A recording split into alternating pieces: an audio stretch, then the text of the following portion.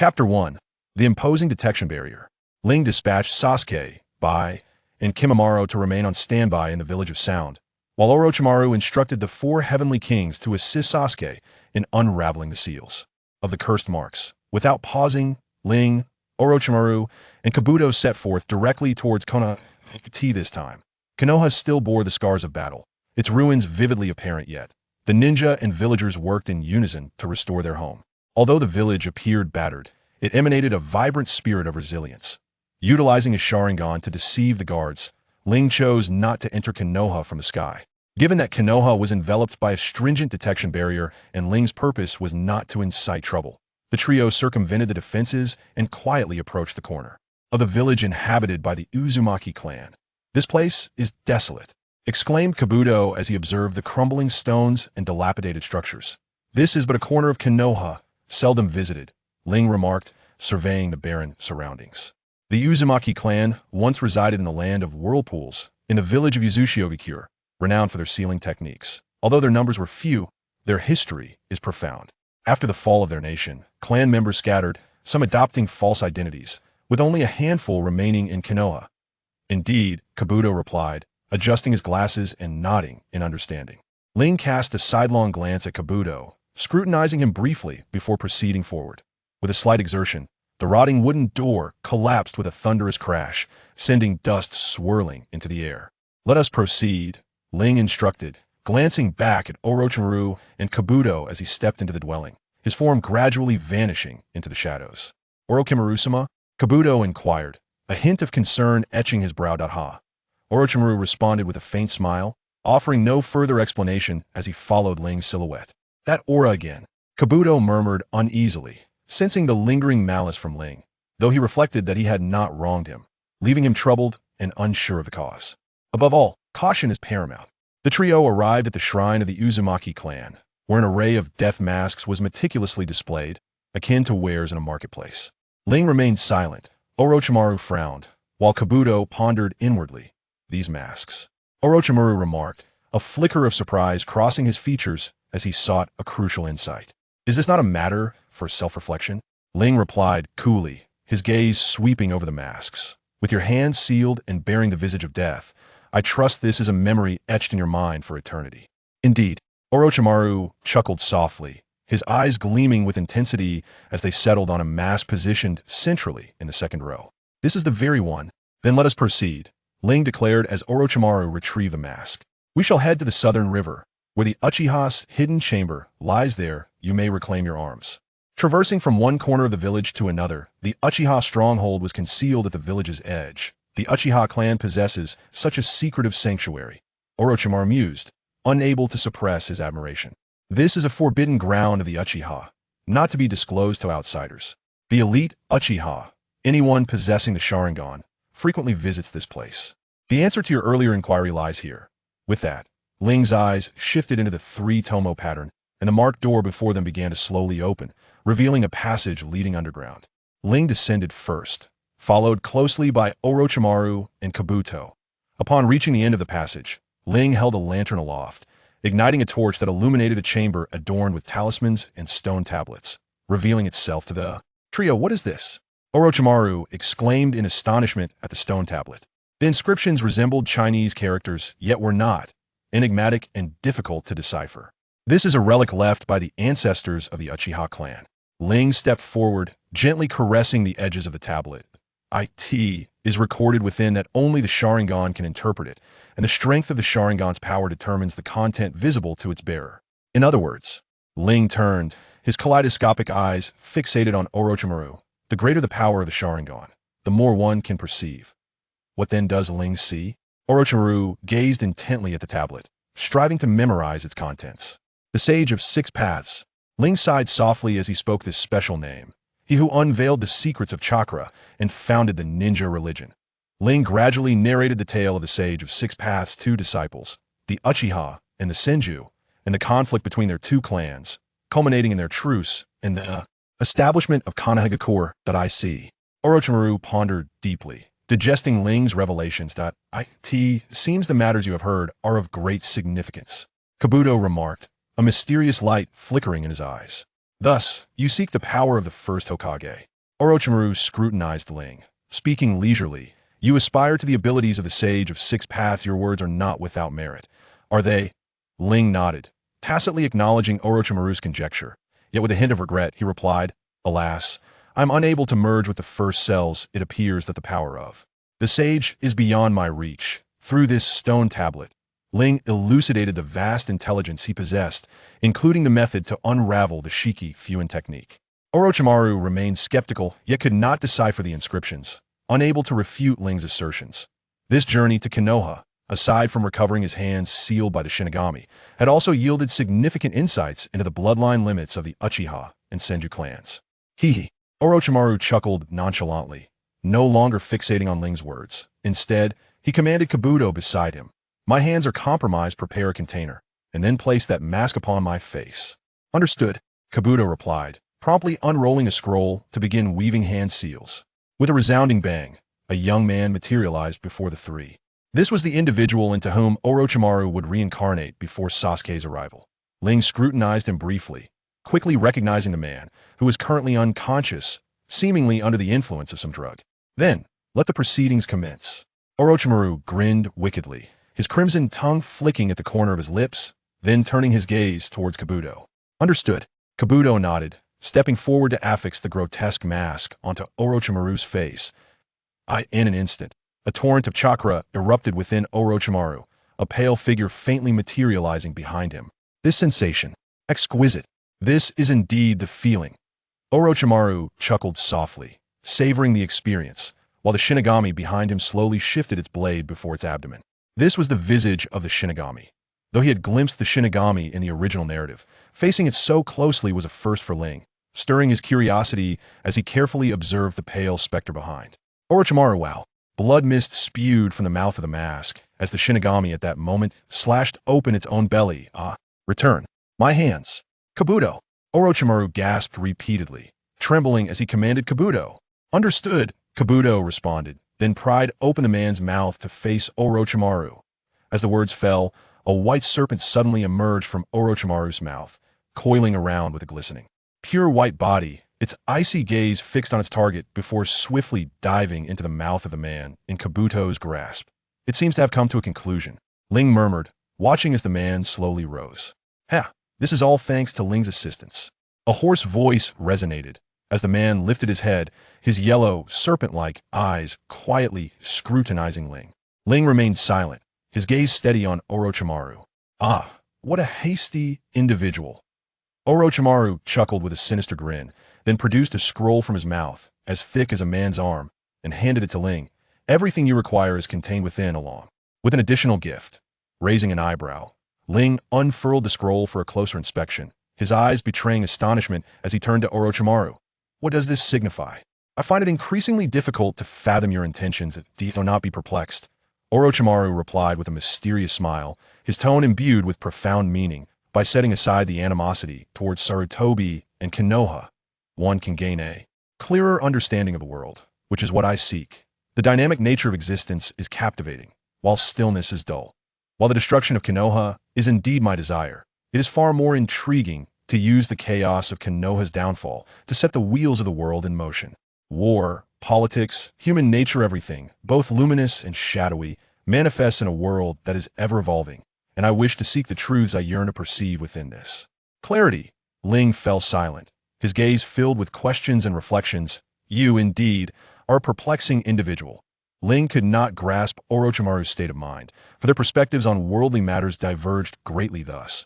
While he understood the man, he found it challenging to comprehend his heart.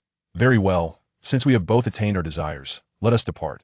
This place is ultimately Konoha, Ling concluded, gathering his thoughts as he turned to leave, while Orochimaru and Kabuto regarded his retreating figure with contemplation.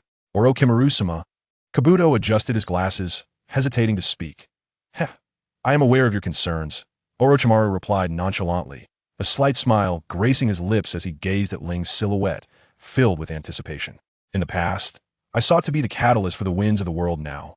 Observing, I find that Ling is far more suited for this role, and I eagerly await the transformations he will bring to this realm. With that, Orochimaru followed Ling's retreating figure with keen interest, while Kabuto remained lost in thought, pondering Orochimaru's words. Having successfully obtained the Kusanagi sword and the reanimation jutsu from Orochimaru, Ling's scheme had come to fruition. Initially, had Orochimaru declined his request, Ling planned to seize what he needed using the Sharingan. However, Orochimaru's unexpected cooperation left Ling somewhat astonished. Upon returning to the Sound Village, Ling did not linger. After Sasuke was freed from the Cursed Seal, he declined Orochimaru's invitation to remain in the Sound Village, and the four set forth on their journey to new lands. The legendary isolated island, a paradise where one confronts the very essence of existence. The waterfall of truth. On the shores of the land of lightning, four figures stood in silence, observing dockworkers loading boxes of everyday necessities onto the vessel's garments. Food, medicinal herbs, and a modest supply of fresh water. Fresh water is an essential for long voyages, however, due to White's ability to extract moisture from the air with his ice crystal bloodline limit. Only a small amount was carried, with the remaining space allocated for other essentials. Moreover, Ling, carrying sealing scrolls, had made all necessary preparations. Where exactly are we headed? Sasuke asked, slightly agitated, eagerly awaiting guidance from Ling regarding their training, yet perplexed by the current undertaking. Ling glanced sideways at Sasuke and replied, "There is ample time. There is no need to fret over such trivial matters. T'Such." Sasuke gritted his teeth, turning away in silence. At that moment, White approached, bowing to Ling and inquiring, "Everything is ready. When shall we depart?" "Everything is in place. There is no need to delay," Ling stated, striding towards the steamboat billowing steam, with White, Kimimaro, and Sasuke following closely behind. The crew was making final preparations. Upon seeing Ling board the ship, they set aside their tasks and approached, asking, "Everything has been arranged as per your request. Shall we depart immediately?" None among them had ventured far at sea before. Thus, recruiting experienced sailors was essential. However, based on gathered intelligence, these sailors had never heard of the islands Ling spoke of, leaving them lacking confidence in this aimless journey into the unknown. Yet, under the allure of generous rewards, many sailors were willing to take the risk. Ling could have commanded their obedience with his Sharingan, but understanding the hardships of seafaring life from past experiences, he refrained from such actions. The voyage at sea was monotonous in the beginning. A few fishing boats could still be seen, but by the fourth day, only the rhythmic sound of waves accompanied them. The salty sea breeze mingled with a vast expanse of blue sky and water. 4 days have passed, and still no sign of anything. Ling murmured, leaning against the ship's railing, gazing into the boundless ocean. As a traveler from another world, he possessed certain advantages. However, some subtle details remained elusive. When Ling transplanted his eyes, he understood that the eternal kaleidoscope was derived from the strength among blood relatives, yet the method of integration was not detailed in the manga, leaving him to navigate this path through trial and error. The same uncertainty surrounded Turtle Island. While there were indeed real waterfalls, their location remained a mystery. What are the coordinates of the route? Such intricate details were absent from the manga. "Lord Ling, what troubles you?"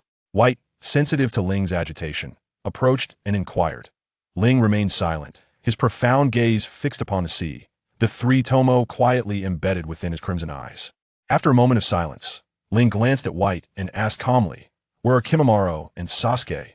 White paused in surprise at the question, then covered his mouth with a light laugh. "What has caused you to laugh?" Ling asked, astonished and raising an eyebrow in curiosity. "They are at the rear of the deck," White replied, suppressing his smile, though the mirth in his eyes only piqued Ling's curiosity further. Could there be some matter between Kimimaro and Sasuke? With a hint of confusion, Ling made his way towards the back deck of the ship. Upon reaching, he understood the reason behind White's amusement. On the deck, Kimimaro stood by the ship's edge, holding a steel cable, the other end tied to Sasuke's waist, who was running along the undulating surface of the sea, following the ship's course. "What is this?" Ling exclaimed, slightly taken aback. Mastery of chakra manipulation. However, this method, as Orochimaru observed Ling's arrival, he first greeted him with courtesy and then elucidated. "During my time with Orochimaru, I practiced similarly with Haku. The turbulent waters and shifting currents necessitate a more precise control of chakra. The difference lies in the fact that Haku and I practiced on the surface of a lake, while Sasuke is navigating the open sea. The methods of Orochimaru?" Ling nodded in understanding. "It must be said, this technique is quite ingenious. The waves stirred by the vessel render the sea surface unstable, thus requiring even greater precision in chakra control for running upon it. This approach proves more effective than standing on the water surface. What do you sense?" Ling pondered, while Orochimaru gazed at Sasuke sprinting across the sea, inquiring, "If you cannot endure, I shall pull you aboard immediately." Chapter 72. Reflections in the Mirror. Enveloped in heavy afflictions, the mind obstructed, the dread of fear looms. The world is rife with complexities, and numerous mental tribulations pervade incessantly. Among the most recognized is the fear of confined spaces. Claustrophobia manifests as a panic response to enclosed environments, such as elevators, train compartments, or aircraft, all of which evoke trepidation. This exemplifies a form of phobia and can also be regarded as a mental disorder. In truth, in today's world, numerous psychological maladies exist, such as claustrophobia and acrophobia, both of which present formidable challenges. Ling's venture into the realm of genuine waterfalls serves as a quest to unravel the knots within his psyche. Ling was unable to utilize the other ocular technique of the eternal eye, nor could he fully unleash the might of Susanoo. The brutality of that fateful night inflicted a psychological impact on Ling far beyond ordinary comprehension. His eyes could no longer return to their original darkness, stemming from his evasion and self-reproach regarding past grievances. Sasuke's face flushed with a crimson hue, panting heavily, his legs feeling as heavy as lead, clearly at his limits. Yet, upon witnessing Ling and Junmaru's detached gazes, he clenched his teeth and persevered, declaring, "I still have a distance to cover." "Umph." Ling chuckled lightly, neither affirming nor denying. "My lord Ling, the fog has arisen." Beside him, Haku reappeared, expressing concern. "The boatman says that such dense fog should not occur at this season." "Fog indeed," Ling murmured, turning back to gaze at the distant sea, now entirely shrouded in mist. Amidst the vast expanse of azure waves, such thick fog has materialized. It seems we have reached our destination. Chapter 2. The Shackles of the Soul. Just as Ling discerned his objective, within a secluded cavern adorned with towering stone pillars, droplets of water fell softly from the ceiling, where several figures cloaked in resplendent hues of dawn and vermilion gathered. All have assembled. This marks the first occurrence since Orochimaru's defection, and a figure resembling a plant emerged slowly from the depths, its voice raspy and laced with derision. In the ensuing silence, the piercing gaze of pain, resembling rippling waves, scrutinized Obito before shifting towards Itachi, stating, setting Orochimaru aside for the moment. "Itachi, your younger brother has not followed Orochimaru, but has departed with Uchiha Ling. Uchiha Ling, we crossed paths 5 years ago, and this time, I shall not let go." Upon hearing Ling's name from pain, Kakuzu's expression darkened, filled with indignation. "Do not place your life in peril," a cold voice interjected, as Conan's amber gaze casually swept over Kaku. Frowning at her words, Kakuzu was about to retort, but upon meeting Pain's steady gaze, he averted his eyes, choosing to remain silent. "Let's not dwell on these matters. We should return to the main topic. The leader summoned us for a purpose," Kisame interjected, seemingly uninterested in the dispute. "Indeed, you speak truth," Pain mused for a moment before continuing. "Whether it be Orochimaru or Uchiha Ling, a confrontation is inevitable, that we have 3 years before that moment arrives, and all teams have been assigned their tasks. You must fulfill them." The members of Akatsuki were momentarily taken aback. They understood the importance of their missions, and an encounter with Orochimaru was certain. However, there was no enmity between Uchiha Ling and Akatsuki unless absolutely necessary. Why engage in battle with such a renowned and enigmatic powerhouse? Confusion flickered in the eyes of the others as they turned to Pain, but only Conan understood the underlying implications, while Itachi remained an observer, silent as ever. 3 years have passed, ample time to prepare and achieve our objectives.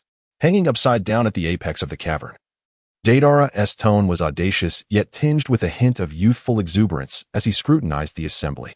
If Orochimaru or Uchiha Rin were to pose any hindrance, they would surely be eliminated. "Can you all execute the task flawlessly?" The group fell silent, casting glances at Deidara, their expressions a mixture of disdain, defiance, and contemplation. Pain nodded in agreement, asserting, "Indeed, our goal is to capture everything, including the Nine Tails. Anyone who obstructs our path, be it Orochimaru, Uchiha Rin, or the Leaf Village, must be eradicated." Pain's resolute declaration drew a subtle arch of Itachi's brow from the depths of his silence, a fleeting glimmer of speculation flickering within his crimson gaze.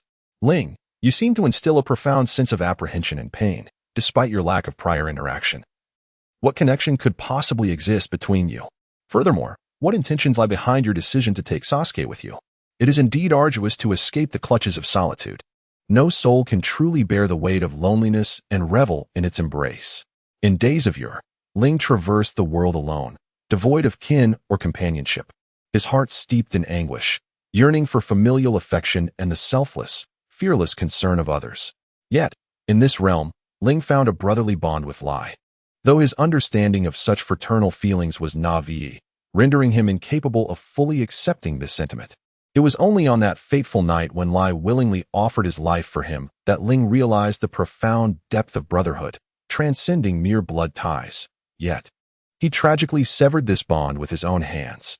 After the merging of their eyes, Ling found no sanctuary, for the dual gaze perpetually reminded him of his past transgressions. The entanglement of his heart prevented him from harnessing the ocular techniques bestowed by Lai, thus obscuring the entirety of Susanoo. Itachi once remarked that Susanoo is the third ocular technique, a harmonious fusion of the divine radiance of Amaterasu and the shadowy depths of Tsukuyomi. Sasuke appeared to transcend this paradigm, but Ling had no desire to probe into the reasons. He was merely concerned with his own sight. Should the obliteration symbolize the radiance of the Sharingan, the other ocular technique would signify the darkness. Ling was unable to master this other technique, thus preventing its fusion with obliteration. For Ling, the mere activation of the eye technique representing darkness allowed for the manifestation of Susanoo, yet without complete integration. Susanoo could not reveal its full form.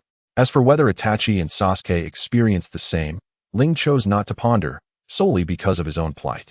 It is here that Ling treads forward alone, harboring his thoughts, arriving at the site of the true waterfall. The torrential currents cascade from the heavens, sweeping across the banks and stirring countless waves, while the sun casts glistening droplets, a kaleidoscope of colors. Kanshiki, Shiro, and Sasuke await aboard their vessel.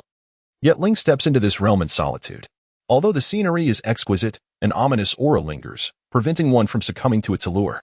Ling stepped into the pool formed by the waterfall, bending down to scoop a handful of crystalline water. The chill of the liquid soothed his throat. Its taste slightly metallic and astringent, reminiscent of fresh blood. At last, he arrived between the waterfalls, where a fissure unexpectedly appeared. A figure emerged slowly from the cascade.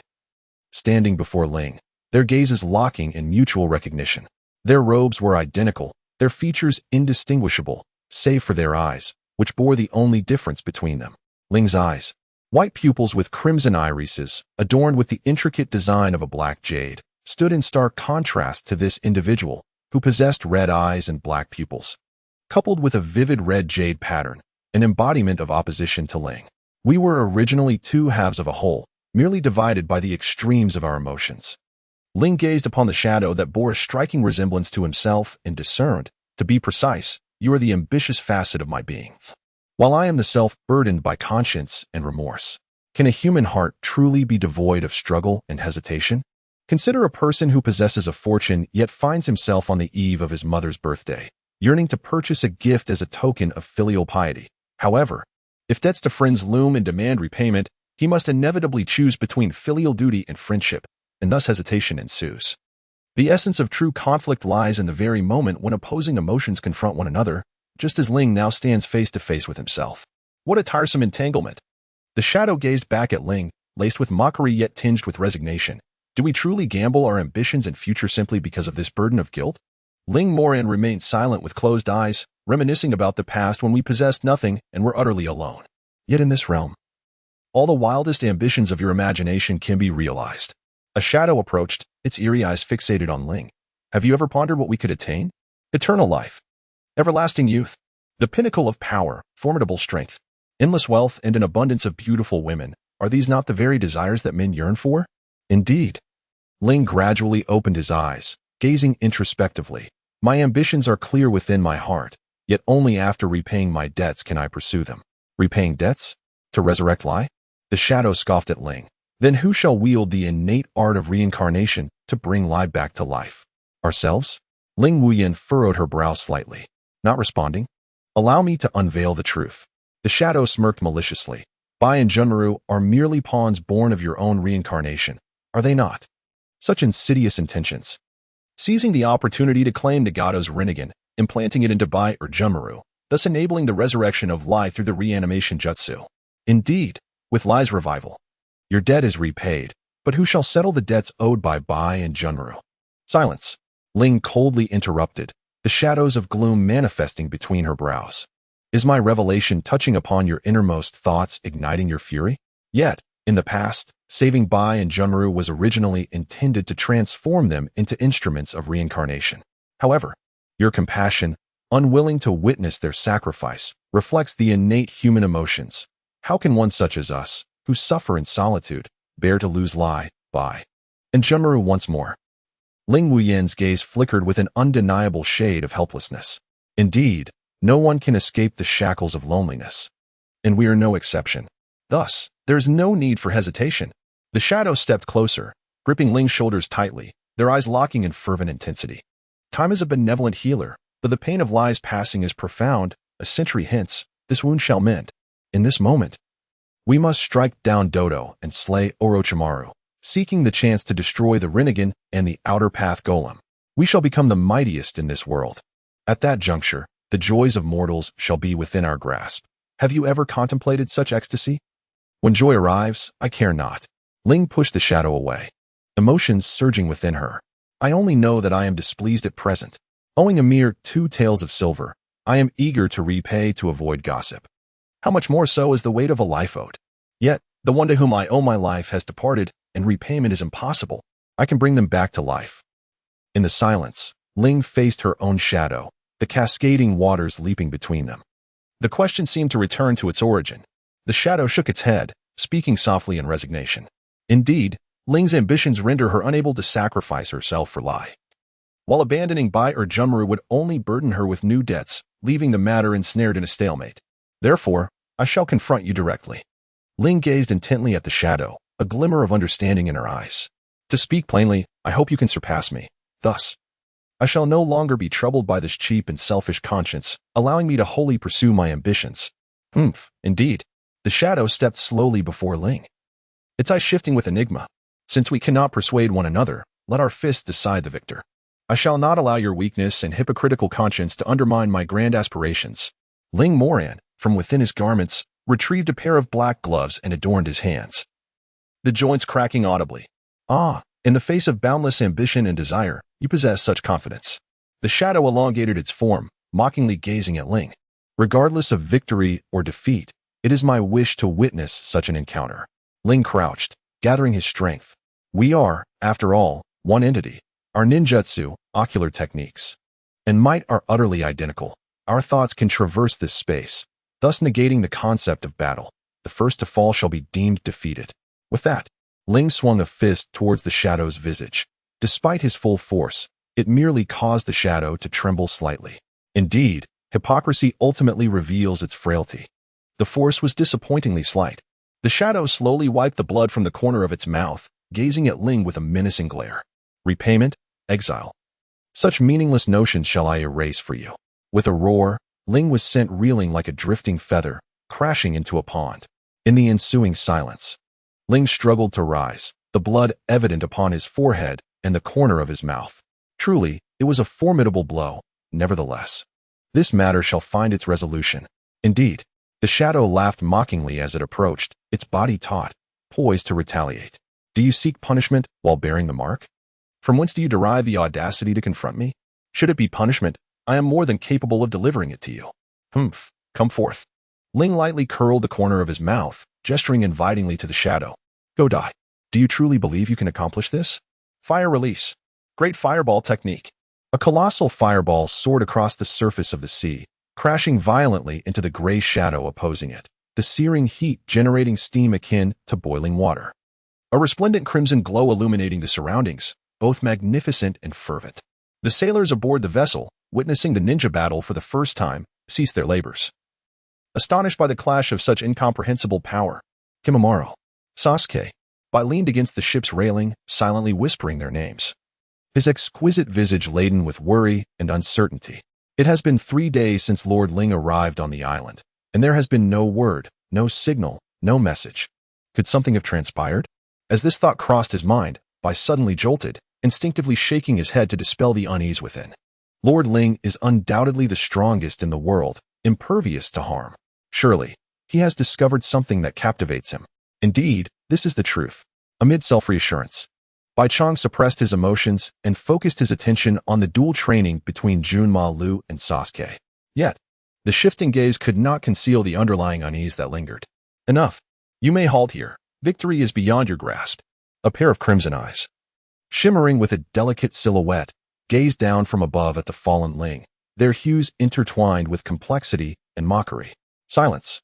Ling slowly rose, his lips and brow stained with blood, the corners of his eyes marred with bruises. In contrast, his opponent bore only the faintest trace of a bruise at the corner of his mouth, his appearance unremarkable and devoid of any visible wounds. How foolishly brave you are. The figure advanced step by step, seizing Ling by the collar, lifting him high, eyes filled with an oddity, malice unmistakably revealed. The chasm between us is vast. Ambition far outweighs conscience. To tread steadily in pursuit of all, is it not the greatest virtue? Huh. Ling slightly curled the corner of his lips, one hand slowly unfolding, freeing himself from the grip on his collar. The outcome remains undecided. Your words are premature. At this, the figure fell silent, and in an instant, a fierce glint ignited in his eyes. He tossed Ling into the air, following with a powerful side kick that struck fiercely against Ling's chest. Under the force, Ling fell like a discarded puppet, skimming across the water before crashing against the rocks, splashes and fragments erupting. Do not force me to take your life. The figure clenched his fist, seemingly struggling to contain the surging fury within. One must harbor kindness and morality in their heart, regardless of their authenticity. Should you remain unaware of the gravity of your actions, I shall slay you, rendering us both mere hollow vessels of ambition. Coughing, Ling, with great effort, propped himself up with a pained arm, staggering to his feet, staring directly at his reflection, his gaze surprisingly calm. I once stated that I hope you can surpass me.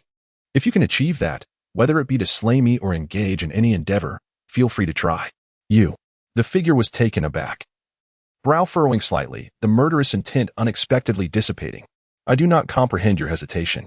Every life has its end, even without fierce slaughter. One cannot escape the trials of illness and old age. When that time comes, what shall you do? It is better to accept reality with grace. Is it not a beautiful thing?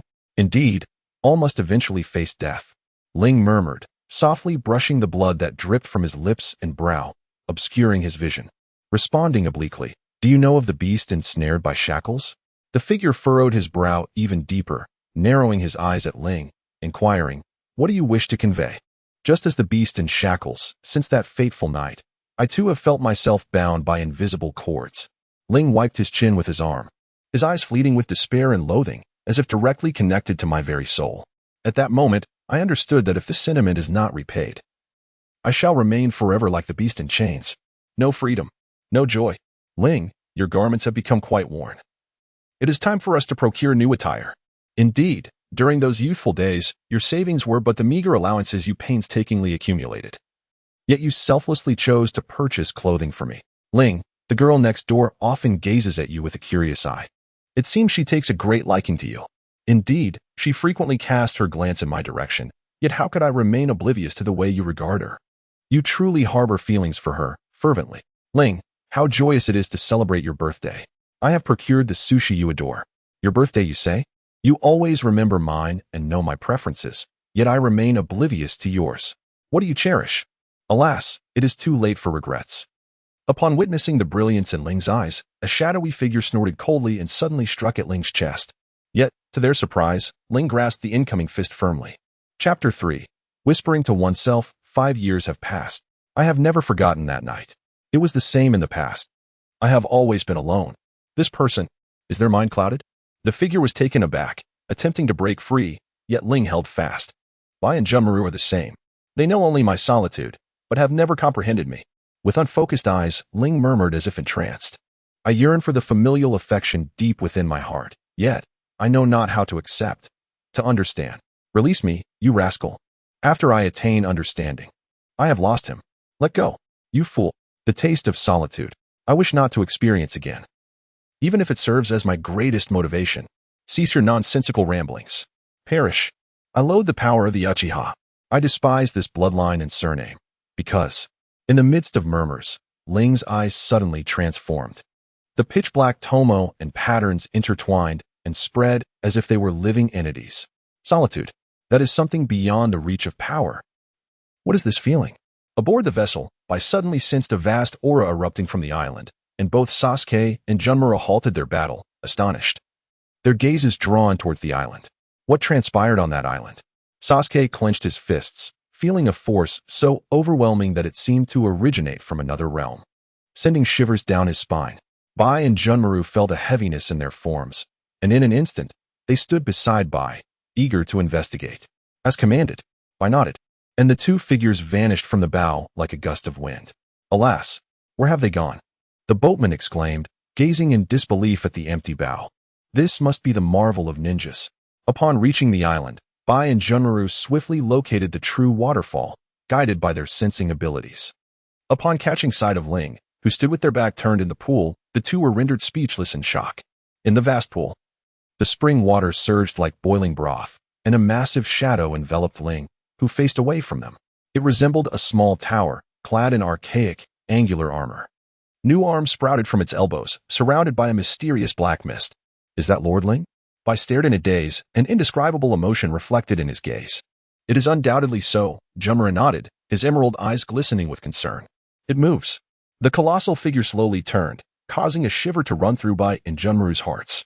As the giant's massive form fully rotated, its hollow eyes suddenly gleamed with a crimson light, revealing a pair of extraordinary kaleidoscopic pupils reflected within the giant's gaze. The gaze of Lord Ling. It pierces through the eye of Susanoo. Junmura stood frozen, at a loss as to how to comprehend this scene. So it was you all along.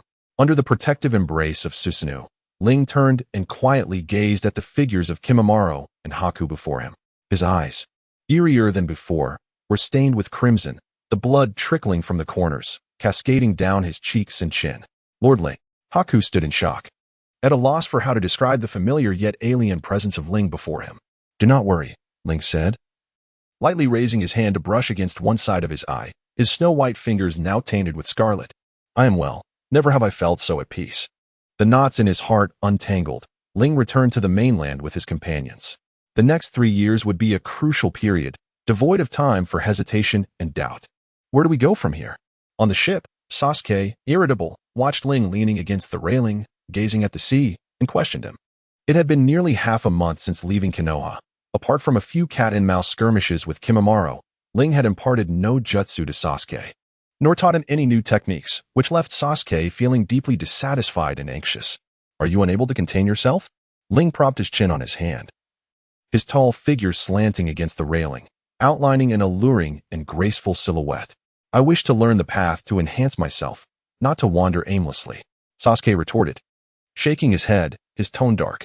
Humph, I suspected you would feel that way. Ling smirked, straightening his posture to gaze over the sea, his crimson eyes gleaming with unwavering resolve. The briny sea breeze tousled his hair and robe. Upon landing, I shall commence my training. One must be prepared. For in the coming 3 years, we will relentlessly push ourselves to elevate our strength for our respective goals. Though his words were stern. Do you think such a threat could deter me? Ling's response brought a flicker of satisfaction to Sasuke, who jested in return. This is no jest. Ling sighed lightly, his gaze softening as he continued. Sasuke, your talent is truly remarkable. In the 5 years since Itachi's departure, you could have grown even stronger. Though I know not how you spent that time, I believe you are not one to shy away from hard work, correct? As Ling spoke, he observed Sasuke, perceiving the complexity of his emotions. You merely lack the proper approach to training, placing too much emphasis on ninjutsu while neglecting the fundamentals. Had you spent the first 3 years honing your foundation, the remaining 2 years mastering ninjutsu and engaging in real battles, you would not find yourself at this juncture. I have already tried my best, Sasuke replied, his eyes dimming as he clenched his fists, feeling unchanged and stagnant, just as he had 5 years prior. Ling Moran gazed at Sasuke, gently caressing the top of his head, and spoke softly, do not be hasty. Impatience will not resolve your dilemmas. No one can ascend to greatness in a single leap. Strength derives from the accumulation of fundamentals. Chakra, ninjutsu, and combat experience are all aspects of this. It is essential to spend a year reinforcing your foundation. Ideally, this should take 3 or 4 years to achieve optimal progress. However, time is of the essence. Thus, I must convey that the training ahead will be as grueling as purgatory. Ling fixed his unwavering gaze upon Sasuke, his crimson eyes brimming with earnestness and an unwillingness to compromise. The arduous training that pushed the boundaries of life itself was fraught with peril. A moment's carelessness could lead to death. Sasuke swallowed hard, his anxious eyes darting about in trepidation. Chapter 1. The Trials of Life and Death. Ling, unlike Kakashi, whose would often dances on the edge of jest, spoke with a gravity that was unmistakably earnest when discussing the trials of life and death. Sasuke's heart burned with anxiety. Should he falter at this juncture, the path to the underworld would be his only recourse. Yet, until he had vanquished Itachi, he vowed never to utter the word death. What was there to doubt? Sasuke fervently declared within, his will to survive was solely to exact vengeance upon Itachi. This was the very essence and purpose of his existence. Should his training falter, the day he could surpass Itachi would remain eternally out of reach. Rather than live in weakness, he would prefer to stake everything on a single decisive moment. Moreover, there was no escape route available. Humph. Such dire proclamations are but an invitation to despair. Sasuke feigned composure, yet his trembling form betrayed his inner turmoil. Ah, his words ring true. Ling smiled lightly, his gaze profound as he scrutinized Sasuke. Regardless of the trials that lay ahead, I shall endure with unwavering resolve. Sasuke steeled himself, reflecting on Ling's words. Suddenly struck by an idea. When he mentioned we, could it be that you too must endure this hardship? This individual was already formidable. Did he truly need to impose such harsh expectations upon himself? Ling stood in a stupor, gazing at the vast expanse of the ocean. As the three Magatama of the Rinnegan merged in a peculiar manner, filling his eyes with the essence of black jade. You must contend with Itachi. While I must face that person, Ling murmured while looking at the sea. The chasm between you and Itachi is vast, just as the gulf between me and that individual is insurmountable. Without fervor, how can one hope to bridge such distances? The gap between him and Itachi. Who is this enigmatic being? Can he even be deemed human? Sasuke's eyes widened, utterly astounded by Ling's formidable presence. To encounter a being capable of rendering Ling powerless, what kind of realm must that be? Does such a realm truly exist in this world? Overwhelmed with astonishment, Sasuke found it hard to believe. Ling sensed his turmoil. Indeed, as he had stated, at this moment, he had no chance against that person. For that individual stands at the pinnacle of this world, Uchiha Madara. Should anyone comprehend Ling's sentiments, they would surely denounce his madness. His unparalleled physical prowess, transcendent fire techniques, mastery of wood release rivaling that of the first Hokage, the legendary Susanoo that claims lives upon mere sight, and the ability to summon meteors, alongside the godlike powers of the Rinnegan. With such overwhelming strength, how could Ling possibly entertain thoughts of victory? Indeed, Madara's might reverberates throughout the world, and at present, Ling has no prospect of overcoming him. Yet for Ling, Madara is the adversary he must confront. In the true journey of the waterfall, Ling shattered the shackles of his psyche, allowing him to unleash the full potential of his Sharingan, yet his conscience and ambition remained unextinguished, instead intertwining in a delicate balance. Good and evil are non-absolute. Gluttony, greed, sloth, lust, pride, envy, and wrath correspond to purity, temperance, generosity, zeal, gentleness, tolerance, and humility. This intricate amalgamation of contradictions is the essence of humanity. Who among us acts solely with benevolence and never commits wrongdoing? Who consistently acts with malice and never shows kindness? Perspectives vary, and so do notions of good and evil. Your virtuous acts may be perceived as malevolent by others. For instance, when one gives alms to a beggar, their compassion may prompt them to bestow 100 gold pieces, a deed regarded by some as virtuous for aiding those in distress. Yet, in the eyes of others, such an act may be seen as wicked, fostering a culture of laziness by enabling the beggar's idleness. As Madara stated, victory and defeat are intertwined, and there are no absolute truths. At this moment, Ling wrestled with the duality of good and evil. Regardless of his motivations or circumstances, he could not erase the fact of having slain Ri's selfless love had warmed him during 2 lifetimes of solitude, and Ling's heart yearned for retribution. Yet, as a human, he too harbored ambitions and desires. When all was entangled and unresolved, Ling had no choice but to confront Madara in search of liberation. This was both an exile and a trial. The formidable Madara served as a tool for Ling's self-punishment. To perish at Madara's hands would be his just deserts. Should Ling triumph over Madara, the trial would conclude, and he could resurrect Ri, pursuing his ambitions without reservation. Some may question why Ling, having slain Ri, could not simply resurrect her using others unrelated to the matter, thus settling his debt without confronting Madara. However, in common reasoning, the act of settling a debt is unrelated to facing Madara, with no inherent conflict. Yet for the lonely Ling, this matter is not easily explained or accepted.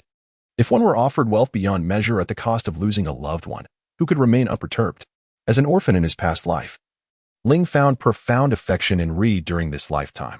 To him, Ri was akin to kin or a brother. To slay such a beloved one and think mere resurrection would suffice for atonement? Perspectives differ. To Ling, this is not redemption. Ling understands that only Madara can atone for his sins.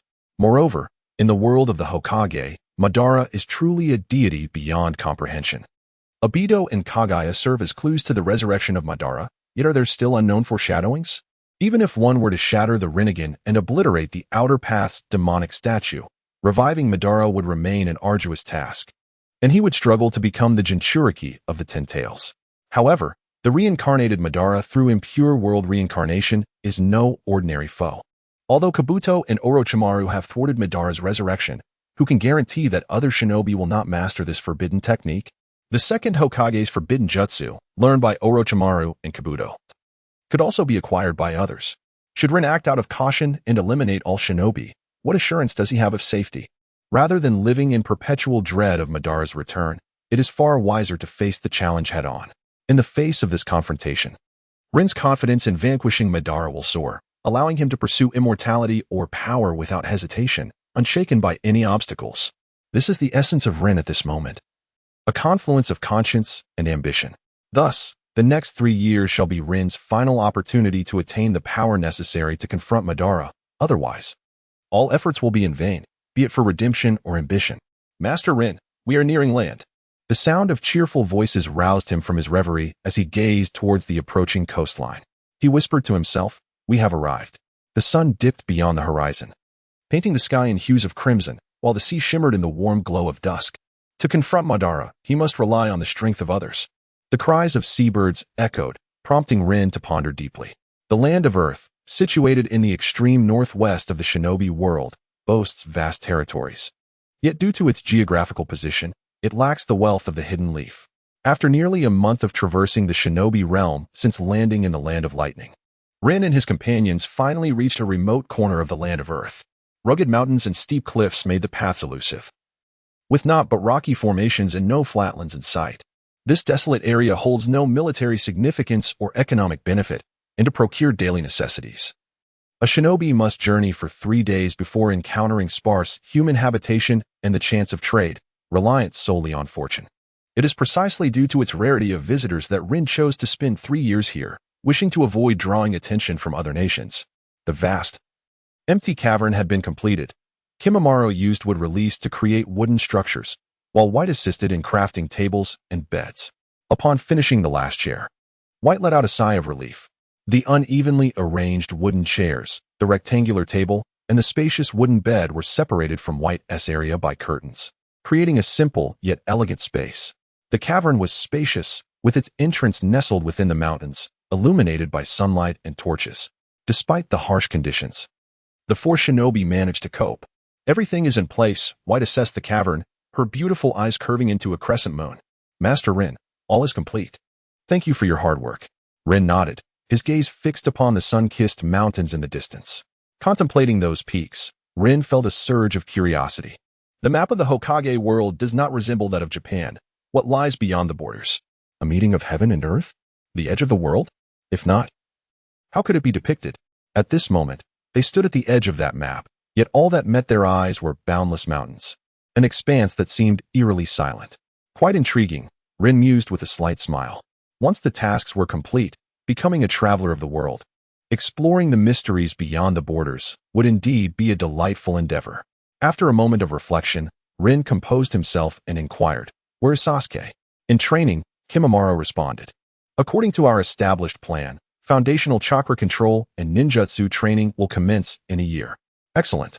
Ling nodded, acknowledging not only the fundamentals, but also the techniques of chakra internal control, which required no hand seals, imparting them to him. Practical training must not be neglected. "I shall adhere to your instructions," Jumuru responded, indicating his understanding. Ling then turned to face Jumuru, his crimson eyes narrowing slightly. "Are the necessary items prepared?" "Yes, they are ready," Jumuru replied, retrieving a scroll from his bosom, previously arranged with Orochimaru. The 4 ninjas were all elite chunin. "Well done." Ling accepted the scroll and stepped forward, standing at the edge of the cavern, with an abyss below. With a light sigh, Ling leaned slightly.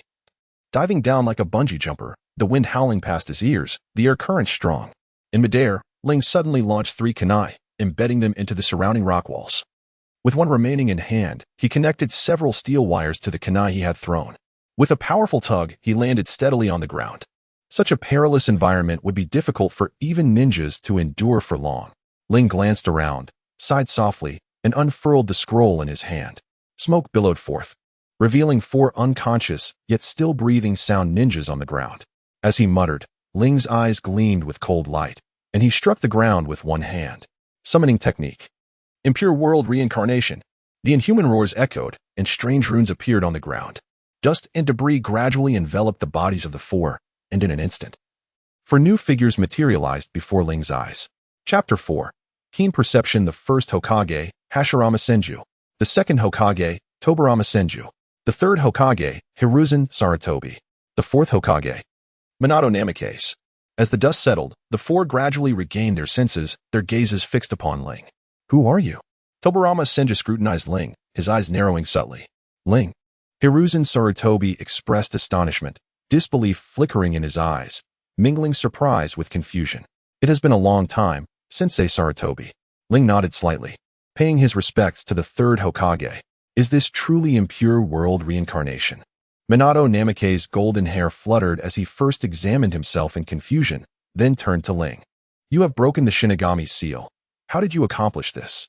There is no perfect ninja technique in this world, Ling replied calmly, expressing no desire to delve deeply into the matter. To so recklessly misuse the forbidden techniques I created, the Uchiha clan truly bears a malevolent nature. Tobarama glared at Ling with a brooding expression, as the peculiar tomo in Ling's eyes raised his suspicions. The bloodline of Uchiha Madara, indeed. The first Hokage, Hashirama Senju, sighed pensively, his gaze towards Ling filled with intrigue. Did you cast this technique? What is your purpose, Ling? Minato fixed his gaze intently upon Ling. Only 8 years old when the 4th passed away, had already become a topic of conversation in Konoha, having crossed paths with him several times. A question devoid of significance. Ling shook his head helplessly, responding to Minato, naturally, it is for battle. Otherwise, why summon you here? You possess considerable audacity, not bound by our character and will. Do you not, brother? Tobarama remarked, a tone of both sarcasm and praise directed at Ling, before turning to his elder brother with another question. Perhaps. Senju Hashirama gazed at Ling with a playful intrigue, his fingers stroking his chin, utterly unprepared to discover such an intriguing youth among the descendants of Uchiha Madara. Now is not the time for such discussions, esteemed first Hokage. Our foremost priority should be to ascertain the purpose behind his summoning of us. Indeed, who might you be? I am the 4th Hokage. Ah, it is indeed the 4th. Tobarama, look, it is the 4th. This matter can be deliberated later. The immediate concern is the intentions of this Uchiha youth. Yet he is, after all, the 4th Hokage. Silence. Is it merely an illusion? Ling seemed to perceive the pale backdrop and the endless black lines behind the first Hokage. Enough. Returning to the matter at hand. Sarutobi let out a light cough and turned to Ling. What precisely is your purpose? Ling fell into silence, his gaze sweeping over the faces of the Hokage from generations past, as previously mentioned, for the sake of battle. Who has rendered you powerless? To resort to such forbidden techniques? Sarutobi nodded slightly, his deep gaze fixed on Ling. The first Hokage bore a playful glint in his eyes, the second appeared somber, while the 4th sank into contemplation. It is I, Ling replied softly, amidst the astonished stares of the 4. You? Sarutobi exclaimed, disbelief and complexity evident in his eyes. Indeed. Ling affirmed with a slight nod, elaborating. To be precise, I have summoned the 4 of you as my formidable adversaries, to cultivate greater power through this combat. The 4th Hokage was taken aback by this revelation. There have been those who fought using such techniques, and others who utilized them for intelligence gathering. Yet to train oneself through them, Ling stands as the first. Did I mishear? Senju Tobarama's gaze darkened further. Your confidence is astounding. Even Madara would not dare to claim such, and yet you do. What a naive youth you are. The potential of human strength is boundless. I am acutely aware of the might possessed by the 4 Hokage. Ling, unfazed by the imposing aura exuded by Senju Tobarama, turned his attention to the first Hokage. Hashirama Senju. Only a powerful adversary can forge a powerful self. It is because of that tumultuous era, in the existence of Madara, that you have become so formidable? Have you not? The assembled Hokage fell silent, for as Ling stated, had there been no one as strong as Madara, the first would have faced little pressure to hone his own abilities. It was that era, rife with conflict, that forged the heroes of those times. With the founding of Konoha and other ninja villages, although the wars were curtailed, the absence of a childhood steeped in battle constrained their powers within shackles. Now, Ling's actions aimed to shatter the confines of time, tracing the path of past heroes. This situation resembles a group of dear friends exploring a world together, where their levels are still low, thus the urgency to ascend is minimal. Yet, when one suddenly disappears for several days upon their return, they possess a level far surpassing the others, who naturally feel discontent and strive to elevate themselves. Once they leave the novice village and encounter stronger foes in the outside world, the ordinary's unwillingness to be left behind will ignite a fervent desire for victory. You dare to employ the techniques I created for this purpose. You truly compel me to regard you with new eyes. Yet, within Senju Tobarama's gaze, there was both astonishment and admiration, his tone gradually assuming authority. Allow me to witness what capabilities you possess. Water style, water flowing wave. Senju Tobarama clasped his hands together, his immense chakra stirring the air, and in an instant, a colossal torrent of water surged from beneath him, lifting his form skyward. As the deluge swiftly engulfed the entire valley. Remarkable! Witnessing this astonishing water style, Namake's Minato could hardly contain his awe. First Hokage, should you not intervene? Sarutobi, standing atop the chakra-infused water, looked at the first Hokage, Hashirama Senju, with a sense of difficulty. Why should I intervene? Hashirama replied with a smile. Watching the rushing waters with keen interest, do you not find it fascinating? Is this truly the might of the second Hokage? To conjure such a massive flow within such a brief span of time. Surrounded by mountains, the water's force is not easily diminished. To utilize the terrain so swiftly is indeed a fearsome display of power. Ling felt a profound sense of emotion as he sensed the torrents of water beneath his feet. At the moment he unleashed the Impure world reincarnation, he was utterly free from the constraints imposed by the Hokages. In this instance, the Hokages were at their zenith, endowed with boundless stamina and chakra. Boom, boom, boom. In a state of astonishment, an overwhelming torrent of water, as thick as stone pillars, erupted from the surface, directly assaulting Ling, who stood upon the water. It was not merely water, it was a shadow clone. In the heavens above, confronted with the second Hokage, Ling dared not to be complacent. He unleashed the full potential of his left eye. Could he have sensed something? Does the Uchiha clan possess such acute perceptiveness? Senju Hashirama, observing from the side, felt a hint of surprise and turned to Sarutobi. Sarutobi smiled silently, his gaze fixed intently on Ling. Let me witness, Ling. Just how formidable are you? Unreservedly reveal your power. The ground trembled as torrents cascaded down from the mountain peak, the valley quaking, fissures appearing in the rocks, swept away by the rushing water. Such force indeed lives up to the legendary name of water release. However, Ling's eyes widened in astonishment, as an intense chakra enveloped him like flames, revealing a pair of eerie crimson eyes within the dark giant. Is he attempting to merge the ocular techniques of the Sharingan with Susanoo? A rather creative endeavor. Yet, what will be the outcome? In the distance, the first Hokage no longer exhibited his initial amusement, pursing his lips as he quietly observed Ling annihilation. In an instant, both Ling and Susanoo's eyes underwent a strange transformation. As Ling spoke, the water transformed into black particles at an astonishing speed, dissipating into nothingness. What? Minato Namikaze stood in shock, gazing at this extraordinary phenomenon. Is it the ocular technique of the Mangekyo Sharingan? I see now, the technique applied to Susanoo is indeed more expansive and powerful than the original. Yet such consumption may render it unsustainable. Senju Hashirama discerned the secret of Ling's ninjutsu, simultaneously pointing out its inherent risks. As he had predicted, with the continuous disappearance of the water, blood began to seep from the corner of Ling's right eye, which trembled incessantly. Indeed, this clan is tainted by a demonic essence. Such perilous ocular techniques can only be wielded by the Uchiha clan. Senju Tobarama gazed down at Ling from his elevated position, his expression darkening. Humph. Ling scoffed. Speaking of danger, is not your own creation of Edo Tensei far more perilous? You toy with the souls of the deceased. You regard it as the will of fire. Yet my ocular techniques are deemed dangerous? Stubborn child. Senju Tobarama's expression faltered for a moment, then grew even more somber as he fixed his gaze on Ling. It is not stubbornness. Rather, it is your inherent bias against the Uchiha clan. Ling's eyes transformed ominously from the empty arms of Susanoo. For black longswords materialized in an instant. How can one speak of the Senju clan representing love, while the Uchiha clan embodies hatred? Both are human. Both are descendants of the Sage of Six Paths, who possesses the authority to judge right from wrong. No sooner had his words fallen than Ling swung his arm fiercely. The four long swords crashing down towards Senju Tobarama. Water splashed, debris flew, and the mountain quaked with increasing intensity. Truly an extraordinary act. Minato Namikaze sighed softly, a hint of eager anticipation gracing his lips, stirring a tempest within my heart. Indeed, I had not anticipated that this world still harbored such youthful talent. Senju Hashirama was filled with deep emotions as he gazed intently at the fierce battle unfolding above. He remarked, Tobarama harbors no bias against the Uchiha clan. Both the Uchiha and Senju clans possess their share of rogues and heroes. However, this young man's eyes bear a striking resemblance to Madara's, reminiscent of the expression Madara wore the moment he lost Izuna. Ah, it seems I have digressed.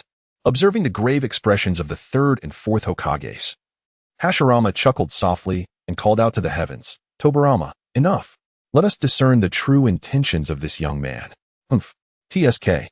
After the battle, tranquility returned to the valley's streams, and before the esteemed Hokages of generations past, the bloodstains at the corners of Ling's eyes were distinctly visible. Enough. Witnessing the fierce glares exchanged between Ling and Senju Tobarama, Hashirama hurriedly attempted to ease the tension, declaring it a trivial matter. Silence. Silence. The inky lines intertwined against the pale backdrop. Sarutobi, having observed the scene, sighed softly before turning to Ling and inquired, Ling, I am unaware of the vision you hold within your heart, yet could you share the original intent behind your pursuit of formidable power? Before your mentor, the original intent. You say. Ling sighed quietly, sensing the weight of the Hokage's gazes. The first Hokage, Madara, did not perish in that battle. What nonsense! Tobarama exclaimed, astonished. And Hashirama too was taken aback. He survived and is currently executing a grand scheme. Ling recounted how Madara awakened the Rinnegan, summoned the Outer Path Golem, and resurrected Obito, compelling him to gather the tailed beasts. Obito, you say? I never anticipated matters would escalate to this point. Minato murmured in disbelief, sorrow evident in his voice. The Eye of the Moon plan, a world where only victors remain, a world of peace. A world filled with love, truly a captivating notion. Tobarama scoffed. Is it truly so? Sarutobi murmured, then looked back at Ling. How did you come to know all of this? Ling shook his head, unwilling to elaborate. If you remain silent, how can we trust you? Sarutobi's tone turned grave as he scrutinized Ling. Madara once said, and I wholeheartedly agree, this confined world has scarce territory, enough only for me to traverse. Ling abruptly shifted his focus towards Sarutobi, declaring, this matter belongs solely to me. Madara must not intervene. You. Sarutobi was taken aback, then gritted his teeth while gazing at Ling. What is it that you truly seek? This world. Ling spoke candidly, gently extending his arms. As the wise often say, how beautiful it would be to live in a realm of peace. I merely wish to fulfill his wish. Madara's vision, though beautiful, carries a sense of dominion that is fettered by humanity, which I disdain. Thus, I intend to grow powerful. Eliminate Madara, gather the tailed beasts, and employ formidable sealing techniques to deter the world. Any nation that dares to disrupt peace and provoke war shall be erased from existence. Under the weight of overwhelming power, no one would dare to initiate conflict lightly. Have you lost your mind? Sarutobi rebuked Ling. Such a weapon. Once in the hands of an ambitious soul, ambition has never been in short supply in this world. Ling disregarded Sarutobi's ire, explaining, looking back through history. Did humanity ever cease its strife before the era of ninjas? Ninjas are merely instruments of war, not the root cause of turmoil. If ambition exists, it is a product of the world's circumstances, not merely strength. Indeed, wherever there are beings, there will be discord. In the world of Hokage, didn't Kagaya Otsutsuki gain power by consuming the fruit of the god tree to quell chaos? As long as life exists, conflict will persist. Even if Madara completes the Moon Eye plan and controls the world, will he not find amusement in warfare within his illusion? Madara claimed. The human heart is fraught with divisions. No matter how noble Madara's intentions may be, I do not trust him. I see. The first Hokage nodded, observing Ling. You wish to suppress humanity's impulse for war through absolute power? Theoretically feasible. But once you pass, how can you ensure that your successor does not misuse this power? That is a matter for the future, beyond my control. However, I will exert all my efforts and wisdom in pursuit of eternal life, aside from myself. I trust no one. A profound silence enveloped the room as the Hokages exchanged glances, unsure of how to respond. Brother, what are your thoughts? Tobarama inquired, glancing at the silent Hashirama nearby. A month later, in the same valley, the desolate landscape had undergone a cataclysmic transformation. Countless lakes of varying sizes dotted the terrain. While the mountains lay in ruins, barely recognizable, colossal trees towered, casting shadows over the land, resembling an immense primeval forest. Haha, still not far enough, not nearly enough. Ling knelt, breathless, as if only this position could alleviate the extreme limits of his body and spirit. His tattered robe was riddled with tears and scratches, blood oozing from the corners of his mouth and eyes. In this moment, Ling was devoid of the usual composure and grace he exhibited. Is this really his limit? A mere braggart. The second Hokage, Tobarama Senju, stood atop the mountain, surveying the battlefield with a derisive smirk. Initially, he could barely hold his ground against Susanoo with the power of his left eye, but once Hashirama unleashed the divine tree, he was relegated to a position of passive defense, rendered impotent. Sarutobi and Minato stood silently beside him. Sarutobi gazed at the battlefield and remarked slowly. Compared to a month ago, his progress is evident. At least he can now compel the first Hokage to employ secret techniques, can he not? Minato nodded in agreement. Yet Tobarama shook his head and stated, such a feat is hardly noteworthy. Hashirama, influenced by the reanimation jutsu, cannot wield his full strength, and he has not yet tapped into sage techniques. To challenge Madara at this level is nothing short of folly. His words were laced with mockery towards Rin, while subtly revealing admiration for Madara's might. Rin is far too impatient. Sarutobi sighed softly. Indeed, he possessed an unparalleled talent. Yet the aspiration to reach expected heights within 3 years was, at best, an unfulfilled ambition. If this continued, he would come to understand the toll of the Mangekyo Sharingan. Chapter 5. You have no energy left to pursue. Upon hearing this, Tobarama turned his gaze, speaking with profound significance, concerning the vision of the Mangekyo Sharingan. You need not worry. His eyes are not of the ordinary Mangekyo. Not of the ordinary Mangekyo? What do you mean? Sarutobi asked, astonishment flickering in his eyes. If I am not mistaken, Tobarama retorted coldly, casting a grim look down at Rin. Those are the eternal Mangekyo. A new ocular technique born from the fusion of blood relatives' eyes. This young man's gaze reminds me distinctly of Madara as from years past. It is the ultimate power accessible only to those who share blood ties, a legacy of the fallen clan. The fusion of blood relatives' eyes? Sarutobi felt a jolt of realization. His gaze towards Rin now laden with a complex blend of compassion and helplessness. This sentiment stemmed from his understanding that Rin was fundamentally different from Orochimaru. Once, Sarutobi had perceived them as identical, but upon seeing Rin again in Konoha, he recognized the profound pain and complexity hidden within his eyes. Though unaware of when Rin had slain Akira, Sarutobi was certain that, but for the Uchiha incident, Rin would never have committed such an act. The eternal Mangekyo, a curse-like power bestowed upon him by Konoha. Sarutobi's eyes lowered, and he sighed with a mix of resignation and sorrow. Why must it be so?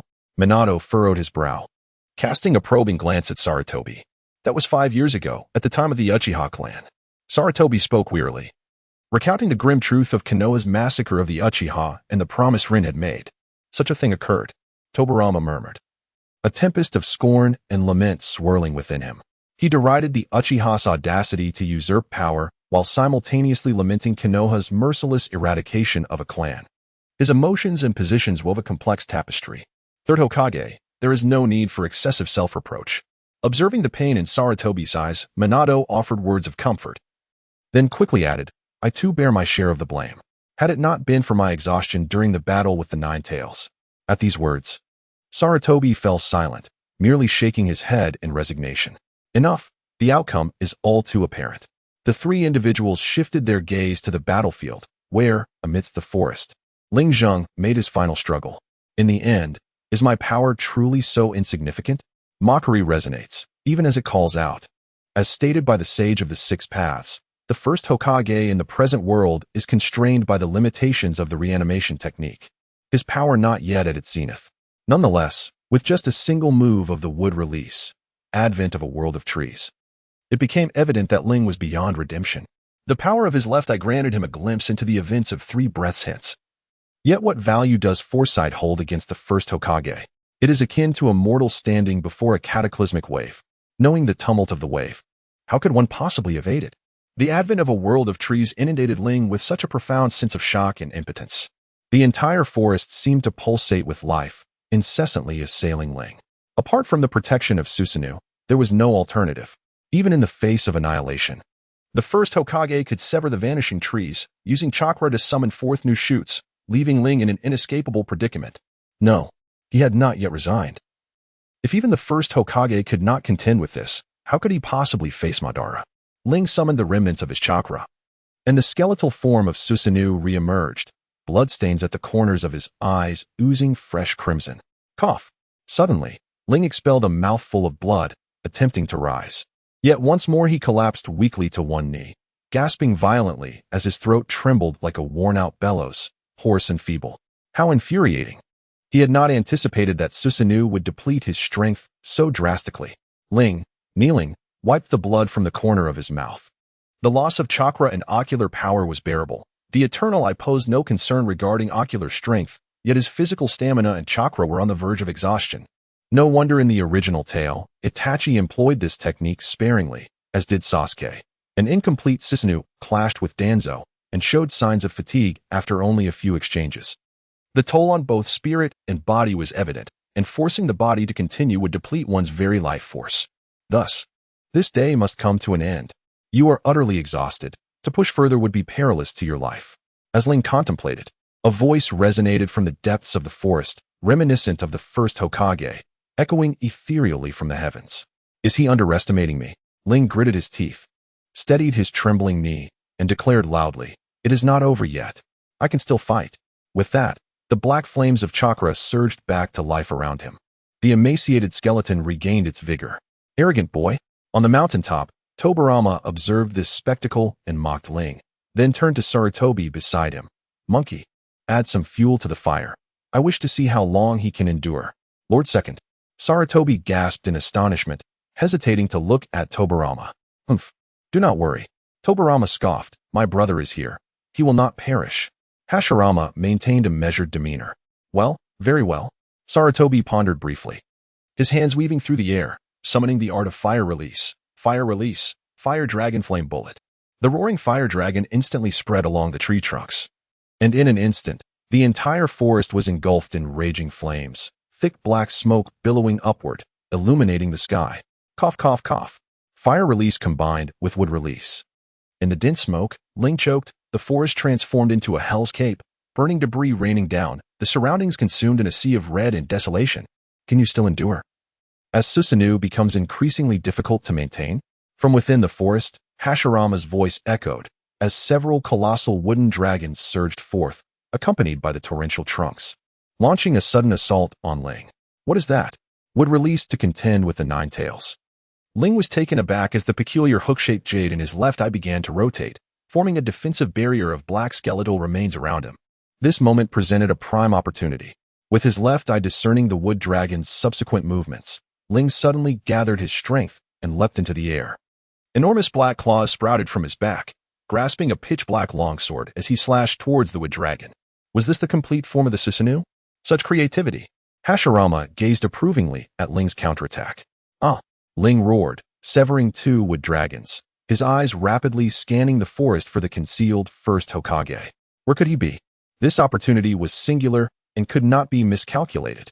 The enigmatic hook-shaped jade and the shifting images allowed Ling to pinpoint the first Hokage, encircled by countless trees. As he suddenly activated his ocular technique, annihilation, black particles dispersed, and Ling's eyes appeared stained with crimson, blood seeping to the corners of his eyes and cheeks. Chapter 1. The wood releases deception. A flock of crows circled amidst the raging flames of the forest as Minato approached Ling, extending his hand. The flickering firelight cast their faces in a blood-red hue. "Ling, I wish to discuss a matter with you," Minato said with a gentle smile, his hand suspended before Ling. Ling Changshu took a deep breath, striving to calm his violently heaving chest. The thick smoke stung his eyes, causing them to water and almost close. Bye. You may withdraw for now. I wish to converse with the fourth master. Ling tightly grasped the edge of the table, struggling to rise. But dizziness overcame him due to sheer exhaustion. Lord Ling, Bai said, her expression fraught with concern as she gently bit her cherry-red lips. Ling Wei nodded, signaling that there was no need for concern, and said to Watergate, "Let us proceed to the cliff's edge, where the scenery is delightful."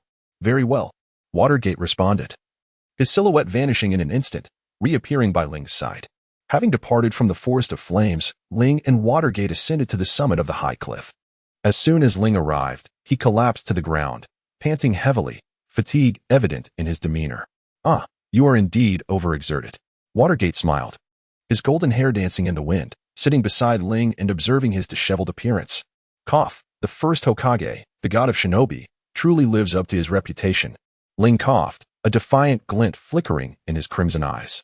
He had thought that despite his defeat, he would retain some dignity, yet he found himself utterly powerless. Even his would-release clones could not be perceived by the Rinnegan. "For all of you, I too am astonished." Watergate sighed, then comforted Ling, to speak frankly. "You are merely 20 years of age. Your future achievements are bound to be limitless. Hey, if you wish to praise yourself, feel free to do so without needing to use me as a backdrop for your might." Ling retorted, slightly irritated. Looking at Watergate as he spoke, "You ascended to the position of Hokage at 20, and with the Flying Thunder God technique. Taking my life would be as easy as flipping a hand. Moreover, that space-time barrier can redirect attacks, and the sealing techniques of the Uzumaki clan are formidable tools." "Ha ha, it is not as extraordinary as you claim," Watergate replied with a gentle smile, his handsome face radiating humility. Gazing at the heavens and murmuring, "I have merely touched the sky through the foundation laid by the second Hokage. Just as you rely on the power of the second Hokage, I too depend on the assistance of the Sharingan. What difference is there?" Before Watergate could finish, Ling interrupted him, stating, "Setting aside the Sharingan, I may not necessarily surpass Kakashi. This individual stands out, humble yet slightly insecure." Watergate pondered for a moment, and then said, "Why do you underestimate yourself? Your speed and technique execution is imperceptible, and your understanding and application of ninjutsu are indeed remarkable. Furthermore, the Rasengan, in your hands, has undergone such unexpected variations. This technique is merely a theft of skills from you and Sasuke. It is not my original creation." Ling frowned slightly, but did not delve deeper, instead asking, "Is it not your desire to discuss this matter with me? Is that all you wish to say?" Watergate was momentarily taken aback, his smile gradually fading as he gazed at the clouds drifting in the sky, his tone becoming somewhat ethereal. "You are astute. You should know what I wish to convey." Indeed, it was the concern of a father regarding the safety of his offspring. Ling closed his eyes and lay down, feeling languid and serene. Ling had long discerned Watergate's thoughts, stemming from Ling's mention of collecting tailed beasts, which worried Watergate about his son, Naruto Uzumaki. As a father, Watergate could not disregard Naruto's safety, even though it was a wise choice for world peace. He could have easily taken Ling's life, and he possessed the capability to do so. However, such a notion had never crossed Watergate's mind. In his heart, there was no such thought. Due to the troubles caused by the Uchiha clan, Watergate felt that Konoha had owed Ling a great deal. How could he kill Ling for Naruto? That idea had never flickered in Watergate's mind. Throughout the ages, Hokages have been towering figures, difficult to reach. To them, their own existence has passed, and they should not intervene in the world's progression, regardless of the direction being right or wrong. Time will ultimately reveal the answers. Therefore, no matter which path Ling chooses in the future or what transformations he brings to the world, it is beyond their capacity to influence. If Ling were to become a menace in the future, there would undoubtedly be those who would rise to oppose him. The march of the world cannot be altered by anyone.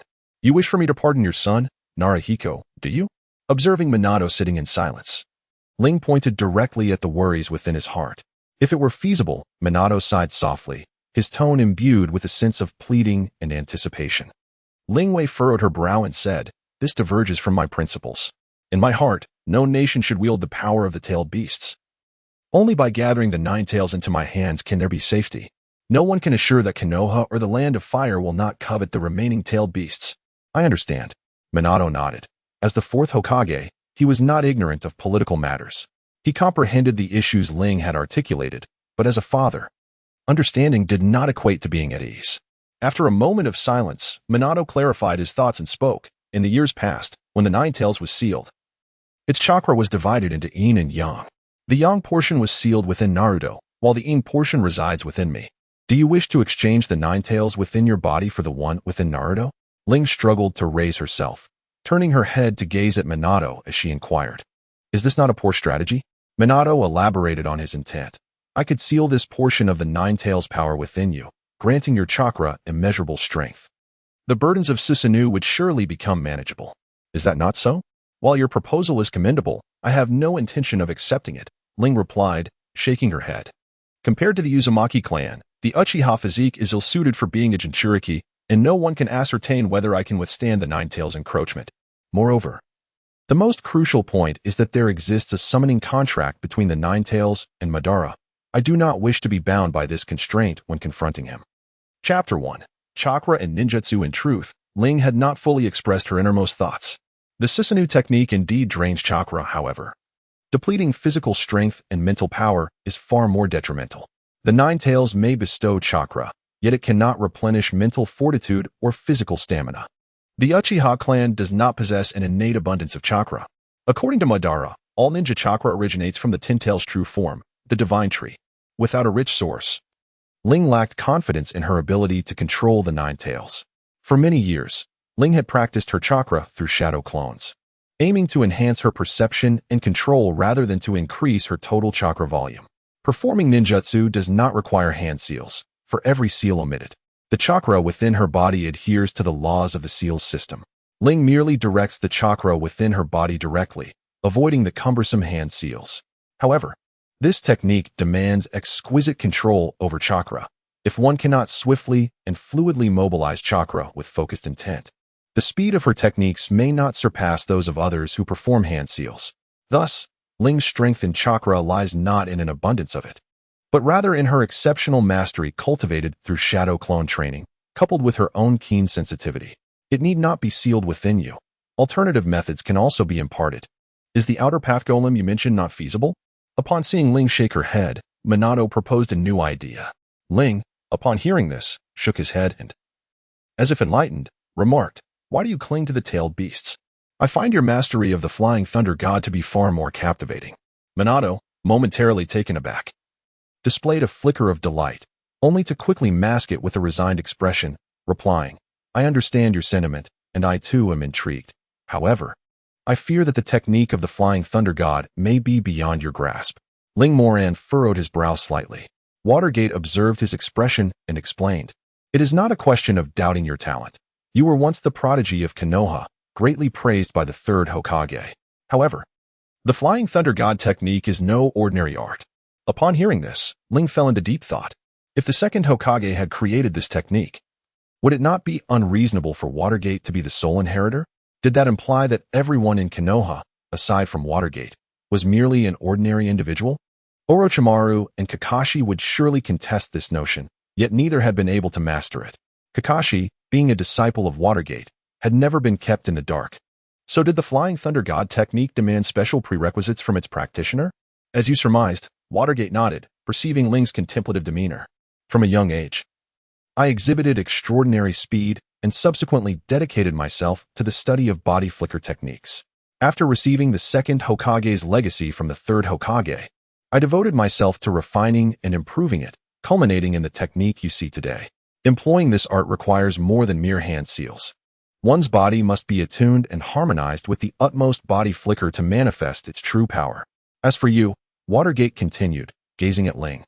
The Uchiha clan possesses multifaceted abilities, Sharingan, Genjutsu, fire techniques, and various ninja tools, each excelling in its own right. Even without the Sharingan, mastering fire techniques and ninja tools demands considerable energy, not to mention the ocular techniques unlocked after Genjutsu. Human energy is finite. I achieved my current speed through relentless pursuit. While you, Ling, despite your exceptional talent, have already excelled in Genjutsu and ocular techniques, as well as fire and wind transformations. Your proficiency in ninja tools and physical techniques is remarkable, complemented by unparalleled chakra control and acute perception. This is the extent of your capabilities. Frankly, I find it hard to believe that you have amassed such power and skills in merely 20 years. Even I, after 30 years, cannot claim the same. Nevertheless, a ninja must understand their strengths. Yours lie in genjutsu and ocular techniques. You have no more energy to delve into spatial ninjutsu. Chapter 6. Ling let out a cold chuckle, whispering, "No wonder Kakashi could not master even half of the fourth's techniques. It is not due to any withholding on the fourth's part, but rather the insurmountable speed advantage of the fourth that Kakashi cannot hope to match. Coupled with his unwavering focus on mastering the sword and later acquiring Obito's Sharingan, he had no time to study the Flying Thunder God. In fact, if you do not mind, there are alternative methods." Noticing Ling's slight disappointment, Watergate pondered other avenues to gain Ling's agreement. While he could not impart the Flying Thunder God technique, he could offer him the spatial barrier technique. Yet, considering Ling already possessed the perfect ocular technique of Susanoo, the barrier technique might not pique his interest. Spatial barrier? Is that the technique that can transfer tailed beast bombs? Was the technique that just transported Susanoo also this one? What do you think? Does it appeal to you? Seeing Ling deep in thought, Watergate felt a surge of joy and, in his eagerness, grasped Ling's arm. "It indeed appeals to me, but your actions make me ponder for a moment. It is hard to imagine that you, as Hokage, would be so candid with your concerns. It is quite peculiar for someone like you to engage in political affairs." "Ah?" Watergate chuckled, lightening the atmosphere, then asked, "So, do you agree?" "It is feasible." Ling nodded slightly before inquiring, "What level of mastery is required to perform this spatial barrier technique? If the Flying Thunder God is challenging to master, perhaps this technique has its own merits?" "It is no simple task." Watergate paused, his azure eyes sparkling with mirth as he looked at Ling. "To be candid, before the Ninetales incident, I collaborated with Jiraiya-sensei to develop the Rasengan. Both the Flying Thunder God and this barrier technique were continually refined, but alas, unforeseen circumstances hindered our progress towards perfection. Now, due to your rebirth from the filthy earth, I am once again able to immerse myself in the realm of research. I am confident that I can create a spatial barrier technique tailored specifically for you. What do you think? A spatial barrier technique refined just for me? It is truly exhilarating." The words of Watergate left Ling in astonishment. If the improvement of the Flying Thunder God technique began 12 years ago, how profound must the fourth Hokage's talent be? It is indeed a remarkable gift, unlike Ling, who merely draws upon the power of narrative and suffering. Ling contemplated for a moment, gazing into the hopeful eyes of the Watergate. Finally, she gently nodded her head, conceding, "Very well, I shall grant you 3 years. I shall await your innovative creations with bated breath. The pursuit of strength knows no bounds. Within these 3 years, with the aid of the esteemed Hokage, I am certain I shall acquire the power to confront Madara. Indeed, so it shall be. Madara, 3 years hence, I shall patiently await our encounter. In the land of fire, within the village of Konoha, some bid farewell, while others embarked on new journeys." Sasuke pursued Ling in search of greater strength. Aspiring to overcome Itachi Uchiha, Naruto set forth with Jiraiya to train, preparing himself for the fate that awaited him as a Jinchuriki, while Sakura remained in the village, apprenticing under the 5th Hokage, Tsunade, to master medical ninjutsu. Everything seemed as it had always been. However, as the young men transitioned into adulthood, subtle changes undeniably unfolded.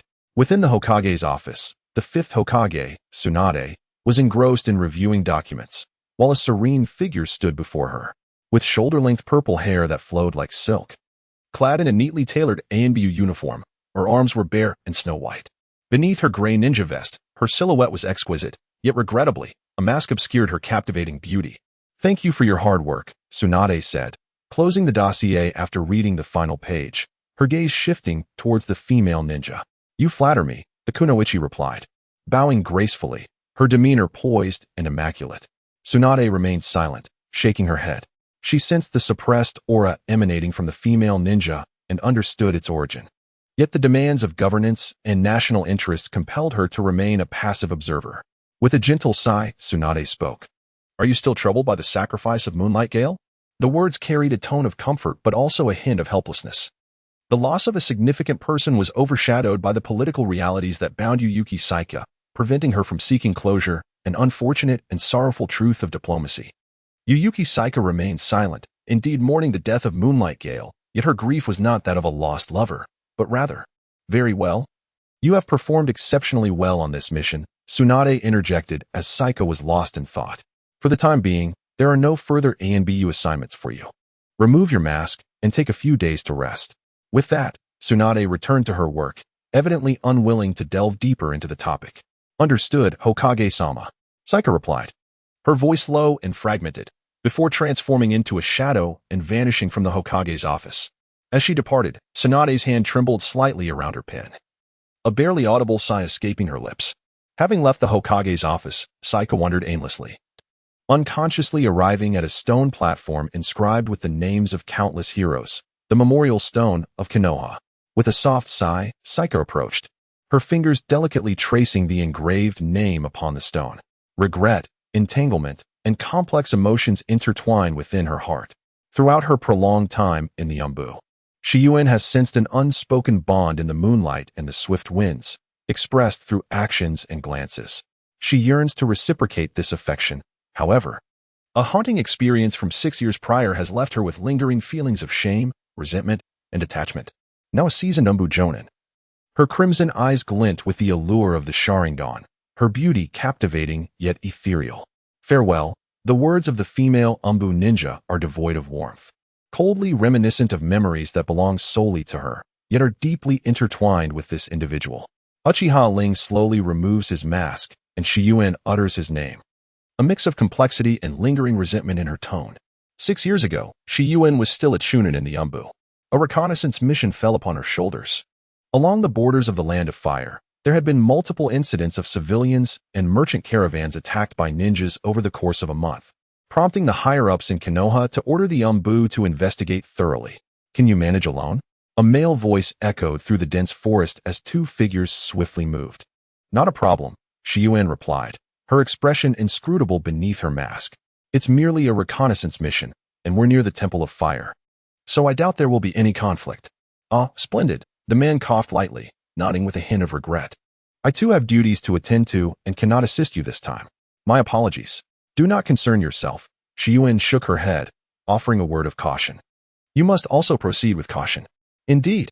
The man nodded slightly towards her before vanishing into the distance. Here, it is close. Silently estimating the distance, Shiyuin stood atop an ancient tree, surveying her surroundings. The wind stirred, leaves rustling like whispers. Dappled sunlight filtered through the foliage, casting a serene and peaceful ambience, accompanied by the melodious chirping of birds. Someone approaches. Hearing the commotion, Shiyuin was momentarily startled, her figure flickering as she concealed herself amidst the dense branches. In the distance, several agile figures drew near. Thud, thud, thud. The sound of footsteps on branches echoed as a group halted, while Shiyuin remained hidden among the leaves, observing quietly. 1, 2, 3, 6 individuals. Their forehead protectors bore the symbol of the Cloud Village, a perplexing sight. What are the Cloud Ninjas doing here? My lord, we should be close to our destination, a ninja within the group spoke, and the others looked towards a figure resembling a leader. Who is that? Shiyuin's heart raced as she scrutinized the person. Standing over 6 feet tall, with a robust physique and dark, rugged skin, the striking silver-gray hair caught her attention. Clad in black ninja attire with dark purple sleeveless armor, a long sword with a black sheath hung at his waist, and his piercing gaze surveyed the surroundings with an unmasked coldness. This person. Shiyuin furrowed her brow, contemplating his identity. Could it be? A sudden realization struck her as she recalled a powerful figure from the legends of the ninja world, whose appearance matched the descriptions perfectly. Could it truly be him? Almost there, the man murmured, his voice hoarse, deep, and suffocating. Lord Sato Mitsuo, may we now disclose the purpose of this mission? Another ninja spoke up, invoking a name that confirmed Yueying's suspicions. Indeed, this was troublesome, for it turned out to be Sato Mitsuo. What could his intentions be? He chuckled softly, and within the shadowy woods, a sinister grin played at the corners of his mouth, clearly visible. To claim the head of Uchiha. This is the purpose of our expedition. Silence fell as Sato Mitsuo mentioned that name, and the breaths of the assembled ninjas caught in their throats. Uchiha, the esteemed apprentice of the Hokage. Rumors had it that he was dispatched by the Hokage to carry out a secret mission at the Temple of Fire. Could they be plotting to assassinate Uchiha? Yueying's heart sank further. Uchiha, a beacon of his clan's glory, a future for the village. A genius who shattered the conventions of ninjutsu. His illusionary techniques were so exquisite that they required no hand seals, propelling the speed of ninjutsu to its zenith. He was the new disciple of the third Hokage, following in the footsteps of the legendary Sannin, yet these cloud ninjas dared to turn their sights upon him. They must find a way to relay this intelligence back. My lord, you did not express such intentions when we departed the village. After revealing their goal, Sato Mitsuo was met with a dark expression from one ninja, who gazed intently at him. To assassinate the outstanding genius of the Uchiha clan. A disciple of the third Hokage will surely lead us to our demise. Who says Uchiha Ling is still in Konoha? Sato Mitsuo scoffed, disregarding the astonishment of his subordinate. The intelligence from Konoha indicates that Uchiha Ling has already gone to the Temple of Fire to execute a clandestine mission. This is our opportune moment. The Temple of Fire. The ninjas exchanged glances, rendered speechless. Indeed, Sato Mitsuo nodded. The intelligence obtained by the Umbu reveals that a battle occurred at the Temple of Fire last year, resulting in the deaths of over half of the 12 guardian ninjas. Only a few incompetent monks remain. This is the perfect time for our operation. However, even so, victory is elusive. One ninja furrowed his brow. We are but 7 in total. Even with the significant losses among the guardian ninjas, there are still many left, not to mention Uchiha Ling. His words trailed off, but his meaning was clear. Humph. Is this how you choose to cower? Sato Mitsuo cast a cold glance at the speaker, then surveyed the crowd. If I recall correctly, you all have benefited from the kindness of Elder Karaki, even in the face of peril at the Temple of Fire. It is better than taking action in Konoha. Do you not wish to avenge Elder Karaki? A year ago, a delegation from the Cloud Village had come to Konoha to negotiate a truce and establish a pact. But the leader of the delegation was slain by the head of the Hyuga clan, Hyuga Hayashi, and the accompanying Cloud J-Nin, Karaki Moto, also fell to the hands of Uchiha Ling from the Uchiha clan. This incident was shrouded in mystery, and the Raikage sought vengeance, yet Konoha refused to cooperate, even resorting to armed conflict. This humiliation weighed heavily on all Cloud ninjas, and calls for revenge echoed incessantly, yet beneath the iron fist of the Raikage, none dared to act. Now, Sato Mitsuo took advantage of a mission away from the village, vowing to avenge this grievance. The ninjas exchanged uncertain glances, their expressions wavering. Well, is there anyone who wishes to retreat?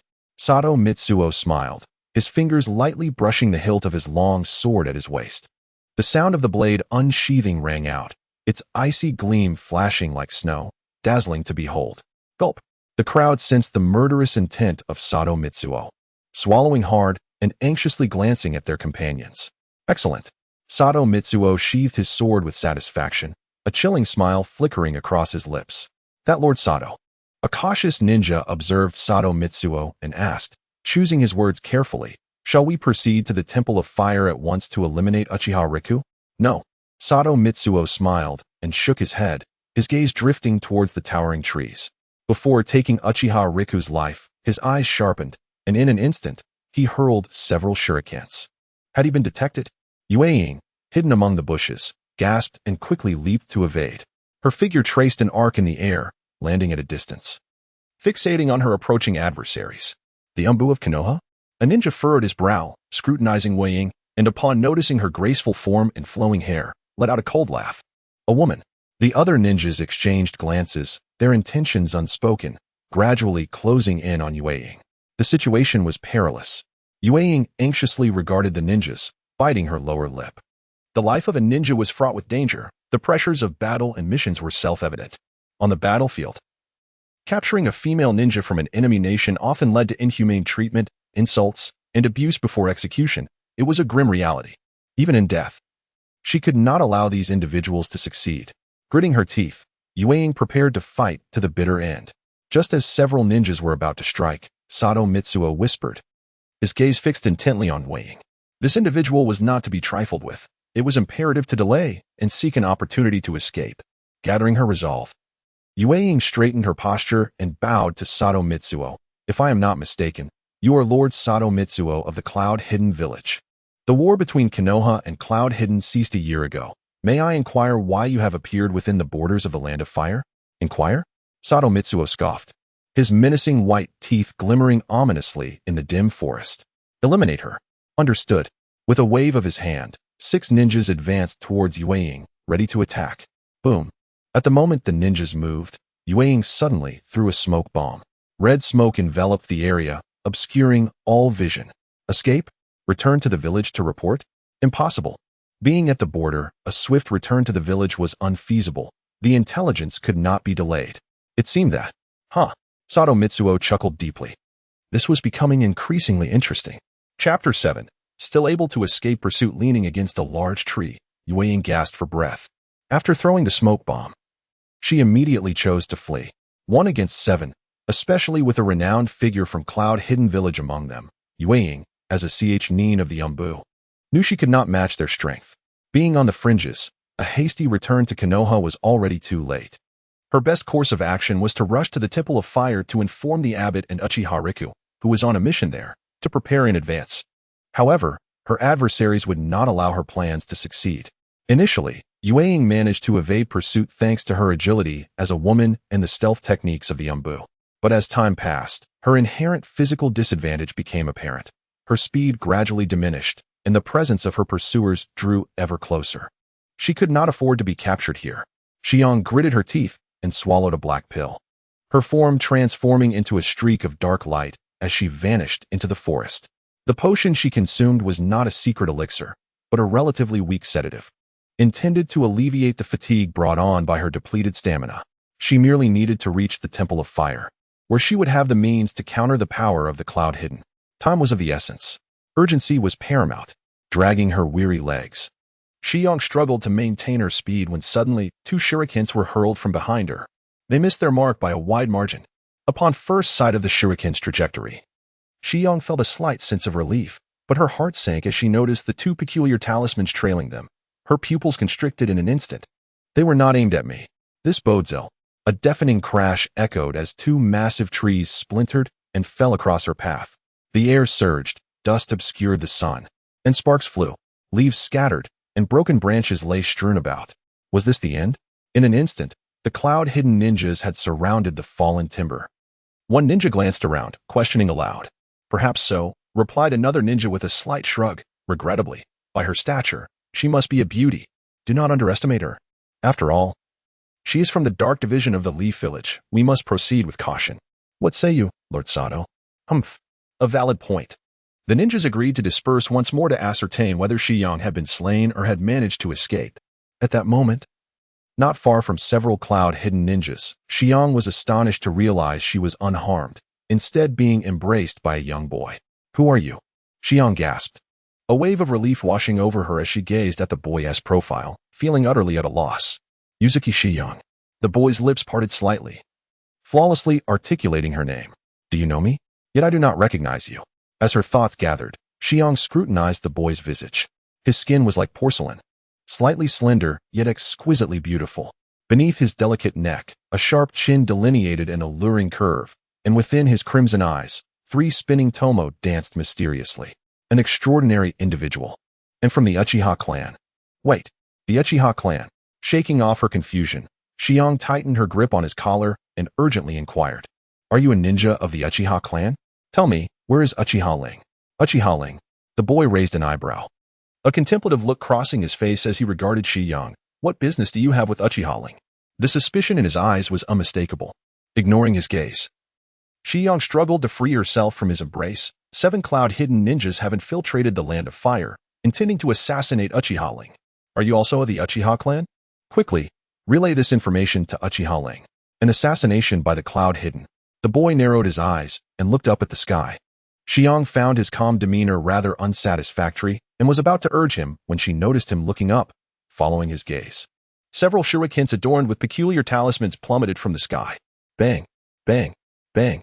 The continuous explosions erupted, flames and black smoke enveloping the area, revealing several deep craters in the ground. Xiang gasped for breath as she looked on, while the boy remained indifferent, the 3 tomo in his eyes continuing to spin. Hee. No need to search for you any longer. From atop a massive tree, Sato Mitsuo stood proudly, his 6 subordinates encircling Xiang and the boy. Uchiha Ling. Uchiha Ling? Could this youth be? Xian was taken aback, gazing at the indifferent Ling. Sato Mitsuo. Ling murmured, his eyes narrowing slightly. You still walk this earth. Until I have not slain you, how could I dare to embrace death? Sato Mitsuo grinned menacingly, slowly drawing the long blade from his waist. This is truly not his usual demeanor. Ling raised an eyebrow, as if scrutinizing. amidst the brutes of Yunin village. You indeed stand out like a rare flower. 2 years ago, you abandoned Kuramuki Jin for self-preservation. I once admired that choice, yet now it seems. Abandoning Kuramuki Jin for self-preservation?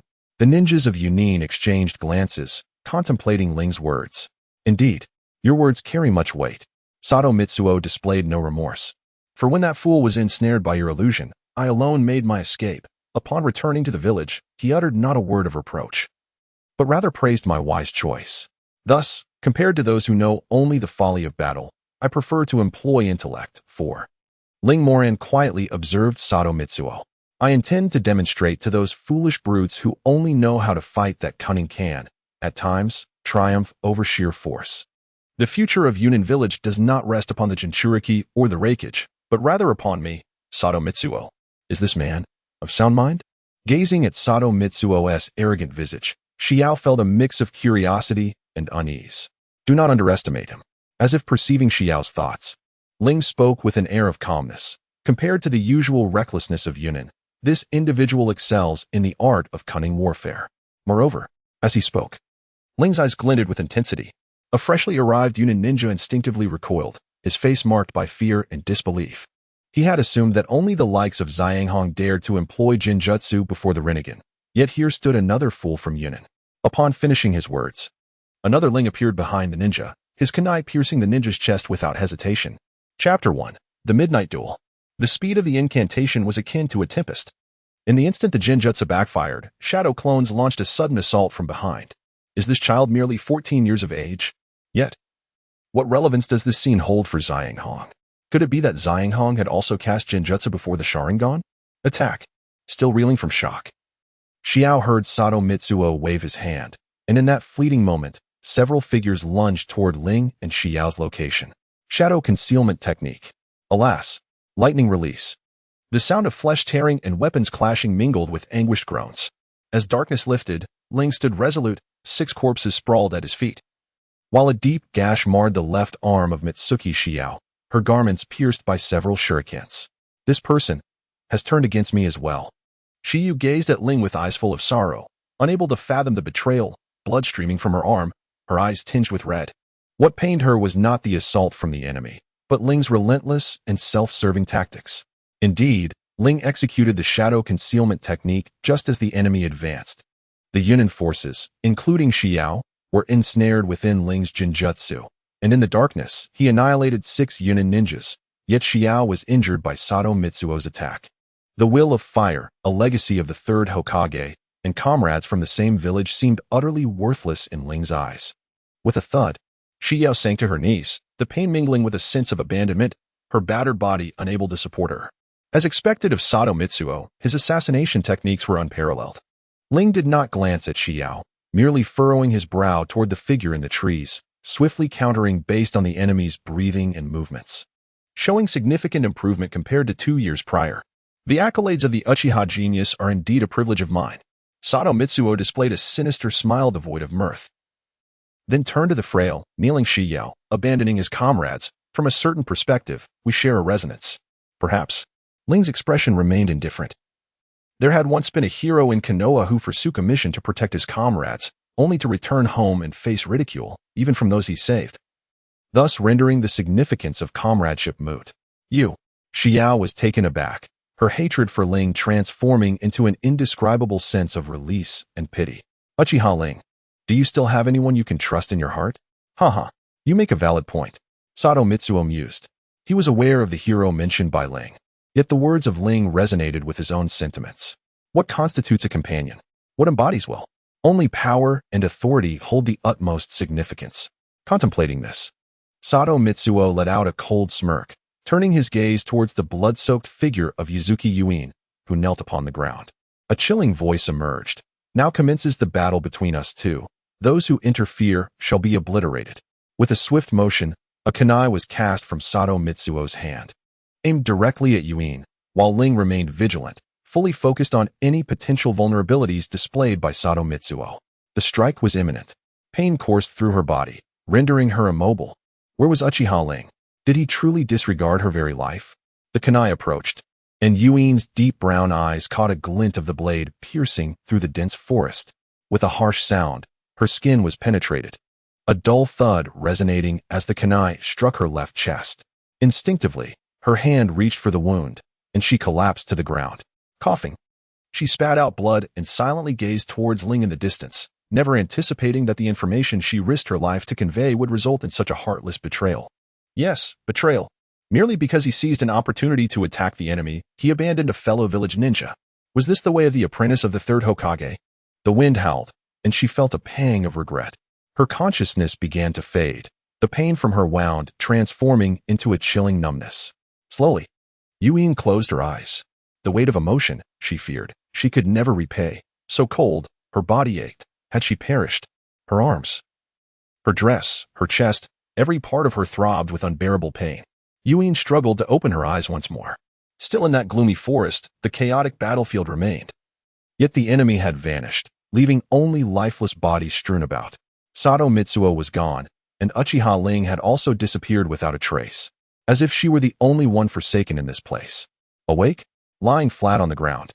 Yuen heard a voice inquire and lifted her head slightly to see Ling observing her from above. Had he not left? Or perhaps, conflicted emotions surged within her. She could not discern whether to feel gratitude for Ling's presence or resentment for his coldness on the battlefield. Do not strain yourself, your injuries are grave. As Yuen attempted to rise, Ling gently pressed down on her shoulder, signaling her to remain lying down. What is the meaning of this? Yuen wished to ask, but could only grit her teeth and endure the excruciating pain coursing through her body. You ought to feel grateful. Ling turned his head. Sitting beside Yuen, his gaze penetrating as he scrutinized her. Though the kunai pierced your rib, it did not reach your heart, otherwise. At this point, Ling shook his head lightly, the implication clear. Cough. Yuen coughed softly, the pain in her left chest causing her to furrow her brow, yet she still inquired. Where is Sato Mitsuo? He has escaped. Ling's tone was indifferent, devoid of any hint of regret. I was originally here to train, yet I did not expect such an upheaval. So he had been training. No wonder she had not seen him at the Temple of Fire. Yuen focused her mind, attempting to move her body, but the unbearable agony forced her to frown tightly. Your clothing has been torn by shurikens, your left arm has been slashed, and your left rib is fractured. You have lost a significant amount of blood. Yet all of this is because of your actions. Yuen gritted her teeth, glaring at Ling with eyes filled with fury. Ah, such a gaze. Could it be that you harbor resentment towards me? Ling's lips curled slightly as he toyed with the shuriken. Indifferent to your thoughts. I merely refuse to rely on others and will not expose my back to my peers. This is something I cannot do, especially in light of the cautionary tale of Senior Baya. You. Shiyuan parted her crimson lips, hesitating to speak. Very well, there is nothing more to say. Ling tossed the shuriken into the air and caught it again, the sharp tip slowly advancing towards Shiyuan. It would be wise to attend to your condition first. As she gazed at the approaching point, cold sweat trickled down Shiyuan's brow. What was his intent? To eliminate me to conceal his abandonment of comrades and preserve the honor of a Hokage disciple? Contemplating various possibilities, Shiyuan closed her eyes in resignation. Yet, pain did not come. Instead, she heard the chilling sound of fabric tearing, sending a shiver through her. Could it be that he intends to? Realizing her chest was now exposed, Shiyuan glared at Ling with a mix of anger and humiliation. Your gaze at this moment surely harbors some impure thoughts, does it not? Ling spoke unhurriedly, his eyes fixated on the expanse of her snow-white skin.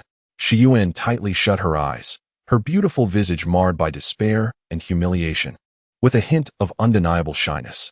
Ling remained silent, shaking his head gently, and said, Miss Mitsuki Shiyuan, to speak candidly, your figure is indeed alluring. However, in this context, I am not inclined to admire it.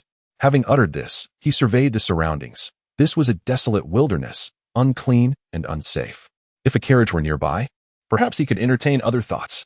Like snow upon cream, her skin was adorned with 2 crimson blooms, trembling gently in the breeze. The 17-year-old maiden's delicate form was both stunning and beguiling, radiating a luminous glow in the dim light. You. Shiyuan gritted her teeth, unsure of how to articulate her thoughts. What could she possibly say? Your ribs are fractured and require realignment. The wounds on your body must also be treated, otherwise, you risk infection. If you wish to perish here, I would not mind.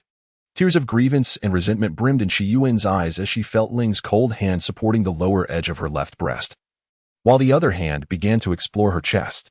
Amidst a mix of pleasure and slight pain, a novel sensation blossomed within her heart. causing her skin to prickle with goosebumps. Endure for a moment.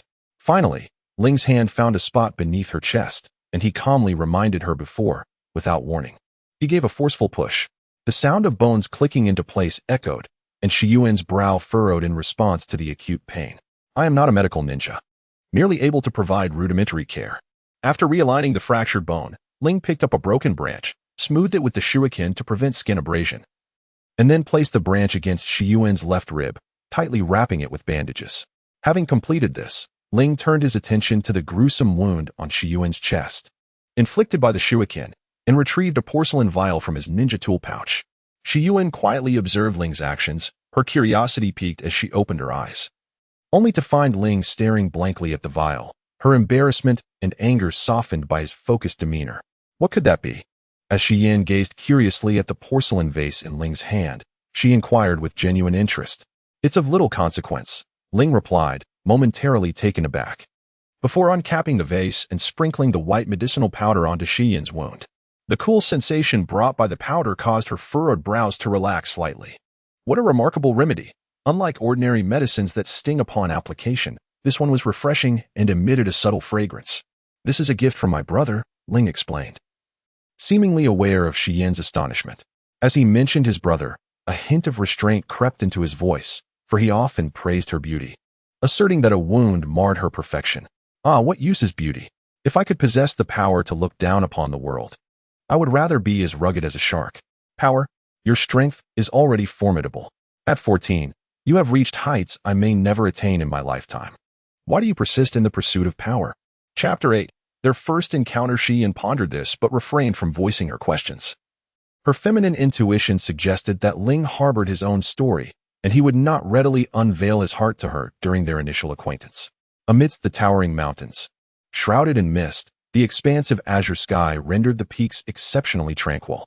Fluffy white clouds, as soft as silk, adorned the horizon. At the foot of the mountains, a young maiden leaned beside a babbling brook, her moon-like feet immersed in the cool waters, and her deep-set eyes radiated tranquility and contentment. Indeed, after exertion, such immersion in water was the epitome of refreshment. With brows like delicate ink strokes and cherry lips slightly parted, she displayed a hint of a satisfied smile. Were it not for the two young men conversing merrily in the distance, she would have shed her garments and surrendered herself entirely to the soothing waters. Reflecting on this brook, the maiden found it almost surreal, as if she were ensconced in a dream. 3 years prior, this place was merely a barren expanse of rocky terrain, devoid of life. Yet, over the span of 3 years, lakes had emerged, trees burgeoned, and the surrounding scenery transformed from mountainous to vast plains. Even distant birds had journeyed miles to settle here. A sudden rumble echoed, as the maiden luxuriated in the coolness. The ground beneath her trembled. It began at her feet and swiftly spread across the entire plain. The earth seemed to hum between the mountains, sending flocks of startled birds soaring into the air in a cacophony of panic and cries. Is it beginning again? She sighed, casting her gaze toward a collapsing peak. Water release. Water dragon jutsu. A man's voice boomed, as torrents of water surged skyward, instantaneously forming a deep-sea vortex upon the land. The air churned, and stones and debris were swept away, spiraling into the flood. Now, this is serious. Witnessing the formidable water release executed by his younger brother, Tobarama stood behind him with a faint smile, his gaze also drawn to the summit where Ling stood poised. Time flowed inexorably, 3 years passing like a fleeting stream. Yet the elegant youth remained as picturesque as ever, his countenance unblemished, his figure graceful, though the shoulder-length dark locks of hair now cascaded down to his waist. His charm unchanged in the slightest. Since my brother is so earnest, how could I not add a touch of amusement? Tobarama mused, glancing at the composed Ling in the distance, as he playfully flicked his fingers, producing a sound akin to strings being plucked. Wood release. Wood dragon jutsu. As the words of Hashirama echoed, 2 slender branches resembling willow leaves sprouted from behind him, rapidly growing stout and transforming into 2 soaring dragons. Go forth, Tobarama. Hashirama smiled, extending his hands as the 2 wooden dragons roared and surged toward the mountains where Ling stood. I concede. Tobarama also smiled, raising his hands as the whirlpool's power surged forth like a tumultuous sea, carrying the weight of destruction and the thunderous roar of the heavens. Bursting forth from between the wooden dragons, The two esteemed Hokages witnessed this awe-inspiring combined assault, and Ling's brow furrowed slightly, a flicker of concern passing through his indifferent gaze. While his long hair, cascading down his chest and back, was swept up by the turbulent air. The current onslaught was manageable, yet he needed to be wary of the third and fourth Hokage. Should they find an opening, the outcome of this battle would be inevitable. In a flash of insight, Ling's expression transformed as three tomo converged into an enigmatic pattern. In an instant, the space rippled, and arcane symbols spiraled before him.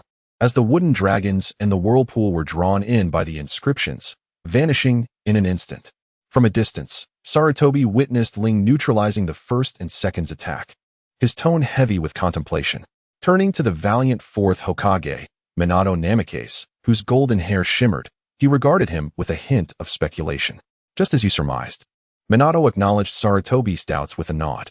This is a spatial barrier technique that I developed in conjunction with Ling, specifically designed for him. However, Ling detests visible hand seals. Thus the symbols of the barrier are inscribed within his Sharingan, allowing him to unleash the barrier through his ocular techniques. After all, no matter how swift one's hands, they cannot surpass the speed of sight. Ah, I see, Sarutobi nodded, yet his confusion lingered. Where had Ling redirected the attack? The manifestations of the first and second had not appeared around them. Ha! Minato chuckled lightly, observing Sarutobi's bewilderment, and pointed toward the heavens. The attack has been redirected into the cosmos. The cosmos? What do you mean? Sarutobi exclaimed in astonishment, questioning who could possibly lay down an attack point in the universe.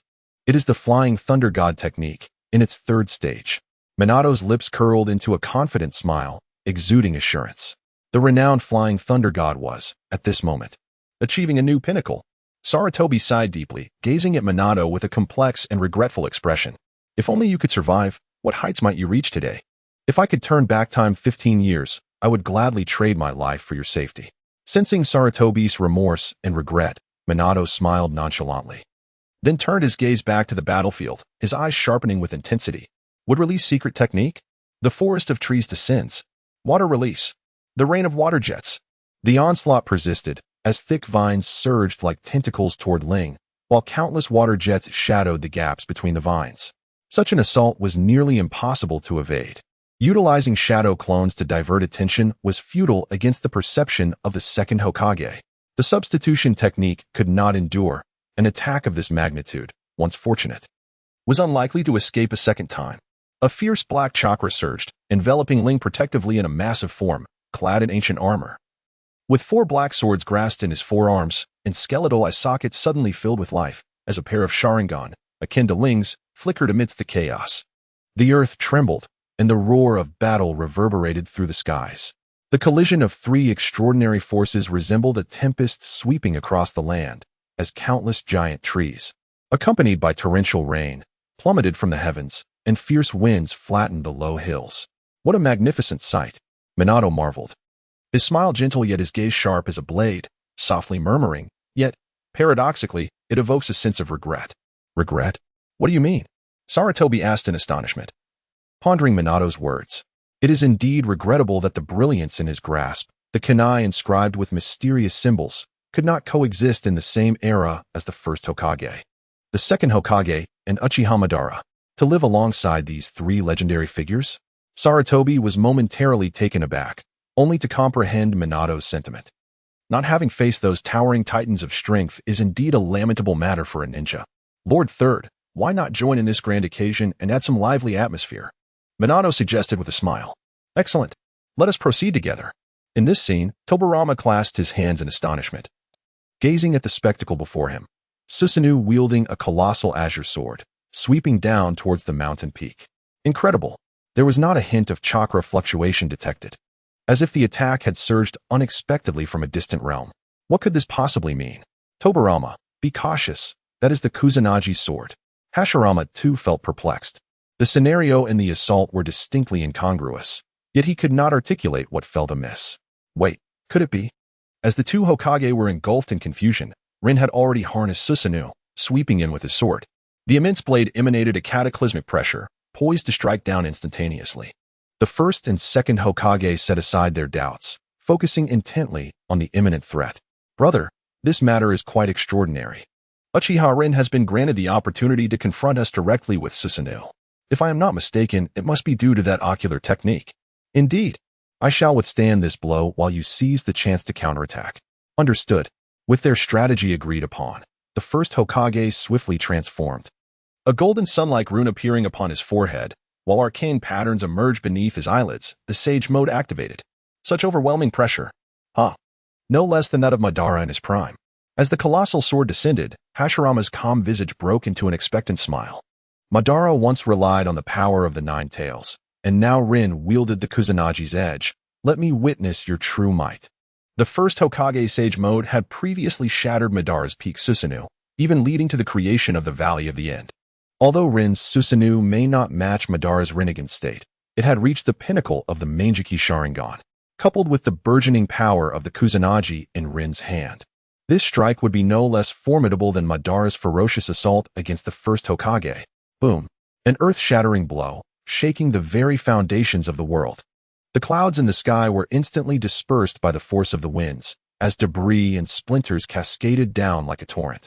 Chaos erupting as if the forest itself were uprooted. How could this possibly happen? Despite being taken aback by Ling's assault, Sarutobi could not suppress his bewilderment. The first and second Hokage were both formidable masters who would never permit Ling to launch an attack. Just moments ago, Ling had been at the mountain's summit, fending off the second Hokage's water release. In the blink of an eye, the water release vanished, and Ling had invoked Susanoo, delivering a devastating strike. During this interval, it felt as though time itself had been extracted. Ling evaded his adversary, activating Susanoo as if he had simply transcended time itself. Did you perceive it, third Hokage? Minato also sensed the peculiarity. Both time and the nodes appeared anomalous, indicating that Ling had employed that ocular technique. That ocular technique. Rewind. Sarutobi's gaze deepened as he pondered the enigmatic name of the technique. Rewind was yet another power of the kaleidoscope that Ling inherited from the Uchiha and fused with the eternal Mangekyo.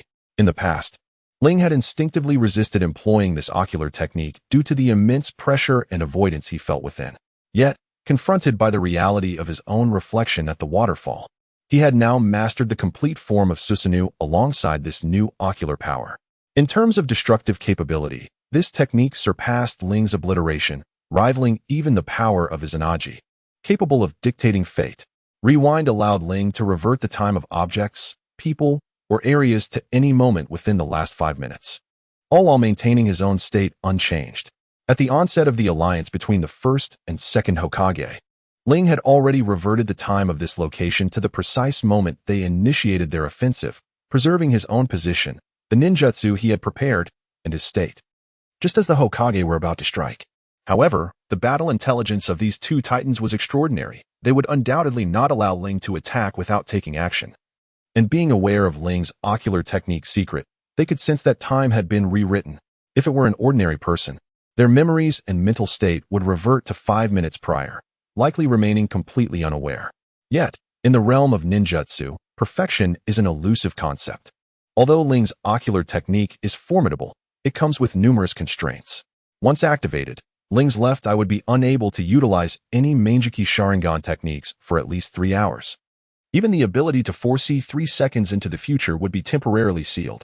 Aside from perception, copying ninjutsu, and countering genjutsu, all other capabilities of the left eye would be rendered inoperative.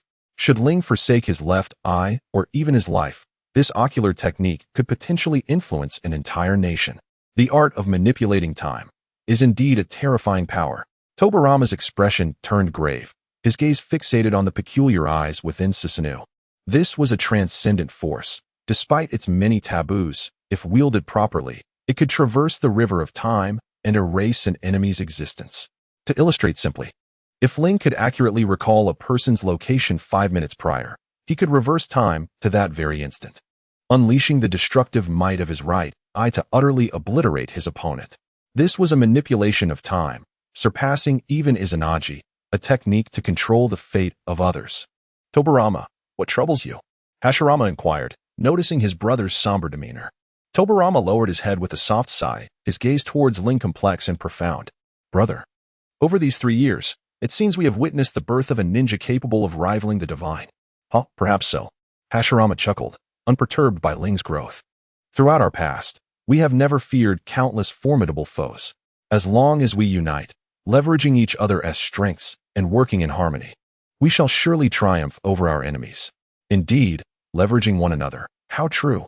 The Senju clan triumphed over the Uchiha clan solely through their unwavering unity. While the Uchiha clan epitomizes the pinnacle of individuality, the Senju clan thrived on mutual support, standing firm against formidable foes. Uchiha Ling, though you command respect today, there surely exists a force that can counter your prowess. As you have articulated, nothing can be deemed absolutely perfect. What a truly unprecedented clash this is. Junmaru stands at a distance, his feet planted on a cliff that seems to have been hewn by a colossal axe, witnessing the entire fierce battle unfold before his eyes. A soft sigh escaping his lips. Beside him, Bai and Sasuke remain silent, each lost in their own thoughts, gazing at the battlefield that appears to have just endured a cataclysmic upheaval. Indeed, remarkable. By Muses. Having transformed from a naive girl into a radiant beauty over the course of 3 years, her skin, as flawless as jade, sparkles with an alluring brilliance under the sun. Everything about her is impeccable, breathtakingly beautiful. The outcome has been determined. Sasuke nods, the 3 tomo in his crimson eyes reflecting an unusual light. Ling has set a new record, suffering his 158th defeat in just 3 years. Sasuke speaks in a detached tone, devoid of mockery, simply stating the fact. Over the past 3 years, he has undergone significant transformation, both in strength and mindset. The current Sasuke no longer harbors jealousy towards the might of others. His heart is solely occupied by Itachi, indifferent to the strengths and weaknesses of others. Upon hearing this, Junmaru furrows his brow slightly, his expression difficult to decipher. He gazes at Sasuke and remarks coolly, whether it is 158 or more, it bears no significance. If Lord Ling were besieged by 4 Hokage, you would likely perish within 10 breaths. Sasuke remains silent, nodding in agreement. He finds no grounds to dispute Junmaru's assertion. Over these 3 years, he has witnessed Ling evolve from someone incapable of contending with a single Hokage to now being able to withstand the combined might of 4. The first's wood release, the second's water release, the third's earth and fire releases, the fourth's flying thunder god technique. Coupled with the fact that all 4 Hokage are reincarnated through Edo Tensei, with boundless chakra and endless stamina. Any one of these individuals is among the world's elite. Enough. Let us observe. This battle has lasted quite a while. Bai interjects, interrupting their conversation. Very well. Let us proceed. At this moment, on the battlefield, Ling lies on the ground, gasping for breath, surrounded by several Hokage, some sitting, others standing. This sensation. Ling raises his hand to shield his eyes from the blinding sunlight, a smile curving at the corners of his mouth, truly delightful. You still dare to say that? Tobarama taunts Ling. Isn't the result still your defeat? Is this the conclusion you sought? Tobarama, do you still refuse to concede? Hashirama jests, casting a teasing glance at his brother. Were it not for Edo Tensei, your right arm would likely have ceased to exist long ago, and that monkey would have met his end. Only the fourth can remain unscathed in such a battle. Cough. You flatter me. Minato chuckles softly, scratching his head in a somewhat bashful manner. In the silent chamber, he gazed towards Tobarama and then cast a glance at Rin, remaining speechless. As the first Hokage stated, the second Hokage excelled in water style and illusions, being the original creator of the body flicker technique. However, in practical combat, he could not match the enhancements made by Minato. Illusions proved ineffective against Rin. Only someone possessing the Sharingan could ensnare her in a fantasy. Thus, the second Hokage relied heavily on water style and body flicker against Rin. In their initial encounter, the second Hokage could still prevail with his body flicker technique. Yet after 3 years of adaptation and contemplation, Rin had deciphered it. Although water style remained formidable, Rin had acquired methods to counter the second Hokage, and her combat intelligence had significantly improved, rendering it quite challenging for the second Hokage to devise a strategy against her. Chapter 9. Discontent with the other's arrogance, as the first Hokage remarked, "Without the reanimation jutsu, I fear I would have already perished." Sarutobi sighed deeply, his eyes reflecting both pride and restraint. He took pride in Rin's peak prowess and character, noting her transformation from the fear and confusion of their first battle 3 years ago to her current composure. Yet, he felt restrained by the weight of her ambitions that could threaten the world. What kind of transformation would this ambition incite? Peace or catastrophe? Only time would reveal the answer. Humph. Madara may possess a questionable character, yet he has raised an exceptional disciple, and now has a son who stands out remarkably. You are the one who has once again instilled fear in the Uchiha clan after Izuna's demise. Tobarama first mocked Madara before praising Rin, his emotions complex. Your praise is misplaced, Rin replied softly, taking a gentle breath and closing her eyes. There was no point in speaking at this moment. Hashirama interrupted, his gaze penetrating as he asked Rin, how do you feel? Do you believe you can contend with Madara now? Rin remained silent. Her eyes slightly narrowed as she gazed into the heavens, a hint of uncertainty in her voice. I do not know. At present, Rin felt ill-equipped to face Madara. Minato furrowed his brows, his azure eyes clouded with concern. As Rin expressed, Madara possessed the first Hokage's cells, granting him formidable wood-style capabilities, along with the Rinnegan that could absorb all ninjutsu. Though Rin was indeed exceptional, facing Madara now seemed daunting. Madara had yet to revive. Currently, it was Obito who manipulated everything. Rin propped herself up, capable of taking Obito's life at any moment. Yet she had no intention of doing so. If Madara did not reveal himself, she would find it hard to find peace, especially with his astonishing methods of reemergence. It would be better for her to control the situation and allow him to manifest on his own. Upon hearing this, the Hokages fell silent, sensing her restrained tone. Sarutobi spoke to console her. Rin, there is no need for impatience. You still have time to continue honing your skills. Only fear. Rin interrupted before Sarutobi could finish. She gazed into the distant horizon and murmured, time waits for no one.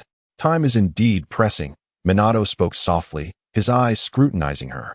As I departed the village, I utilized my Sharingan to control a communication squad of shinobi, should the wind shadow be ambushed.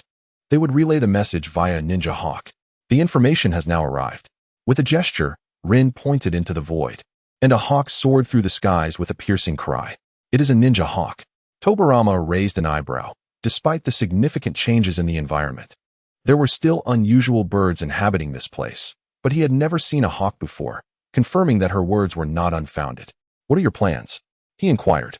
Sarutobi's tone was somewhat stiff, perhaps reflecting his displeasure towards Ling's actions. Just then, Ling rose, his tone composed, and before he could finish his sentence, 3 figures approached. By Sasuke and Kimimaro. You haven't sustained any injuries, have you, Lord Ling? Bai inquired first, gazing at Ling with concern. Ling remained silent, shaking his head to indicate he was unscathed. It appeared that your training was destined to conclude here. Watergate gently patted Ling's shoulder, letting out a soft sigh. Throughout their time together, Ling and Watergate had forged a bond that was both mentor and friendship. Watergate possessed a unique charisma, radiating a warmth beyond the authority of the Hokage, resembling a youthful sun, at times shy, sometimes awkward, occasionally delicate, and at others, resolutely determined. It indeed seemed so. Ling gestured, and the ninja hawk perched upon his left arm, retrieving the note attached to its leg. The 5th Kazekage Gaara had been captured by the Akatsuki during an assault on Sunagakure, prompting the village to seek assistance from its ally, Konoha, which had dispatched Kakashi's team, followed by Gai's. Everything seemed unchanged. Ling mused, crumpling the note into a small ball, flicking it with his finger, sending the paper flying into the ravine. Was this truly the end of his training? Sarutobi furrowed his brow, thoughtfully scrutinizing Ling. Your growth over the past 3 years has exceeded my expectations. Yet to confront him at this moment, does it not seem overly ambitious? Madara had yet to be resurrected, and I cannot foresee if he would still emerge due to my transformation. Nevertheless, Ling lowered his gaze, his eyes filled with an indomitable resolve, no matter what. I must bring him back and personally eradicate him, for only in this way can I find peace. The current training held little significance for me. My physical prowess had reached its zenith, and further practice would merely serve to accumulate experience, offering no aid against Madara. Indeed, this was a valid assertion. Tobarama nodded in agreement with Ling's words, recognizing that Madara's strength could not be bested by mere experience. Only through direct confrontation and overwhelming force could he be vanquished. Perhaps it is so, Ling murmured. Choosing not to dwell on the matter further, he turned toward Sasuke. The Akatsuki had already commenced their actions. You must prepare as well. Itachi is involved, and to acquire intelligence from him, you must first engage with the organization. This will also serve as a trial for your 3 years of training. Upon hearing this, Sasuke remained silent, and observing his quietude, Ling continued. I will assign Haku and Kinshiki to assist you, not to aid you in confronting Itachi, but to create an opportunity for you to face him alone. Sasuke remained still, his dark eyes gradually shifting to a crimson hue, the three tomos slowly spinning, while the tenketsu blade at his side quivered slightly. Though his expression was unchanged, his heart surged with desire and trepidation. What do you intend, my lord? Haku asked anxiously, his years of companionship instinctively making him wary of parting ways. I have matters to attend to. Do not worry, Ling reassured Haku. Then turned to Kinshiki. Among the three of you, you are the strongest. When assisting Sasuke, ensure your own safety as well as Haku's. I will do so. Kinshiki replied softly, his gaze filled with concern for Haku as he nodded in agreement. Then, you must prepare quickly, and we shall depart. Sasuke will take the lead, and you must heed his commands, though only within reason. The three exchanged glances, leaping away swiftly, leaving Ling in silent contemplation with the previous Hokages. All were exceptional youths, and their futures might very well reshape the world. Watching the trio vanish into the distance, Hashirama appeared contemplative, filled with anticipation, while Tobarama and Sarutobi silently nodded in agreement with Hashirama's sentiments. Ling let out a quiet sigh, turning to face the gathered Hokages, though reluctant. It seemed they had reached the end of their journey. The Hokages fell into a contemplative silence, each harboring their own thoughts. Over the past 3 years, I have been grateful for the guidance and support of the esteemed Hokages. Though I feel a sense of reluctance, I cherish the hope of meeting again in the future, albeit with the desire that we may never cross paths again. Minato smiled knowingly, giving a subtle nod of understanding. Humph, that bothersome brat. No one from the Uchiha clan is likable, Tobarama muttered, watching Rin with a hint of dissatisfaction. Tobarama, do not speak thus. Though Rin's temperament may leave much to be desired, his heart is kind. Sarutobi interjected with a light-hearted tone, his gaze towards Rin revealing a sense of fulfillment. While I may not resonate with your ideals, as your teacher, I take immense pride in you. So do I, teacher Sarutobi, Rin replied, bowing respectfully, his mind drifting back to the lessons and guardianship of the past. Uchiha Rin, I have no further words for you. Hashirama stepped forward, his eyes reflecting a mix of hesitation and hope. I cannot ascertain whether your aspirations are right or wrong. Only time will reveal the truth. However, I must caution you. Rin, do not over-rely on your left eye. Upon hearing this, Rin furrowed his brow. Why do you say such things? It is merely an intuition, Hashirama replied, shaking his head, his gaze filled with scrutiny and contemplation. To perceive time, to control time, no one in this world has ever possessed such miraculous power. There are no records of such ocular techniques within the Senju lineage, nor among the Uchiha. Yet, I sense that facing Madara, that I may not only prove unhelpful but could potentially bind you.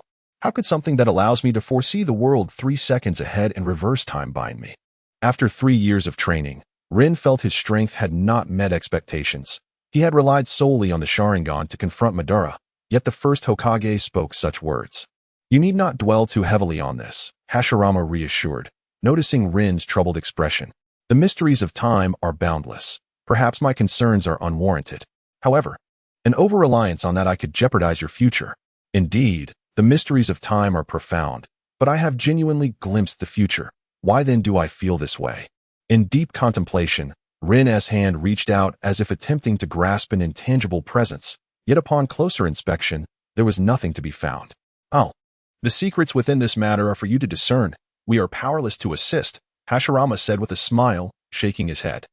He then looked out over the mountains and forests, reflecting, though the jutsu Tobarama devised may be sinister, it has allowed us to reunite in this world after our passing. And perhaps that is a form of solace. Uchiha Rin, to speak frankly, I do not resonate with your ambitions. The annals of history have repeatedly shown that only when all beings unite in spirit can peace be attained. Nonetheless, I understand your longing for tranquility, akin to Madara. Differing ideologies lead to divergent paths, yet the ultimate goal remains the same. Whether this world will find serenity or turmoil because of you, I shall observe with quiet anticipation. My ideals. Rin lowered his head, his eyes swirling with myriad thoughts. I yearn for peace within my heart, and what I seek is to achieve that peace and bring back my beloved, to share in this joy and tranquility. This is the essence of my existence. Whether the path is deemed right or wrong. In summary, these 3 years spent together have been splendid. I look forward to know, as you wish. May we not meet again in the days to come. Hashirama smiled, a sudden pillar of light erupting beside him, reaching towards the heavens. Uchiha Rin, time will unveil the truth of your choices. With arms outstretched, the doorway reveals a realm where fine dust dances in the air. Ling, do not forget our solemn pact. Mizukage gazes intently at Ling, the radiance upon him growing ever more resplendent. As the brilliance fades, the soul returns to its origin, leaving only a carpet of dust and 4 lifeless forms behind. Farewell, O great Hokages. Ling bent down, grasping a handful of dust, allowing the fine particles to scatter from his fingertips as he slowly advanced into the depths of the secluded valley. With Ling's promise secured, Sasuke, accompanied by Sai and Kimimaro, promptly set forth. Sasuke, do you have a plan? Sai inquired as the trio leaped between the rocky formations. Sasuke, upon hearing the question, fell silent, contemplating for a considerable time. Today marked the 3rd day since their departure. Noticing Sasuke's silence, Kimimaro calmly reminded him, we have been apart for a day. It will take 2 days for Lord Ling's intelligence to reach us from Konoha. In other words, we are 2 days behind the Konoha reinforcements. However, according to the map, we are closer to the land of wind. Therefore, we must hasten to Sunagakure. Sasuke, after processing this revelation, responded with equanimity to Kimimaro's prompt. The Konoha reinforcements must first reach Sunagakure to assess the situation. Even if we are 2 days late, our proximity makes it prudent to accompany them rather than blindly seek out Akatsuki to ascertain whether they possess intelligence on the organization. With a resolute heart, Sasuke quickened his pace, declaring, we must reach Sunagakure as swiftly as possible. As they gazed at Sasuke's retreating silhouette, Sai and Kimimaro exchanged knowing glances, silently quickening their steps as well. Meanwhile, akin to Sasuke's pursuit of Itachi, Ling embarked on his own journey. Unlike Sasuke's encirclement strategy, Ling's target was the village hidden in the rain, with the intent to seize Pain's Rinnegan, preparing for the revival of Lai. Were it 3 years prior. Even with the power to contend against the 6 paths of Pain, Ling would not have dared to recklessly venture into the rain village in search of Nagato. However, 3 years of arduous training had elevated both his strength and mindset to a new echelon. In the days when Pain appeared before Madara, he was undoubtedly a top-tier powerhouse. Yet, after the arrival of Madara and the successive Hokage, while Pain was not entirely overlooked, his strength paled considerably in comparison to Madara, the first and the second Hokage. Now, Ling possessed a mentality that could rival Madara. The current Pain or Obito was of little consequence. In the past, he had hidden with Sai, fearful of arousing Obito's suspicion, but now he strode boldly toward the Rain Village, unabashedly plotting to acquire the Rinnegan. Ling's transformation in mindset was evident. Securing the Rinnegan, eliminating Madara, and then resurrecting Lai. A slight smile graced his lips, infused with anticipation as his steps took on a lighter quality. At that moment, distant sounds of clashing ninja tools resonated, accompanied by roars and curses.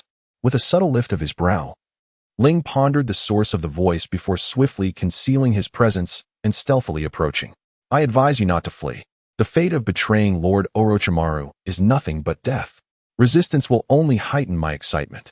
Amidst the tangled rocks and weeds stood a sinister young man with 6 arms, grinning wickedly, accompanied by 3 ninjas from the Sound Village.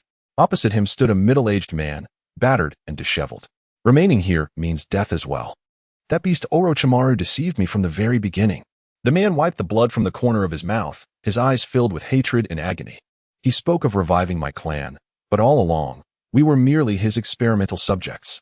My clan, once flourishing, now dwindles to mere dozens. And this matter is beyond my control. The 6-armed man chuckled maliciously.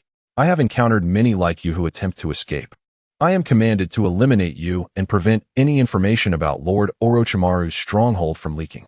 Now, let me grant you your release. Ninjutsu. Spider bind. A massive net erupted from his mouth, ensnaring the man in an instant. Damn it. The man struggled futilely and then roared, Kisame. You disgrace under Orochimaru's command will one day descend into the abyss. Disgrace? Indeed, with Lord Orochimaru's power, I am also bound by it, Kisame replied with a faint smile, though a shadow flickered in his eyes. However, conversing with you holds little significance. With a flick of his hand, he signaled the 3 ninjas. Dispose of him quickly. Understood. The ninjas responded. However, as they prepared to act, they suddenly noticed a young man standing not far away. Clad in a dark robe, his tall figure, and flowing black hair cascaded down to his waist. The high collar concealed his face, revealing only a pair of enigmatic red eyes that silently gazed at them. Who dares? Kisame gasped, instinctively stepping back. How had this person appeared without detection? Their aura and chakra completely undetectable? Ah, Kisame? The man interjected, seizing the initiative amid Kisame's alarm. It seems amusing that I have taken Sasuke away, yet you, a mere pawn, remain alive. And who might you be? The three ninjas glared, displeased by the stranger's nonchalance. The man turned to face the three ninjas, and the three tomo of his Sharingan suddenly emerged in his crimson eyes. The Sharingan? Who is this person?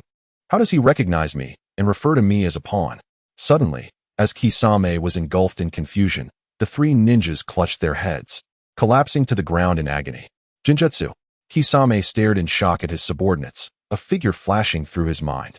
The Sharingan, an inescapable illusion. Could it be? It seems you have remembered. Uchiha. Ling. Chapter 10. Learning everything about Ling, so that was it. They were pursuing defectors. Ling nodded, grasping the situation. This ninja was the leader of a clan that had defected to Orochimaru a year ago, hoping to leverage his power to restore their lineage. However, Orochimaru did not fulfill his promise, instead using them as subjects for his experiments. Upon discovering the truth, they sought to escape, only to be besieged by Orochimaru's forces. The situation drastically shifted as Mangekyo realized that the collapse of Konoha was orchestrated by Orochimaru, leading them to retaliate against Otoge. Though they did not officially declare war, they severely weakened Otoge through economic infiltration and the plundering of missions. In contrast to the historically rich Mangekyo, Otoge was powerless to resist.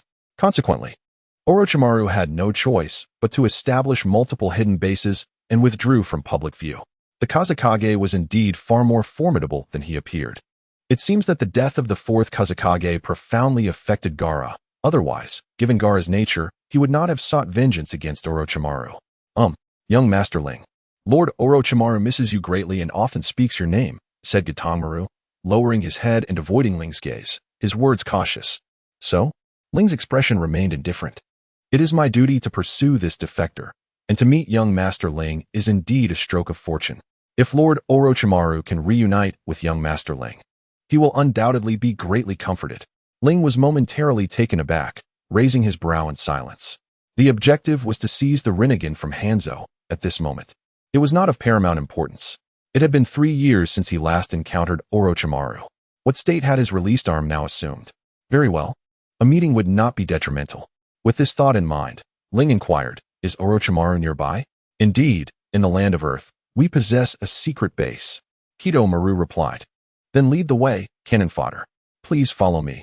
Silent throughout the journey, Ling followed Kidomaru until they arrived at Orochimaru's base in the land of Earth. Upon reaching the entrance, he beheld Orochimaru alongside Kabuto, awaiting his arrival. It had been 3 long years, and Ling felt a deep sense of nostalgia. Little did he expect to reunite here. Orochimaru still exuded his malevolent charm, his pale silhouette unmistakable. He slightly extended his arms, a smile gracing his lips as he gazed at Ling. His appearance remained unchanged, yet the aura he emanated and the intensity of his gaze. Ah, Ling, what extraordinary experiences have you undergone in these 3 years? It has indeed been a while. Ling regarded Orochimaru, nodding in acknowledgement, unperturbed by the scrutinizing gaze. Knowing of my arrival, it seems Kidomaru has relayed the message through the spider summoning. Certainly. It has been a long time, Orochimaru smiled, his yellow eyes piercing as they fixed upon Ling. Our fates are extraordinary, converging in the land of Earth.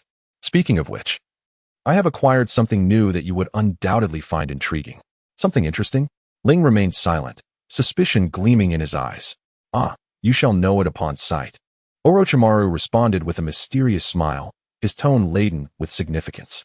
As they stepped into the secret chamber, Orochimaru did not pause for a moment, offering no pleasantries, but directly led Ling into a room. The flickering candlelight cast dancing shadows upon the wall, revealing an ominous figure resting upon the table. What is this? Ling pondered, sensing that it was anything but ordinary. Why not take a closer look, young Master Ling? You shall discover the answer for yourself, Orochimaru remarked with a faint smile, his raspy voice tinged with temptation. Ling Wenji raised his brows, uttering not a word as he stepped forward with measured grace. Upon discerning the incantation, his gaze sharpened. revealing a profound astonishment that he did not attempt to conceal. "Where did you acquire this object?" Ling inquired, his brow furrowed and his tone imbued with curiosity. "Oh, it is merely due to the stone tablet's inscriptions you described that piqued my interest. As for how I obtained it, it was merely a transaction." Orochimaru replied with a casual shrug, seemingly indifferent. "A transaction? Could it be that the Akatsuki organization is involved?" As thoughts raced through his mind, Ling's tone turned resolute. "Ha ha ha, your insight into the Akatsuki surpasses my expectations." Orochimaru chuckled softly, surveying Ling with keen interest. "Indeed, they are involved. That fellow seems to be plotting something. Why not take a guess?" "No need for conjecture." Ling suddenly pivoted, his gaze icy as he retorted. "You play with fire at your own peril. Be wary lest you burn yourself." "Perhaps so." Orochimaru dismissed Ling's tone and piercing gaze, tilting his head slightly to appraise him. "I merely wish to confirm my suspicions. Moreover, for you, does this not represent another avenue to access the power of the Sage of Six Paths? What is your objective?" Ling's voice lowered, his crimson eyes intertwining into a strange totem with the Sharingan. "To approach the truth." Orochimaru sensed the formidable aura emanating from Ling, his smile fading as he continued. "A ninja, the Rinnegan, the Sage of Six Paths. I seek to uncover all the hidden secrets within." "Truth?" Ling murmured, grasping an object from the table and examining it with meticulous care. "There is a saying you may not have heard, the curious perish more swiftly." With that, Ling suddenly clutched the fluttering object, a powerful aura and chakra surging forth, causing the entire room to tremble, dust cascading down as fine cracks appeared upon the walls. Such formidable presence is truly extraordinary. Sensing the force Ling unleashed, Orochimaru did not retreat but advanced, his serpent-like eyes fixated on Ling as he murmured, "It seems you wish to take my life." Ling, upon hearing this, silently gazed at Orochimaru.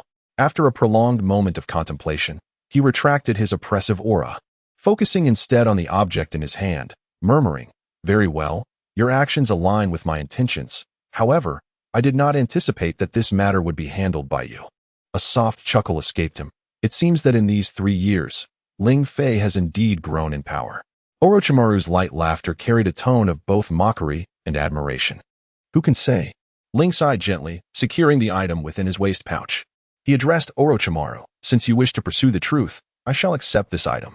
Should it not fulfill your desires, you may reclaim it."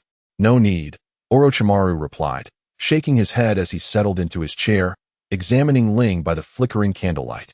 "I initially intended to test its effects on Sasuke, but with Ling in possession, the results will undoubtedly be superior. I eagerly await the truth that you shall uncover." "Humph. I hope you can survive to witness it." Ling retorted with a cold smile, his lips curling in a sardonic arc, before he silently departed, leaving Orochimaru staring blankly at his retreating figure. "Lord Orochimaru, why did Ling leave?" Kabuto entered, positioning himself behind Orochimaru, his mind clouded with questions. "Oh, did you forget my words?" Orochimaru replied with a meaningful smile, his gaze fixed on the candle flame before him. "I once said that Ling is a gust of wind propelling the world forward. What I do now is merely to stoke the fire as this wind begins to rise. But even so, we have made no tangible progress." Kabuto looked at Orochimaru in confusion. "Progress? No, Kabuto, you misunderstand." Orochimaru rose, his golden eyes reflecting the candlelight. "I have gradually approached what I seek, have I not?" Ling did not linger long at Orochimaru's domain. The revelations from 3 years prior regarding the secrets of the Nanha River had provided Orochimaru with a novel direction for his research. Moreover, the artifacts obtained from Ju left Ling rather astonished. Indeed, this was an alternative pathway to the power of the Sage of Six Paths. However, for Ling, the origin of this artifact, stemming from Orochimaru's dealings with Ju, raised questions. Had Madara ever utilized it? If not, what was its provenance?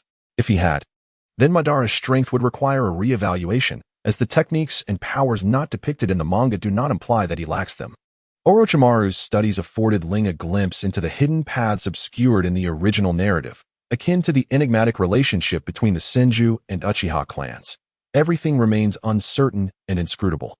It appears that the situation is fraught with fluctuations. The matter of the Rinnegan cannot be postponed any longer and must be seized. Ling pondered for a moment, no longer hesitating, and immediately set off towards Yuin village. As Ling departed from the Hidden Sound village, Sasuke and his companions had already arrived at the Hidden Sand village. The night was deep, The winds whipped up the yellow sands, and the village exuded an aura of desolation and sorrow. Lord Sasuke, what are your plans for the next step? Asked Bai, who stood behind Junmaru. Sasuke raised an eyebrow, his crimson eyes fixed on the distant horizon that seemed unattainable, while Junmaru gazed at Sasuke's silhouette, lost in myriad thoughts. Both were clad in long, dark cloaks. Yet Sasuke bore the emblem of the Uchiha clan on his back, with a pouch of ninja tools secured at his waist and the Tank no Ri sword slung at his side. Their 3 years together had not only influenced their attire, but also Sasuke's demeanor and conduct, making him strikingly similar to Ling. The charisma of a strong individual often inspires imitation without conscious awareness, and Sasuke had, unknowingly, absorbed everything from Ling. The Hidden Sand Village had recently lost its 5th Kazekage, Gaara, and its defenses were undoubtedly tight. A forceful intrusion might be possible, yet avoiding unnecessary conflict would be prudent. Have you devised a strategy? Junmaru, noting Sasuke's calm gaze, inquired, knowing that Sasuke had likely contemplated the matter thoroughly. Sasuke nodded, his Mangekyo Sharingan scanning the surroundings. Though the reconnaissance barrier of the Hidden Sand Village is not as formidable as that of the Hidden Leaf, it remains well guarded. We shall lay an ambush and strike at a sand ninja to procure intelligence before proceeding with our actions. Understood, I replied, and Junmaru also nodded in agreement. Meanwhile, within the Hidden Sand Village, Kakashi and his group had just arrived. Konoha's White Fang. Today is the day of vengeance for my son. Chiyo, who initially appeared frail, suddenly rose upon seeing Kakashi, with the grown Naruto standing before her. Old hag, what do you intend to do? Naruto positioned himself protectively in front of Kakashi, his clone blocking Chiyo's attack. Naruto, calm down. Sakura hurriedly interjected to restrain him. Perhaps this old fool has mistaken someone. Kakashi forced a smile, attempting to clarify. Sister, please calm down. You have mistaken the person. Ka stepped forward to intervene, gazing quietly at Kakashi. Though he bears a resemblance, Konoha's White Fang has long since passed. Upon hearing this, Chiyo was momentarily stunned, her gaze upon Kakashi revealing a struggle and resentment. Did you not weep bitterly for your inability to avenge your son? Chiyo gently closed her eyes, seemingly to quell her emotions, then smiled. I was merely jesting. Did I frighten you? Naruto stood bewildered, unsure of how to respond, while Kakashi raised his weary eyes, speechless. From his sickbed, Kankuro groaned in agony, beads of cold sweat dotting his forehead. Kankuro, Maki exclaimed, her face displaying concern. Let me tend to his injuries, Sakura said, adjusting her short pink hair as she stepped forward. Kakashi-sensei and the others should step outside for a moment. The group moved outdoors, and Naruto, curious, looked at Kakashi and asked, Kakashi-sensei, who is the Konoha's White Fang that the old lady mentioned? Upon hearing Kakashi's words, he paused, and the allure of the intimate paradise in his hand faded away. How should one articulate this? In a whisper, Kakashi seemed to be ensnared in memories. Simply put, Konoha's White Fang is my father. Naruto, the teacher's student, appeared somewhat dazed, unsure of how to respond. The revelation that Konoha's White Fang was your father was startling. Suddenly, a voice resonated from the rooftop. The formidable ninja, whose presence had been unanticipated, was revealed to have such a connection with Kakashi-sensei. Could this voice belong to? In an instant, a figure materialized on the rooftop, hair cascading down, standing atop the beam, quietly gazing down at the assembly, the crimson eyes glimmering with the faint flicker of 3 tomo. Sasuke and Naruto could hardly believe their eyes, calling out in fragmented breaths. It's been a while, Naruto. His handsome visage and indifferent gaze suggested that past warmth had seemingly dissipated, leaving only a subtle sense of estrangement lingering between them. Chapter 1. The Return of the Departed. Kakashi gazed intently at Sasuke, slowly closing the yellowed scroll in his hand, overwhelmed with emotion. He sensed the air of detachment and coldness surrounding Sasuke. Though the passage of 3 years had not revealed its depths, it surely surpassed his expectations. The gaze, the demeanor, bore a striking resemblance to the haughty indifference of yesteryears. Sasuke may possess the coveted strength he yearned for, yet he appeared to have forsaken his feelings for Team 7. Kakashi-sensei, as Sakura had just completed her healing of Kankuro and stepped outside, her unfinished words halted upon catching sight of Sasuke leaping across the eaves, causing the notebook in her hand to slip and gather dust. Sakura. Sasuke softly uttered her name before gracefully landing, stating, "This place is indeed a secret spot. We have searched from nightfall until the sun reaches its zenith to arrive here." We? Kakashi squinted, pondering the colleagues Sasuke referred to. Sasuke smiled faintly, waving his arm, and two figures instantly materialized behind him. One, dressed in a pristine white kimono, illustrated a graceful form, her skin as pale as snow. Her starry black eyes sparkling with curiosity as she gazed at the crowd, her exquisite beauty adorned with a hint of intrigue. The other was a young man, slightly slender beneath his gray robe, yet exuding a sense of strength. His silvery hair cascaded to his chest and back, while his ice-green eyes betrayed no emotion.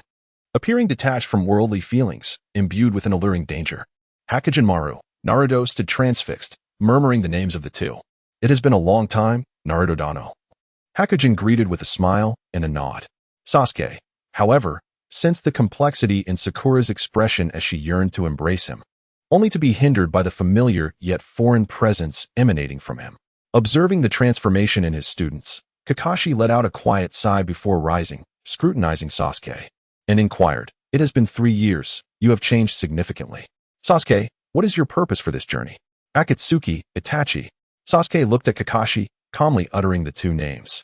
Indeed, but how did Sasuke come to know of our whereabouts? Sasuke remained silent, sensing Kakashi's unspoken doubts. He replied, "These matters do not concern you. I harbor no interest in Konoha or Mangekyo. My sole focus is on Itachi." Kakashi, quiet and composed, gazed at Sasuke with his single eye.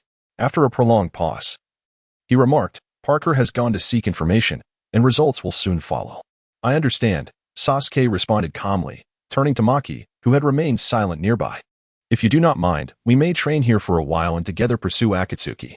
In a certain sense, I too am a ninja of Konoha." Maki was momentarily taken aback, looking to Kakashi for affirmation. Upon receiving a nod, he agreed, "Very well, I will arrange accommodations for you." With that, Sasuke gestured and departed, instructing, "Inform me when you have news." He then walked away.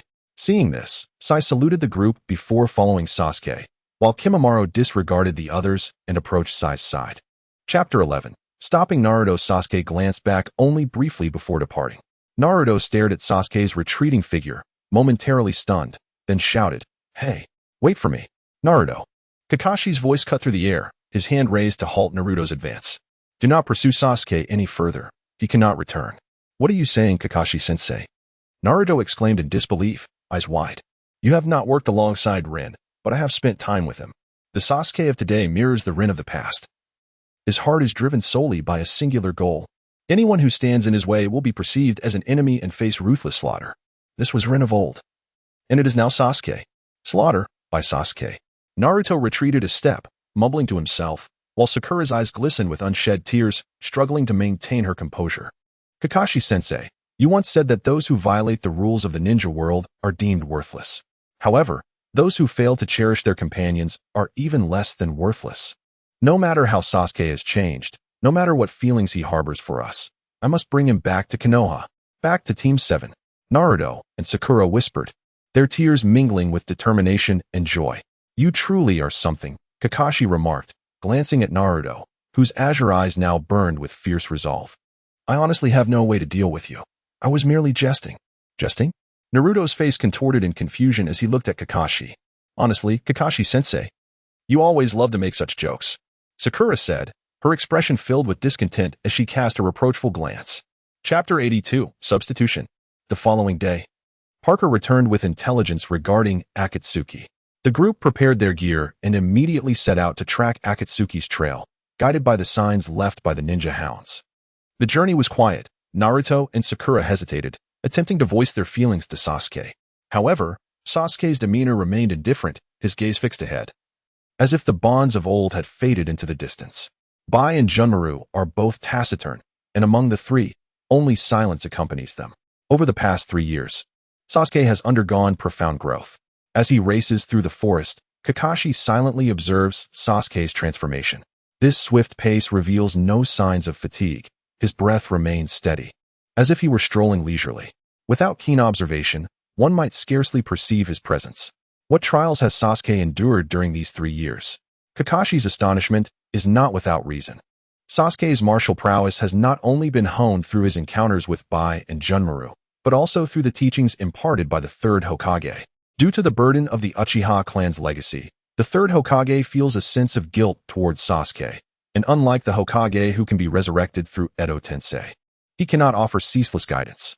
Thus, during the third's moments of respite, Sasuke sought counsel from the various Hokages, which has become the cornerstone of his rapid advancement. Ling, an exceptional mentor, pales in comparison to the educational contributions of the three generations, let alone that of Orochimaru.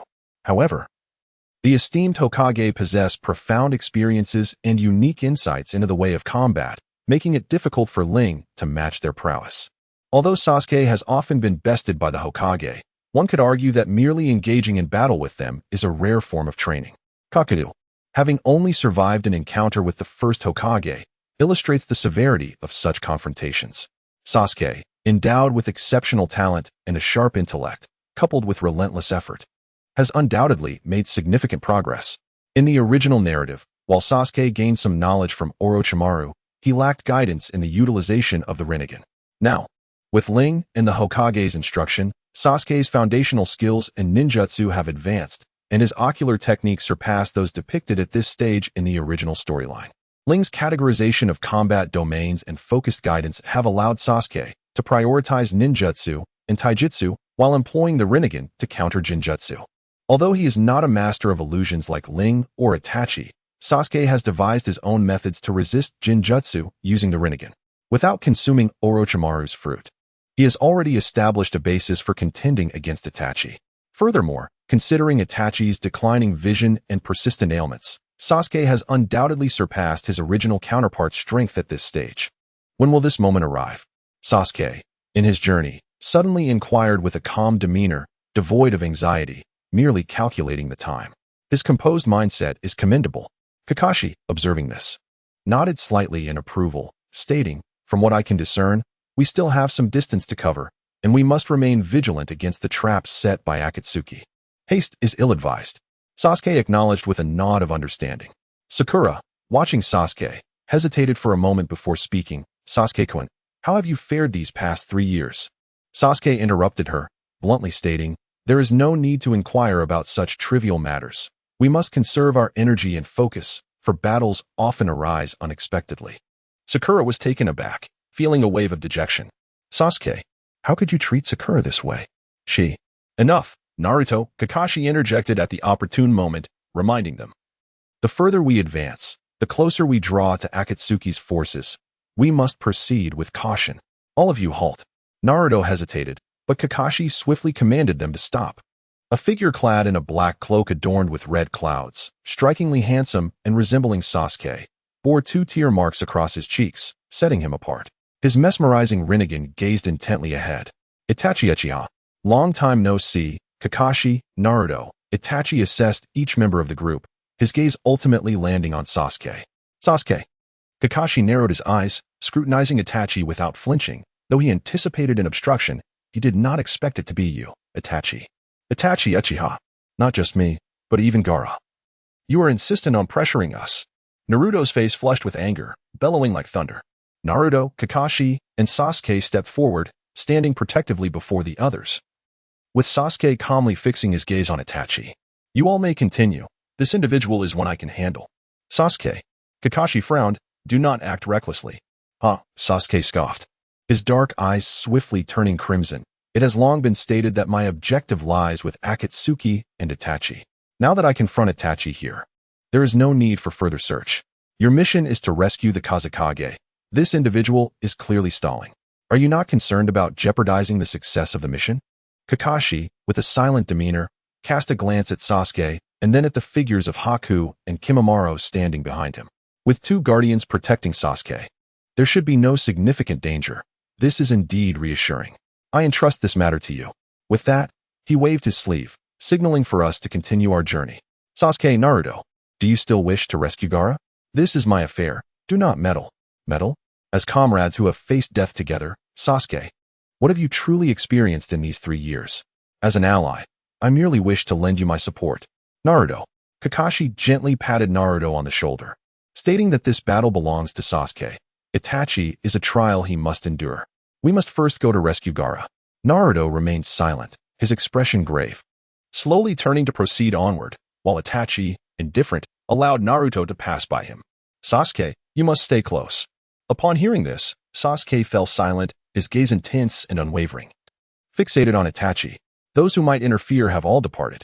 Having dismissed Kakashi and the others, Sasuke stepped forward, confronting Itachi directly, who still bore that same cold demeanor.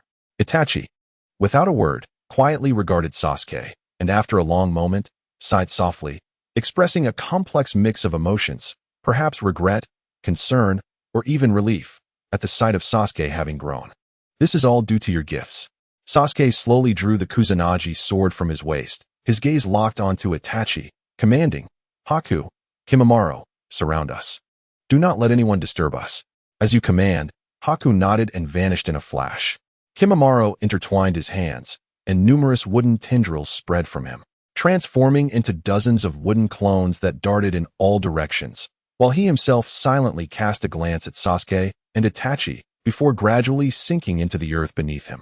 Would release? Itachi paused, deep in thought, but Sasuke would not allow him the luxury of contemplation. In these 3 years, you cannot fathom the extent of my training. My current power is formidable, Itachi, you must tread carefully. With the Kusanagi sword pointed towards his brother, Sasuke's blood-red eyes glimmered with murderous intent, icy and detached. One misstep, and you shall meet your demise. The word death slipped from Sasuke's lips as he suddenly appeared before Itachi. The Kusanagi sword glinting with cold light as it aimed for Itachi's waist.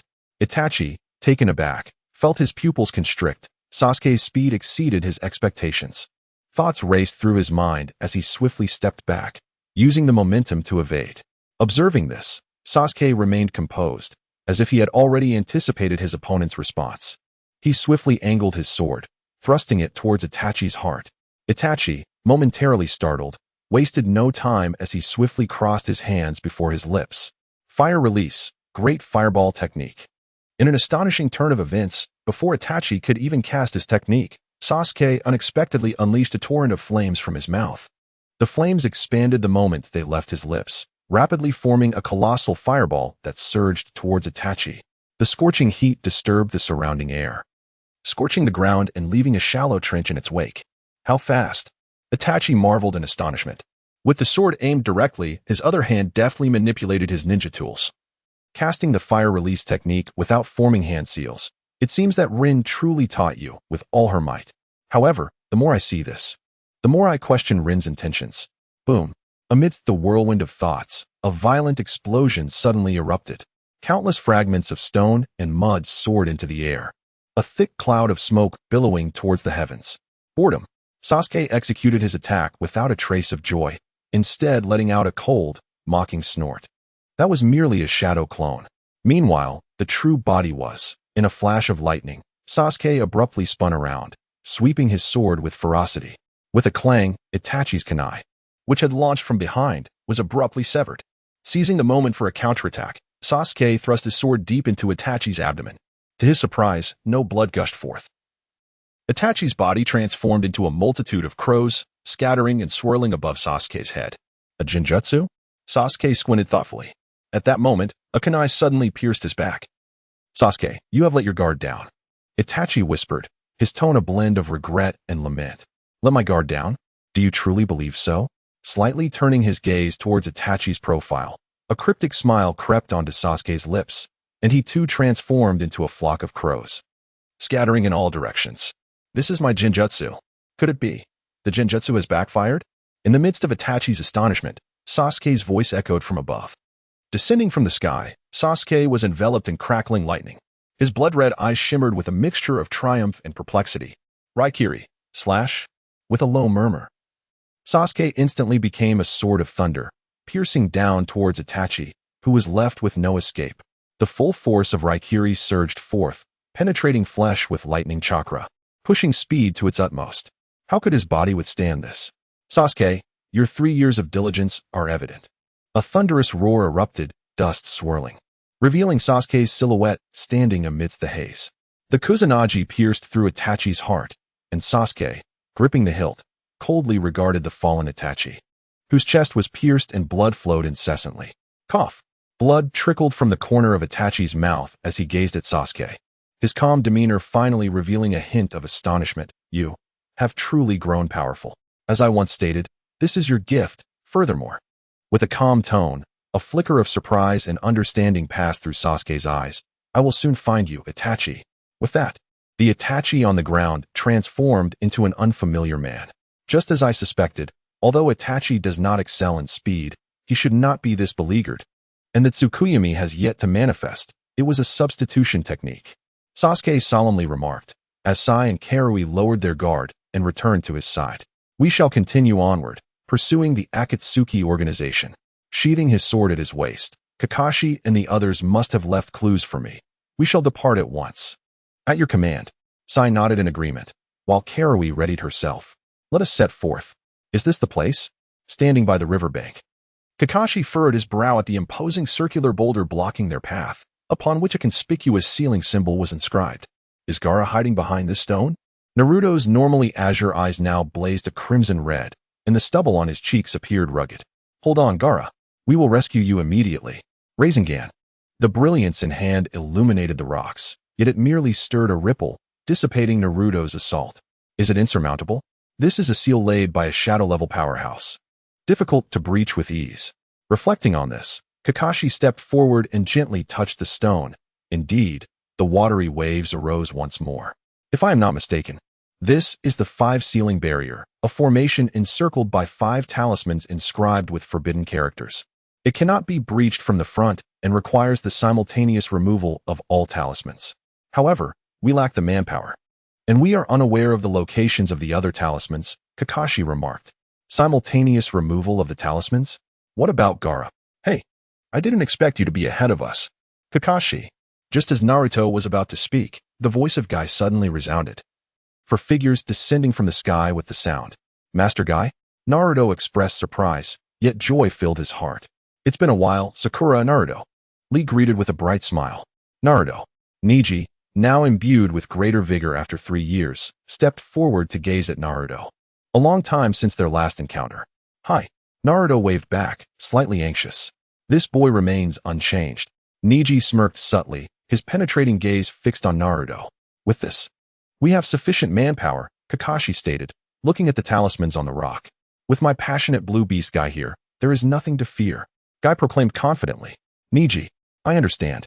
Neji, upon hearing this, swiftly activated his Byakugan. Too slow, wasting too much time. Suddenly, a cold voice echoed from above the rock. Sasuke had arrived unannounced. With Sai and Karen standing steadfast behind him. Uchiha Sasuke. Lee exclaimed in astonishment, while others regarded Sasuke with suspicion or scrutiny. The 5-sealing barrier requires the simultaneous removal of the talismans? Sasuke disregarded the crowd, speaking with a hint of derision. I cannot afford to waste time. Upon finishing his words, Sasuke's arm radiated with a brilliant blue light, the sound of birdsong resonating through the skies. As he flung that orb of blue light into the heavens. What is this? Tintin, clad in traditional Han attire, furrowed her brow, watching Sasuke's every move. Her heart brimming with confusion. Chapter 12. Indisputable. Wait a moment. The revelation is imminent, Sasuke murmured confidently, ignoring the expressions of the others. What technique do you intend to employ? White queried, somewhat surprised, yet his gaze betrayed certainty despite his doubts. A technique? The details are unknown. Yet her words are not unfounded. Sasuke is not one to boast. However, can this technique breach the barrier set by a shadow-level powerhouse? All eyes were fixated on Sasuke, awaiting his response. Moments later, Kakashi was the first to notice something amiss. He looked up to see dark clouds suddenly materializing above the cavern. Not clouds, but the ionosphere. Karen remarked calmly, naming the extraordinary technique. Indeed, the technique Sasuke intends to unleash is his signature creation, Kirin. The original Kirin technique necessitates the harnessing of high temperatures to generate ascending air currents, thereby forming rain clouds. Sasuke, utilizing Chidori, directs potent electricity within the clouds to manifest his own lightning release, striking the adversary directly. The brilliance of Kirin lies in its extensive range, formidable attack power, and minimal chakra consumption. This technique draws upon the forces of nature rather than Sasuke's own chakra. However, its vulnerabilities are equally conspicuous. Prior to unleashing Kirin, Sasuke must employ fire release to elevate the temperature and stimulate the rising air currents. This technique may function adequately in damp terrains, yet in arid deserts or rocky landscapes, where moisture is scarce, the formation of rain clouds becomes exceedingly difficult. Should he encounter a swift enemy, the battle may be lost before Sasuke's Kirin can even manifest. Hence, Sasuke heeds the counsel of Rin, altering the accumulation method of electricity. Instead of rain clouds, he seeks to create an ionization in the atmosphere. Within the air, countless charges exist, and if deftly manipulated, their power can obliterate the world. Sasuke releases Chidori, drawing upon the electric charges in the atmosphere, transforming them into an ionosphere, which he then directs with Chidori, ultimately culminating in the might of Kirin. But what is this? Neji gapes in astonishment at the spectacle above. His Byakugan revealing the fierce currents of electricity and chakra within the ionosphere, akin to caged beasts poised to break free and deliver a fatal blow. Though this power may not be the strongest, it is undoubtedly sufficient. Should I gather more, I fear I may struggle to control this current. Sasuke senses that the currents within the ionosphere possess the potential to shatter the seal and slowly raises a hand. The sky seems to lament in response to his movement. This is perilous. Fall back. Kakashi, momentarily entranced, quickly regains his composure and calls out urgently, accompanied by the sound of thunder. Wait. Sasuke, wither away. In an instant, a rift appears in the sky, like a blade slicing through the heavens, casting a fleeting shadow across the land, leaving only a brilliant azure light in its wake. What chaos unfolds outside? The members of the Akatsuki, gathered in the cave, having just completed the sealing, sense an unusual disturbance. Zetsu. The ripples in his dual eyes reflect the radiance surrounding him, as he coldly regards Zetsu, awaiting a response. It is Sasuke. White Zetsu replies, while black Zetsu's eyes follow Itachi's silhouette, contemplating. Itachi, your brother is truly extraordinary. Itachi remains silent, his crimson eyes concealing deep emotions. A resounding explosion suddenly reverberates, shaking the cave and sending debris swirling. What is occurring? The group looks up in bewilderment, exchanging puzzled glances, unsure of the cause. A direct attack on the barrier. Conan's cool voice carries a hint of admiration. It is indeed. Pain's hands shift abruptly. A dazzling light bursts forth, as if space itself were being cleaved, revealing the might of Kirin descending from the heavens. The deafening roar echoes once more. As the dust settles, the sky clears, leaving behind a terrifying chasm amid the raging flames, along with the barrier, as massive stones and debris rain down from the shattered ceiling of the cave. This is. Deidara stands at the fingertip of the outer path statue, his remaining arm clenched tightly, his eyes wide with astonishment and wonder. This is true art. Art. Indeed. Silence. Deidara. Scorpion dodges the surrounding flames and debris, disdainfully declaring, only that which endures can be truly appreciated. Art is eternal, not a fleeting moment. Brother Scorpion, you are mistaken. Deidara furrowed his brows, his azure eyes fixated on Sasori, the moment erupting with an overwhelming shock. This was true art, unlike the lifeless puppets of Sasori. Thus, art is an explosion. Deidara, this lad. The idle chatter had reached its conclusion.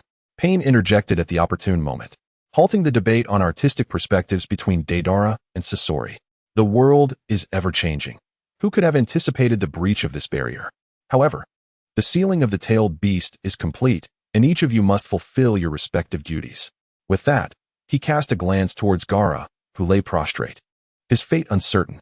No sooner had he spoken than several figures descended from the heavens, leaving the members of the Akatsuki and the awe-inspiring outer path statue in a state of shock.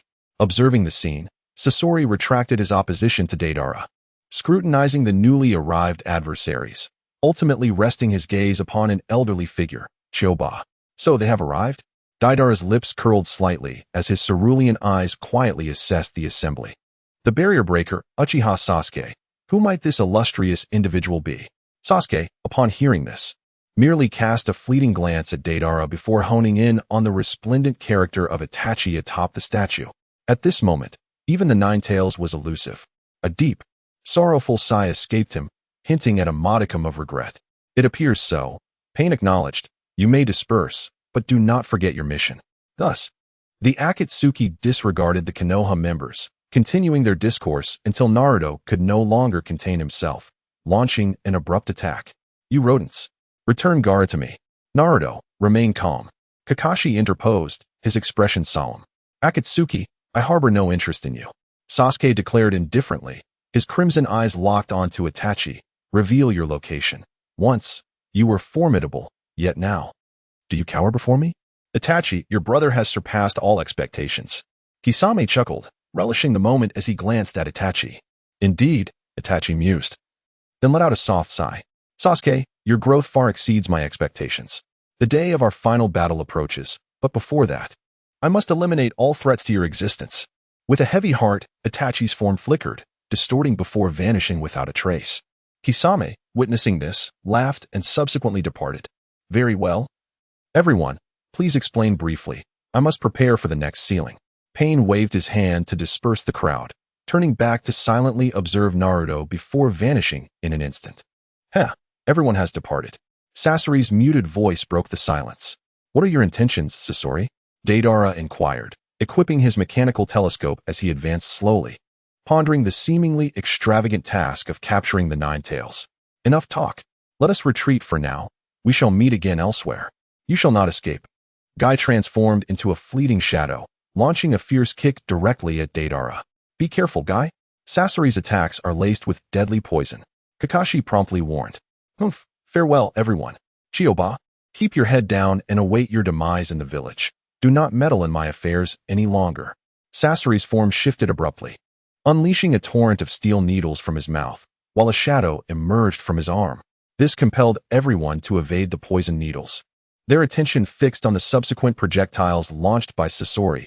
Black, thunderous ninja tools. Flash bombs. Remain vigilant. Bang.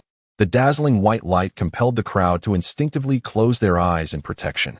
Even Sasuke and Kakashi, endowed with the Sharingan, could not withstand the blinding radiance. As the brilliance dissipated, both Scorpion and Deidara had vanished without a trace. TSK, they've escaped. Sasuke gritted his teeth, filled with resentment. Alas, Kakashi sighed lightly. Though considering the mission's purpose of rescuing Gaara, it could be deemed a partial success. Gaara. Naruto rushed forward, lifting the fallen Gaara. The plan has failed. Jumara spoke calmly, observing Sasuke's unwillingness, yet noting that clues still remained. The Akatsuki's objective was the tailed beasts. Thus, should they pursue the remaining Jinchuriki and await the Akatsuki's next move? By revealed Junmaru's underlying implication. Sasuke remained silent, his tightly clenched fists betraying his sentiments. At dawn, I awoke from my dreams to find a strange and delicate figure awaiting beside my bed. A glance revealed disheveled hair framing a beautiful countenance, with ruby lips slightly parted and nostrils gently quivering, portraying an enchanting slumber. Her alabaster neck, clad only in simple attire with a slightly open collar, revealed a glimpse of her soft bosom, resembling a picturesque scene that captivated the senses. Who might this be? Such an enchanting beauty eludes my memory. Lord Lingzong, you have awakened. The exquisite maiden suddenly opened her autumn-like eyes, gazing at me with heartfelt affection, a blush gracing her cheeks. You called for me. A flicker of doubt surged within me as I inquired, who are you, my lady? Her eyes widened in surprise, and sorrowful tears traced her cheeks. Why is she weeping so suddenly? She is utterly beguiling, and I have yet to offer my thoughts. Yet here she is, in tears. Lord Lingzong, how can you be so heartless? I am your loyal reader, Shioi. She lamented. Shioi, my fan, what is happening here? Who will elucidate this enigma for me? Enough. She shook her head, her expression dimming. Once, our bond was profound, and vows of eternal love now lie in emptiness. With tears in her eyes, she began to gather her scattered garments, intending to depart. How absurd. Wait, let me calm her down and uncover the truth first. My heart softened, unable to bear the sight of a weeping woman. Well, you see, I have recently been tormented by a band of ruffians, causing my mental state to falter and my memories to become jumbled. Please do not rush. Allow me to explain slowly. Tormented by ruffians? She paused, then looked at me with concern. Lord Lingzong, are you unwell? What wretches have angered you? Speak, and I shall vanquish them for you. Indeed, indeed. Hurry and tell me. What is the matter? How did these lovely ladies suddenly appear? Who are they? I am your fan, a crossdresser. I am the mature lady. I am the lowly. I am the millennia-long devotee, your confidant. Ah, the room is filled with beauties. It seems all my fans are of this enchanting ilk. Very well, if they are lovely. Their abundance poses no hindrance. I shall welcome them all. In an instant, a latent power surged from the depths of my being, urging me to step toward that legendary realm of ideals. With the likes of Yoshihiro, the cross-dresser, the alluring mature woman, the enchanting lowly, and the millennia of enduring. What more could one desire? Ladies, bow down. The heavens bear witness. You have troubled my heart, and today I shall repay you in kind. As the sealing of the One Tail reached its conclusion, the Akatsuki's mission was deemed a resounding success, despite unforeseen complications. The One Tail had been sealed, and whether Sasuke acquired the necessary intelligence was no longer a concern for Pain or the Akatsuki. In contrast to the success of the Akatsuki, Naruto and the Leaf Village ninjas, alongside Granny Chiyo of the Sand Village, sacrificed themselves to perform forbidden techniques to resurrect Gaara, providing a semblance of solace amidst the turmoil. Sasuke, you remain indecisive. I will not return with you, Naruto. Sasuke turned his back to Naruto, his tone resolute. It is precisely because I once lived in Konoha that I have come to understand the depths of my insignificance. Following Ling, I have witnessed unprecedented power and sights. Unprecedented power. Kakashi pondered inwardly. For power, you would sever ties with us? Naruto's gaze was unwavering as he looked at Sasuke. Sasuke, you are still naive. He turned, the yellow sand swirling between his crimson eyes. I am different from you. I possess my own ambitions. Indeed, you are my bond. But Sasuke paused, a glimmer of understanding in his eyes. Too many ties only breed confusion. An intense obsession will dilute the emotions I hold most dear. You need not regard me as the boy I was 3 years ago. Sakura whispered his name, the once comrades now separated by mere wisps of sand. Yet the distance between them felt insurmountable.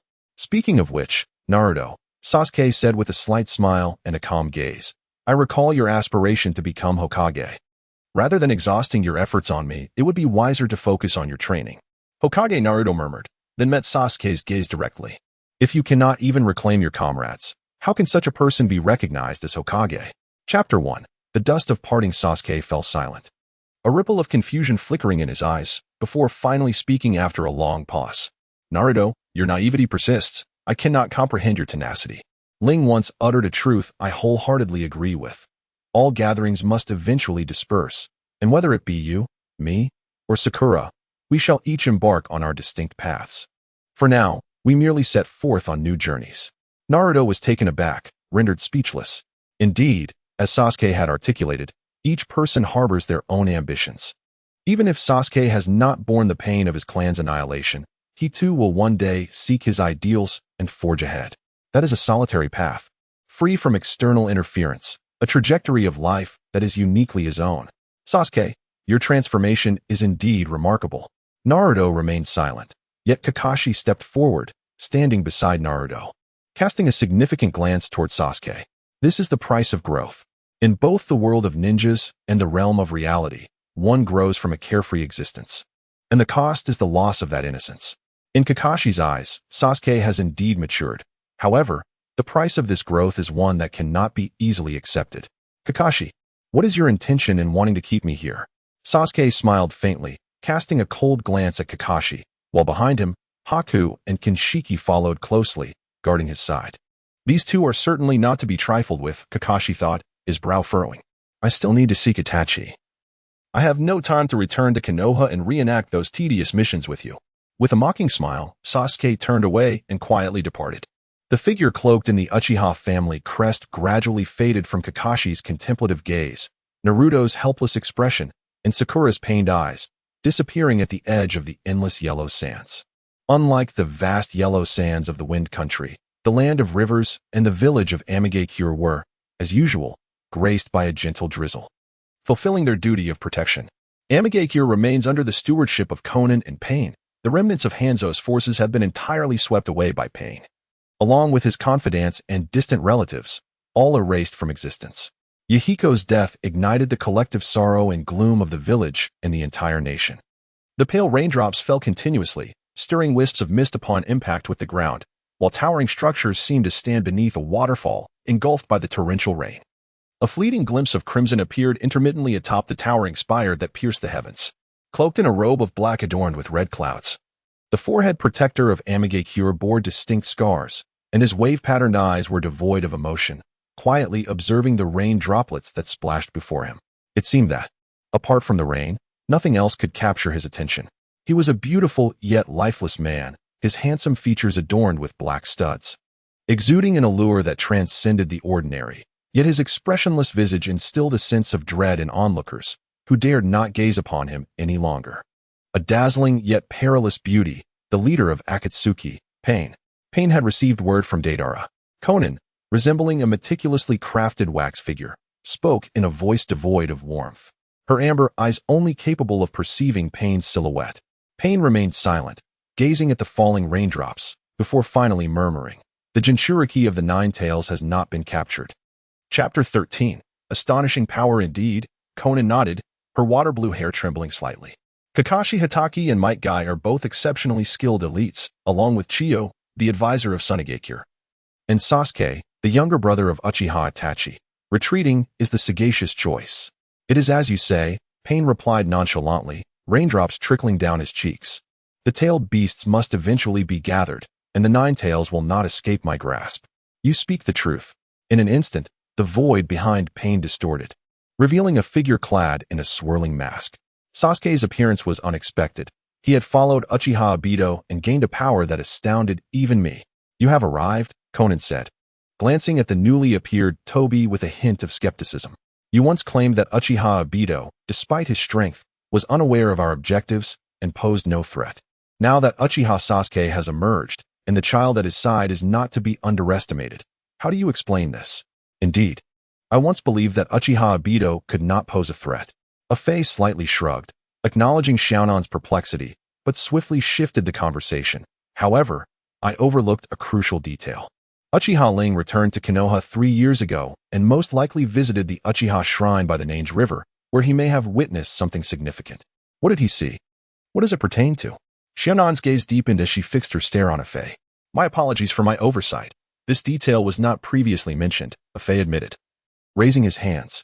"The ancestral stone tablet of the Uchiha clan resides there, inscribed with secrets that only those of the Uchiha clan who possess the Sharingan can decipher. Uchiha Ling, being a prodigy in his youth, must have intimate knowledge of this hidden matter, especially now that he has acquired the Mangekyo Sharingan. He may have already unraveled the mystery of the stone tablet." Then, Pain rose quietly, his eyes shimmering with depth, like a tranquil pool. "What exactly does this stone tablet record?" "Merely some legends, including tales of the Sage of Six Paths." Afei responded with a brief silence, his tone indifferent. "The Sage of Six Paths," Pain murmured, savoring the peculiar title. "In this case, Uchiha Ling could very well be aware of the secrets of the outer path, which may pose an obstacle for us." "Indeed," Afei nodded, his words resolute. "Regardless, our aim is to reshape the world order. Uchiha Ling will not passively allow others to dictate his fate, and conflict may be unavoidable." "Perhaps," Pain sighed softly, yet a glimmer of anticipation shone in his eyes. Intrigued by Uchiha Itachi's prowess and curious about Uchiha Ling as well. "Do not underestimate the situation, Pain." Afei stepped closer, standing beside Pain, speaking earnestly. "Years ago, Uchiha Ling awakened the Mangekyo and mastered perilous ocular techniques. However, his vision is likely nearing blindness now, making Sasuke a potential substitute." "Are you implying?" Xiaonan furrowed her brows, a hint of distaste in her gaze. "Does Uchiha Ling intend to imitate Orochimaru and possess Sasuke's body?" "The possibility is quite high," Afei affirmed, his expression solemn. "I see. This matter is indeed intriguing," Pain mused softly, raising his hand to catch the falling raindrops. Though Uchiha Ling's situation is urgent, it is not a cause for excessive worry. Our primary focus must be to gather the tailed beasts, with the next target being the two tails, the Nakomada. Expedite the orders to Kakuzu and Haiden." "I understand," Pain nodded in acknowledgement. "Humph, Itachi, Sasuke, and Uchiha Ling. This becomes increasingly captivating," he remarked. With the mission set, Afei departed, leaving Pain and Xiaonan in a silent exchange of glances. "There are many uncertainties in his words," Xiaonan observed, her gaze fixed on Pain. "I am aware," Pain conceded, sharing Xiaonan's concerns. The matter of the Uchiha stone tablet remained unaddressed, indicating there were still many secrets to unveil. "Should we?" Xiaonan began. "There is no need for that, Xiaonan," Pain interrupted decisively. "My objective is solely to gather the tailed beasts and fulfill Yahiko's wish. I have no time to concern myself with other matters." Moreover, before the words could fully escape his lips, Pain's figure suddenly froze, an overwhelming sense of impending danger enveloping him. What could it be? Noticing Pain's vigilant demeanor, Conan inquired. "The rain has been obstructed," Pain's fists clenched slightly, his gaze more solemn than ever. The chakra emanating from this presence was formidable indeed. Who could it be? Realizing the gravity of the situation, Conan subdued her aloofness and pondered inwardly. An unknown adversary. Pain nodded slowly, yet this individual was surely not to be trifled with. Having discerned my whereabouts through the chakra within the rain, if that is indeed the case, I shall investigate. As she spoke, cracks appeared around Conan, and paper fragments swirled around her. No. Pain abruptly grasped her delicate shoulder and turned, stating, "They have already locked onto us." Why is that? Just as Conan expressed her astonishment, a figure began to materialize beneath the tower amidst the drizzle, a tall silhouette concealed by the mist of the splashing rain. Crimson and enigmatic eyes fixated upon the pinnacle of the tower. "I have found you, Pain." The corners of that person's mouth curled upward, revealing a captivating yet perilous smile. "I have found you, Pain." Gazing up at the towering spire that pierces the clouds amidst the gentle drizzle, one cannot help but marvel at what the villagers of Rainvale call the abode of the divine. The coveted eye of reincarnation is within reach. The final piece of the dream now tantalizingly close. Ling clenched his fists tightly, his body trembling with barely contained excitement. However, the welcoming committee of the Akatsuki had arrived, forcing Ling to temper his emotions. A flurry of paper, slicing through the air like blades, plummeted from the tower's apex, interspersed with countless paper spears. What a splendid greeting ceremony! A smile graced Ling's lips, his eyes reflecting the myriad of paper shards dancing in the wind. The deafening roar of the crowd surged and ebbed, smoke swirling with the rain, as the ground appeared to have been mercilessly battered, pockmarked, and littered with debris. At that moment, the paper began to converge, revealing a graceful figure descending from the sky, surveying the earth below. But where could the target be hidden? The clear amber eyes betrayed a hint of concern as the silhouette pondered deeply. Such a sharp evasion technique. Suddenly, a crisp voice broke the air, and Ling leaned against the wall of the towering structure, the crimson tomo of his Sharingan fixated intently on his opponent. Nan, the three tomo? Not Uchiha Sasuke, not Uchiha Madara, nor Itachi, but thoughts raced through his mind like lightning, a flicker of realization and vigilance passing through Nan's eyes. Uchiha Ling. Correct. Ling nodded slightly, his stance taking on an oddly peculiar angle. Where is Yuhiko? If you wish to avoid injury, you shall tell me. Who would divulge such information?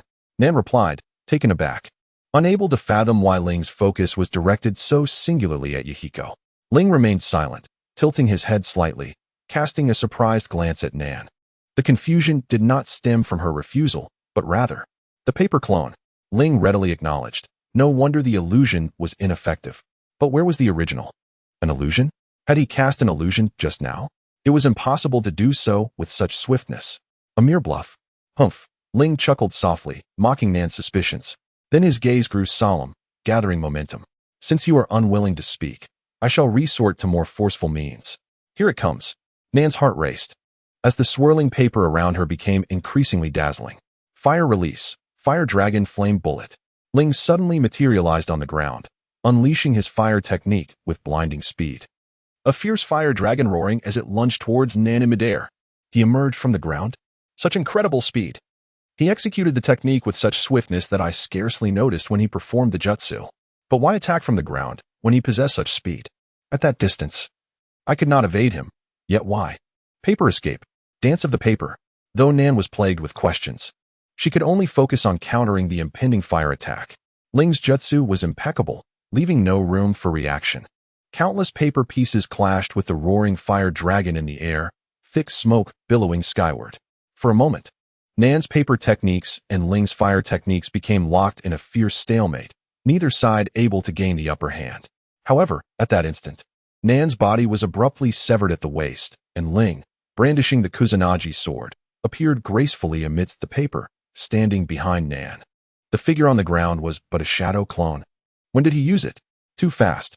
Not only could my eyes and body not keep up, but even my thoughts lagged behind his speed. Though Nan was attacked from behind by Ling, she did not display panic. As long as the paper clone remained intact, it could be reconstituted at any moment. Regrettably, just as the paper fragments coalesced into a humanoid form, Nan abruptly halted his ninjutsu, his gaze reflecting astonishment and bewilderment. One had countless extraordinary talismans infiltrated the surrounding paper. At such an astonishing speed, could Yuhiko possibly cope? Inform Yuhiko, Ling commanded as he turned gracefully from the sky. his eyes fixed upon Nan. "Surrender the Rinnegan, and I may spare your lives. Otherwise, Nan murmured, her expression one of indifferent coldness.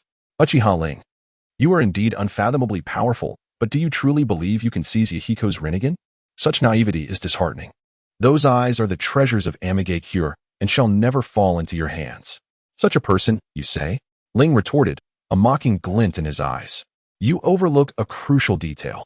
Those eyes do not belong to Yahiko. They were implanted in him during his childhood by Uchiha Madara. Thus, do not presume to dictate ownership." With that, Ling deftly snapped his fingers, and in an instant, the extraordinary talismans on Nan erupted in a violent explosion, leaving only a flurry of paper scraps and ash drifting down from the sky. Having dealt with the angel, it was now time to confront the god. Ling caressed the blade of his Kusanagi sword, gazing intently at the towering edifice before him. Would he be there? Shrouded in skeletal darkness that resembled flames, Ling swung the Kusanagi, unleashing a colossal arm that cleaved towards the tower. A thunderous explosion ensued, causing the severed tower to teeter precariously, smoke and debris swirling through every inch of the visible landscape. "What is the outcome?" Pain inquired as Nan returned to the dim stone chamber. Such a blatant assault. Who could be behind it? Amidst his doubts, Pain speculated that it was none other than Uchiha Ling. Konoha's small Nan furrowed her delicate brows, a flicker of unusual agitation crossing her stunning visage. "His strength is unfathomable. Were it not for the fact that my paper techniques are immune to genjutsu, I would have surely fallen to him by now." "Oh, you hold him in such high regard," Pain remarked, a hint of surprise registering in his eyes as they widened slightly. "Do not underestimate him. You have always struggled against genjutsu, and Uchiha Ling is a master of it, complemented by those dangerous ocular techniques." Nan voiced her concerns with unease. "There is no need for worry," Pain reassured her as he slowly entered the adjoining stone chamber, where 6 coffin-like mechanical pods were neatly arranged under the dim yellow light. "Since Hanzo's demise, I have long awaited a worthy battle." Approaching one of the pods, Pain gently brushed his fingers against its metallic surface, its sheen glimmering under his touch. "Regardless of Ling's intentions, without knowledge of my battle secrets, he is no match for me. His target is the Rinnegan," Nen declared solemnly. "He mentioned that the true master of those eyes is Uchiha Madara, who implanted them in you during your childhood." "Childhood? Uchiha Madara?" Pain paused, momentarily taken aback, then bowed his head in deep contemplation, yet found no trace of memory pertaining to Ling's words. "Very well, whether true or false, eliminating him shall resolve everything." Gradually, he stepped into the pod, the mechanical whirring resonating around him. "I shall confront him. You are tasked with guarding this place." As the words faded, a violent explosion reverberated, shaking the stone chamber, with dust and debris cascading from the ceiling. What an audacious individual. One hatch closed while another opened, and a figure with waist-length hair, tied in a ponytail, gracefully ascended. "You must exercise caution. Uchiha Ling seems exceptionally skilled in tracking. I shall protect your true form." Upon uttering these words, Shounen gradually transformed into fluttering paper feathers. "Very well, let us proceed." Pain raised his hand to gently caress the metallic spikes adorning his cheek, forming hand seals in an instant. Amidst the billowing smoke, a chameleon covered in greenish skin emerged, its eyes mirroring Pain's, swirling with the eerie power of the Rinnegan. The chameleon slowly opened its mouth, extending its tongue, as Pain leaped lightly, becoming translucent alongside the creature. "Uchiha Ling, allow me to witness the might with which you challenge the deity of order." In the village of Rain, the downpour had ceased, leaving a scene of devastation. Countless buildings were riddled with cracks, towering structures fractured, and bent steel pipes gushed forth torrents of water mingled with rubble and wood, forming muddy pits. Where were the people? Encircled by bone armor, flames engulfing him, Ling gazed at the broken tower, murmuring to himself. In an instant, sensing Ling's agitation, a colossal shadow descended from the heavens, hurtling towards him. In the form of a wolf hound, its nostrils pierced by massive metallic spikes, its sprouted wings, radiating the sinister aura of the Rinnegan. This was summoning technique, resurrection. The wolfhound raised its forepaws, an overwhelming force pressing down from the sky to the ground, as if to warn, "Young one, should you fear not death, come and test your fate." This summoned beast grew stronger with each battle. Thus, the need for swift resolution was paramount. Ling maintained a serene demeanor, standing firm in the face of his adversary. As the wolfhound lunged towards him, his crimson eyes transformed dramatically, Annihilation gazing at the wolf hound, Ling lowered his gaze, whispering softly as his spirit beast instantaneously morphed into countless black dots, dissipating with the wind. It seems that he has underestimated me in his approach against Jiraiya. Filled with dissatisfaction, Ling searched the surroundings for traces of pain, when suddenly, a piercing cry resonated from the horizon. A colossal figure, resembling an ostrich, swooped down, charging directly at Ling. Such probing is excessively cumbersome. Ling's gaze was sharp. Black flames instantaneously ignited, and a colossal sword pierced through the air, aimed directly at the ostrich's chest. In a thunderous moment, the ostrich vanished without a trace. The vortex of the long gate annihilated the summoned beast, as Ling's voice soared in a triumphant declaration, proclaiming himself a deity, the leader of the Akatsuki, and the possessor of the Rinnegan. His crimson eyes scanned the surroundings with a mechanical precision, and in the next instant, he abruptly locked onto a singular point. Is this all you can do, engaging me in mere child's play? Chapter 14, Fire Release. Great Fireball Technique. The blazing fireball erupted from Ling's mouth, a searing heat engulfing the top of the tower. Amidst the deafening roar, flesh and blood rained down from the heavens. The true form was finally revealed. As he gazed at the slowly dissipating smoke, a smirk graced Ling's lips, his eyes gleaming with intensity, fixated on those mysterious dual orbs. Uchiha Ling, I have long heard of your illustrious name. With hair like a cascading waterfall and a handsome visage adorned with specks of darkness. He resembled an incarnation of the beast realm, his braid held high, reminiscent of Daidara's elegance. What do you mean by that? Ling slightly tilted his head, his gaze imbued with contemplation and inquiry. What extraordinary qualities do you possess to dare compare yourself with Uchiha Itachi? Pain's words were cold, his tone as emotionless as machinery. It seems you pale in comparison to Itachi, who still retains his self-control, while you audaciously challenge the majesty of the divine. Divine indeed. I am Pain, also known as God, the maintainer of order in this chaotic world. God, you say? Ling murmured, his voice laced with derision, once uttered. This is your self-proclaimed title. To me, there are no deities in this world, nor any order that must be followed. We are all but flawed beings of humanity, harboring ambitions and yearning to transcend the ideals of reality. Therefore, as Ling's voice trailed off, his gaze sharpened, fixating on Pain. For the sake of my ideals, your end is nigh. With that proclamation, he swiftly approached Pain, brandishing the Kusanagi sword, its azure brilliance aimed directly at Pain's waist. In contrast to Ling's swiftness, Pain faltered slightly, retreating in haste, his steps disordered. The sword's light grazed him, leaving a tear in his robe, though it did not pierce his flesh. What speed? Pain murmured, his tone laden with gravity. The tempest of battle raged on. Kunai was sheathed at his side, while another Ling stood in the rear. His voice calm and profound. Blood dripped to the ground, and the figure behind Ling taunted. How amusing, the deceased still have blood to shed? Upon hearing this, Pain's eyes flickered with intensity as he abruptly turned, delivering a kick towards Ling, only to find himself striking a cloud of smoke. Before him, Ling had already launched a kick towards his chest, the force so formidable that Pain was sent crashing into a stone, creating a dent. Too slow, Ling sighed, retracting his stance. I must employ potent ninjutsu. Mere wounds cannot restrain his movements. Ling observed Pain, who struggled to rise. A commendable attack. I acknowledge you possess the strength to challenge a deity. However, Pain brushed off the dust from his attire, standing resolutely. The majesty of the divine is not to be trifled with. Summoning technique. Boom, boom, boom. A few wisps of smoke dispersed, revealing 5 figures. We are Pain. 6 figures loomed atop the rock, gazing down at Ling, their pupils reflecting indifference. Behold the divine. With a wave of the Deva Path's hand, 5 forces coiled with energy, ready to strike. The Azura Path, acting first, twisted its arm, unleashing a barrage of projectiles that surged forth. The bullets stirred a cloud of white mist, their dazzling trajectory culminating in a thunderous explosion where Ling stood. Following the series of detonations, the projectiles vanished, leaving only the silhouette of Ling, shielded by a massive figure. Susanoo, what is this? The Deva Path murmured, contemplating the technique Ling had invoked. Is this all you have? With a slight smile, Ling gestured, and Susanoo unfurled its colossal palm, gripping the ebony blade, poised to strike at the 6 paths. The unusual spectacle and secret technique momentarily astonished the Deva Path. Yet he hesitated not.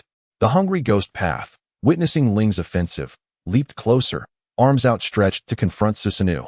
That is, upon seeing the hungry ghost path adorned in a translucent halo, the colossal sword in Susanoo's grasp began to shrink. Ling understood its intent. The hungry ghost path aimed to absorb Susanoo's power. This strategy had not been anticipated, yet it presented an opportunity. In the fleeting moment, Ling's eyes transformed. And in an instant, the hungry ghost path, having absorbed Susanoo's energy, dissipated into black dust. Annihilation. The Deva path's gaze darkened, fixated on Ling. It is not over yet. Ling narrowed his eyes, scrutinizing the five before him. You share vision. If an attack cannot evade all, it will be discerned. Thus, illusion technique. The art of darkness. Darkness enveloped the scene instantaneously, catching Pain off guard as Ling unleashed his illusion. You shall not succeed. The Deva path commanded all Pains to leap away. As I said, you are too slow. In the shroud of darkness, Ling had already closed the distance to the Deva path. Shinra Tensei. Boom. As the dust settled and darkness faded, Ling Yu stood in a corner, mockingly observing the Deva path as it had just executed the Shinra Tensei. You. The Deva path frowned, its expression slightly rigid. Is it amusing to have one's own technique backfire? Ling chuckled softly, brushing aside some hair that obscured his vision. His demeanor remained unperturbed. The one who initiated the attack was merely a shadow clone, yet I countered with Shinra Tensei, inadvertently injuring the unescaping Pain. This child. How could he recognize your attack methods? With the Kusanagi sword planted in the ground, Ling stood at its tip, lightly supporting himself with both hands, gazing indifferently at the Deva path. Deva path, Azura path, human path, hell path, hungry ghost path, animal path. These are your true powers, 6 paths of pain, are they not? How did you come by this information? The Deva path suddenly stepped forward, the rippling Rinnegan locking onto Ling's gaze. I know much. Let me guess your next move, Universal Pull? Or perhaps, the planetary devastation? Ling lightly shook his head, his flowing hair swaying gently in the wind. Your countenance suggests that were it not for your corporeal form, it would be extraordinarily captivating. However, my focus is not on you. I have come for what I seek. Do not court death. Hand over the Rinnegan, for my patience is limited. Do not presume too much. The Deva path's expression darkened, arms crossed over its chest. No one may challenge the authority of a god, not even the Sharingan. Planetary devastation. A black sphere was suddenly hurled into the sky, and the Deva path retreated. Gazing at Ling from a distance, feel the agony. The light was akin to the sun obscured by dense fog. The ground cracked open. Countless rocks and structures rising to form a colossal sphere in the air. Truly magnificent. Ling sighed softly as the shattered earth beneath him ascended. Yet, it is still insufficient. The black chakra burned like flames, a majestic armor, ancient yet powerful, with eyes gleaming in a bizarre crimson and intricate patterns. Complete Susanoo. Annihilate. With Ling's form, the eyes of Susanoo also transformed in an instant. The once grand meteor-like sphere began to tremble and falter, as from its base. Countless rocks and soil emitted black dust, gradually vanishing. You have indeed disrupted the planetary devastation. The Deva path whispered, its tone calm, yet filled with astonishment. Next, it shall be you. Ling descended from the sky, his figure shimmering against the darkened horizon. Yahiko, Pain, or Nagato. The next shall be you, Yahiko, Pain, or Nagato. The gloom surged across the sky, ebbing and flowing, morphing into bizarre and intriguing shapes as Ling observed the Deva path Pain before him. His gaze indifferent and serene, occasionally revealing the fervent glimmer of his crimson eyes. Uchiha Ling. The Deva path solemnly called his name. A black metal rod emerging from its sleeve, gripped firmly in hand, the arm outstretched, blood-red nails glimmering with an eerie light. How did you come to know of this? With a pointed gesture, the black metallic rod ominously directed towards Ling's heart. Who could have known? Ling brushed away the strands of hair obscuring his vision and fixed his gaze upon Pain. You may perceive the knowledge of my existence as a matter of this life or a distant reality. It is entirely dependent upon your imagination. What I seek is solely the Rinnegan, and there is no need for further discourse. Heed your words. Pain's tone grew more rigid, his dissatisfaction palpable at Ling's vague descriptions and demeanor. What you face is a deity. Ling remained silent, gently shaking his head. Do you still cling to this feudal title? My patience has worn thin, and now, lowering his stance, Ling prepared to strike, yet Pain anticipated his move, swinging the metallic rod to pierce Ling's heart. In an instant, faster than the eye could discern, Ling surged forward, supporting himself with one hand while delivering a powerful kick to Pain's jaw, propelling him into the air. Shadow Dance Leaf. What follows shall be. Almighty Push. Upon witnessing Ling's strike, Pain quickly countered with Almighty Push. A tremendous force erupted from the heavens, scattering clouds and debris in its wake. Did the attack succeed? Pain surveyed his surroundings mid-air, with only one of the 6 remaining, while the Deva Path could only observe alone. At this moment, thud! The dull sound of flesh meeting force echoed as the Deva Path plummeted, crashing to the ground with such impact that he careened against the wall before finally coming to a halt. Behind me, the Deva Path contemplated. But the sound of piercing flesh interrupted his thoughts as Ling thrust the Kusanagi sword deep into his chest. Truly, it was all too swift. Not merely the speed of action, but even the intent and assault had been laid bare. Could he truly see into the human heart? Almighty! The Deva Path was pinned to the wall, laboriously raising his arm to point at Ling in a final attempt. Ling's gaze shifted, and the Kusanagi sword suddenly plunged deeper by several inches. Blood gushed forth, trickling down the blade and pooling at Pain's feet as the Rinnegan's light began to fade. This fate is sealed. With a swift withdrawal of the blade, blood mist erupted, and Ling stood firm, gazing at the Deva Path, his expression one of profound contemplation. Cough, cough. In a secret chamber of Mangekyo, Nagato, with his back riddled with dark metallic rods, suddenly coughed violently, his chest heaving alarmingly, his condition dire. Nagato. Conan supported his arm, her face etched with concern. Nagato gasped deeply, struggling to control his rapid breaths. It is over. The final pain. Yahiko has also fallen. Defeated? Nagato uttered the word defeated. Conan's eyes widened in shock, disbelief etched across her features. The leader of Akatsuki, who had slain the legendary Sannin Hanzo, renowned as the invincible ninja and wielder of the fabled Rinnegan, had engaged in but a brief battle with Uchiha Ling and met his end. What kind of formidable foe stands before us? Every thought is perceived, every strike anticipated. As if one could gaze into the depths of the heart, it resembles divine power. It is beyond imagination that he, who embodies the ideals of Mihiro, refers to himself as a deity while designating his adversary as a god. Such strength is astonishing, Sharingan murmured, her amber eyes betraying both alarm and confusion. Is it concealed here? A clear voice suddenly emerged as a hole appeared in the roof, and a shadow leapt down. Paper escape. With a sudden appearance, Ling emerged, and the paper fragments swirled around Conan, who was poised to strike but was abruptly lifted into the air by a dark hand formed of chakra. Conan, Nagato roared, his breaths interspersed with coughs. Do not move, or face dire consequences. Ling manipulated the arm extending behind him, directing it forward, his blood-red eyes fixated on Nagato. The frail figure before him, with a haggard visage, struggled to breathe. Even though Ling was aware of his condition, witnessing it firsthand was still shocking. How pitiable. Ling gazed at Nagato, exhaling a soft sigh, having endured endless suffering and sacrificed countless lives, only to become a vessel for another's resurrection. What does it mean? Nagato exclaimed, his heart stirring with caution. It has been made clear that those eyes are not yours. They belong to Uchiha Obito. Listen closely. I speak of Uchiha Obito, not Uchiha Madara. Uchiha Obito. Nagato's voice was laden with complexity as he whispered the unfamiliar name.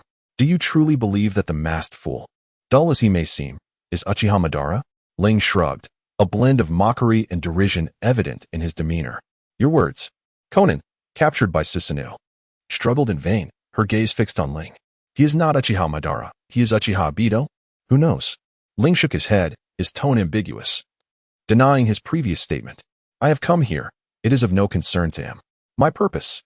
Before he could finish, another colossal arm emerged from behind, grasping a massive sword that suddenly swung towards the defenseless Nagato. Nagato! Conan's shattered voice cried out. Clatter.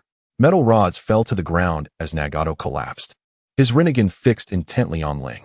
The Rinnegan. I shall possess it in due time. Ling stepped closer, his fingers lightly tracing the contours of Nagato's eye sockets.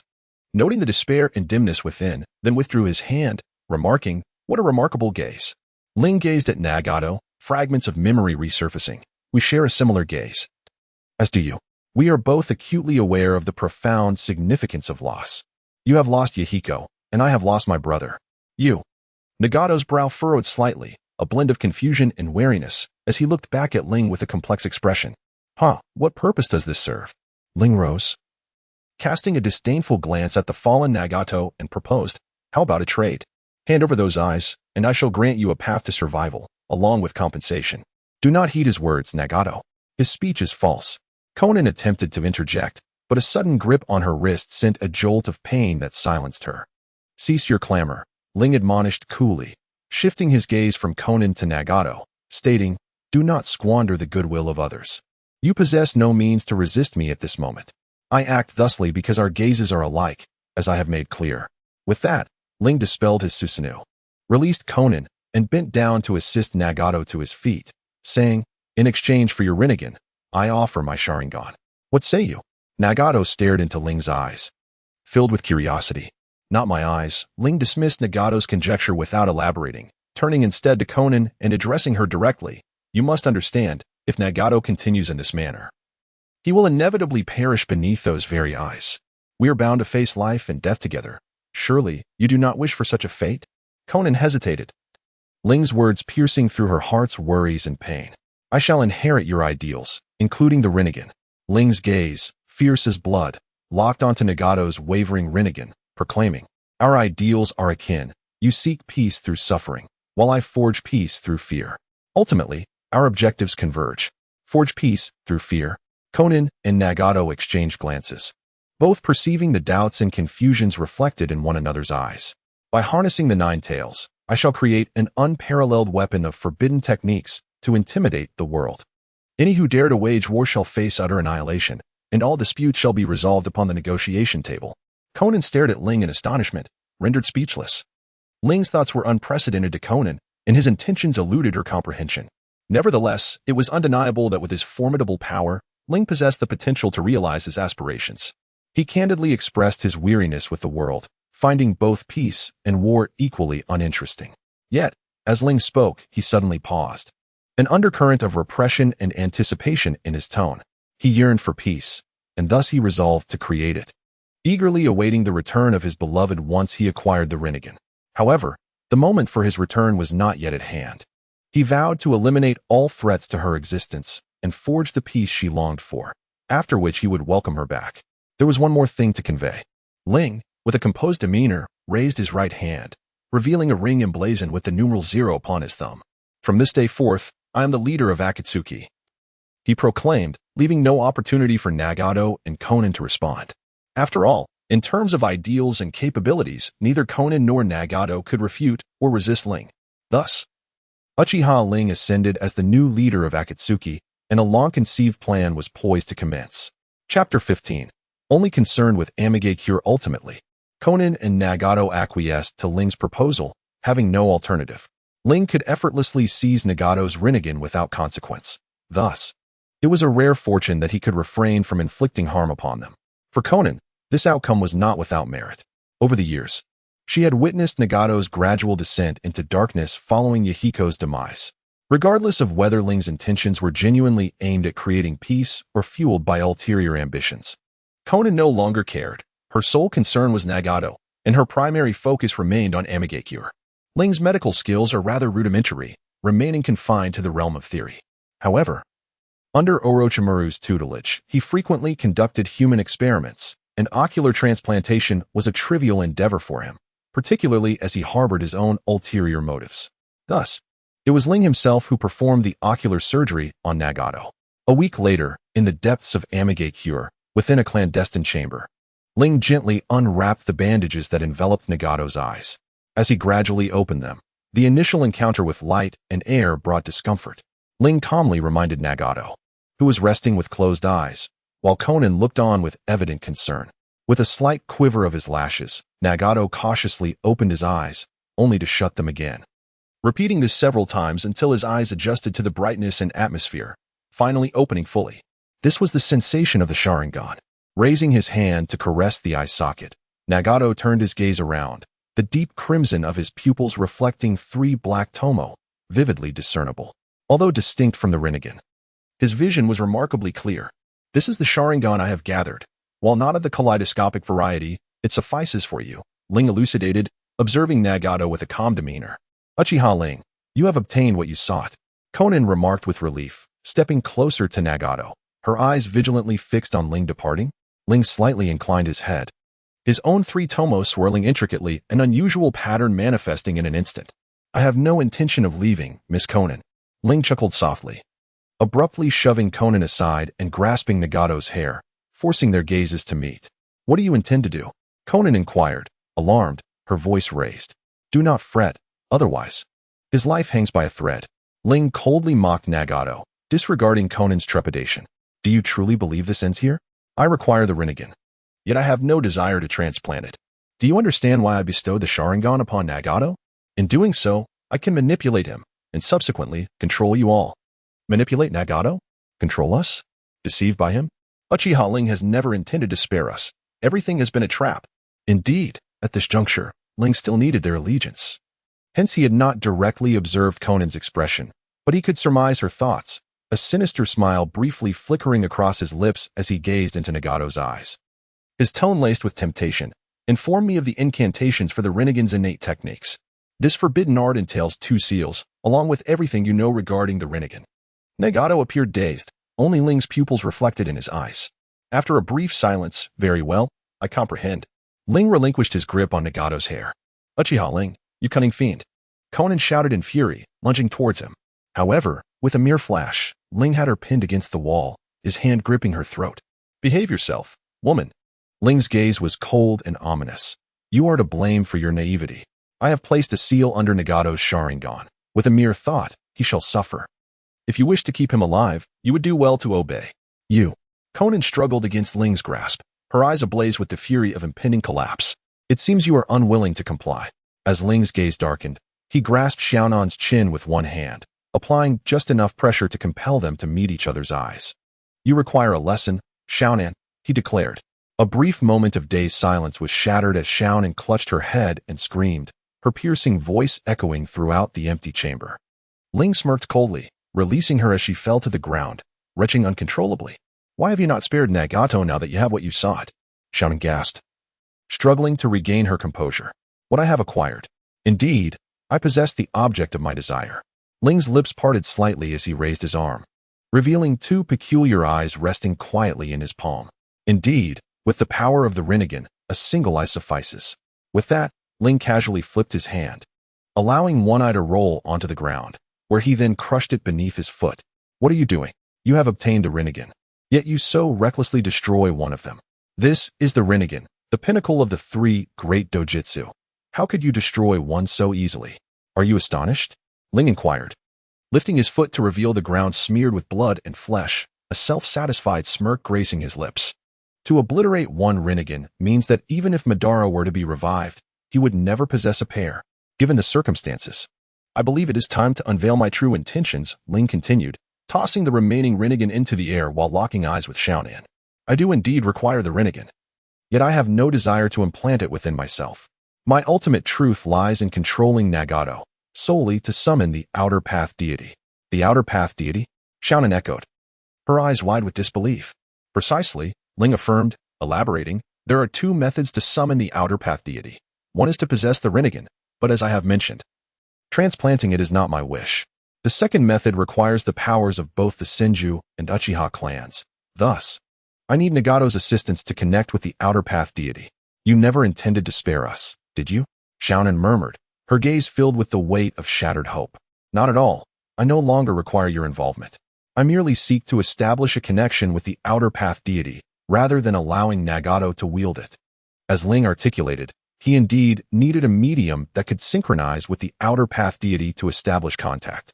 Unable to merge with the first Hokage's cells, Ling could not summon the Outer Path deity, which is why he bestowed the Sharingan upon Nagato, as he viewed him as the key to connecting with the Outer Path deity. What is it that you truly desire? Xiaonan protested, rising unsteadily against the wall. Nothing more than to ensure you all enjoy greater prosperity, Ling replied with a light laugh, his enchanting visage tinged with a hint of malevolence. As he stepped closer, Ling placed his hand on Nagato's shoulder, his eyes shifting with swirling patterns and markings. Subsequently, 2 white figures began to emerge slowly from Nagato's body. Zetsu, Xiaonan gasped, her realization dawning. Indeed, that man has never trusted you, Ling proclaimed, seizing the heads of the 2 Zetsu and yanking them forcefully, tossing them to the ground. You. How could you know? The words of white Zetsu were cut short as one transformed into black dust, while the other was swiftly severed at the feet by Ling's blade, collapsing to the ground. Merely insignificant insects, he remarked disdainfully. Ling let out a cold laugh, casually wielding the art of fire release. As the scorching flames licked the remnants of the half-destroyed white Zetsu, reducing it to ashes and charred bones. These beings were creations of the first Hokage's cells. And now Nagato had acquired the Sharingan. The next step would be to harness the power of the Senju. Ling picked up the remnants of white Zetsu and walked to Nagato's side. In the past, Nagato had suffered a leg injury due to Hanzo's trap while trying to save him. Was this not a perfect opportunity to help him rise again? To assist him in standing, Conan whispered softly, her gaze shimmering with a glimmer of incredulous hope. Indeed, it was so. Ling clenched his fist, turning his body as the bones emitted a crisp sound, transplanting the leg of white Zetsu onto Nagato. Everything could be resolved. Transplanting the limbs of white Zetsu was not exclusive to Nagato. Ling had also contemplated using this method to acquire the first Hokage's power. Yet, he felt a profound aversion to such repugnant actions, compounded by the examples of Danzo and Obito, leading Ling to worry whether he would also bear the visage of the first Hokage. Although he had not merged with the first Hokage's cells, he felt a mix of regret and concealed relief. Moreover, even if he were to merge with the first Hokage's cells, Ling would only attain the ability of wood release. The Rinnegan could only awaken through the powers of the Sage of Six Paths sons, Indra and Azura. Ling was neither Indra nor Azura. Thus the treasures acquired from Orochimaru seemed to lose their significance. What fear could the Rinnegan invoke? What worth did Uchiha Obito hold? They were merely vessels of power, not gods. Once I surpass them, I shall become a deity. Reflecting on this, a slight smile crept upon Ling's lips as he slowly approached the dazed Nagato. Holding the remnants of white Zetsu, the sky was shrouded in gloom, the horizon gray, and a cool breeze carried the pattering raindrops, reminiscent of the perpetual weeping skies of the rain village. Ling had become the leader of Akatsuki, yet he remained unhurried in his actions. After transplanting the legs of white Zetsu to Nagato, he could manipulate the outer path golem through the Sharingan, but this was limited to summoning, without the Rinnegan. The golem was merely an inanimate object, incapable of awakening. Ling sought to connect with the outer path golem solely to prepare for sealing the tailed beasts. Collecting the tailed beasts, he aimed to wield a forbidden technique that could take countless lives in an instant, instilling fear across the world. Ling was uncertain whether this course of action was just, or if it would bring about peace. His motive was solely to allow the fiery to live in tranquility, regardless of whether that peace was genuine or born of fear. Ling harbored an intrinsic discord with the ninja philosophies upheld by the Six Paths Sage and Naruto. What does understanding matter?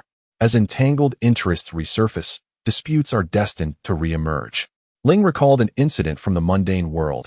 A taxi driver, whose vehicle was seized by the police, pleaded in vain for leniency and, in a fit of rage, fatally assaulted an officer with a screwdriver. After his arrest, the driver acknowledged the police's duties, yet expressed that the vehicle was the lifeblood of his family. He understood, but could not quell his resentment. This exemplifies humanity. Comprehension does not alter the conflicting stances of self-interest, whether in the ninja realm or reality. Therefore, Ling never sought to understand or forgive. He only yearned for the return of the fierce, to relish the peace, wealth, and status he had crafted, the ideals of an ordinary citizen. In a dimly lit cavern, sharp stone pillars jutted from the ceiling, illuminated faintly by an ancient stone lantern. Surrounding it, several figures adorned in hues of dawn gathered near the lantern. What is the matter? The raspy voice of Scorpion, encased within his puppet, surveyed the room with a hint of confusion. Zetsu summoned us, yet he is absent. Who knows what keeps him preoccupied? Scorpion noted the discontent of Deidara, whose ponytail swayed as he mused on testing his art against their leader. Conan and Pain were both missing. Kisame smirked with an undertone of mockery, revealing his shark-like teeth. Are they perhaps engaged in romantic entanglements? Fool. Haiden, upon hearing this, cast a cold glance at Kisame, his gaze unmistakable. Is that even conceivable? All had gathered. Amidst their conversation, an unfamiliar voice emerged, clear, ethereal, and resonant, unlike any Akatsuki member. As dawn broke, a slender figure materialized amid a spectrum of colors, the blood-red eyes and crimson cloud-patterned attire captivating all attention. Who was this divine being? Surely, it is not Pain. Doubt flickered among the Akatsuki members, while the ever-stoic Zetsu widened his eyes in surprise, sealing his lips tightly. It seems you are not well acquainted with me. The blood-eyed figure surveyed the assembly, 3 tomo swirling within his gaze. I am Uchiha Ling, your new leader. Uchiha Ling. The members exchanged glances, some astonished, others skeptical, or deep in contemplation. You are the leader? A hoarse voice questioned. What of Pain? He is no more. Ling spoke with indifference, his tone devoid of emotion, slain by my hand. A profound silence ensued as the members grappled with this astonishing revelation, their minds questioning its authenticity. Itachi's voice emerged, tinged with uncertainty, his crimson eyes narrowing as he scrutinized the phantasmal hues before him. What is your intention? Regarding the veracity of Ling's words and his reasons for joining the Akatsuki, Itachi was unconcerned. His true focus lay on the motivations underpinning Ling's every action. Intentions. Ling murmured softly, his gaze sweeping over the members of Akatsuki. The organization's mission remains unchanged. Capturing tailed beasts is still paramount. Should there be dissent, feel free to depart from the organization. Despite Ling's earnest words, the others could perceive a resolute emotion within his eyes. Fear not death. You may certainly attempt to leave. Kisame, is this the Uchiha Ling you spoke of, the one you wish to toss into the bounty? Haiden inquired of Kakuzu, then turned to Ling, questioning his capability to lead the Akatsuki with such a demeanor. Ling Moran scrutinized Fade One closely and remarked, should there be any dissent, feel free to come to Yuin Village for a trial. Yuin Village, could it be? A tremor of realization coursed through Jueshin as a certain possibility dawned upon him. If anyone harbored discontent, they could seek me out. Ling shrugged slightly, disregarding the gazes of the crowd, and continued, the mission for Shao remains unchanged. Moreover, I have a new order to convey. Ling's blood-red eyes fixed upon Ju, his tone ominous. From this day forth, Ju and Afei have defected from the Akatsuki. Your primary mission is to eliminate the two, a task of greater urgency than capturing the tailed beasts. The crowd gasped, instinctively glancing towards Ju. Uchiha Ling you. Ju's expression darkened as he turned his gaze to Ling, his voice brimming with gloom and fury. Tell that person, his eyes are in my possession. If he wishes to reclaim them, he must come to the rain-hidden village to find me. Ling interrupted Ju, his gaze shifting as he dispelled the genjutsu on him. Are there any doubts remaining? Esteemed members? A profound silence enveloped the room as each individual fell into contemplation. Is there any dissent? Ling inquired. Very well. He nodded and turned to Kakuzu. The next objective is to seal the two tails, and we must act swiftly. Haiden paused, casting a provocative glance at Ling, hesitating to speak. Yet Kakuzu lightly patted his shoulder, signaling understanding. Unlike the others in the Akatsuki, Kakuzu had personally experienced Ling's formidable prowess. Even as time passed, he could not conceive a strategy to overcome Ling's nearly prophetic abilities, thus he could accept Ling's ascendancy to leadership. Kakuzu? Haiden exclaimed in astonishment, perplexed by his ease in accepting Ling's status. Let us cease idle chatter, Ling interjected, surveying the assembly. You are all S-rank rogue ninjas wanted by various nations. The Akatsuki offers you refuge. As for our ideology, there is no need for elaboration, but your contributions will not be without recompense. Those who disagree may seek me out. Those who have no objections, attend to your duties. Remember, the primary mission is to deal with Ju and Afei. The tailed beasts come second. Ling concluded, subsequently dispelling his ninjutsu, vanishing without a trace, leaving behind a cadre of contemplative Akatsuki members. Ah, this is indeed intriguing, Kisame grinned, glancing at Itachi beside him. What shall we do next? Indeed, what course of action should we take? Itachi murmured, silently grappling with his thoughts. What are Ling's true intentions? Is it the tailed beast? Why did he not seize the opportunity to capture the Nine Tails during Orochimaru's attack on Konoha 3 years ago? If not for the tailed beast, could it be revenge against Konoha? Yet, this does not necessarily correlate with his affiliation with Akatsuki. If Ling truly intended to eliminate Pain, he could have directly confronted Konoha without relying on Akatsuki. More intriguingly, he chose to mentor Sasuke while concealing the truth. What is his ultimate objective? Chapter 16 Through Gritted Teeth, I spoke of war, a term that has lain dormant for nearly 2 decades. Over the years, while various ninja villages and nations have experienced occasional skirmishes, they were mere trifles. The most severe incident occurred when Mangekyo allied with the rogue ninja Orochimaru to assault Konoha. Nevertheless, the victorious Konoha remained faithful, choosing not to exploit the vulnerability of Mangekyo following the loss of their Kazekage, thus allowing peace to endure. In this era of tranquility, The distant memories of mountains of corpses and seas of blood seemed to fade from the hearts of the people. Yet now, in the village of Mangekyo, a battle reminiscent of war rages fiercely. Blood and flesh splatter, limbs lie scattered, and shattered bodies abound. This is no longer mere combat, but rather a one-sided massacre. Through the lens of the Mangekyo Sharingan, every movement of the attacking ninja unfolds like a meticulously crafted scroll, allowing Ling to effortlessly identify weaknesses and retaliate. Were it not for the concern that Obito might employ Kamui to shift his Susanoo into another dimension, Ling would have long since suppressed these root ninjas with his Susanoo. However, even against Obito, he hesitates to unleash a Kamui attack on Ling. During the process of material manipulation, one cannot escape into the other dimension. And Ling's eyes can foresee the next 3 heartbeats. Coupled with his annihilation technique, should Ling seize upon a moment of vulnerability, the only fate awaiting Obito would be death. Is this hell? The scene before me feels hauntingly familiar. It echoes the moment of Rin's demise, when I too seem to stand in such a way. No, the reality is hell itself. After Rin's fall, this sentiment remains unchanged. Ling's ruthless prowess sent a shiver through Obito's heart. A fleeting moment of doubt and struggle dissipating in an instant. Truly, the Tenkwaiken, renowned alongside the Shichiken, lives up to its name. Beside Obito, Koretsu marveled. The Shichiken seals all, while the Tenkwaiken severs all. It is indeed aptly named. This sword, long held by Orochimaru, now belongs to Uchiha Ling. Obito furrowed his brow, pondering in silence. Setting aside the sword, Ling's own strength was already astonishing. The voice of Bai grew increasingly hoarse. Despite the ceaseless turmoil of the present age, it remained manageable, for the power of shinobi could not be compared to that of warriors trained since childhood. Yet Ling's display seemed to transport me back to an ancient era. What would you speak of? Obito raised an eyebrow upon hearing this. Nay, nothing of great significance. I am but a fragment of consciousness, merely reflecting upon the events unfolding before me. The relentless ninja charged forward, trampling over the mangled corpses of their comrades. While Ling reaped lives like a harbinger of death. Fire release, wind release, Sharingan techniques, Genjutsu, the art of shadowy movement, the realm of spiritual confinement, and shadow shuriken. All manner of jutsu flowed continuously from Ling's hands, leaving nothing but bodies in his wake. Clad in blood-stained garments, though his dark robe obscured its hue, droplets of blood persistently slid down the edges of his attire. Remarkably formidable. Ninjutsu, taijutsu, genjutsu, all reaching the pinnacle of excellence. The adage that omnipotence is mediocrity crumbles effortlessly in his presence. Danzo, standing nearby, was awestruck, his voice trembling, his face beneath the mask twitching with a blend of sorrow and joy. Indeed, so it is. Grasping a long blade, Danzo made no effort to conceal his admiration.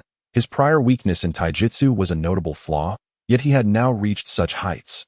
Coupled with the omniscient Sharingan, Danzo understood well that Ling had yet to reveal his full potential, but he must persevere, disregarding all consequences, solely to achieve the goal in his heart. Lord Danzo, allow us to join the fray. The Wind of the Mountain and Oil Woman Toki exchanged glances, promptly requesting to enter the battle. The forces of Root numbered over 200. Nearly a full-scale sortie, yet a rough tally indicated that 50 to 60 had already fallen to Uchiha Ling's hand, for the sake of subsequent plans. Upon hearing this, Danzo fell silent, softly murmuring as he gently caressed the bandaged right eye, pondering deeply. A brief wait is necessary. Now is not the optimal moment. After a moment's contemplation, Danzo spoke. It is imperative that we capture Uchiha Ling without any oversight. As you command. Meanwhile, on the battlefield, Ling continued his relentless slaughter of ninjas. In a flash of sword light, a ninja's neck was severed, blood gushing forth as the head soared into the air. Dizzying. If this continues. With the ability to advance or retreat, Ling's keen gaze swiftly scanned his surroundings, his eyes moving with mechanical precision, striving to capture every concealed angle. Unlike the chaotic confrontation with the ninja alliance led by Obito, where the numerous ninjas failed to coordinate effectively, Ling now faced a different scenario. In the distance, ninjas incessantly unleashed their tools and secret techniques, while those at mid-range set traps with small ninjutsu. And the close-range fighters were evidently masters of taijutsu. In the midst of the skirmish, Ling distinctly sensed the probing gaze akin to the Byakugan, indicating the presence of Hyuga clan ninjas among the ranks. Confronted by this well-coordinated battalion of 100 ninjas, Ling's ability to remain unscathed was already a monumental achievement. The depletion of his stamina and chakra was secondary. However, the relentless blinking due to the strain on his eyes was becoming unbearable. What should he do? Should he resort to that technique? Turning to dispatch a sneaky attacker from behind, Ling quickly weighed his options. No. That technique was devised to confront Obito, who could effortlessly decimate the alliance. If I consider myself trapped in a dire predicament now, how could I face Obito? Fire style. Great fire destruction. With a sharp focus, Ling exhaled a torrent of blazing flames, charging towards several approaching ninjas. With his right hand gripping his sword in defense, he hurled a shuriken with his left, which instantaneously multiplied in the air, cascading towards a small squad of ninjas. Boom. The flames engulfed the ninja tools, interweaving with illusions. Despite the root ninjas' efforts to avoid making eye contact with Ling, an inadvertent glance rendered them rigid, unable to bring down their elevated katana. Die! Behind him, two ninjas roared, their long blades aimed at Ling's heart, yet the anticipated scene of bloodshed failed to materialize.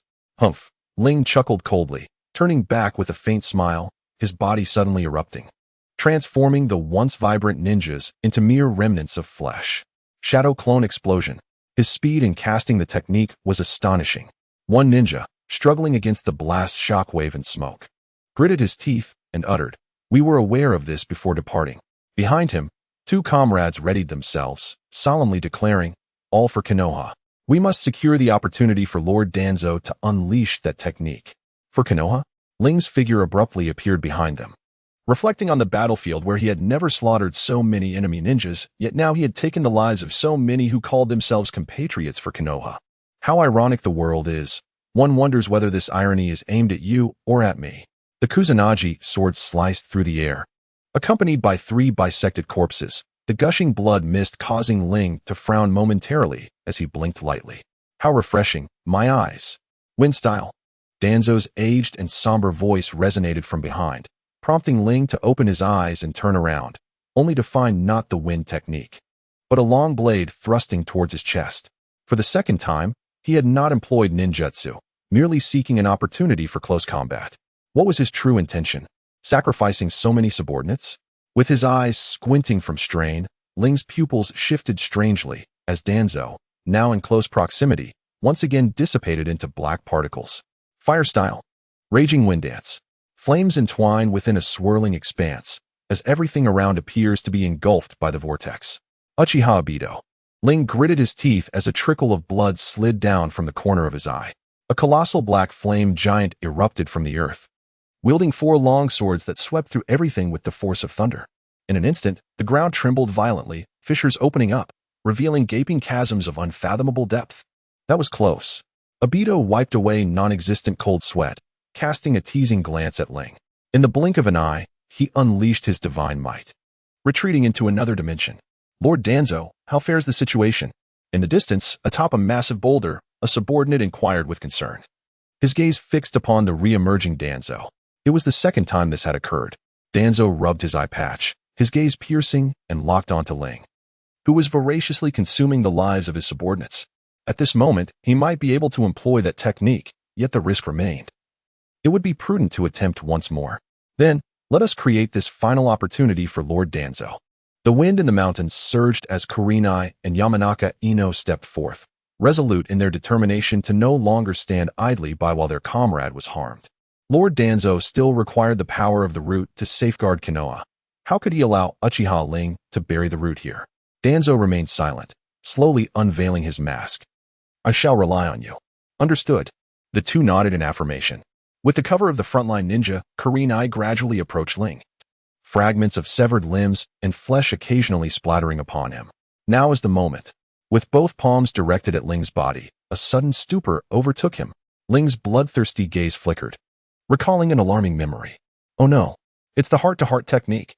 Ling's eyes widened as an unfamiliar aura surged within him, causing his sword-wielding arm to tremble uncontrollably. In the midst of his astonishment, he noticed the aura dissipate, while the one who had unleashed the secret technique, Yamashita Kaze, spat blood and collapsed. His face etched with disbelief. Blood trickled from the corner of his Sharingan, contorting Yamashita's features into a grotesque mask. What could possibly be happening? Ling felt a pang of confusion. I am not a Jinchuriki, nor do I harbor any mythical beast within me. Just as I intended to employ the technique of reversal to undo this spell, the man collapsed on his own. The earlier mention of the Sharingan, could it be that the Sharingan possesses the ability to counteract secret techniques? It stands to reason. Orochimaru's rebirth technique was once perceived by Sasuke's Sharingan, which could surely contend against the Yamashita clan's secret arts. The battlefield was a realm of rapid change. Despite Ling's ability to see through Yamashita's attack, his fleeting thoughts allowed another to draw near unnoticed. A path to self-destruction. Ling, his vision blurred, could not discern the approaching figure, but that was enough. Fire release. Great fireball technique. The inferno engulfed the assailant, transforming him into a being of flames. Yet he disregarded the blaze and charged straight at Ling. Ignoring the searing heat, he advanced resolutely. What could his intentions be? Ling was taken aback, yet remained composed. The existence of Susanoo could dispel any threat. Is it him? The moment has arrived. Obito nodded enigmatically, a gesture that seemed to convey both admiration and reflection. To endure the searing flames for a single strike is a feat not every ninja can achieve. Kamui. The strange vortex reappeared, drawing Ling's Susanoo into another dimension. Just as the fiery figure charged toward him. Die! The fireman roared, but before he could finish, Ling cleaved him in two, blood and charred flesh spraying forth, staining the palm of Ling's sword-wielding hand. Success. Danzo caught sight of this scene and abruptly tore off his eye patch, his three-tomo Sharingan spinning ominously. A purple hue gradually spread over Ling's entire right arm, the searing pain causing him to furrow his brow. How careless of me. A fierce intensity flickered in Lin's eyes as he gazed upon the ashes of the once mighty ninja, oil woman, and then glanced at his own right arm. Despite the agonizing pain, he gritted his teeth, transferring his sword to his left hand, and struck with a sudden, fierce swing. Although accustomed to the trials of pain as a ninja, the severing of his arm at the elbow sent cold sweat cascading down Lin's brow. His willpower assaulted by the excruciating torment. Uchiha Lin. At this moment, Danzo moved with the swiftness of lightning, his long sword aimed directly at Lin's chest. An overwhelming force piercing the air. The illustrious Uchiha clan. You are a disgrace that should not exist. A peculiar glimmer danced in Danzo's eyes. A blend of mockery and admiration. Humph. Your tone suggests you are a member of the Uchiha clan. Lin, though calm in the face of pain, felt beads of sweat rolling down his face. With the ability to revert time at his fingertips, his arm could be restored at any moment. Do you truly believe that I am easily vanquished simply because I have lost an arm? A hint of derision flickered in Ling's eyes as he suddenly struck at Danzo with his longsword. The sound of metal clashing rang out sharply as Danzo's blade was effortlessly severed, and Ling seized the opportunity to thrust his sword deep into Danzo's abdomen. Another instance of Izanagi, perhaps? Ling chuckled lightly, his breath quickening. I wonder how many times you can die. No, Danzo replied, raising an eyebrow, his Sharingan swirling ominously in his right eye. I am aware that Izanagi holds no power over you, and I have no intention of employing that technique against you. Uchiha Ling embraced the death and sorrow, and succumbed to the endless cycle of reincarnation. Endless reincarnation. Ling was taken aback. As the figure of Danzo before him began to appear ethereal, insubstantial, much like moments prior, when the sword's momentum surged like a rainbow. Chapter 92. The Killing Move. Could it be? Ling's gaze was filled with astonishment, his expression slightly dazed, the usual composure all but vanished. Indeed, Danzo's voice resonated like a celestial melody, echoing across the wilderness. That is, Izanami. It seems the outcome has been sealed. Dense smoke enveloped the area, revealing a scene of devastation. Ling's right arm was maimed, grasping the Kusanagi sword, his eyes hollow. Witnessing this, Obito felt a complex mix of emotions, tinged with relief, his words drifting lightly. Danzo, upon hearing this, fell silent, the three tomo in his right eye gradually losing their luster. Izanami, how did you come to know of this technique? Obito directed his gaze towards Ling, yet his inquiry was aimed at Danzo. Some matters are beyond the comprehension of mere children. After a moment of silence, Danzo finally spoke. Uchiha Ling is one such case, and so are you. Humph. Arrogance is evident in your words. Obito shrugged, casting a mocking glance at Danzo. Abandoning numerous subordinates merely to forge the connection required for Izanami, it seems you had already replicated 2 points in your second confrontation with Ling. Why then? Must you seek to replicate a third? Danzo had deliberately attacked Ling thrice with his katana, all to create the opportunity needed for Izanami to activate. In every fleeting moment of action, he recorded the feelings of both parties by employing the same method to reproduce the sentiment. Denoted as A, Izanami could intertwine the time between the 2 points through the overlapping ANA.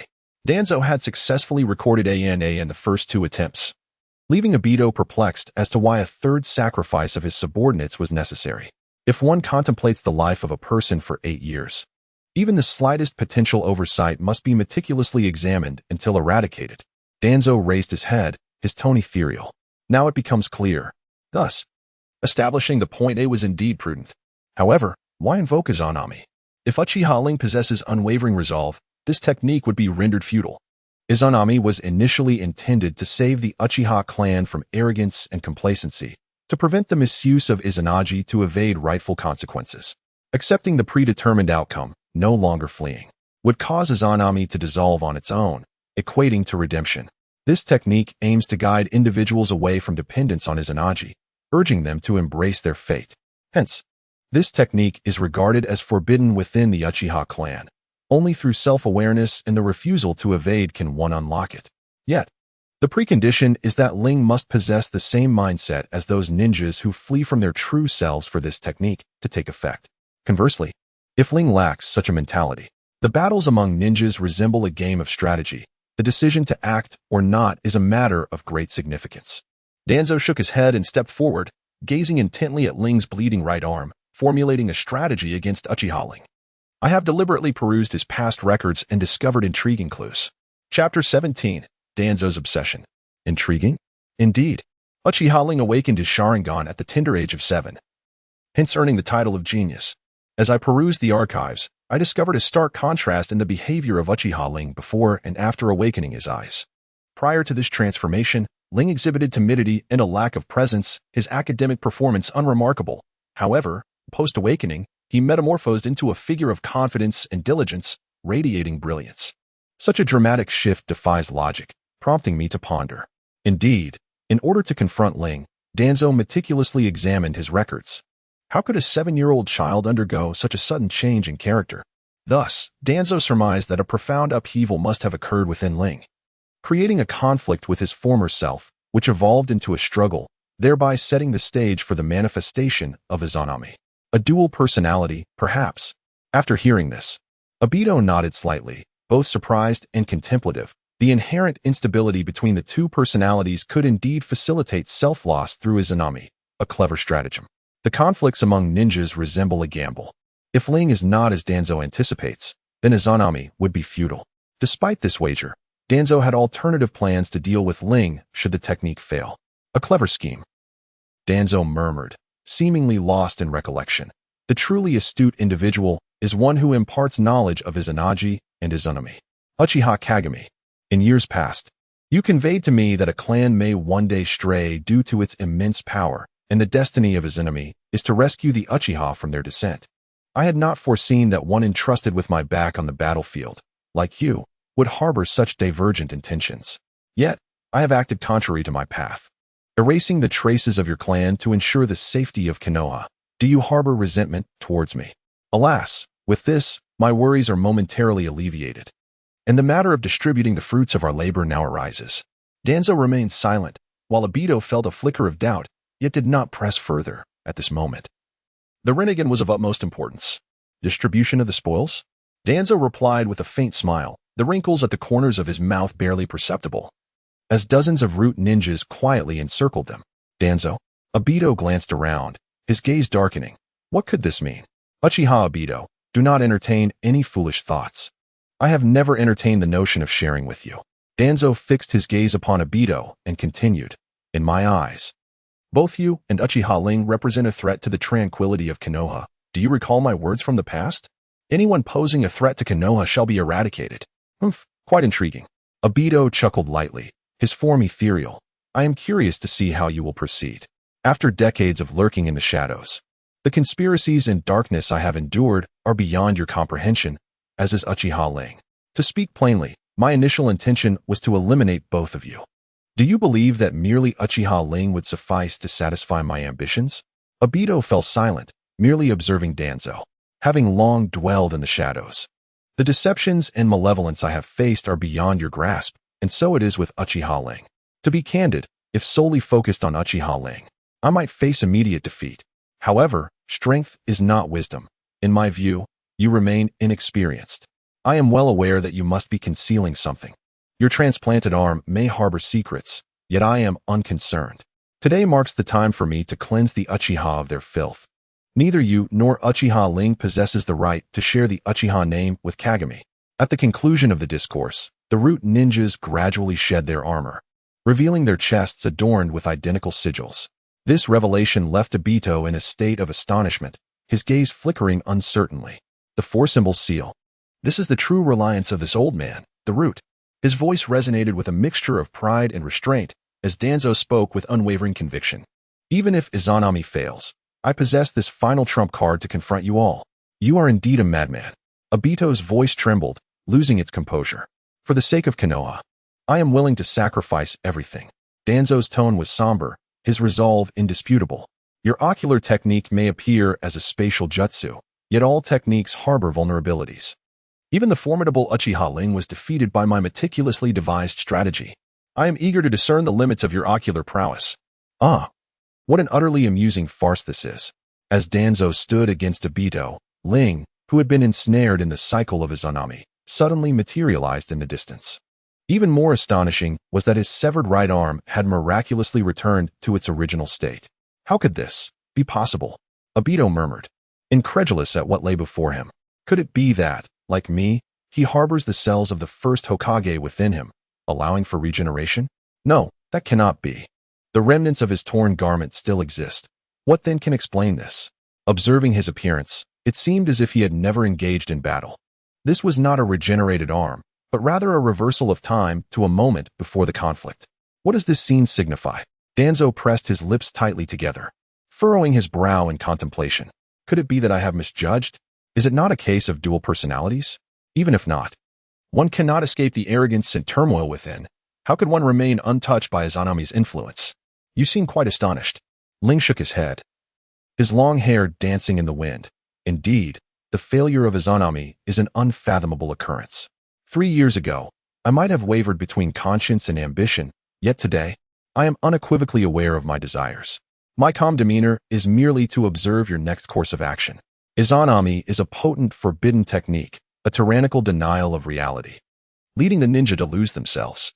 In the original text, Itachi employed this technique against Kabuto primarily to compel him to release the Edo Tensei rather than to extinguish his life. If the sole intention was to kill Kabuto, Amaterasu and the Totsuka blade would be far more lethal than Izanami.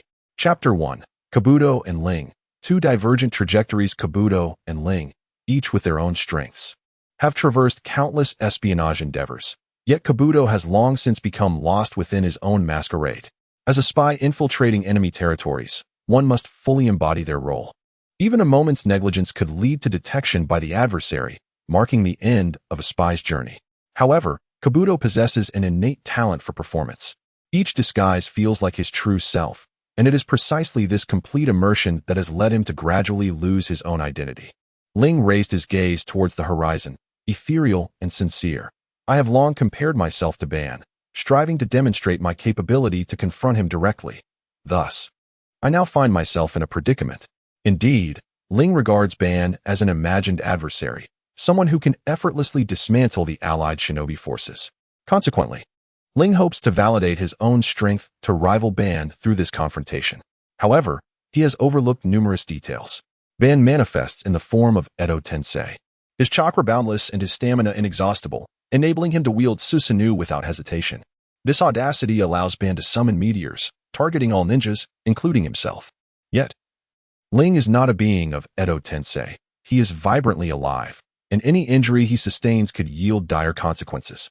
Moreover, Ling's fixation on competing with Ban has become somewhat myopic. He yearns to embody Ban's disregard for overwhelming foes, tactics, and traps, forgetting the pivotal role of uncertainty in battle. Like Uchiha Itachi, who could effortlessly slay Orochimaru, yet alongside Jiraiya, hoped for mutual injury with Kisame. Perhaps this reflects Itachi's humility. But it also reveals that Jiraiya is not as easily constrained by the Rinnegan as Orochimaru. Izanami, despite its power, can only ensnare those lacking profound self-awareness. At this moment, I am not arrogant, but rather resolute. Since that fateful night 8 years ago, I have never understood so clearly what I seek and why. My resolve has never wavered. Ling candidly expressed, reaching to caress his eyes, the tremors of his spirit quietly expanding, to inherit the power his brother sacrificed for him, who risked everything for him. I can only reciprocate with an equal mindset. He then bit his finger, allowing blood to flow slowly into his palm, a sinister smirk crossing his lips. Inheriting his brother's strength? Could it be that his eyes are? Indeed. Witnessing the apprehension in Obito's demeanor, Ling spread his bloodied palm, observing the crimson stains. Reminiscent of the blood once shed by the fierce flow of the past. The Uchiha clan's most formidable ocular technique, the eternal Mangekyo Sharingan. It seems we must temporarily set aside old grievances. Obito gritted his teeth, retreating beside Danzo to declare his stance. Who knows? Danzo's expression remained impassive, perhaps not indifferent, but rather resolute towards his objective. Before coming here, I had prepared for the worst. All root ninjas bear the Force symbol seal, and even at the cost of their lives, they are determined to keep these two Uchiha traitors here. It appears you have allied once more. Very well. This makes it all the more intriguing. Ling nodded, a pressure radiating from him causing the stones nearby to roll. Allow me to show you the gift bestowed upon me by the first and fourth Hokage. His bloodied hand suddenly struck the ground, and amidst the bizarre runes, a colossal red silhouette emerged, the swaying nine tails behind it causing the earth to tremble, with fearsome fangs and eyes filled with murderous intent. The creature bore the same crimson gaze as Ling, adorned with tomo and intricate patterns. Obito's voice shattered, instinctively taking a step back. The Nine Tails. This is impossible. The Nine Tails is sealed within Naruto Uzumaki. How could he summon it? Kneeling, Ling stood atop the fearsome head of the Nine Tails, gazing down upon Obito, Danzo, and the remaining root ninjas as if he were a deity. Let me witness your pleas for mercy.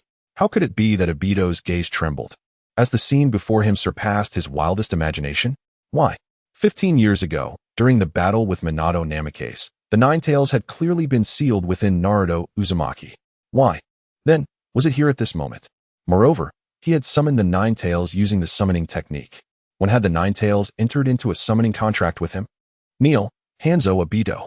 Standing atop the Nine Tails, Ling's long hair and dawn-colored robe billowed in the fierce wind, resembling a celestial being poised to deliver divine judgment. Ethereal, exquisite, malevolent, yet exuding a semblance of non-existent sanctity. I beheld Ling's whispered incantation as the Nine Tails stirred beneath him, its mouth grotesquely splitting open, drool cascading down like a stream. How pitiful your pleas for mercy appear. Tailed beast bomb. With a low growl resonating within Ling, the Nine Tails unleashed a sphere of black chakra, hurtling towards Obito and Danzo below. In an instant, the surrounding world was engulfed in crimson flames, a fierce inferno ascending skyward amidst dazzling smoke and clouds, akin to the heavens collapsing and the earth shattering, as the surrounding rocks trembled and the rising dust obscured half the celestial dome. Why Obito's form had become ethereal, untouched by the devastation, yet his clenched fists betrayed the turmoil within. The Nine Tails was undeniably the summoning beast of that adversary, with the old man gone. I alone could command this fox spirit. Why then could Uchiha Ling summon the Nine Tails? He claimed it was a gift from the first and fourth Hokage. Yet the fourth Hokage had perished, his spirit dissipated by the sealing technique. At that time, Ling was merely 8 years old. How could he have possibly intersected with the fourth?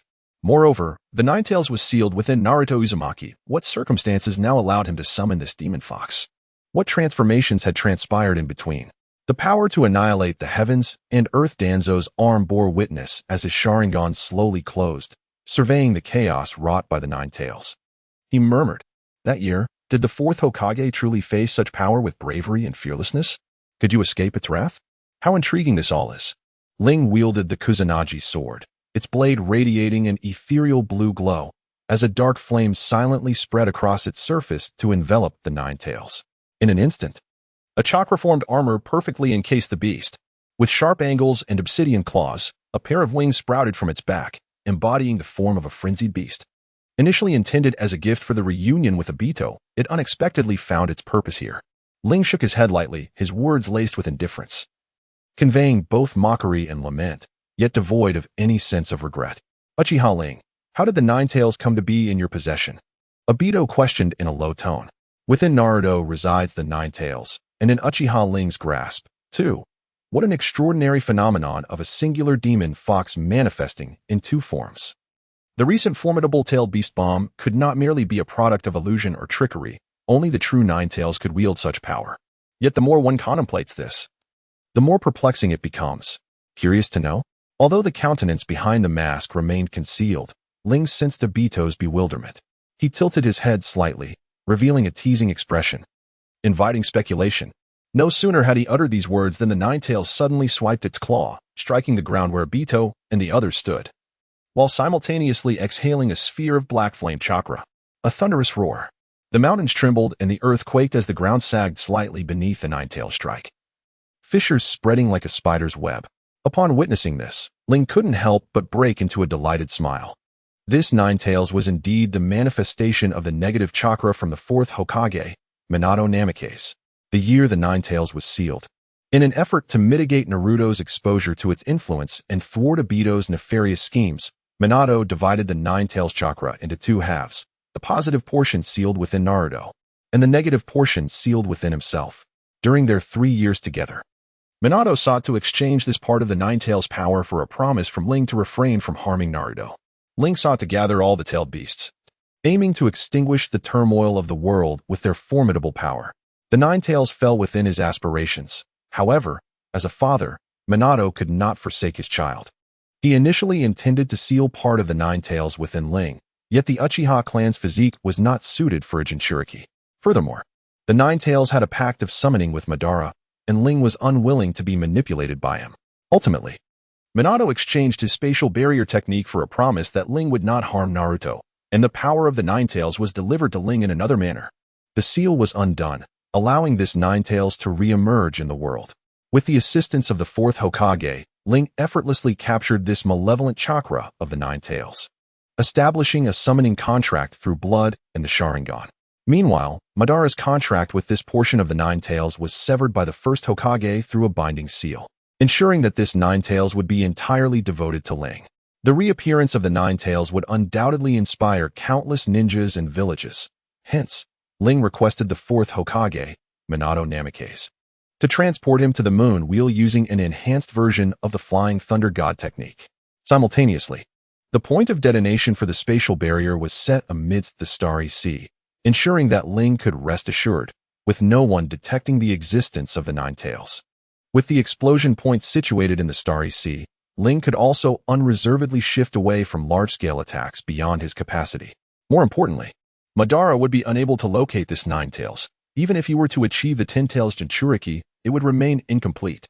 Ling has destroyed one of the Rinnegan, with the Nine-Tails half concealed on the moon, opposing Madara with every ounce of strength he possesses, utilizing the power to restrain him. Remarkably, he has also harnessed the might of the Nine-Tails. Danzo murmured, his brow deeply furrowed, feeling a sense of helplessness. Volume 29, with the reverse scale unbroken. How can one speak of victory or defeat? As a seasoned ninja forged in the crucible of war, Danzo was not taken aback by the resurgence of the Nine-Tails. During the bloody and tumultuous Ninja World War, the Jinchuriki of various villages had once gallantly fought on the battlefield. What left Danzo feeling utterly helpless was Ling's unparalleled strength. Having exhausted every effort to devise strategies, even investing the full might of the root organization and allying with Obito Uchiha, Ling's displayed power appeared as boundless as the ocean. The venomous insects unleashed by the Aburame clan had cost him an arm, yet they failed to diminish his vigor. This was not mere illusion, it was a stark reality.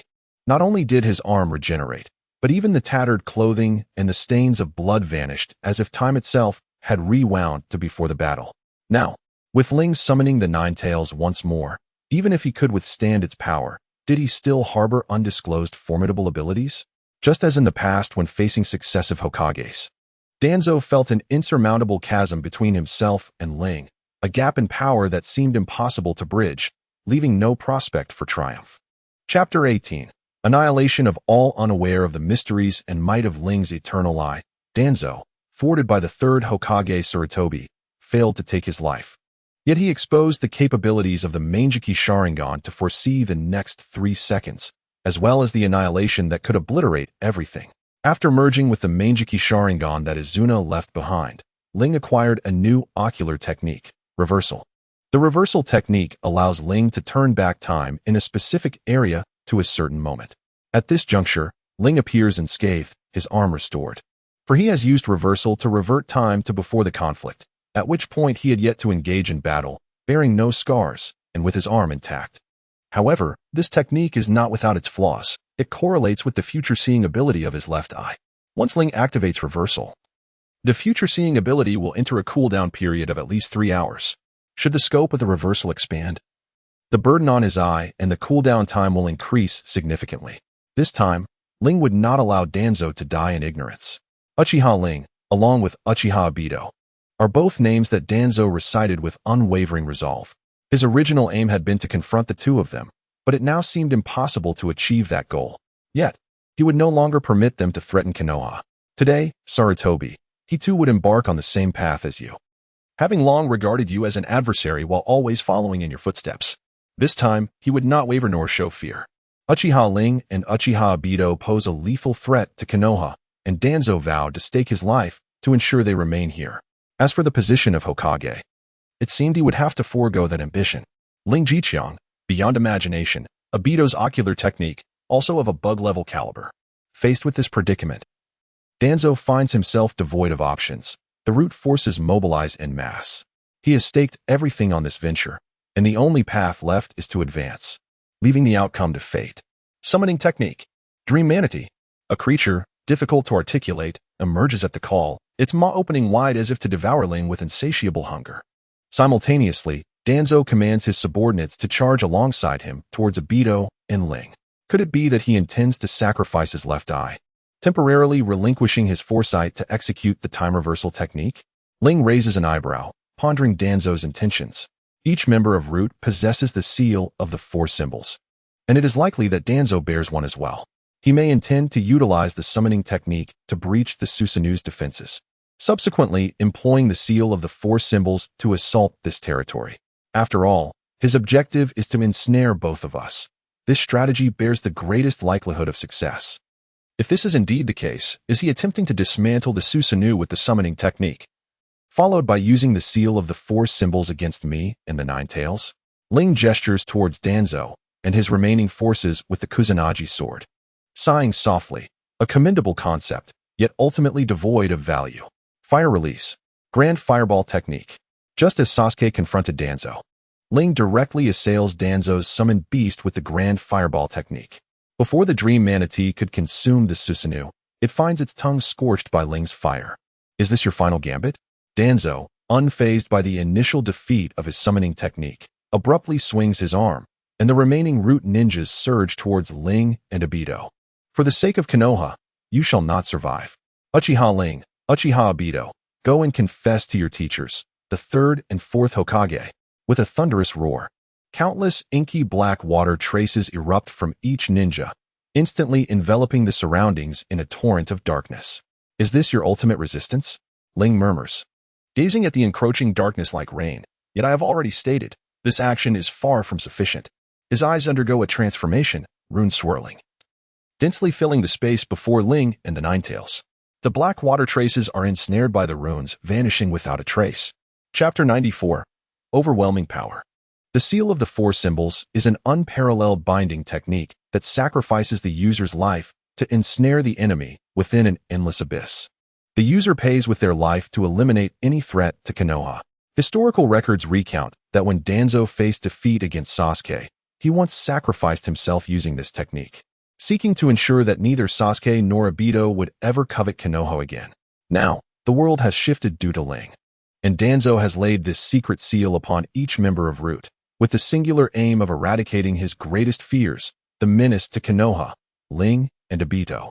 Even though Ling has managed to transfer part of the seal using a spatial barrier, the remaining Root members charge towards him without hesitation, disregarding the 9 tails below them and its unusual movements beneath the Susanoo. Is this what Root truly is? Ling questions himself upon witnessing this scene. He is perplexed by these ninjas. Danzo regards them as mere pawns, yet they appear devoid of thought and fear, indifferent even to life and death. Has the indoctrination of Root been this thorough? Can the organization that lurks in the shadows, committing unjust acts, truly turn a blind eye to this? Is it a mind lost in the depths of indoctrination? Or do they genuinely believe in the existence of the so-called hidden guardians of Konoha, as espoused by Danzo? The truth remains elusive. Yet to him, The psychological state of these ninjas holds little significance. Their lives and deaths are of no concern. As adversaries, regardless of kinship, those who obstruct my path shall perish. This has been the case in the past and remains so today. It appears necessary to muster the resolve to eliminate these ninjas. Otherwise, once all seals are activated, evasion shall be impossible. Ling furrowed his brow, weighing the optimal strategy. Very well, let us employ that particular technique. With determination solidified, Ling gazed at the approaching ninjas, a hint of derision glinting in his eyes. To perish by this technique would indeed be a stroke of fortune for them. The kaleidoscopic patterns of the Sharingan intertwined once more, as the Ninetales, enveloped in the armor of Susanoo, opened its mouth to unleash a colossal sphere of purple-black chakra. The fusion of annihilative power and tailed beast bomb let them experience the might of this technique. With a sudden clasp of his hands, a crisp sound echoed, and the massive sphere surged forth with the ferocity of a tempest towards the distant ninjas. The tailed beast bomb, a unique S-rank ninjutsu of the Jinchuriki, or tailed beast, ejects highly concentrated chakra from its mouth, capable of obliterating mountains. What good are powerful seals when subjected to such devastating ninjutsu? An explosion ensued, accompanied by sparks and thick smoke, interspersed with countless scattering dark particles. The amalgamation of destruction and tailed beast bomb endowed the Ninetales with dual means of devastation.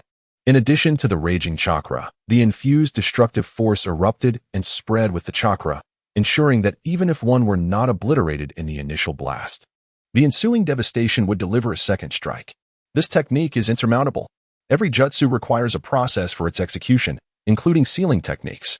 While the four symbols seal is formidable, if one is annihilated or their body is destroyed before activation, what threat remains? Such a terrifying technique.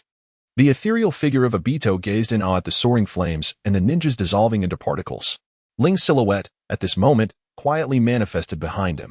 A shadow clone technique, perhaps. Obito murmured, turning to face Ling. My true self is engaged with Danzo, while your clone comes to confront me. I concede that your strength exceeds my expectations. The Ninetales is indeed under your control. However, no matter how powerful you may be, you cannot defeat me. Ling Moran gazed intently at Obito, lost in contemplation. Ordinary physical attacks cannot harm you, a fact I have long acknowledged. However, there exist means to counter you. Obito, taken aback, could not conceal his astonishment. Indeed, your ocular technique allows your body to slip into another dimension, rendering you immune to physical damage, yet your spirit remains exposed. Spirit? Obito pondered, realizing the implication. My eyes possess a power that surpasses yours. Do you truly believe you can withstand my illusion? Ling chuckled lightly as his gaze shifted, transforming the entire battlefield into an ancient castle, the essence of illusion enveloping them. Illusion, ethereal prison. What remarkable sorcery. Obito surveyed his surroundings, admiring the spectacle, yet unafraid. But what purpose does this serve?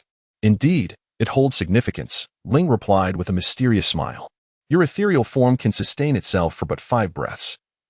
Exceeding this limit may render you lost in the void, unable to return to reality. Thus, I need only to control your mind for 5 minutes. When you emerge from this state, I shall strike you down. Ling extended his palm, unreservedly unveiling his plan to eliminate Obito. With my web of illusions binding you for 5 minutes, as your form reaches its utmost void, your true self will manifest, and in the midst of the dust, you shall be slain. Who has divulged the secret of my ocular technique? Nagato, Conan, or perhaps Itachi? Where does this information stem from? Upon hearing Ling reveal the mysteries of the Sharingan, Obito's eyes flickered, struggling to conceal his inner turmoil. He was unaware that Ling was a traveler from another realm and could only speculate about the source of this intelligence. Zetsu is undoubtedly a creation of Hashirama's cells. Utterly loyal, not one to betray. Hence, his suspicions fell solely upon Nagato, Conan, and Itachi. Yet, Obito had never disclosed the secrets of the Sharingan to these three. Coupled with the disparity in strength between himself and Ling, he found himself in a state of unrest. Futile indeed. Sensing the counterattack within the illusion, Ling shook his head with a light chuckle. This is the mental binding illusion cast by the Sharingan. Unless your ocular technique equals or surpasses mine, it cannot be undone. However, such a possibility is non-existent.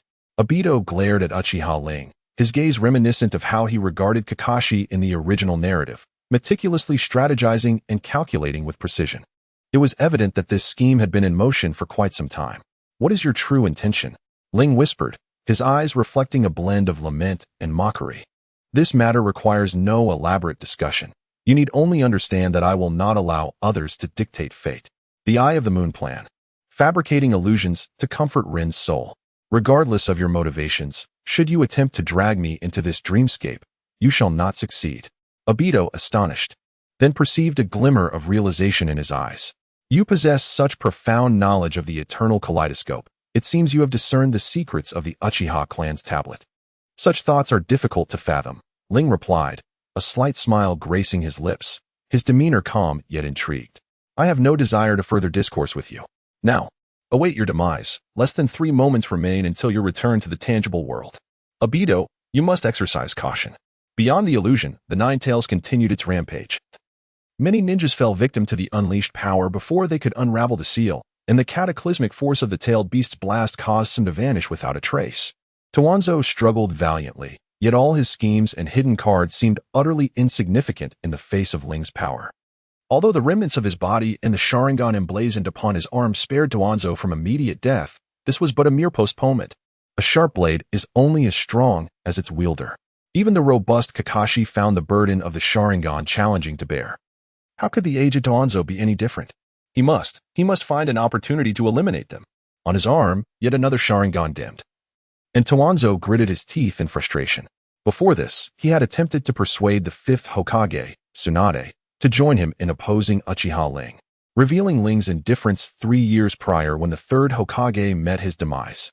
However, Tsunade remained unmoved, deepening Towanzo's disappointment in the current state of Konoha. Only I can revolutionize the shinobi world. This thought burgeoned within Towanzo's heart, as he grew discontent with those who basked in the false peace. War loomed ever closer. And Mangekyo had already issued a warning to Konoha. How could anyone still be entranced by a fragile and untrustworthy peace? Only through the unification of power. Bringing the world under one hand, can chaos be eradicated and Konoha flourish eternally. Regrettably, apart from Towanzo himself, no one shared his viewpoint, including the Hokage, the daimyo, and the other elders. To speak candidly, Towanzo's dedication to protecting Konoha went unquestioned, as did Ling's, who understood that this grim old man would sacrifice everything for the village. To a certain extent, Ling admired Towanzo. However, he would never forgive Towanzo for the annihilation of the Uchiha clan. Emotion breeds hatred, and hatred ignites war. Ling wholeheartedly believed this. The conflict between the Uchiha and Konoha symbolized war in his heart. For Ling, the fate of the Uchiha clan mattered little. What truly concerned him was Ri, his elder brother. If Konoha did not eradicate the Uchiha clan, Ri would not find himself in dire straits. If Konoha did not destroy the Uchiha, his brother would not fall. All hatred was ignited by Konoha. If the Uchiha clan had no intention of overthrowing Konoha, why would Konoha massacre them? How laughable it is to blame others for one's own inability to suppress one's family. If one possesses enough strength, who would dare to rebel?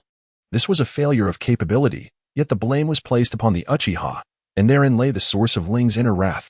Towanzo stood at the pinnacle of the Nine Tails, his gaze piercing through the roaring flames and swirling smoke, quietly observing the figure gasping for breath amidst the oppressive atmosphere. A sage once proclaimed, "The celestial phenomena are the sentiments of the divine. The gods mourn for the departed as humans do." Ling could no longer recall the origin of this saying, nor did he have the leisure to ponder the existence of such deities. He only remembered 3 years ago, when raindrops fell like tears from the heavens, mourning the fall of the 3rd Hokage. Now, a shroud of rain enveloped the hidden rain village, akin to a mournful song lamenting Towanzo's demise. First, dark clouds obscured the sun, followed by the gentle patter of rain, droplets clinging to Ling's flowing hair, shimmering with a delicate grace. At this moment, Ling gazed skyward, unsure whether to rejoice or grieve at Towanzo's death.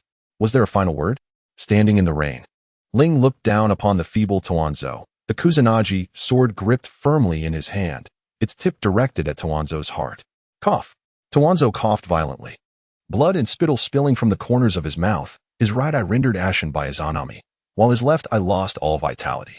Raindrops cascaded down Ling's long hair, dampening the visage of the elder who had concealed himself in darkness for decades, now exhibiting an unwavering resolve. Uchiha Ling's pupils dilated, his gaze dimmed, as Danzo's voice barely reached his ears. "Do you still remember the vow you made to Sarutobi?"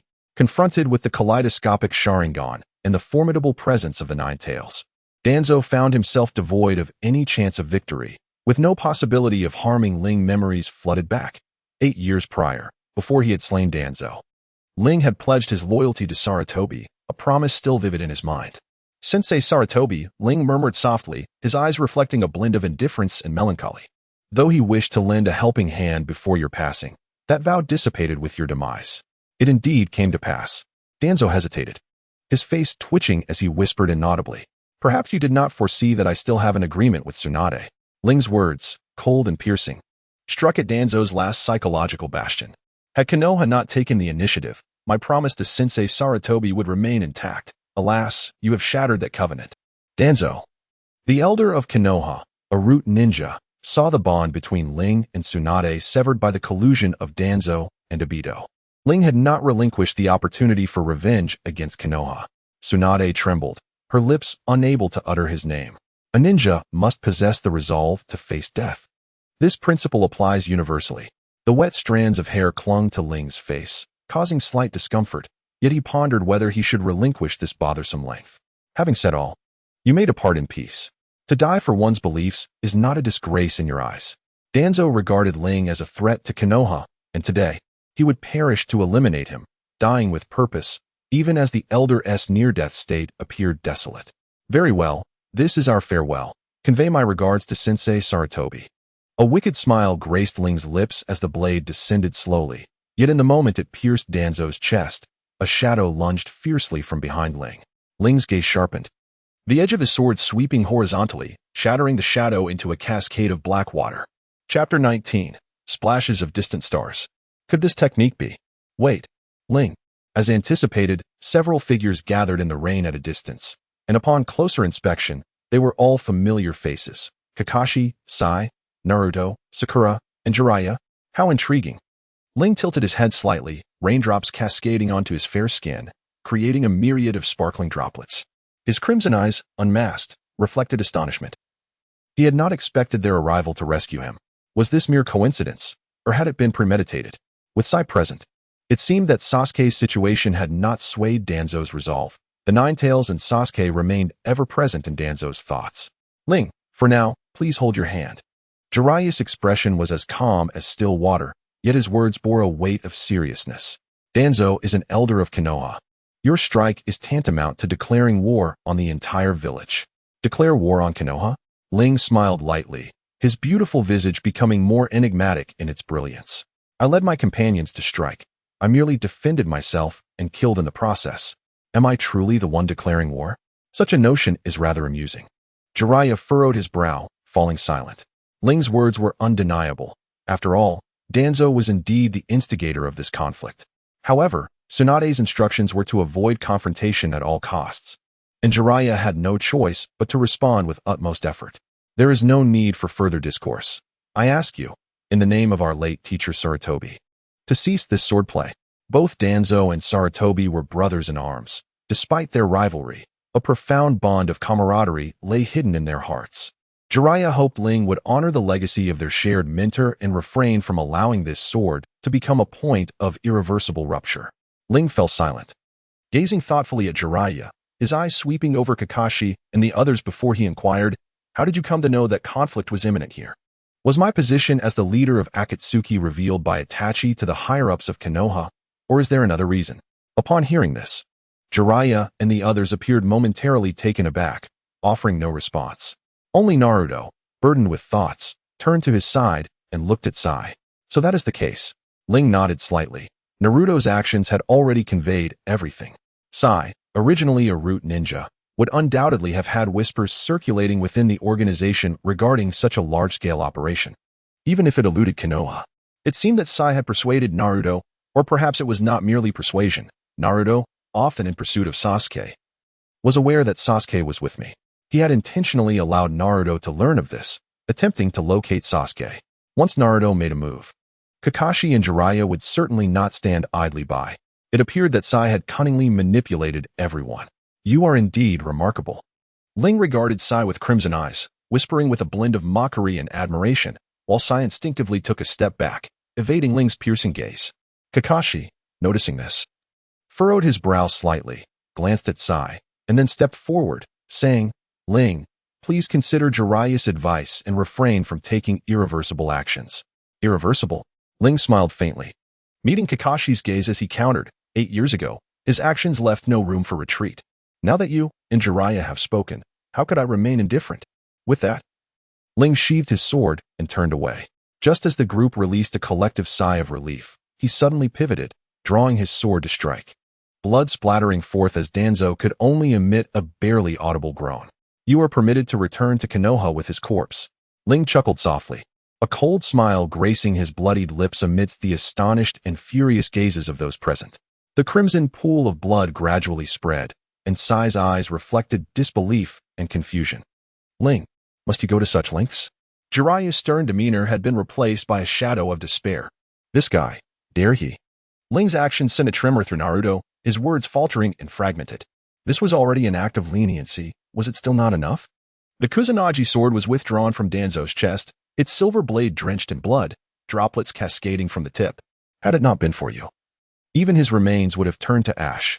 This act elicited a fleeting glimpse of helplessness in Kakashi's eyes. Ling, you have irrevocably committed a grave mistake. Uchiha Ling, how dare you? Jiraiya seethed with fury, his formidable presence surging toward Ling like a tidal wave. What is your intent? Do you seek to discipline me? If you believe you possess the capability, then by all means, give it a try.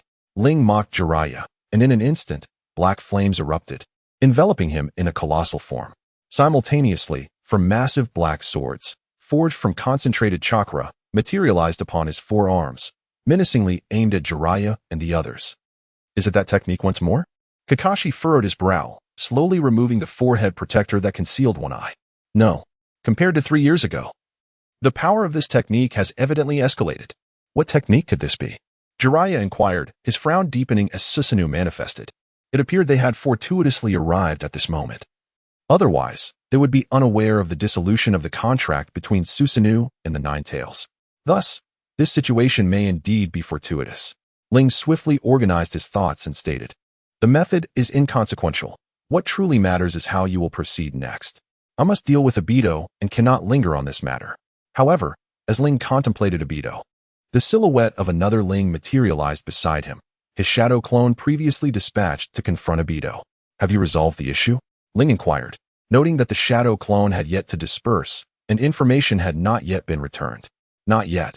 The shadow clone shook its head, having intended to ensnare him with an illusion, awaiting the moment he revealed his true form to unleash a cataclysmic technique. The plan was flawless, yet Obito had employed Izanagi. Izanagi. It appears he has left a lingering trace of his ocular power here. What shall we do next? Even with Izanagi, defeat should not be an option. This clone, granted half of my chakra, possesses the ability to utilize all my ninjutsu and ocular techniques, and it is unreasonable to allow Obito to escape. This is the work of Black Zetsu. After you dispel the summoning technique, he will conceal himself. The power of wood release and the Rinnegan's insight cannot penetrate his concealment. Taking advantage of Izanagi, he managed to rescue him, due to the presence of Jiraiya and others. The clone spoke indirectly, refraining from directly naming Obito. I understand. Thank you. Ling nodded slightly after a moment of silence, and the shadow clone dissipated into smoke. This situation grows increasingly intriguing. With both anticipation and ennui, Ling mused internally. Although he lacks a cataclysmic technique to deal with Obito, the disparity in strength between them renders Obito incapable of turning the tide. Now, he could only look to Madara for assistance, with no other options available. However, what choice would Obito make? With a blend of mockery and malice swirling within him, Ling turned his attention away from Obito, instead gazing at Kakashi, Jiraiya, and the others, inquiring, what shall we do? What are your plans? Shall we continue the battle, Lord Jiraiya? Kakashi furrowed his brow, seeking guidance from Jiraiya, who also found himself at a loss. Tobarama had once been the commander. Despite Kakashi's reservations about the former leader, he could not dismiss the weight of Tobarama's fall before his eyes. Let us return to Konoha, Jiraiya sighed softly. With Tobarama gone, the battle was rendered meaningless. This matter was beyond his capacity to handle and should be left to Tsunade and the Council of Elders to decide. Jiraiya signaled for Sai to retrieve Tobarama's body, and the group prepared to depart. However, Naruto, who had remained silent for a long while, stepped forward, gazing intently at Ling. Naruto? Sakura whispered, as the others regarded him with curiosity. Uchiha Ling. Where is Sasuke? Has he finally voiced his question? Ling smiled gently. Naruto's silence since his arrival had surprised him, and it seemed he was finally returning to his usual self, perhaps seeking Itachi. Naruto clenched his fists, his azure eyes, once bright as the sky, now dimmed with a somber hue. You have defeated him. Why must you kill him? Naruto, with his kind-hearted and empathetic nature, had previously confronted Zabuza over the death of Haku. Moreover, now, Ling was about to kill someone he did not know, yet who was undeniably a Konoha ninja Tobarama. You see only the trees, but not the expanse of the forest. With narrowed eyes and an overwhelming presence that rendered the air thick with tension, Ling addressed the youthful assembly before him. If you harbor no intention of battle, depart swiftly. You perceive only my act of slaying him, yet are oblivious to the lives he has extinguished. You witness the blood-soaked visage of Danzo in this moment. But are you aware of the harrowing demise of life from years past? You know nothing. You are utterly in the dark. Naruto. Silence. Jiraiya interjected, halting Naruto's inquiries. The aura emanating from Ling instilled a sense of trepidation within him, a disquiet reminiscent of the past encounters with haunts. Now, Ling was reviving that long-buried anxiety. After a prolonged gaze at Ling and a fleeting glance at Naruto, Jiraiya sighed, "Let us return." With that, he turned away, followed hesitantly by Kakashi and the others who cast one last look at Ling. As they journeyed, Sai bore the lifeless form of Danzo. The group enveloped in a somber silence, their thoughts consumed by the implications of his death. It seems you've uncovered something, Jiraiya observed, noting Kakashi's pensive demeanor. That attire. A vision of Ling's striking black robe adorned with crimson clouds flashed in Jiraiya's mind, an ensemble exclusive to the Akatsuki members. It appeared Ling had indeed joined their ranks. Indeed. Jiraiya sighed, a mixture of nostalgia and confusion glimmering in his eyes. Like Orochimaru and Itachi Uchiha before him, why did such distinguished ninjas of Konoha choose the path of opposition against their own village? It seemed imperative to keep a closer watch on Naruto. The aura Ling exhibited was extraordinary, coupled with his prowess in illusions. Upon joining the Akatsuki, he would undoubtedly target the tailed beasts, especially if he set his sights on Naruto. Meanwhile, neglecting Jiraiya and Kakashi's concerns, Obito followed Zetsu to their stronghold, seething with rage. That accursed Uchiha Ling. He snarled, tearing off his mask to reveal a face chiseled with fury. How did he acquire such formidable power? Chapter 96, Omen, Turmoil. At this moment, did the words still resonate? The intertwining figure of Zetsu spoke with a mocking tone. I had long foretold the necessity of eliminating potential threats. Yet you did not heed my warning. Now, regret has found you. Obito furrowed his brow, a flicker of displeasure crossing his features as he regarded Zetsu, his eyes silently conceding the truth of the matter. Your words ring true. I should have dealt with him sooner. What then shall alleviate your worries? Zetsu inquired, raising his hands in feigned innocence. First, assist me in transplanting the two eyes, Obito commanded, gesturing toward the stone wall behind him, lined with shelves brimming with jars containing floating ocular orbs.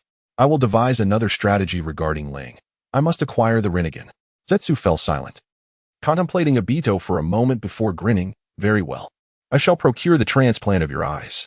In the village of Konoha, Jiraiya and the others returned hastily to the Hokage's residence, eager to relay their findings to Tsunade. Danzo, an elder of Konoha, though shrouded in obscurity, could not conceal his demise. All eyes would be on Tsunade and her two advisors as they determined the course of action in light of these events. What has transpired to bring us to this point? Within the confines of the room, Tsunade cradled her forehead in her hands, the others having returned from the morgue. She bore witness to Danzo's severed arm and the grievous wound to his chest. Her intention had been to avert the onset of conflict. However, Danzo met his demise at the hands of Uchiha Rin. Thus, what significance remains of the 3-year pact? Upon arrival, Danzo still drew breath. Jiraiya lowered his gaze, a visage etched with remorse, addressing Tsunade with sorrow. I am sorry for failing to prevent Uchiha Rin. Danzo fell by his blade before us. Tsunade remained silent, her face obscured beneath her arms, yet the veins in her wrists throbbed visibly. Bang! The wooden door reverberated as Mito Menyen and Tsurugi Konohamaru burst in. They first glanced at Jiraiya, then turned to Kakashi, and promptly interrogated Tsunade. 5th Hokage, Danzo is dead. What is the reason behind this? Tsunade continued to be silent, seemingly engulfed in the shock of receiving such news. Fifth Hokage. Mito Minyan's tone darkened. What led to Danzo's demise? Colleagues, be it Mito Minyan or Tsurugi Konohamaru, could not reconcile with Danzo's passing. Observing the advisor's displeasure, Jiraiya furrowed his brow and responded, "It was Uchiha Rin, by the time we arrived in the Hidden Rain." The battle had already concluded. The advisors were taken aback. Danzo's death was indeed shocking, but the revelation that Uchiha Rin had delivered the fatal blow left them in disbelief. Uchiha Rin, known for his merciful nature and an insider of the Uchiha clan, had slain Danzo. Was this an act of vengeance for past grievances? If so, how should Konoha respond to this retribution, and how shall they endure the ensuing consequences? Konoha's debt to the Uchiha clan had come due. Tsunade, concealed in shadow, spoke in a hushed tone, as if whispering, "Konoha owes a debt to the Uchiha?" Jiraiya's brow furrowed deeply. This matter concealed many secrets. "I shall take my leave," Kakashi remarked, sensing the topic veered into territory best left unexplored. "No need for such hasty retreat." Tsunade lowered her arms, her gaze distant. "This concerns Naruto and your former pupil, Sasuke Uchiha. You too must be aware." "Tsunade," Mito Minyan bellowed, "remember your position." Realizing Tsunade was privy to the truth regarding the Uchiha clan, Mito Minyan sternly interjected. He was unaware of how she had come to know, yet as Hokage, certain truths should not be so easily spoken. "Are you afraid to act yet recoil from accountability?" Tsunade derided the two advisors. The village, founded by their ancestors through sacrifice. The sanctuary protected by brothers and beloveds, where countless ninjas gave their lives, had been reduced to pawns in their political machinations. The will of fire, instilled in Konoha since its inception, now turned its blade against its own kin. Uchiha Rin had not sought revenge against Konoha, yet you remain unsatisfied, even plotting to obscure the truth. Beyond scheming against your own, what else do you possess? In truth, when Tsunade resolved to inherit the mantle of the fifth Hokage 3 years prior, she had anticipated facing harsh realities, her heart already steeled. Yet the plight of the Uchiha clan at the hands of Konoha's higher-ups was profoundly shocking. The first and second Hokage had also contended with the Uchiha. Their strength was beyond imagination. After Uchiha Madara's defeat, they possessed the power to annihilate the clan, yet they refrained. Such magnanimity, such grace. Regrettably, the younger generation has failed to inherit the true essence, merely seeking to preserve Konoha while distorting the original intention. Tsunade, be cautious with your words. As Komaro's eyes half closed, a cold light flickered within them. For though you are the fifth Hokage, we are also advisors of the Konoha Elder Council. Our status sufficient to hold you accountable for the weight of your words. 8 years ago, Tsunade disregarded the gazes and words of the advisors, suddenly overturning the documents. Papers scattering like snow throughout the room. It was you who commanded the slaughter of the Uchiha clan. The Umbu conspired with Itachi Uchiha, resulting in this great calamity. Subsequently, you used Sasuke Uchiha as a hostage to coerce Itachi Uchiha into joining Akatsuki to monitor this organization. This is the truth. After Tsunade's furious proclamation, she gasped for breath as if exhausted from battle. Silence. Once Tsunade finished speaking, only the anger, shock, or stupor on the faces of a few remained in the room. Chapter 20. The powerful eye of the ninja. For 3 years, I have toiled tirelessly, contemplating how to ensure that Rin Uchiha keeps this secret. Konoha lacks capable ninjas. If this matter were to leak, the village would face annihilation. To this end, I once leveraged Lord Hiruzen's kindness towards him to gain his promise. Yet you all not only expressed dissatisfaction, but also sought to eliminate him by any means. 200 ninjas, including the head of Root, all perished at the hands of Rin Uchiha. Now, due to your actions, my agreement with Rin has become meaningless. What can you do for Konoha? Apart from binding me to the position of Hokage? If you do not trust me, why summon me back to the Hokage role? Why do you not act for yourselves? After venting her pent-up frustration, Tsunade felt both relieved and regretful. Holding the position of Hokage felt like walking on thin ice, striving to protect the village, yet the elders and advisors had never placed their trust in her. This resentment and fury she bore alone, with no one to share the burden. Now, due to Danzo's actions, her agreement with Rin had become void. No one could kill Rin, and the situation now hinged entirely on Rin's will, rendering Itachi's sacrifice meaningless. And all of this was the consequence of the Elder Council's unilateral actions, yet the innocent people, the valiant ninjas, And indeed, the entirety of Konoha had to bear the repercussions. This is what the great sage frog spoke of, the unforeseeable future. Jiraiya murmured, only to himself. Alas, you shall ultimately grow into a formidable ninja, and upon your independence, you will surely have disciples by your side. These disciples, as ninjas, will bring about monumental changes in the world. Among them, there exists a powerful ninja to counterbalance him, of whose appearance, nature, and gaze I know not. Yet I can sense the formidable aura emanating from his eyes. The future will oscillate between him and the child of prophecy. For him, the world is rife with infinite possibilities. Rin Uchiha, a ninja of great ocular power. Could it be that you are? If this is indeed the case, then who is the child of prophecy? In a concealed location within the land of rivers, a piercing wail suddenly echoed, accompanied by a splash of blood, crimson eyes ablaze. Despair.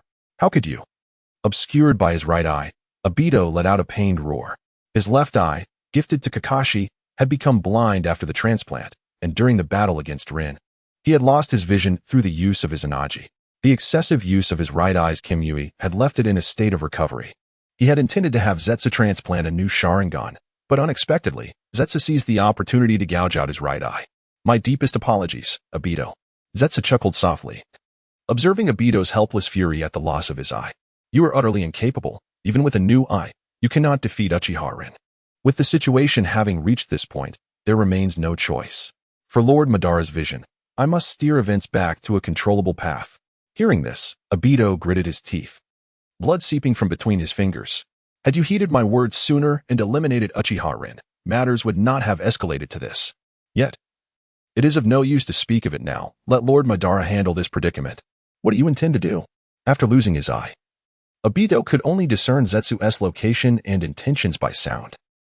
It is no matter to inform you now. Zetsu grinned wickedly, retreating into the shadows.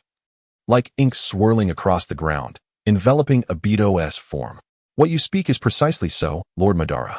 In the hidden realm of the Land of Rivers, Zetsu meticulously reported everything to Madara, who had been reincarnated through Edo Tensei. Indeed intriguing. Madara smirked dismissively, his cracked visage exuding a sense of irreverence. He had anticipated challenges, yet did not foresee such oversights. Uchiha Rin, a truly remarkable youth. Indeed, Zetsu replied, his tone dark, the tailed beast summoned. Wielding the Kusanagi sword, single-handedly defeating Obito and 200 leaf ninjas, his power rivaling that of the legendary era. Is that so?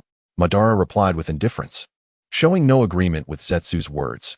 Even if this individual's strength matched that of the past, it could not alter the truth.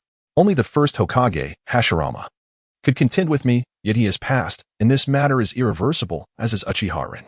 Zetsu paused, gazing at Madara, questioning, what is your intent, my lord? Madara fell silent, closing his eyes in contemplation, before finally speaking. Why am I reincarnated through Edo Tensei? What is the reason?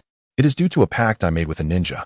Black Zetsu explained, fearing a disruption to the plan, yet Uchiha Rin unexpectedly emerged, left with no choice. I summoned you through Edo Tensei. However, you, not in your prime, may struggle against Uchiha Rin. I see, Madara murmured, casting a dark glance at Zetsu. Have you divulged the secret of my being? It was out of necessity. Black Zetsu is merely a fragment of Madara's consciousness.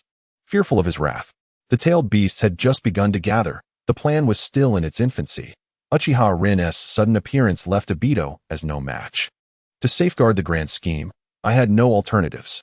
Madara frowned slightly, observing Obito manipulated by Black Zetsu, remarking, I initially believed everything would proceed smoothly.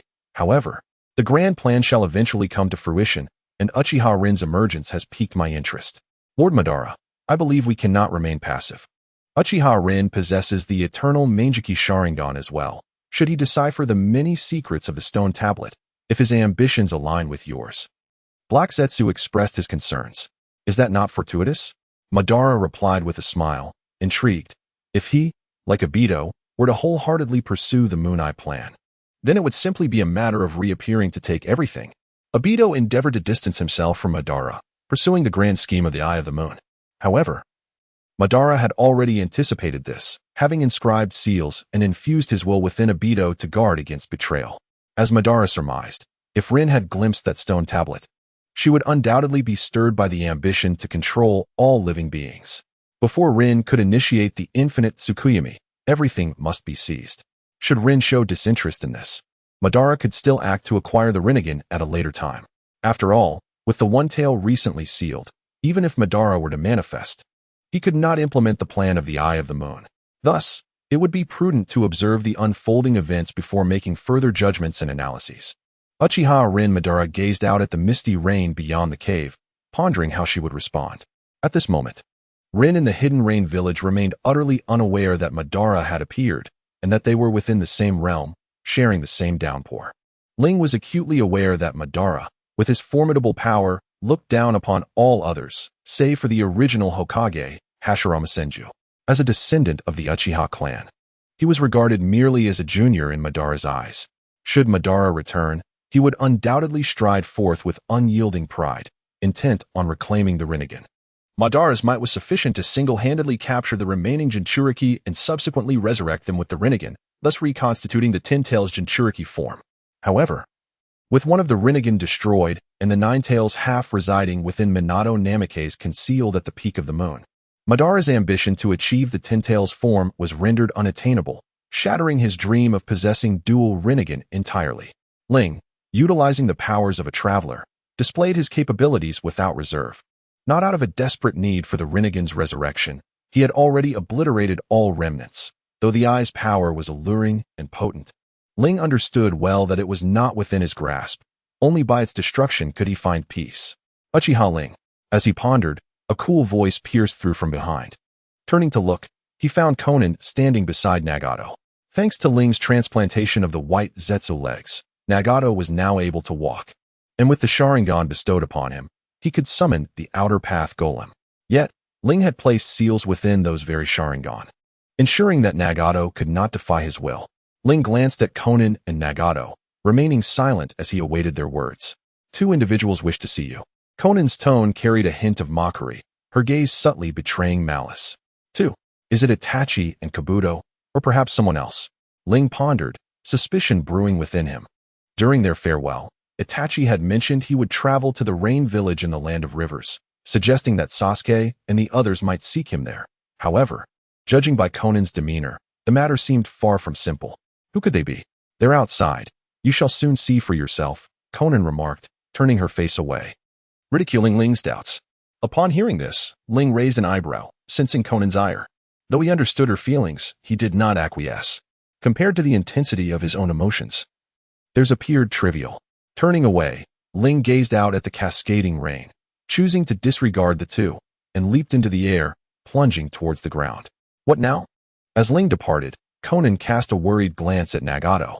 It remains unchanged, Nagato replied with a troubled shake of his head. My heart is like a clear mirror. My thoughts lucid, yet I cannot defy his commands. How can the three-tomo Sharingan withstand the kaleidoscope of his eyes, especially when he has already devised deceptions? Are we to be mere pawns in his game? Konan exclaimed with indignation. The Akatsuki was originally formed by Yahiko, yet it now lies in Ling's grasp. How frustrating. At this juncture, there appears to be no other recourse. Nagato narrowed his eyes, his crimson gaze flickering amidst his wine-red locks. Unless we discover a means to counteract his ocular prowess, resistance seems futile. Let us first ascertain their purpose. Should an opportunity arise, we must act decisively to eliminate Uchiha Ling.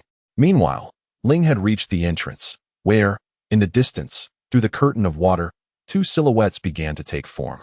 Indeed, it was them, both anticipated and unexpected. Ling focused on the approaching figures, his voice tinged with surprise. Dressed in black cloaks adorned with red clouds, one bore a sword, while the other's sleeves billowed like the wind, his demeanor as hollow as a specter. Kisame, Itachi, Ling uttered their names. Long time no see, Kisame smiled, his shark-like teeth revealing a hint of irreverence. 3 years ago, we clashed in Konoha, and now, 3 years later, you have become the leader of the Akatsuki. How intriguing. Ling Wuin, unfazed by Kisame's sinister grin, sensed the underlying intent as Itachi remained impassive. Kisame, you may leave. I wish to speak with him privately, Itachi ordered. Noticing Ling's wary demeanor, Kisame paused momentarily, bewildered, then glanced between Itachi and Ling, their crimson eyes stark against the rain. With a knowing smirk, Kisame nodded in acquiescence. his figure dissolving like ink in water, leaving only Ling and Itachi to confront one another amidst the downpour. The rain fell intermittently, trickling from Ling's hair to his waist and chin. Within the enveloping mist, the three tomo in his eyes slowly revolved, transforming into enigmatic patterns. "What business do you have with me?" Ling inquired, his expression cold and devoid of emotion. "A confrontation? Or do you seek my demise?" Uchiha Itachi, a man who would forsake everything for his brother. In the original narrative, he feigned being the malevolent elder brother who sought to take Sasuke's eyes, all to ensure Sasuke's return to Konoha, sacrificing himself to prevent their clash. He had transferred nearly a decade's worth of ocular power into Naruto, all to keep Sasuke ignorant of the truth and to return as a heroic rebel. Yet, Ling's unexpected emergence had revealed the secrets of the Uchiha clan. Over 3 years, he had trained Sasuke, whose prowess now eclipsed Itachi's own. Unbeknownst to Ling, before Danzo made his move, he had invited Itachi to eliminate Ling together. However, the cautious Itachi refrained from action, and the current predicament validated his fears. Ling's strength was unparalleled, even armed with the Tin-Tail sword and the 8-span mirror. Itachi saw no guaranteed path to victory, and thus had no choice but to concede. "I indeed harbor intentions to kill you," Itachi stated, gazing directly at Ling, unreservedly. "I regret not having eliminated you back when I was concerned about the third Hokage. Had I acted then, today's chaos might have been averted." "Regret?" Ling echoed the word, his eyes filled with scorn and derision. "Uchiha Itachi, you are not the only one to harbor regrets. You lament not killing me, while I lament the death of my brother. Yet all consequences trace back to Konoha, to you and Uchiha Shisui, nation and home." Ling raised his hand, revealing the symbol of the 0 ring on his left thumb amidst the drizzle. "Without a home, how can one possess a nation? In the past, you extinguished the Uchiha clan in the name of Konoha's so-called peace. Why then do you show mercy to your brother? Is it permissible to slay your parents, yet not your brother? The current situation arises from your betrayal of the Uchiha. Had you and Shisui not bowed to Konoha with the strength of the 3 of us, would they have dared to act? Even if they did, we would have had the means to retreat unscathed. Yet you sacrificed everything for Konoha's illusory peace, leaving your brother alone and vulnerable. Do you have any brothers? Do you comprehend the sorrow of my brother's demise? You pursue your desired peace, care only for your brother. What of me, who mourns for my brother lie? Is this the reason you wish to teach Sasuke?" Itachi sensed a subtle shift in the atmosphere. "Unknown," Ling mocked with a smile, a fleeting glimpse of ferocity crossing his otherwise exquisite features. "Guess, Uchiha Itachi." Itachi fell silent, his gaze growing increasingly profound. After a moment, he turned his eyes toward the overcast sky and remarked, "Do you know that my search for you goes beyond Sasuke? There are other reasons." "Unknown," Ling shook his head, disinterested and unwilling to speculate. "If there is nothing further, I shall take my leave. The higher echelons of Konoha have issued their directives to me." Ling Yuxing paused upon hearing the words. "They demand that I, at any cost, eliminate you to eradicate the threat to peace." "At any cost? Does that mean that even if it costs your life, I must also pay with mine?" "Heh." Ling chuckled lightly, her snow-white neck trembling slightly. Whether from anger or mockery remained uncertain. "What are you still waiting for?" With her smile fading, Ling gazed quietly at Itachi, the dark aura surrounding her flickering ominously. "Come, let us engage." Seeing this, Itachi shook his head gently. "I did not come here to clash with you, nor do I wish to take your life. Your power has significantly increased. What I could perceive 3 years ago now presents me with an unfathomable vista. This battle lacks wisdom. What is your true intention?" With that, the orders from the higher-ups of Konoha were mentioned. Could it be Sasuke? As Ling had anticipated, Itachi finally spoke that name. "My body is gradually deteriorating, my vision becoming blurred. At this moment, only Sasuke compels me to make this decision against my own heart." Itachi slowly revealed the truth. "I hope you can conceal the truth from Sasuke. Whether he returns to Konoha or wanders the world, I only wish for his safety. This is the purpose of my visit." Uchiha Itachi. Upon hearing this, Ling's lips curled into a faint, indifferent smile. "Do you not hold yourself in too high regard? Why would I agree to your request?" In the gloomy sky, a gentle rain fell. The ground mottled with water, shrouded in mist, as Ling and Itachi faced each other. Both possessed crimson eyes and tomo. Yet the difference lay in Itachi's calm visage and Ling's beauty tinged with sarcasm. "Uchiha Itachi, do you think too highly of yourself?" Gently raising her sleeve, she brushed across half her cheek, her gaze, penetrating through the gaps of her fingers, locked onto Itachi, asking, "Why would you grant such a request?" Itachi remained silent, quietly observing Ling, withdrawing the arm that had rested on his collar, and once more donned the dark cloak of Akatsuki. "Do you remember what I once said?" Ling raised an eyebrow upon hearing this, remaining silent, his gaze fixed contemplatively upon Itachi. Regardless of the incessant transformations of the world, unbound by the constraints of any laws, "I yearn for you to confide in me about the changes between us, rather than in Sasuke." At last, Itachi altered his tone, no longer embodying the deep and resonant voice of Ur, reminiscent of the hoarse and somber words he once spoke to Sasuke. Ling Wei was momentarily taken aback, observing Itachi with a hint of unfamiliarity, a playful smirk slowly curving at the corners of her lips. How intriguing. Fixated on Itachi, Ling seemed to regard him as if meeting for the first time, initially believing him to be merely a wielder of the Rinnegan, only to discover such formidable prowess. Yet this very ambition has become your downfall. You could slay your parents, yet spare your brother. How could such a disparity exist within the same bloodline? It is precisely this gap that compels me to act. Ling. Itachi spoke softly, keenly perceiving the shift in Ling's gaze, as a peculiar smile emerged on his previously impassive face. "You have changed. You are no longer the Ling I once knew from the Uchiha clan." With a silent laugh, Itachi uttered words that astonished Ling. "Changed? Indeed, I have transformed. The past self I was, merely a pawn you effortlessly vanquished with your gaze, now stands ready to engulf you. Did you think my transformation pertains solely to an increase in power?" The kaleidoscope of my eyes reflects Ling's visage, as if Itachi could peer into the depths of her soul. "In the past, your eyes were devoid of substance, both yearning for and resisting battle. In moments of solitude, all you could see was yourself. But now, things are different." Ling furrowed his brow, a glint of sharpness flickering in his gaze. Chapter 21. The seal of the end is about to unveil. "Indeed, it is precisely this expression," Itachi whispered, observing Ling's enigmatic dual pupils. "In the past, your eyes reflected only self-interest. Whether it was Konoha or the Uchiha ninjas, anyone who obstructed your path would be mercilessly eradicated. Yet, the person you are today is not the same, as before your eyes now conceal profound emotions and attachments. In times past, you might have triumphed solely through strength. But now, compared to the indifference you once displayed, your vulnerabilities are laid bare."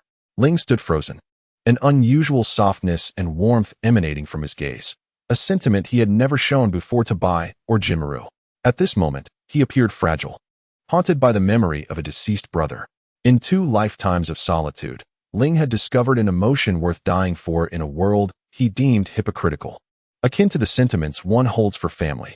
When the bonds of blood face peril, he would willingly sacrifice his life to protect them. The lonely Ling cherished this newfound yet unfamiliar emotion as if it were a treasure, much like in the original narrative. When Sasuke questioned Naruto at the Valley of the End, "How could you understand the pain of loss when you have nothing?" Now, Ling was akin to Naruto, possessing a bond of recognition but having also experienced loss. Yet, unlike Naruto, he lacked the fervor and charisma that could inspire others. "Itachi, you truly are insufferable." With his innermost thoughts laid bare, Ling felt a surge of disdain, a wave of murderous intent rising within him. "Do you deny it?" Itachi inquired with a slight nod, his probing gaze unwavering. Indeed, no one wishes to acknowledge their own weaknesses, especially among ninjas. Yet, from another perspective, this is also a facet of human growth, regardless of one's willingness to accept it. "Growth?" Ling replied, contemplating. "Indeed, one evolves from ignorance to cherishing familial bonds. Only after becoming a parent does one deeply comprehend the profound love that accompanies such a role. Let us conclude this tedious conversation." Ling's voice deepened. "As you rightly said, the bond of is one I cannot sever, but what relevance does that hold in our discourse? How I perceive this emotion and confront it is my own concern, one that you should not intrude upon." Ling felt a tinge of reluctance. He could not fathom how Itachi had come to know about Ri's circumstances. Yet, for Itachi, who had partaken in the annihilation of the Uchiha clan, to address him in such a manner, did he truly possess the right? Or was it merely an exercise in futility? Itachi shook his head, the tips of his hair flicking droplets of water. "It is precisely due to your transformation that we are able to converse thus. Had you remained the Uchiha Ling of Ur, we would likely find it difficult to engage so candidly in this discourse." Ling Buyu, with a subtle narrowing of his gaze, queried, "Is that so? And what of it? Do you wish to engage in battle?" "Indeed, against your current form and vision, I find myself at a distinct disadvantage." Itachi candidly admitted, unambiguously, that even if my body were in perfect condition, I would likely still be no match for you. Yet, there are matters one must resolutely pursue. Even when the outcome is foreseen to be fruitless, one must press on, fully aware that this path may lead to a dead end, with no alternative to choose from. Ling was taken aback, his eyes reflecting profound confusion and perplexity. Chapter 99. The Schemes in Progress. Itachi's aspirations were broader than Ling's, his vision transcending the mundane. Ling's concerns were solely for Lai. However, Itachi's worries extended beyond Sasuke to include the Leaf Village, the Land of Fire, and all of humanity. Viewed from a macro perspective, Itachi sought to eliminate the potential for war, although this was unjust to the Uchiha clan, such is the nature of worldly affairs. Compared to Itachi, Ling's patriotism and understanding of war were far less profound. The deep affection Ling felt for Lai resonated within him, even more so than the indelible mark left by the third Hokage, Hiruzen, who once guided his growth. This stark divergence between Itachi and Ling lay not only in their brotherly bond, but in their fundamental differences. Itachi's conviction prioritized the greater good over personal ties. Ling, however, was preoccupied with the present, touched only by those around him. The illusory nations and ideals of the Hokage world could not stir his heart. Only Lai could evoke a genuine sense of existence, piercing through to his innermost feelings. "Itachi, do you understand?" Ling gently caressed his eyes, his tone distant. "On that fateful night, I gained everything yet lost all desire for power and survival, leading me to commit an unforgivable mistake. The power of the Rinnegan breeds despair, utterly disconnected from so-called love. Now, the one who was once defeated by you in an instant, with this pair of eyes inherited from me and Lai, compels you to seek compromise and bow in submission. This is not about love, nor the power of ocular techniques. I am simply myself, focused on the immediate, and I will never sacrifice my family for the greater good. Can you still calmly discuss Sasuke with me, despite your disdain for my existence?" Itachi remained silent, brow furrowed. The Ling before him spoke with sharp words and an arrogant demeanor, far more difficult to fathom and control than before. What strategies could Itachi employ to achieve his goals when he could neither kill nor compel a compromise? "Struggle, Itachi. Indeed, I was defeated by you and once struggled in the same way. Now, you too shall experience the feelings I had back then. Though my parents and the Uchiha clan could not sway you, Sasuke can. Is this your response?" To Ling's surprise, Itachi did not show anger. His emotional fluctuations were minimal. His gaze as tranquil as an ancient well, just as Ling had anticipated. "You seem astonished by my composure?" Noticing Ling's moment of contemplation, Itachi spoke. "Indeed. I hope to gain your promise. But how much change can your commitment bring for Sasuke?" Itachi's seriousness was palpable, concern etched upon his features. Ling's actions had propelled the situation beyond expectations. Itachi could not comprehend Ling's intentions, nor the deeper meaning behind his actions. Yet what truly concerned him was how Ling's behavior would alter Konoha and the world at large. If the world were to be thrown into turmoil because of Ling, and war were to erupt, would Sasuke understand that the truth held no value for his safety? Itachi wished for Sasuke to rely on Konoha for protection. If Konoha proved inadequate, he would not mind if Sasuke sought another path, much like Ling. In his memories, Ling had always been one who relentlessly pursued power.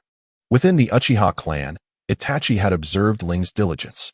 That almost compulsive self-discipline made Itachi struggle to comprehend what Ling truly sought and why such formidable power was necessary.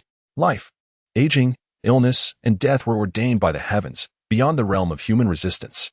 Though Orochimaru possesses exceptional talent, the cost of his soul reincarnation technique is glaringly apparent. Even if Ling achieves his desires, upon death, everything will inevitably slip away from him. Given Ling's qualifications, he cannot be oblivious to this truth. Is Ling another Orochimaru? If so, he should not devote himself entirely to the cultivation of power, but rather engage in various cruel experiments in pursuit of endless secret techniques, rather than being so fixated on strength. However, Itachi believes that every human endeavor has its reasons. Ling's relentless quest for power must have its purpose. Thus Itachi perceives Ling's heart. One day, Sasuke will discern truth from falsehood with his own eyes. Lies may deceive for a moment, but cannot mislead for a lifetime. I hope Sasuke walks his own path, rather than being swayed by others and blindly setting goals. Regardless of the direction Sasuke chooses in the future, I will merely assist in clearing the obstacles before him. The rest shall be his own decision. With a heart full of anticipation and resolve, Itachi gazed at Ling and spoke calmly. With your current strength, establishing a new pact seems rather absurd. Therefore, my request is not an absolute demand. After a brief pause, Itachi continued. The 10-fist sword and the 8-span mirror are weapons and defenses inherent to Susanoo. I understand your pursuit of power may bring concerns. For this reason, I am willing to exchange these two items for your protection of Sasuke. This is neither deception nor misdirection, but rather a means for him to choose with his own heart and affirm his own path. Ling, would you accept such a transaction? Itachi departed, not lingering in the land of rain. What transpired between him and Ling remains uncertain. Whether Ling acquiesced to his request is unknown. And the anticipated conflict between Ling and Itachi that Nagato and Konan hoped for has yet to unfold. It appears that your negotiations with the new leader did not go as smoothly as you wished, Kisame remarked as he observed Itachi silently troubled, his brow furrowed with concern. Kisame did not harbor disdain for Itachi. On the contrary, he held a certain admiration for him, recognizing that this seemingly cold youth occasionally revealed his emotions. Itachi remained silent, his dark eyes narrowing as he gazed into the distance. He commanded, "Let us seek the four-tails Jinchuriki." "For tails?" Kisame was taken aback, shaking his head in regret. "I have heard that this individual is a rogue ninja, and it is unfortunate that he has indeed betrayed us. Gathering intelligence on him is quite difficult." Upon hearing this, Itachi said nothing, merely glancing sideways at Kisame, which left Kisame feeling puzzled. "What is it?" Kisame inquired. "It is of no concern," Itachi mused briefly, his eyes glowing crimson, his distant gaze flickering. "Ling instructed me to convey to you that a choice must be made between the Mizukage and him." Kisame was astonished, his face a mask of surprise. The fact that Obito controlled the Mizukage with the Rinnegan was known to none, and the orders given to Kisame were similarly concealed. Hearing Itachi's words, Kisame was taken aback by Ling's profound knowledge of the situation. "Surprised, are you?" Itachi's words pierced Kisame's heart. He had always been adept at uncovering secrets and information that others were unaware of. Given his interactions with people and the environment, one could hardly fathom the sources of his intelligence. "I never imagined. I thought he was Madara, yet the truth is the two men, each with their own expressions, strolled along the lengthy forest path. Not long after, following Itachi and Kisame's departure, Ling received word from Haiden and Kakuzu that the two-tails Jinchuriki had been captured. As Ling prepared to seal the beast, he was astonished by the compliance of the Akatsuki members. This organization had existed for over a decade, with members joining at various times, yet Pain had always been their leader. Now, Ling's sudden takeover was met with no resistance. Why was that? Had they truly accepted him as their leader? There must be some hidden truth behind this. For Ling, becoming the head of Akatsuki was merely a means to seize the tailed beasts. If he were to reveal his ideals to the public, he would undoubtedly face opposition from the entire ninja world. Just as Ling did not trust Madara, the Kage of the 5 great villages had no faith in him either. If the tailed beasts were concentrated in the hands of one individual, their deterrence would dissipate, and no one wished to experience that unease. Thus, it was most prudent to capture the beasts while concealed within the Akatsuki. Even though Ling was confident in his ability to outsmart the 5 Kage, why resort to brute force? Moreover, he was not afraid of any hidden agendas among the Akatsuki members, who would dare to assassinate him. Such thoughts were plausible, but who could carry them out? Deidara? His teleportation and stealth techniques would lead to his swift defeat. Sasori? While his puppetry and secret arts were formidable, they would amount to nothing if unable to breach Susanoo. Haiden and Kakuzu were no different. Even united, they would struggle against Ling. Only Itachi posed a genuine threat. Yet, considering Itachi's frail body, his dual tomo, and the prevention of the 10th fist sword, overcoming Itachi was not an insurmountable task.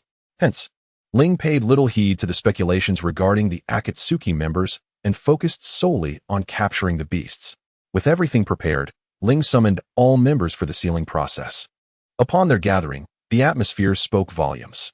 The two tails had already been captured and brought to the leader. In the secret cavern, aside from Haiden and Kakuzu appearing in corporeal form, the rest manifested as mere illusions. Haiden, catching sight of Ling's apparition, spoke with a hint of provocation, seemingly initiating a casual conversation. Ling remained silent, gazing at Fade One, striving to discern his intentions. Uchiha Ling, lost in contemplation, was interrupted by Kaku's profound remark. We do not concern ourselves with whether you are the leader of Akatsuki, but each of us joined for our own reasons. Akatsuki offers us a sanctuary from the shinobi world, yet we equally yearn to understand its ultimate aspirations.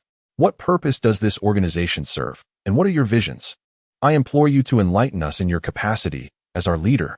That is a valid point, Hoshigaki Kisame interjected with a smile directed at Ling. I was introduced to this assembly by others, and now that you have assumed the mantle of leadership, it is imperative that you articulate your thoughts. Purpose? Indeed. Sharing my vision with them would not be amiss.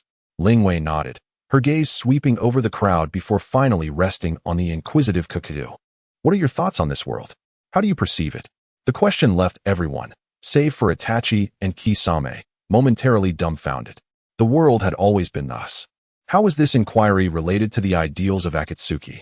Since the first Hokage, Senju Hashirama, quelled the rampant conflicts and established the coexistence of villages and nations, the wars had momentarily ceased, yet true peace remained elusive.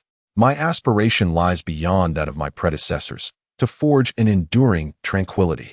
The members of Akatsuki were taken aback by Ling's words. Some were driven by greed, others by artistry, and a few by faith. Only Itachi, with his lofty ambitions, and Kisame, who resonated with Obito's path, contemplated the essence of peace. Ling's sudden proposition left them all perplexed. What is it you truly seek? Kakuzu furrowed his brow, scrutinizing Ling. As I have stated, I seek to create peace. Ling extended her hands, her silhouette aglow in the radiant light. Her eyes, both enigmatic and resplendent, were vividly striking. Uniting the nine tails, forging powerful weapons through forbidden techniques, I shall be the sovereign of these instruments. Should any oppose me, or should a nation dare to ignite the flames of war, I shall obliterate it with this power, establishing an unassailable peace that brooks no provocation. Are you truly earnest? The voice of Sasori, once hoarse, now took on a somber tone. The chaos had claimed his parents, and the notion of prolonged peace had never been explicitly articulated. Yet Ling's words stirred an indescribable flicker of hope within him. Indeed, Ling affirmed, her pupils swirling with intricate patterns, for even in darkness, no one genuinely yearns for the smoke of conflict. You are all merely fugitives, each with your reasons for defection. But regardless of abandonment, exploitation, or difficult choices, who among you wishes to genuinely be a fugitive? The crowd fell silent, Ling's words awakening the buried secrets of their pasts. Assist me in creating peace, and I shall reward you. Recognizing your efforts toward this noble endeavor, Ling tempted, addressing the assembly. What reward? Kakuzu instinctively inquired.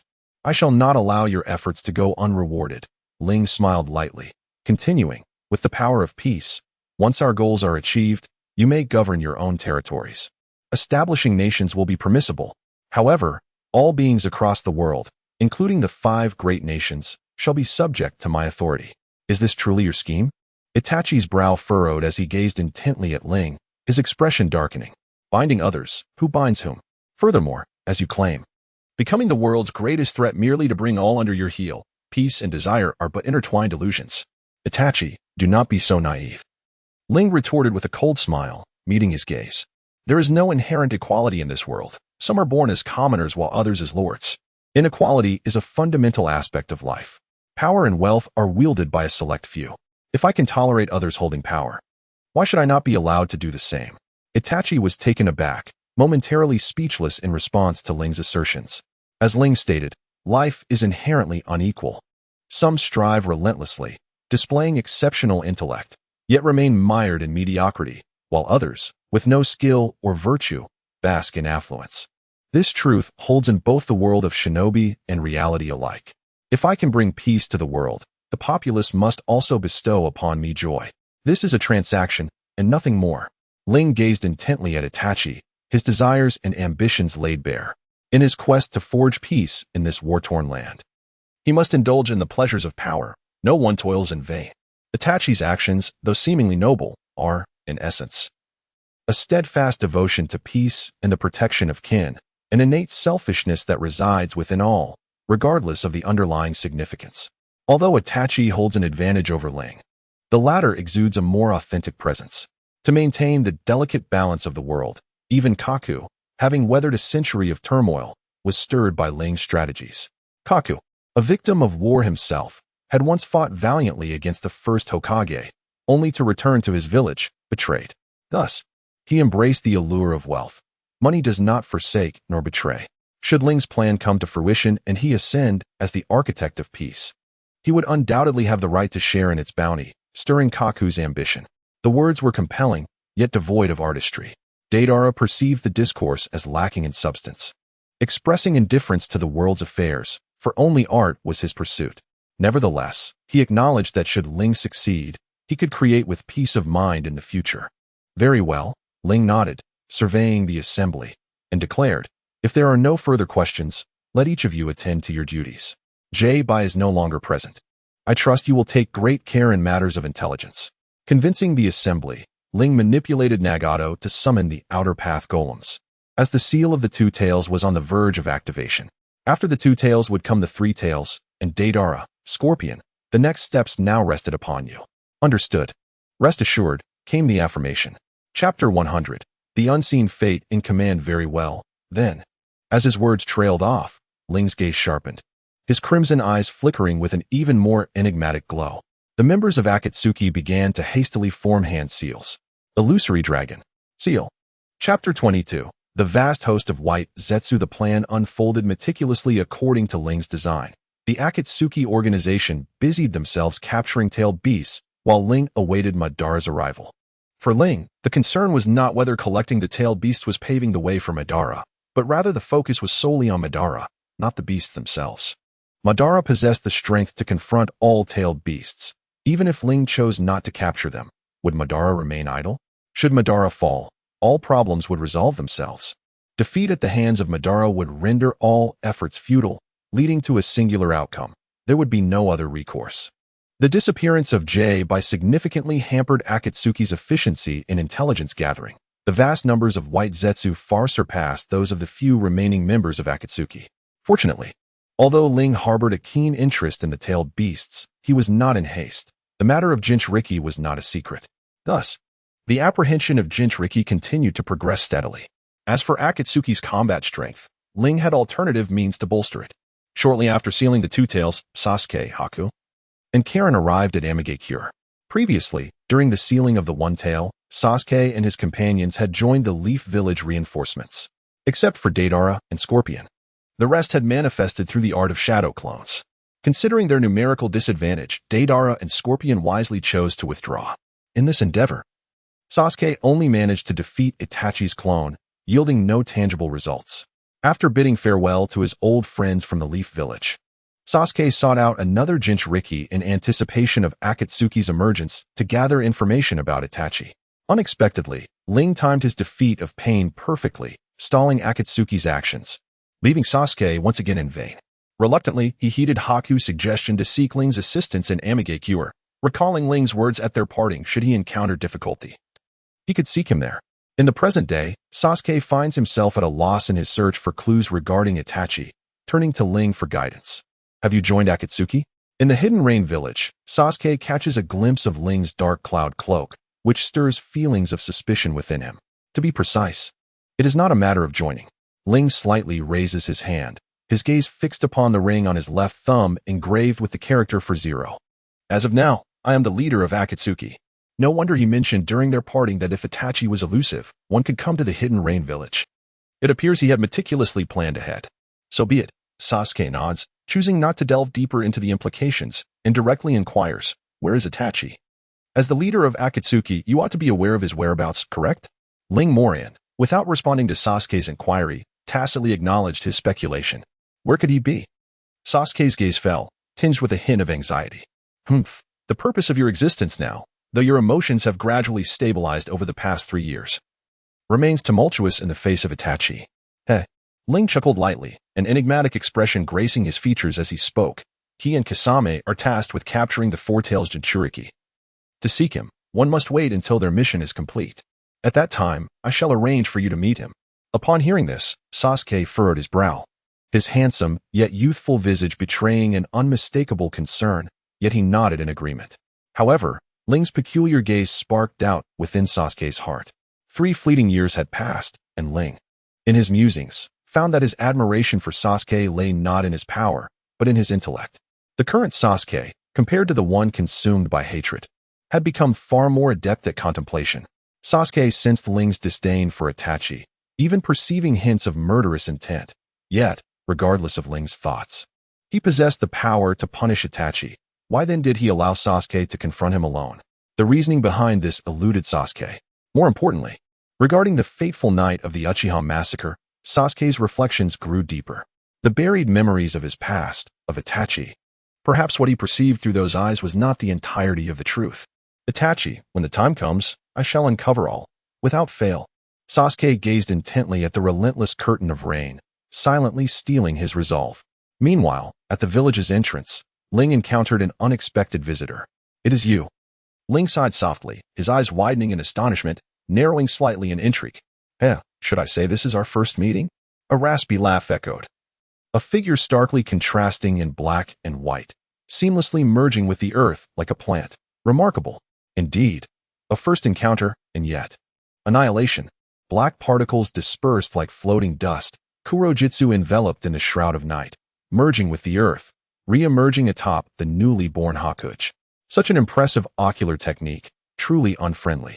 Kurojitsu remarked, capturing Ling's astonishment within his gaze. What is this fellow's true intention in coming here? Ling felt a sense of confusion, unable to comprehend the reason for Kurojitsu's manifestation. This individual had been branded in his mind as a traitor of Akatsuki, relentlessly pursued, yet dared to appear so brazenly? Ling initially intended to seize this opportunity to eliminate him. However, the power of annihilation proved ineffective. It turned out he existed solely as a spiritual form. Lacking a physical body, common methods could not claim his life. Thus, what was the true purpose of this visit? There is no need for concern. Observing Ling's furrowed brow in contemplation, Kurojitsu shook his head with a faint smile, stating, "I bear no ill will. I have come merely to impart some information." "What matter?" Ling paused briefly before inquiring. The sinister laughter reverberated, as Kurojitsu scrutinized Ling, the events of several days prior unfolding. "Madara has returned to the world?" Ling's expression shifted dramatically, a tumultuous blend of anger, hesitation, self-satisfaction, and madness swirling within him. "Where is he?" Ling unconsciously advanced, his voice deep and laden with urgency. The long-anticipated news of a formidable rival had ignited a tension within him that was hard to contain. "Do you long to see him?" Ju tilted his head, a mocking glint in his eyes, while Ling's response manifested as a fierce, cutting glare. In an instant, Ling cleaved Ju in two. A thick, white liquid splattered forth. "Oh dear, must you be so impetuous?" A voice of complaint emerged, as another Ju reappeared, the black Ju once again taking form. "In such a manner, how can we converse?" Ling swung his sword, the cold gleam flashing, urgently demanding, "Reveal the whereabouts of Abido." He was intent on gathering the tailed beasts to execute the Eye of the Moon plan. Now that he has manifested in this realm, with the Rinnegan in my grasp, he must surely know that if he does not divulge Abido's location, I shall shatter the Rinnegan, shattering his dreams to dust. Upon hearing this, Ju momentarily froze, a flicker of contemplation and scrutiny passing through his otherworldly eyes, before he replied, "Your threat is indeed formidable, but I ask you, are you truly willing to carry it out?" Ling fell silent, raising an eyebrow as he gazed at Ju. Could it be that he failed to comprehend the essence of my words? Ju emitted a sinister, rasping laugh, suggesting that perhaps you are indifferent to the power of the Reincarnation Eye, Uchiha Lie. "Do you not harbor any concerns, Lie?" Ling, he was momentarily taken aback as a surge of bloodlust erupted within him, an overwhelming killing intent permeating the air, causing the very earth to tremble and fissures to spread like a spider's web. Ha ha ha, what a terrifying sense of pressure. He extended his hand to shield himself from the swirling debris and dust, gazing at Ling with a smile that brimmed with delight. "How do you know? How do you understand my fervent desire for resurrection?" "Why?" Ling was taken aback, utterly astonished and incredulous. The feelings he held for Lai were deeply buried within his heart, only to erupt following Lai's demise. Now, the hidden yearnings within Ling's soul were laid bare, leaving him to ponder the motives behind it all. This revelation rendered Ling's long-held confidence and sense of superiority as a traveler utterly hollow, and this emptiness bred unease. "Do not underestimate my intelligence network." Absolute smiled, gesturing with a finger, proclaiming that everyone harbors secrets, and yours shall not escape my notice. There is no need for further elaboration. I have come solely to convey Ban's intentions. Ban's intentions? What does this mean? Is he not a creation of Ban? As a vessel of Ban's will. He now unveils Ban's designs to me. Uchiha Absolute's tone was cryptic as his gaze settled upon Ling, seemingly wishing to call his name, but ultimately refraining. Instead, scrutinizing Ling closely. He continued, "You are well aware of the Eye of the Moon plan. It appears you have perused the tablet of the Uchiha clan, and Ban's thoughts are self-evident." Yet, Ling furrowed his brow, gazing back at Absolute. "To speak plainly, Ban is awaiting your actions. The tailed beasts must be collected, and the Eye of the Moon awaits implementation, but he wishes to know how you, the wielder of the Rinnegan, will choose." What does this mean? Ling bit his lip, leaving faint imprints from his teeth. In other words, Ban waits for you to gather the tailed beasts or to act in a manner unforeseen by him. However, from my perspective, your hesitation prevents you from crossing boundaries, and this matter could easily be resolved. You mean? Ling gently rotated the hilt of his sword, the blade's light reflecting upon his snow-white face. Ben believes I too would harbor ambitions for the Eye of the Moon plan, seizing everything upon its success. Perhaps? Absolute chuckled lightly, his smile enigmatic. Why? Ben is not incapable of capturing the tailed beasts. Now that he is present, why not reclaim the Rinnegan? Is it merely because he knows I care for Lai? Such behavior is perplexing for one of Ban's nature. Ban's existence raises questions. Who is the caster of the Edo Tensei? If I were to be resurrected, what unknown matters lie therein? Ling furrowed his brow, a deep-seated anxiety enveloping him in an elusive void. The gifts of the traveler had been exhausted, leaving him reliant solely on his own strength, rather than the guidance of the narrative. Yet, the overwhelming power of Uchiha Ben instilled fear within him. It was not Ban that truly intimidated Ling, but rather Lai, whom he had once personally ended. Enough. Ultimately, Ling resolved to take action with a determined demeanor. Since Ban is patiently awaiting my move, I shall indeed take action. After all, Ban possesses the power to seize the tailed beasts. The crux lies in whether I can triumph over Ban, not the tailed beasts. Oh, Ban, wait patiently. We shall meet again soon. The singular obsession and arrogance you hold towards Senju Hashirama shall be ruthlessly trampled underfoot. This world belongs to me. To Lai, and not to you. The news brought by Absolute left Ling bewildered. As a manifestation of Ban's will, Absolute had divulged such information to Ling, leaving him perplexed about discerning truth from deception. Did Ban instruct Absolute to come forth with this news? Why did Ban not appear in person? Absurd. This is Uchiha Ban, an unparalleled powerhouse who regards no one in this world. Would he truly fear me, his junior? Since Madara has made his appearance, why does he not reclaim the Rinnegan to resurrect himself? Is he so confident that I will not destroy those eyes? And how did Obito come to know of this? From my conversation with Obito, it seems he is seeking me out on Madara's behalf. As a vessel of Madara's will, could Obito truly betray him? How is that possible? My thoughts are tumultuous, shrouded in mystery, and an unprecedented sense of agitation envelopes me, as if the feeling of controlling everything is slipping away. Having long relied on the narrative, I seem to have lost the ability to think independently. Once dependency becomes a habit, striving for self-reliance proves to be a formidable challenge. Alas, overthinking is of no benefit. I mutter to myself, shaking my head, my inky black hair swaying gently. The crux of everything lies in Madara's existence. Any so-called conspiracy pales in comparison to absolute power. Defeating Madara would settle everything once and for all. With my thoughts firmly established, I resolve to take action.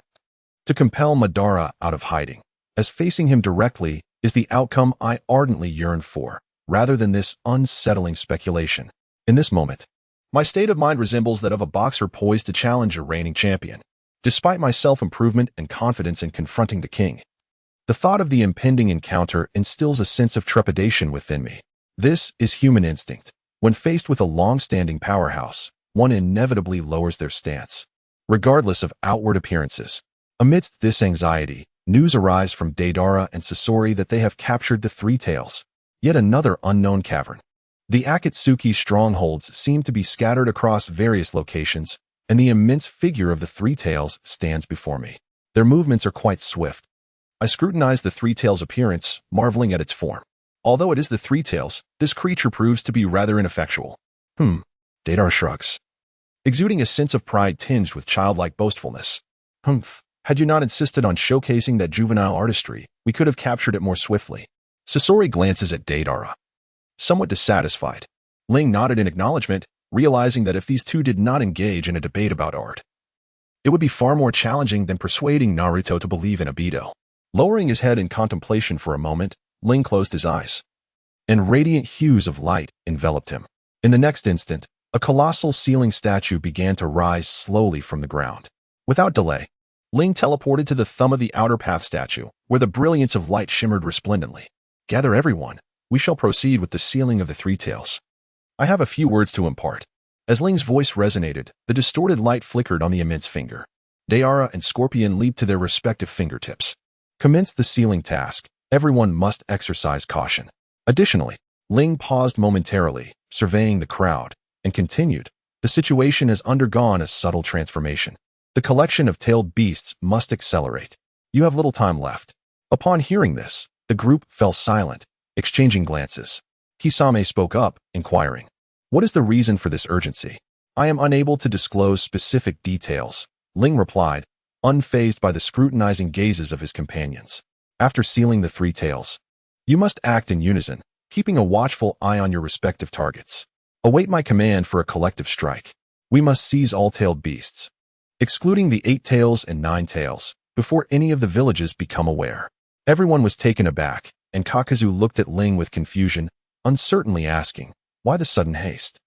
You previously stated that dealing with Haiden and Kakuzu took precedence over collecting tailed beasts. How could this change so abruptly?" "I have mentioned that unforeseen developments have arisen." Ling interrupted Kakuzu's questioning, his crimson eyes wide open, scrutinizing each member of Akatsuki. 1 month. You have 1 month to locate all Jinchuriki aside from the 8 tails and 9 tails, and then await my orders to capture them together. There must be no errors. Ling, this contradicts your earlier strategy. Kakuzu spoke in a low voice, discontentment spreading through him. I have other tasks, and the compensation cannot. I shall grant you 5,000 in gold and silver. Hurry and apprehend the Jinchuriki without fail. Understood.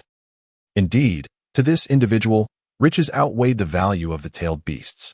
Ling Wei let out a barely audible sigh, her feelings towards the group difficult to articulate. Shaking her head and pondering for a moment, she continued, the acquisition of tailed beasts is of paramount importance. For the time being, you must set aside your personal matters. Within a month, we must secure all tailed beasts, excluding the 8 tails and 9 tails. Upon hearing this, the members of the Akatsuki exchanged glances, and Kisame cast a sidelong glance at the brooding Itachi beside him. With profound meaning, he sighed. It seems the world has indeed birthed amusing affairs. As he spoke, a low chuckle echoed throughout the cavern, its unique tone lingering in the air. Chapter 23. The mysterious realm. Ling Moran's gaze swept over Kyubi, his doubts unresolved. He interlaced his fingers and declared, "Let us cease idle chatter and immediately unseal the 3 tails." Noting that Ling no longer broached the subject, the others fell silent, concentrating solely on the task of sealing the tailed beasts. As time passed, the place became shrouded in dust and memory. Within the borders of the land of Earth, Uchiha Obito and Zetsu suddenly visited a mysterious location through the Impure world reincarnation technique, pushing aside a dark door. The interior appeared as it had decades ago in Obito's recollections, with walls adorned with various weapons, among which a gigantic fan and a scythe stood out prominently. Obito approached slowly, casually surveying the room, and retrieved the eye-catching fan and scythe. This was the very sanctuary where he had concealed himself after his defeat by Hashirama Senju. Here, he had rescued Obito and orchestrated everything. However, Ling's unexpected arrival dramatically altered the situation. The Akatsuki had been usurped by Ling, and the Rinnegan had fallen into his grasp. For Obito and Zetsu, Obito's emergence was a necessity born of circumstance. Although Obito did not particularly concern himself with Ling, he felt an unspoken anticipation within. Ambition, power, intellect, and strategy, each of these qualities were epitomized in Ling, rendering him intriguing to Obito and a captivating interlude in the Moon's Eye plan. It seems you hold a considerable interest in Uchiha, Ling, Zetsu remarked, observing Obito as he fondled the 2 artifacts. Humph, perhaps it is mere conjecture, Obito replied with a light laugh, his melancholy difficult to conceal. Despite his anticipation for Ling, he recognized that the only true rival worthy of his acknowledgement was the first Hokage, Hashirama Senju. What shall we do next? Shall we directly seize the Rinnegan? Zetsu inquired. Indeed, but there is no need to rush, Obito responded, nodding. The Rinnegan shall undoubtedly be reclaimed, but when have we ever regarded a child's quarrel as a serious matter? What do you imply? Zetsu asked, furrowing his brow. The creator of the Impure world reincarnation technique piques my interest. Obito murmured, glancing at Zetsu, his eyes reflecting a glimmer of mockery. The sacrificial offering for the reincarnation, the disciple of the third Hokage, Orochimaru. During the last conflict, he, alongside 2 others, garnered the title of Legendary 3 Ninjas. Though his martial prowess is mediocre, his intellect is unparalleled, and his thirst for knowledge is insatiable. Perceiving Obito's gaze, Zetsu elaborated. The title of Legendary 3 Ninjas? Humph, it is merely a hollow name. Obito chuckled coldly, his eyes revealing disdain. There are no heroes in this age. Mere children gain fame. The term legend is not something to be borne by just anyone. Perhaps out of contempt for the current generation of ninja, Obito exuded an innate pride. Nonetheless, even if the ninjas of this era could stand shoulder to shoulder with those of his time, the only strong individual he recognized in his heart was Hashirama Senju. Indeed. As you say. However, for your plan, his power may yet prove useful. Zetsu concurred with Obito's assessment while subtly offering a caution. What do you mean? Obito glanced at Zetsu, contemplating his words. To my knowledge, Orochimaru possesses the genetic data of numerous powerful individuals. Your endeavor to collect tailed beasts is sure to provoke opposition from various nations. While you may not fear them, it is wise to prepare for assistance. Obito furrowed his brow at Zetsu's remarks, pondering their implications. With Obito's temperament and insight, the ninjas or leaders of the 5 great nations were hardly a source of fear. In days of yore, he held little faith in the capabilities of these individuals to conjure anything novel. Yet, the emergence of Ling compelled Ban to consider additional variables, not merely the strength of adversaries, but the trepidation that Ling's unpredictability might engender further uncertainties. The unknown brings forth both exhilaration and speculation. However, no one desires outcomes that exceed expectations, and Ban is no exception. The manipulation of Obito through the technique of impure reincarnation to summon him surpassed Ban's anticipations, thus necessitating the contemplation of further unforeseen events. As Ju articulated, should Ban become entangled in matters or encounter delays, having several formidable warriors at his disposal would prove to be a prudent strategy. With meticulous consideration, it appears you have acquired a wealth of intelligence. Ban nodded in apparent approval, acknowledging, all is part of your plan. Ju responded, his gaze obscured by shadows, rendering his intentions inscrutable. Excellent. With a casual flourish of his fan and scythe, Ban turned and departed, declaring, then, let us promptly engage this so-called 3 shinobi. Hee. As you wish. Ju chuckled softly, not trailing Ban's steps but instead observing his figure from a distance, whispering, when that individual manifests, will your heart still remain as tranquil as water? Uchiha Ling, cease your concealment and reveal your true self. All that you possess transcends the bounds of self-awareness. A month of time, a month that sent tremors through the ranks of all shinobi. Apart from Karabi, the Reikage brother from the Cloud Village, and Naruto Uzumaki, a lower ninja from the Leaf Village, all hosts of tailed beasts had fallen into the hands of Akatsuki. In the past, Akatsuki operated in secrecy, quietly gathering tailed beasts. Yet now, within the span of a month, Ling had managed to bring 4 tailed beasts, ranging from 1 tail to 6 tails, under his command. Although the hosts were rogue ninjas, as containers of tailed beasts, they remained targets of intense surveillance by their respective villages. The hosts of 4 tails and 6 tails had once been reclaimed by their villages, and those who drifted beyond the control of their villages had always been closely monitored. Now, Ling had captured these hosts in such a brief period, creating quite a stir. The existence of Akatsuki was no secret. The villages of Konoha, Suna, and Iwa all possessed intelligence regarding them. The third Suchikage of Iwa sought to exploit Akatsuki's influence through subterfuge, aiming to disrupt the delicate balance within the shinobi world to seize political and territorial opportunities for greater gain. However, the Suchikage's calculations proved flawed. Akatsuki's actions, alongside Ling, had transcended his control. With the power of 7 tails in their grasp, Akatsuki now possessed a foundation to rival the 5 great shinobi villages in the Land of Fire. Within the Hokage's office in Konoha, the 5th Hokage Tsunade, Jiraiya, one of the legendary 3 shinobi, and 2 elders gathered in contemplation of this intelligence. What insights do you have regarding the message conveyed by Itachi? In the hushed atmosphere, Midogate Inazuma was the first to speak. Conventionally, advisors would not engage with Tsunade on such matters, typically analyzing intelligence independently.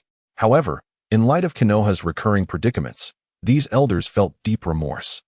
realizing the peril of neglecting the perspectives of foundational figures like Tsunade and Jiraiya. Their extensive experience endowed them with clarity regarding issues, yet it also rendered them cautious, often leading to indecision that exacerbated their dilemmas. It is precisely these elders and advisors who have established formidable adversaries. The current situation, marked by the formidable Tsunade and the powerful Jiraiya, has become impossible to ignore. They seek to gather all-tailed beasts to construct a terrifying peace under their dominion. Jiraiya bowed his head, astonished by Ling's intentions.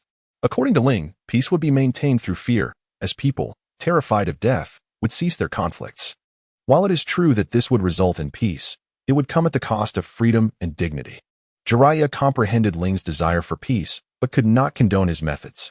In his view, only mutual understanding could resolve disputes. Yet, what could understanding achieve in Ling's vision?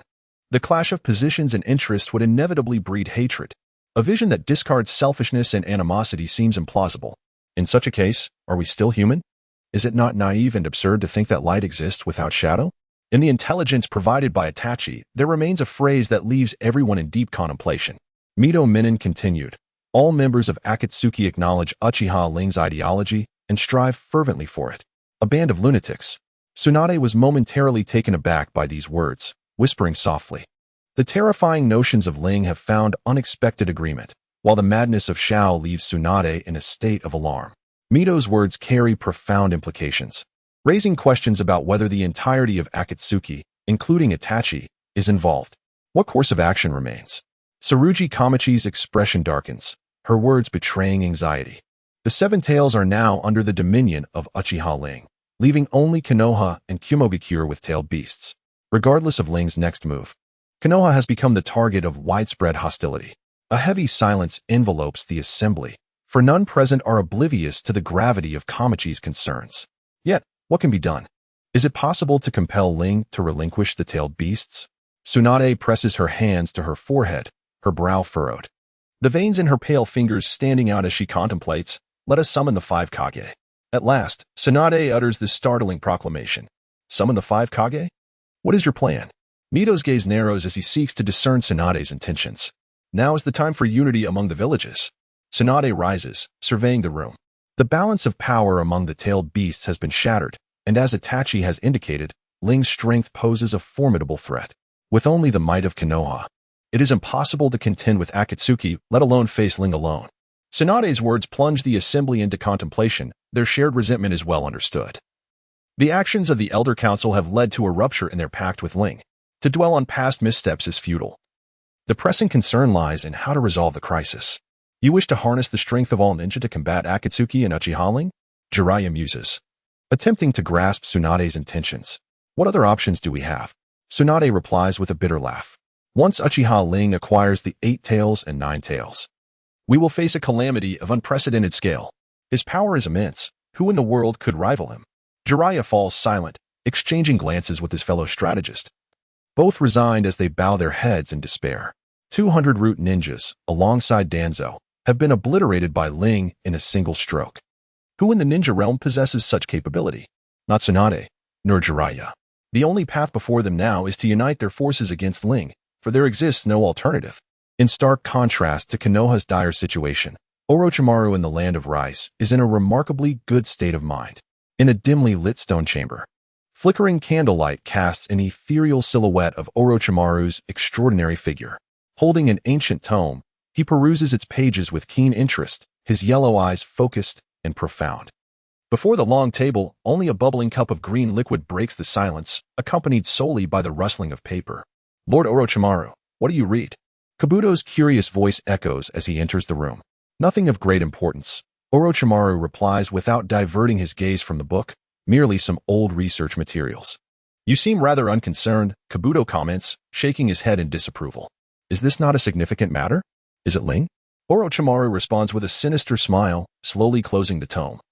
His cold eyes now brimming with intense interest. I have long stated that Ling's ambition and talent surpass even my own. Whatever he does is hardly surprising, but what? Kabuto inquires, momentarily taken aback, awaiting Orochimaru's elaboration. Orochimaru chuckles softly, withholding his answer, his mind already made up. Ling, I am acutely aware of your nature. Your actions invariably possess an underlying purpose. Every word and gesture, even the briefest glance, harbors profound significance. After years of cohabitation, despite your earnest attempts to conceal your true self, I can sense the weight of your internal turmoil and melancholy. In light of your recent actions, do they bring you solace? You, who always has an objective, what could possibly motivate this course of action? My anticipation only grows. Lord Orochimaru, your unwavering attention towards Uchiha Ling is remarkable. You perceive nuances and discern intentions with remarkable acuity. However, I do not wish to trouble you with trifling matters. The tone shifts, growing increasingly somber. Oh, Orochimaru pauses, his curiosity evident. Could it be that a distinguished guest is arriving? Indeed, you cannot be deceived. While expressing admiration, I cannot help but feel a sense of lament. Regardless of circumstance, challenge, or outcome, the formidable insight and extraordinary wisdom of the person before us render all else transparent. Much like how all things in existence cannot escape the gaze of those serpent-like eyes, leaving one feeling powerless and reflective. A distinguished guest. Orochimaru chuckles lightly, his crimson tongue glistening at the corners of his lips. Given the current situation, is it perhaps a member of Akatsuki? Although framed as a question, his tone conveys unwavering certainty. As you surmised. I nod, the candlelight reflecting off the round lenses. The affairs of Uchiha Ling were meant to remain clandestine, and no one anticipated him to ascend as the leader of Akatsuki. Yet, with the organization eager to capture all tailed beasts within a month, Ling personally engaged in the retrieval of the six tails, inadvertently exposing his whereabouts. One might surmise that he did not anticipate being discovered by the Mist Ninja, leading to the revelation of his position. Indeed, Ling's demands are pressing. Even with the entire force mobilized, capturing all tailed beasts simultaneously proves daunting. Furthermore, with Pain's defeat at Ling's hands, he was left with no choice but to personally capture the six tails. Regrettably focusing solely on the tailed beasts and neglecting the interference from the Mist Ninja, resulting in a successful operation yet a blatant exposure of his identity. Setting aside Ling's actions, let us discuss the identity of that guest. Orochimaru exhibits little interest in Ling's affairs, instead focusing on the guest. You have already deduced it, have you not? As Orochimaru's words linger, a deep, raspy voice echoes, and suddenly, a being of contrasting black and white emerges from the ground, resembling a plant-like figure. Indeed, it is you, Zetsu. Orochimaru chuckles lightly, his gaze betraying no astonishment. Had he failed to deduce, he would not be one of the legendary three shinobi. Zetsu snorts derisively. Spare me the empty flattery. Orochimaru shrugs, his serpent-like gaze fixed steadily upon Zetsu, unprepared for Akatsuki to fall into Ling's grasp. I am indeed curious as to how Pain met his downfall. As you indicated, trivial discussions need not be prolonged. Today, I bring a guest whose presence will surely exceed your expectations. Exceeding expectations. Orochimaru murmurs in surprise. Look, he has arrived. Chapter 24. Beyond expectations, Orochimaru. The guest I bring forth this time will undoubtedly surpass your wildest imaginings. In the dim stone chamber, Zetsu's laughter reverberates like a wind shattering through walls, low and hoarse, while across from him, Orochimaru squints slightly, a fleeting hint of mockery crossing his features. A guest beyond expectations. What could possibly remain hidden from me when you exchanged that object for the reincarnation of the dirt? Moreover, this matter may indeed align with Ling's expectations. Orochimaru's lips curled into a slight smirk as he lifted his gaze to the vaulted ceiling of the stone chamber, where someone was astonishingly suspended upside down. Clad in dark crimson armor, with hair cascading like a waterfall and a striking visage, those blood-red eyes were particularly captivating. Uchiha Madara, the legendary Sanmi. His words carried an ethereal quality. Madara flipped his form, observing Orochimaru, who adeptly employed the unique technique of Edo Tensei, conceived by Senju Hashirama. Truly, one could regard him as a paragon among men. So this is the most formidable of the Uchiha clan throughout the ages. Orochimaru's wicked smile suggested he was neither surprised by Madara's sudden appearance nor daunted by his imposing presence. Indeed, it was an honor to witness such a legendary figure. Do you recognize me? Madara inquired, momentarily taken aback, as if in contemplation. Orochimaru displayed no fear, nor did he tremble at Madara's might, which piqued Madara's curiosity regarding Orochimaru's mindset. It was said that one had once mentioned. Orochimaru replied nonchalantly, his gaze playfully fixed on Madara. Frowning, Madara felt displeased by Orochimaru's demeanor, The pretense of powerlessness was merely irksome. Is this the attitude instilled by past Hokage towards their predecessors? From Madara emanated an overwhelming aura. Not chakra, nor murderous intent, but a sheer force of will and conviction. It appears, sir, that you harbor little interest in the position of Hokage. Orochimaru gently brushed back his flowing hair, his serpentine eyes revealing a deeper layer of speculation and intrigue, radiating an intimidating presence, reminiscent of Ling. Is it possible that Uchiha Ling sought you out? Ju inquired, raising an eyebrow in a testing manner. Indeed, and the object of our transaction has already been claimed by him. Orochimaru sighed, his gaze fixed quietly upon Ju. Uchiha Ling has taken that object? How intriguing. A thought crossed Ju's mind, and he chuckled softly, turning to Orochimaru. I presume you are aware of this individual's identity, making our discourse all the more straightforward. Orochimaru offered a smile in response, neither confirming nor denying. Your demeanor suggests a lack of enthusiasm. Have you lost your desire for the Sharingan? Ju sighed, his raspy voice betraying a hint of distasteful dampness. What is it you wish to convey? Orochimaru's smile faded, his gaze steady upon Ju, awaiting his reply. Simple. Offer us your assistance, and you shall receive a Uchiha Ling more refined than either Uchiha Sasuke or Uchiha Itachi. Surely, such a reward would entice you? Are you implying? Orochimaru paused, his eyes sparkling with intrigue. Ha, with captivating beauty, a perfect physique, formidable chakra, and the enigmatic Sharingan, assist us. And all that belongs to Uchiha Ling shall be yours. Upon finishing his declaration, Ju scrutinized Orochimaru intently, seeking to discern any subtle shifts in his emotions. Contrary to Ju's expectations, Orochimaru did not exhibit signs of greed or delight, but instead appeared somewhat taken aback, lost in contemplation. This individual, Ju murmured quietly, struggling to grasp the implications. This is different from what I had anticipated. I had believed Uchiha Ling would ignite his ambition. Yet now it seems Orochimaru is not an easy adversary to confront. How dare you, a mere rat, covet the power of the Uchiha? Madara interjected mockingly during their conversation, displeased with Ju's actions. The power of the Sharingan was sufficient to render Orochimaru defenseless. Why resort to negotiation? Yet, grounded in his own confidence and conviction, Madara chose to observe rather than intervene. Ahaha.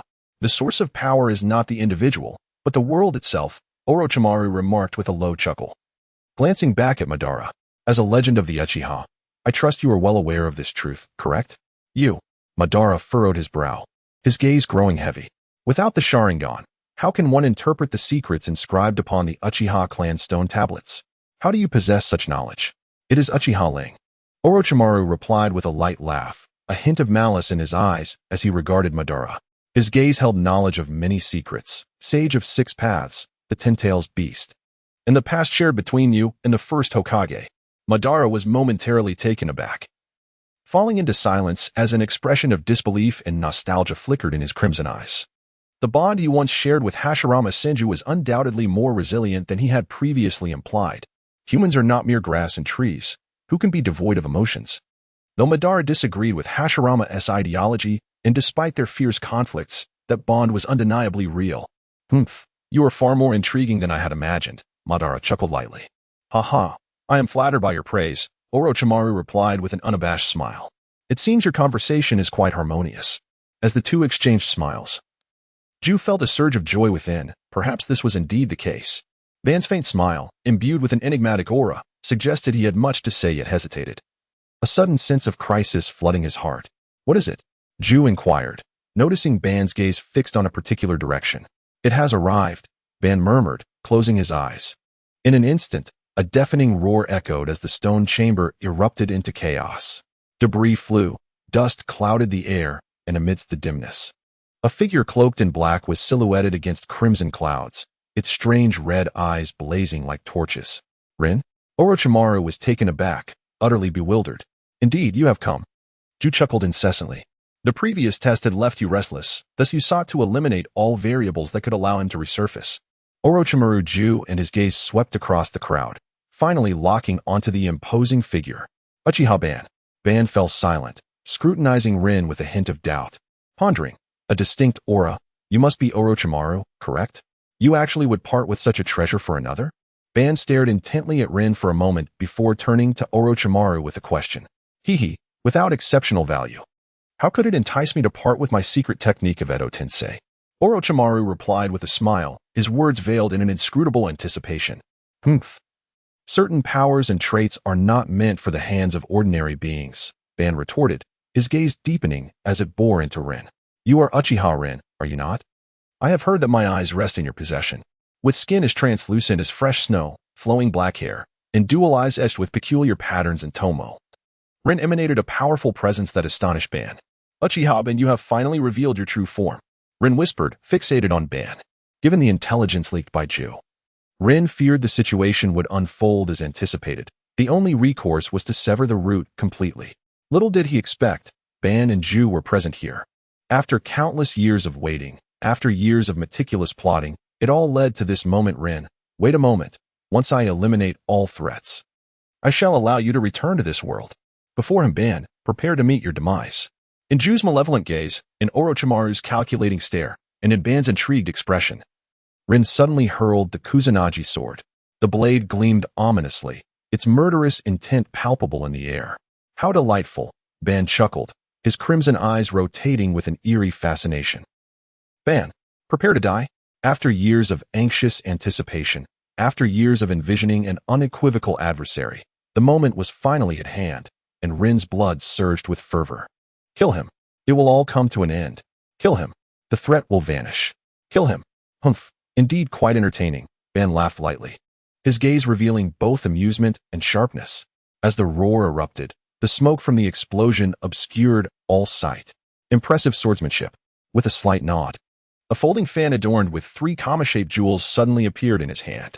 Lord Madara, do not underestimate your opponent, remarked Ju, casting a cold smile as he observed Madara wielding the fan. Uchiha Ling can perform jutsu without hand seals. Even the Rinnegan would struggle to keep pace with such speed. Oh? Madara raised an eyebrow, feigning surprise before swiftly turning. The enormous fan in his grasp sliced through the air like a long blade. A thunderous crash resonated as a corner of the stone chamber was engulfed in rubble. As the dust began to clear, one could see Madara's graceful fan movement and the long sword piercing through his chest, with Ling standing behind him, remarkably swift. Orochimaru exclaimed.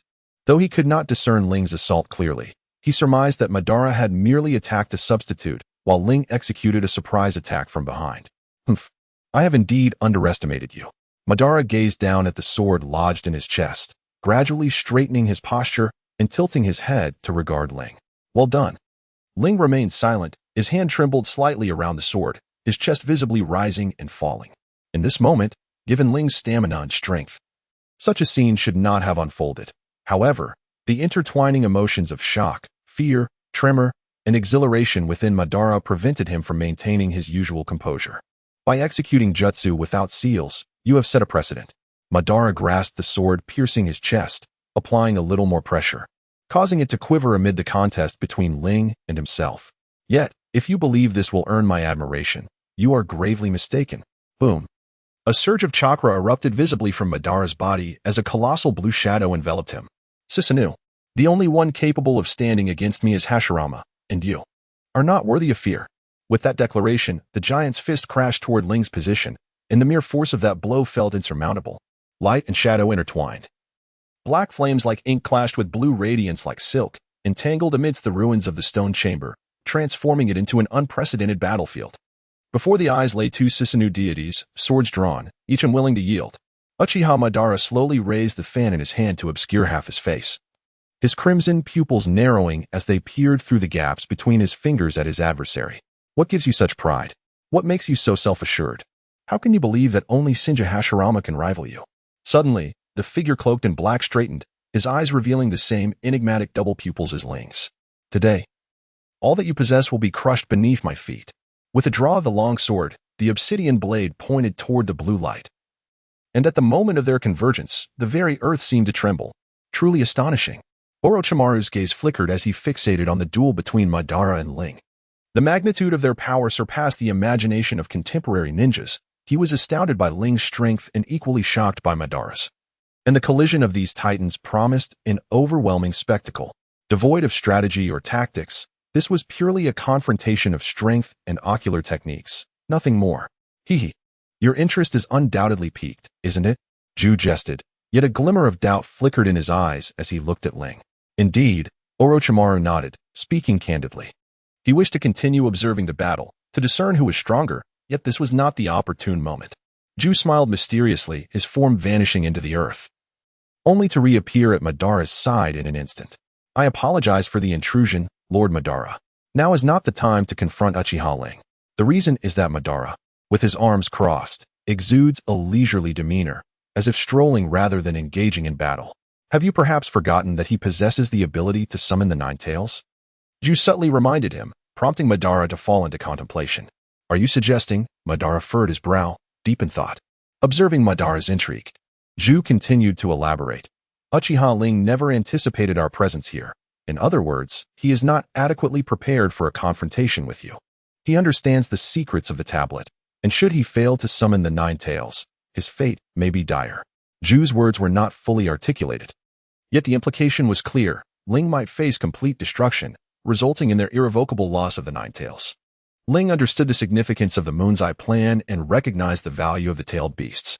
In his haste to engage in battle, he was easily defeated by Madara.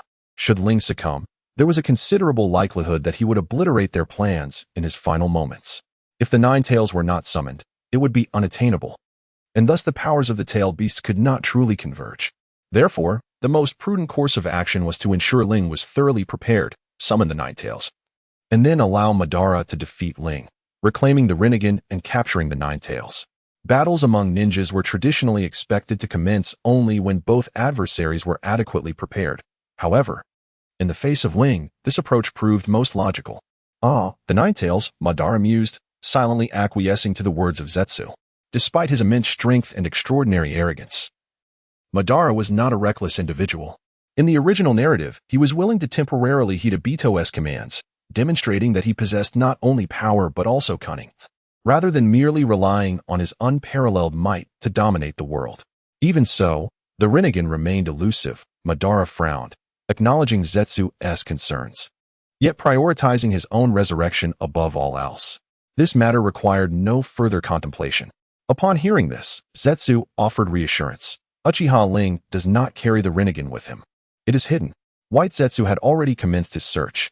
I see, Madara responded, momentarily taken aback, casting a thoughtful glance at Zetsu. What plans does this individual harbor? In the distance, Ling observed Madara suddenly cease his assault, engaging in silent speculation. He was unaware of how Zetsu had persuaded Madara, nor the intricate schemes that lay beyond his comprehension. Although somewhat regretful, it seemed that there was no alternative. Madara gently shook his head, retracting his oppressive aura. Ling, witnessing this, was taken aback, his words laced with mockery. What is the matter, Uchiha Madara? Are you planning to flee? Madara, upon hearing this, shook his head, his gaze infused with curiosity and scrutiny as he regarded Ling. At this moment, you present no challenge to me. His voice grew heavier. Are you afraid? Have you lost even the composure expected of a ninja? Do you believe you are worthy of battling me? The chilling words rendered Ling momentarily speechless, his eyes betraying confusion and fear. You are somewhat perceptive, Madara noted, nodding with a hint of appreciation. Your eyes are exceptional. You are surely familiar with the Uchiha tablets, and thus you should comprehend my intentions. And then? Ling lowered his gaze, his expression darkening. Chapter 25. The Battle of Sasuke and Itachi. Numerous pieces of information and circumstances required meticulous scrutiny. Madara concluded, his gaze briefly drifting towards Zetsu and Orochimaru. The Moon's Eye plan is my lifelong aspiration. I seek to sever the ties of causality in this world and construct a realm of true peace and genuine love. Such a vision, how could you foolish individuals ever grasp its profound significance? If you wish to contend with me, first gather the Nine Tails. At that time, I shall reclaim my dual eyes and implement my ultimate strategy. Do you truly believe that I fear the destruction of your eyes? Ling gritted his teeth, his fury surging. Humph, do you truly think so? Before Madara could respond, Zetsu had already materialized beside Ling like a specter, exuding derision. Once the Rinnegan is destroyed, some shall never be resurrected. Do you wish to witness this scene firsthand? Zetsu. Ling tightly pressed his lips together, turning to face Zetsu, his crimson eyes now tinged with a more sinister hue. How do you know this? I have long since conducted a thorough investigation of myself. White Zetsu has not possessed me. How could this child be privy to such matters? And how does he know of my intent to revive him? Where lies the oversight? Hee, why must one worry so? There is no discerning eye to scrutinize the moment. What significance does it hold to clash with the patterned one? You cannot triumph over him. Ling Wenji was taken aback, his body trembling slightly. Indeed, as Absolute had stated, Ling now possessed not even a fragment of power to contend with Uchiha Ibito, lacking the means to navigate the realms of yin and yang. And devoid of any knowledge of celestial arts, how could he possibly triumph over the reincarnated Ibito? Even if Ling's strength could suppress Ibito, ultimately, it would be futile against Ibito's infinite rebirth, leading to his own exhaustion and inevitable defeat. The mere presence of Ibito caused Ling to lose his composure, revealing a hint of agitation. However, upon deeper reflection, it is a challenge for any mortal to remain entirely calm when confronted with an adversary they have long fantasized about. Though Ling was formidable, his experiences did not quite match his power when compared to the likes of Ibito or the first Hokage, who had been immersed in warfare since childhood. Ling fell short. What precisely is Absolute scheming? Ling's mind began to settle, perplexed by Absolute's intentions. This individual was the embodiment of Ibito's will, yet his current actions were shrouded in mystery. A reminder to regain composure. For losing control of one's emotions could indeed present an opportunity for defeat. To vanquish me would mean reclaiming the Rinnegan, yet this matter remains premature. Absolute smiled enigmatically, his figure blending into the earth like ink, and soon, all truths would be revealed, a moment I eagerly anticipate. Having spoken, he vanished before Ling could respond, leaving only the smiling gaze of Orochimaru before him. Orochimaru spoke softly, his blood-red eyes undergoing a transformation, a thought lingering in Ling's mind. Ling, witnessing you in this state astonishes me even more. Orochimaru extended his arms slightly, as if to embrace, his yellow eyes half concealing a smirk. Are you, at this moment, inclined to slay me? Ling, upon hearing this, fell into silence, meticulously scrutinizing Orochimaru, a flicker of regret crossing his eyes. This is merely your unique technique of substitution. Killing you would be futile. Yet, Orochimaru, I implore you, do not let me down. Haha, Ling, you may be under some misapprehension. Orochimaru chuckled softly, his voice raspy and profound. I seek only what I hold dear: power, truth, reality. However, at this moment, this very moment, Ling furrowed his brows, a surge of murderous intent erupting within him. Hehehe, at this moment, all I wish to witness is what fragile heart lies concealed beneath your formidable facade. Struggle. Ling, I yearn to see what expression will adorn your face once your inner self is revealed, and what transformation you shall bring to this world. As kindred spirits faced with the same plight, what choices shall we make? Ling, I await your response. In my first encounter with the warmth of humanity, I experienced the concern of others and came to understand that some are willing to lay down their lives for me. This is a profound love, an intimate brotherhood, an indelible mark upon my very essence, binding me to the depths of my soul. As an orphan, I only began to perceive this longing in the realm of, and to abandon it is indeed no trivial matter. For Ling, the existence of Lai is akin to the affection that ordinary mortals hold for their closest kin. Having never known such feelings before, the present possession of them renders them all the more precious. In this light, Ling shares a striking resemblance with Bai and Kimimaro, were it not for the executioner's blade and Orochimaru shining a light in their darkness. Lai's connection to Ling would be as the sun rises, an emotional bond that cannot be severed. One may question why Ling clings to the cycle of reincarnation to revive Lai, when the technique of impure reincarnation could also fulfill his desires. Indeed, while impure reincarnation could grant Lai a second chance at life, in Ling's heart, it would lack flesh and consciousness. Is this truly what one calls resurrection? Ling yearns for Lai to be as vibrant as he once was, rather than a mere husk, marred by dust and riddled with cracks, devoid of any understanding of suffering. If impure reincarnation were to awaken Lai, initial joy would undoubtedly be felt, yet, over time, how could a body of impurity sustain enduring happiness? This truth is self-evident. With sincere counsel, Ling fears the instability of reality. Should he destroy the Rinnegan, all affairs would align in his favor. However, once the Rinnegan is lost, the innate technique of reincarnation would vanish alongside it, leaving Lai's revival entirely in his hands. The first departure was due to my own actions. The subsequent return shall also be determined by my own will. Young Master Ling? As fleeting thoughts danced through her mind, a gentle voice emerged from behind. Clad in a simple yukata, her beauty was captivating, her dark eyes, like radiant stones, were now filled with worry, directed solely at Ling Bai. Ling paused, momentarily taken aback, and found it difficult to recapture the past. I nodded slightly. Approaching Ling's side, remaining silent, her gaze fixed, filled with hesitation and concern.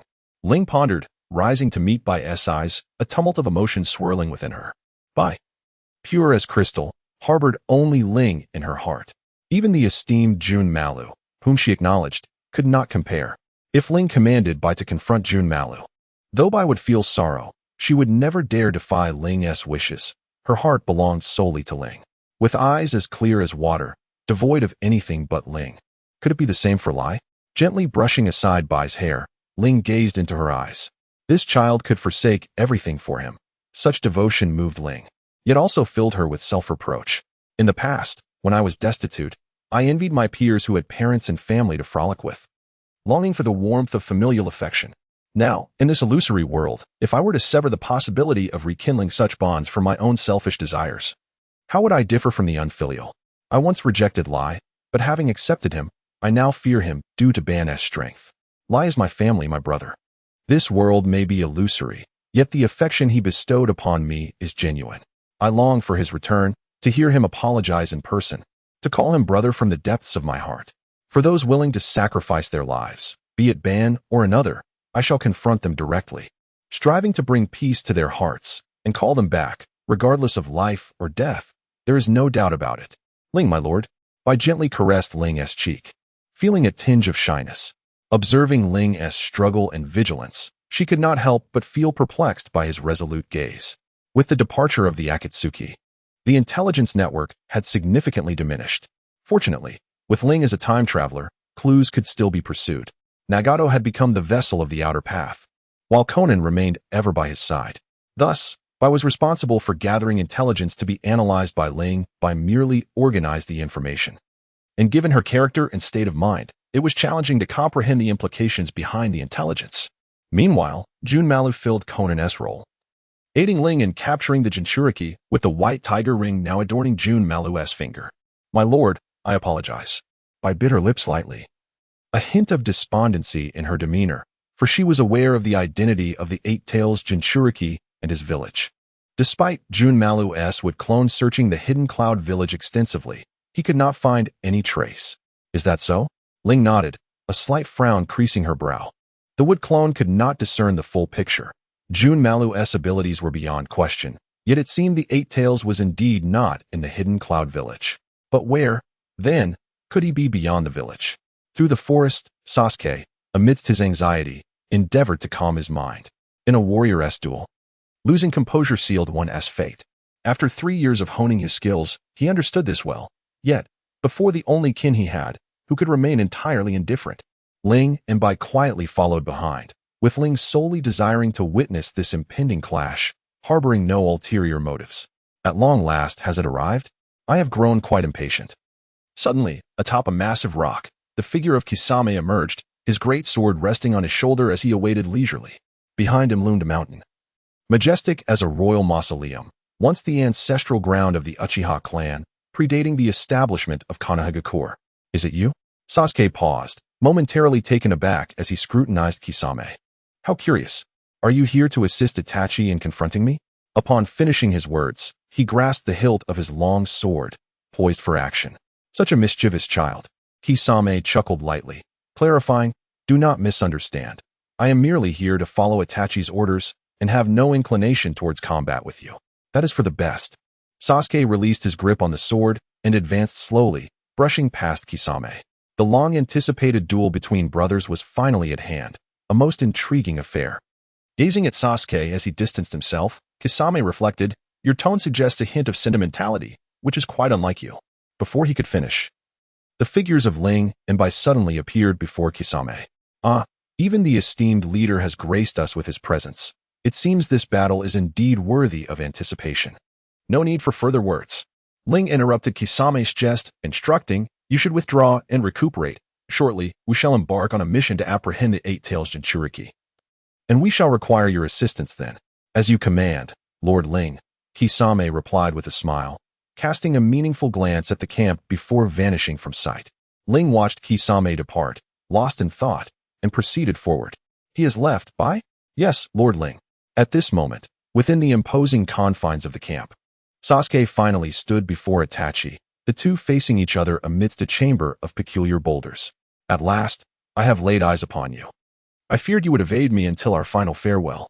Sasuke stood upon a higher step, his brow furrowed, while Itachi, resembling a sovereign, stood proudly, his crimson eyes calmly surveying all, including his brother.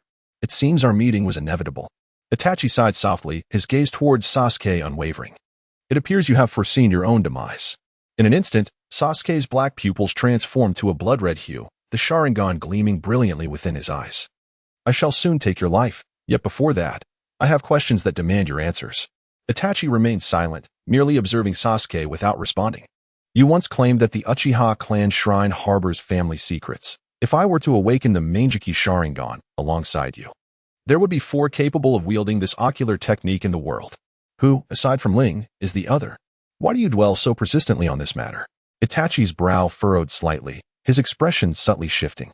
In order to eliminate you, Sasuke slowly drew the Kusanagi from his waist, its tip glimmering ominously as it pointed directly at Itachi, seated upon the throne. And then eliminate that person. To kill him? Indeed. Sasuke nodded, the tomo deepening in intensity. I have witnessed extraordinary power and learned to contemplate.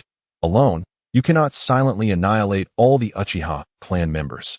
Even if you could accomplish such a feat, would the others not resist? Would they not utilize ninjutsu?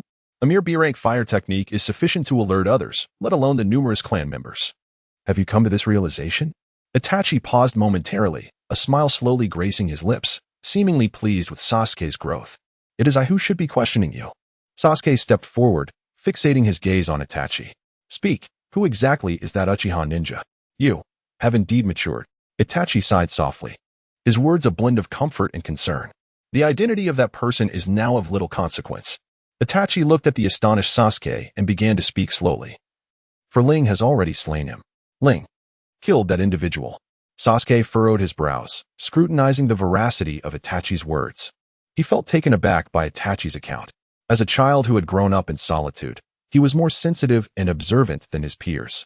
He sensed the animosity between Ling and Itachi, realizing that Ling possessed the capability to confront Itachi directly. If that person was truly killed by Ling, why did Ling not eliminate Itachi directly? Why orchestrate a scheme to arrange a confrontation with him? Given that Ling has already taken that life, it is evident he harbors resentment towards the tragedy of the Uchiha clan. Why then spare Itachi? Or is Itachi lying? Enough, regardless of the truth. I shall inquire about it directly with Ling. You need only reveal that person's identity. Sasuke, clouded in thought, posed his question directly. It is of no harm to disclose. Itachi replied with a faint smile, descending the stone steps. That person's identity is Uchiha Madara. The casual tone belied the revelation of a name that would astonish the world. Uchiha Madara was one of the founders of Konoha, the first to master the secrets of the Mangekyo Sharingan. The founder of Konoha? You speak such absurdity. Sasuke's voice grew low, his expression one of confusion. If he were the creator of Konoha, he would have long since departed from this world. Chapter 26. Sasuke's growth. People often perceive reality through their own limited understanding, unaware that such perceptions are self-imposed constraints. However, this matter has become inconsequential. Madara is not of paramount importance to you. The crux lies in the fact that he is the first to have mastered the Mangekyo Sharingan, and also the first to be bound by its ocular powers. What exactly do you intend to convey? Itachi's words flickered, leaving Sasuke feeling somewhat dissatisfied. The Mangekyo Sharingan is a unique ocular technique. Once mastered, the user gradually succumbs to darkness, increasingly reliant on its power, thus rendering their vision ever more obscured. Therefore, the Mangekyo Sharingan will ultimately lose its brilliance. You have perused the tablet's inscriptions. Indeed, to harness the power of the Nine Tails, blindness is the price to pay. Madara was the first to subdue the Nine Tails with the Mangekyo Sharingan and the first to unveil another secret of its ocular technique. Another secret. Indeed, Ling is also aware of this secret, and thus has reaped its benefits. Now, this secret pertains to you and me, Sasuke. The mystery of the eternal eye is the source of Madara's or Ling's might. Are they engaged in a contest of illusions? Outside the stone chamber, Bai and Sasuke, standing alongside Ling, remained motionless, their curiosity piqued. Bai, having accompanied Ling for many years and frequently sparring with Sasuke, possessed a profound understanding of the Sharingan's Genjutsu. Indeed, Ling nodded, responding softly. It appears that Itachi has employed Tsukuyomi, a deceptive technique to confound Sasuke. A brother who deeply loves his sibling would never scheme against him for the sake of glory, like a raging inferno. Uchiha Itachi, truly a man who cherishes his younger brother. Bai gazed at Itachi, suddenly filled with sentiment. Ling was taken aback, gazing at Bai with astonishment. What do you mean by that? Are you unaware of the truth concerning the Uchiha clan, and do you not comprehend Itachi's intentions? How could you possess such profound insight? Bai quietly observed Itachi and uttered two words, the gaze, the gaze. Ling was flabbergasted. Do you still remember, my lord? Bai recalled, looking at Ling. Back in Konoha, at your estate. Kimimaro and I witnessed the photograph of you and your elder brother. The way Itachi looked at you was akin to how he gazed at Sasuke. Ling Yin was momentarily entranced by Bai's words, astonished by their keen insight. Can it be that the pure-hearted possess an innate ability to perceive the depths of the human soul? This enigma remains unsolved. As Ling contemplated, the tides of battle shifted dramatically. The two adversaries, who had been locked in a standoff, found themselves in an unexpected turn of events. In an instant, Sasuke was left gasping for breath, kneeling upon the ground, while Itachi covered his left eye, casting a complex gaze upon Sasuke. This was astonishing to Bai. It appeared that Tsukuyomi had been unraveled. Although Itachi's physical condition played a role, he had indeed shown mercy. Thus, the true nature of the Uchiha clan was revealed. Hence, he spared my life at that moment. The eternal eye. This was your scheme. Sasuke trembled as he rose, beads of sweat dotting his forehead. Though Itachi had been lenient, the damage wrought by Tsukuyomi upon his psyche remained profound. Thus, I shall no longer dwell in confusion. Itachi, to speak honestly, I do not trust your words, yet this shall not deter my desire to slay you. The black cloak billowed with an aura of strength as Sasuke slowly drew his sword. Whatever Ling may think, I remain indifferent. I shall revive the glory of the Uchiha by my own hand and through my own path. But before that, the air crackled with electricity. A blue light enveloping Sasuke's form and the Kusanagi sword. Itachi, perish. The powerful current seemed alive, exhibiting bizarre arcs and shapes as it surged toward Itachi on the pedestal. Inside the chamber, a blinding blue light obscured all else. In the dim stone chamber, a brooding gaze fell upon Sasuke, whose hand crackled with blue arcs of lightning, darting like a spectral serpent toward the elevated Itachi, tracing an uncanny trajectory. The sound echoed, reminiscent of mournful bird calls, as the blue light illuminated the similar features of Sasuke and Itachi. Faced with such lightning release, leaping to evade seemed the only recourse. However, to leap was to forfeit the initiative. Seasoned by countless battles, Itachi understood this well and executed a surprising maneuver that astonished Sasuke, charging toward the current. What is he trying to achieve? Sasuke was taken aback. Itachi's actions exceeded his expectations, yet he remained composed. Before him, Itachi adjusted his stance, utilizing the momentum of the steps to leap upward, diving down like an eagle swooping for prey. Chidori flow. Sasuke smirked, the powerful current swirling around him as he sidekicked directly at Itachi's chest. Boom. The dull thud of impact echoed as Itachi was sent flying by Sasuke's kick, crashing against the rocky wall. Yet, with a resounding thud, the struck Itachi transformed into smoke, merely a shadow clone. Sasuke's gaze sharpened, the Kusanagi sword carving an uncanny arc as he swung fiercely behind him. Clang. The sharp sound of metal colliding rang out, sparks flying, as in an instant. A kunai was severed, spinning away into a corner. Itachi, you are indeed swift, Sasuke remarked coldly, a smirk of derision curling his lips. However, I am even faster. Another Sasuke appeared, thrusting a kunai fiercely toward Itachi's back. Itachi remained unervingly calm, hurling several shuriken with lightning speed, while, from the wide sleeves of his Akatsuki robe, his palm discreetly caught a descending black sphere. Boom. Black smoke enveloped the area, obscuring vision. It was a smoke bomb. Itachi pushed off with a knee, sliding toward the distance, his hands swiftly forming seals. Fire release. Great fireball technique. The scorching fireball distorted the air within the chamber, its fiery brilliance blinding. As it collided with the smoke, unleashing a violent explosion that sent rocks tumbling from the ceiling as if consumed by flames. Amidst the conflagration and smoke, Itachi silently observed the disheveled stone chamber left in the wake of his fire release, his eyes revealing a distinct anticipation and speculation. Truly, he is worthy of the name Itachi. Behind him, Sasuke's voice resonated. You are swifter than I anticipated, yet still insufficient. Was that mere evasion a technique of substitution? Your speed is indeed formidable. Ling's instruction has exceeded my expectations, yet it remains inadequate. At this moment, I cannot afford to lose. Chapter 27. The Summoning. As Itachi pondered deeply, Sasuke swiftly brandished his hands, launching a flurry of shurikens toward Itachi with great ferocity. However, just as Itachi attempted to evade, the shurikens suddenly transformed, coalescing into a dark tide that surged relentlessly toward him. Could this technique be? Itachi murmured in astonishment. Is it a secret art of the third Hokage? Has it truly been imparted by Ling? Sasuke, you could never fathom the trials I have endured over these past 3 years. Sasuke's tone was somber, his words laced with indignation. Indeed, Sasuke was filled with rage. He now possessed a strength unimaginable in his youth. Yet the very source of this power was to confront the brother he once revered and pursued. In this moment, Sasuke felt a tinge of loathing toward this strength. If only time could rewind, he would gladly relinquish his current power to return to the days when his parents and brother were still alive. Even without techniques, even without the Rinnegan, he would embrace it wholeheartedly. The black tide engulfed Itachi. Yet, despite his shock, Itachi remained composed. With a resounding crash, a massive shuriken suddenly materialized amidst the smoke. Subsequently, amidst a cacophony of clashing sounds, countless shurikens were deflected as shadows darted like meteors within the dimly lit chamber. A pained groan escaped Itachi's lips as he clenched his teeth, kneeling on one knee, his gaze fixed upon Sasuke, his eyes quivering slightly.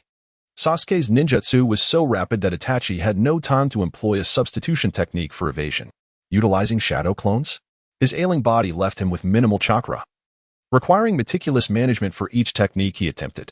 Now, Itachi resembled the third Hokage 3 years prior when facing Orochimaru. Despite possessing unparalleled ninjutsu and combat experience, his physical condition prevented him from harnessing his full potential. Coupled with the deterioration of his vision, Itachi could barely discern Sasuke in the dim stone chamber, let alone those minute shurikens. Gritting his teeth, Itachi carefully extracted the shuriken embedded in his side and clothing, the intense motion drawing forth droplets of blood. Are you astonished by the strength I wield? Sasuke spread his hands slightly, appearing both restrained and carefree. 3 years ago, I fell easily before you. That battle made me acutely aware of our disparity. Ling is powerful, far beyond my imagination, yet he is not a true mentor. He merely taught me chakra manipulation and the application of the Rinnegan. The true guidance in practical combat and ninjutsu came from the third Hokage. This is something you will likely never comprehend. Is the third Hokage's instruction merely the reanimation jutsu? Itachi mused briefly before grasping the implication. The only technique capable of bringing the deceased back to the world was the reanimation jutsu, which also elucidated Sasuke's astonishing growth in ninjutsu. In Itachi's recollection, Ling was not particularly adept in ninjutsu. It was his genjutsu and remarkable insight that formed the foundation of his combat prowess. What Ling truly imparted to Sasuke were the skills of proficient chakra manipulation for performing jutsu, without seals, and the application of the Rinnegan to counter genjutsu. The comprehension and application of practical combat and ninjutsu that Sasuke benefited from the most came from the third Hokage. Perhaps it is the massacre of the Uchiha clan that has instilled a sense of guilt within the third Hokage towards Sasuke. As Sasuke teetered on the brink of collapse during his arduous training, the gaze of hatred emanated from Konoha rather than from Itachi. For the ever-benevolent third Hokage, nurturing Sasuke's strength, thereby alleviating Itachi's concerns for his younger brother's safety, may very well be the sole form of atonement, a recompense that Itachi would willingly welcome.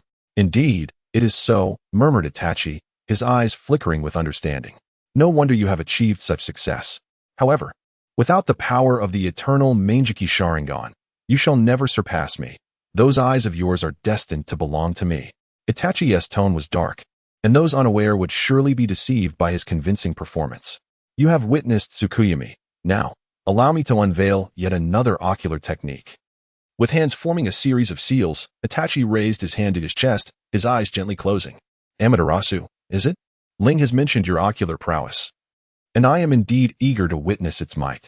Sasuke chuckled derisively, slowly retrieving a kunai from his pouch at his waist, gripping it firmly.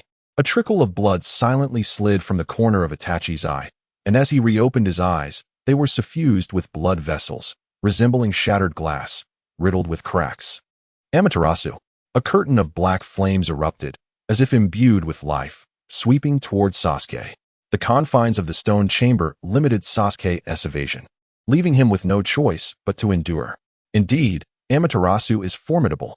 This infernal blaze seems capable of incinerating the very soul. Nevertheless, with a gentle arch of his palm, the concealed kunai was hurled towards the impending Amaterasu, the motion as swift as lightning. In an instant, Sasuke's hands transformed, forming a series of blurred hand seals. My chakra control may not match Ling's, yet this technique can only be completed through hand seals, and against Amaterasu, it is the optimal method. With a chilling and sinister smile, Sasuke's mocking gaze met Itachi's, as eerie symbols manifested alongside the thrown kunai, spiraling as if warping space itself. In the next moment, the black flames of Amaterasu vanished, leaving only the kunai, its momentum unabated, piercing directly towards Itachi's chest. Itachi gasped in astonishment, his eyes filled with bitterness, unable to discern the kunai's path. Yet the events that had just transpired revealed the sophistication of this remarkable technique. It is the spatial ninjutsu mastered by the fourth Hokage. How did Sasuke acquire it? Was it through Ling? But how did Ling learn it? Could it be that Ling summoned not only the third Hokage but also the fourth? Yet the fourth Hokage, having been sealed by the Shiki gene, is lost. How could he be summoned? Surprised, are we? Sasuke chuckled lowly, relishing Itachi's astonishment. You guessed correctly. It is indeed the spatial ninjutsu of the fourth Hokage. As for how I mastered it, there is no need for me to elaborate to you. Confronted by Itachi's impassive expression, Sasuke's eyes glinted with the cunning of a serpent, cold and indifferent. Look at your disheveled state. Continue to maintain that lofty demeanor you once held when facing me. You, who sought to claim my eyes, now appear like a lost dog, staring in disbelief. Sasuke's taunts assailed Itachi, yet unbeknownst to all, beyond the thrill of vengeance, a hidden pain was gradually spreading within him. Fire style. Great fireball technique.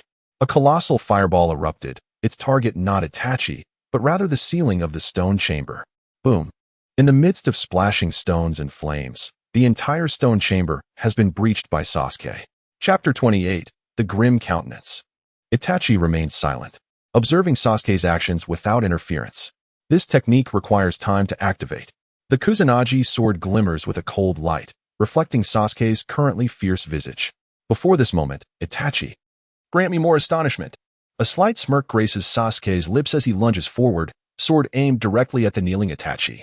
Yet, Itachi's expression remains impassive, with only his crimson eyes tracing the trajectory of Sasuke's sword.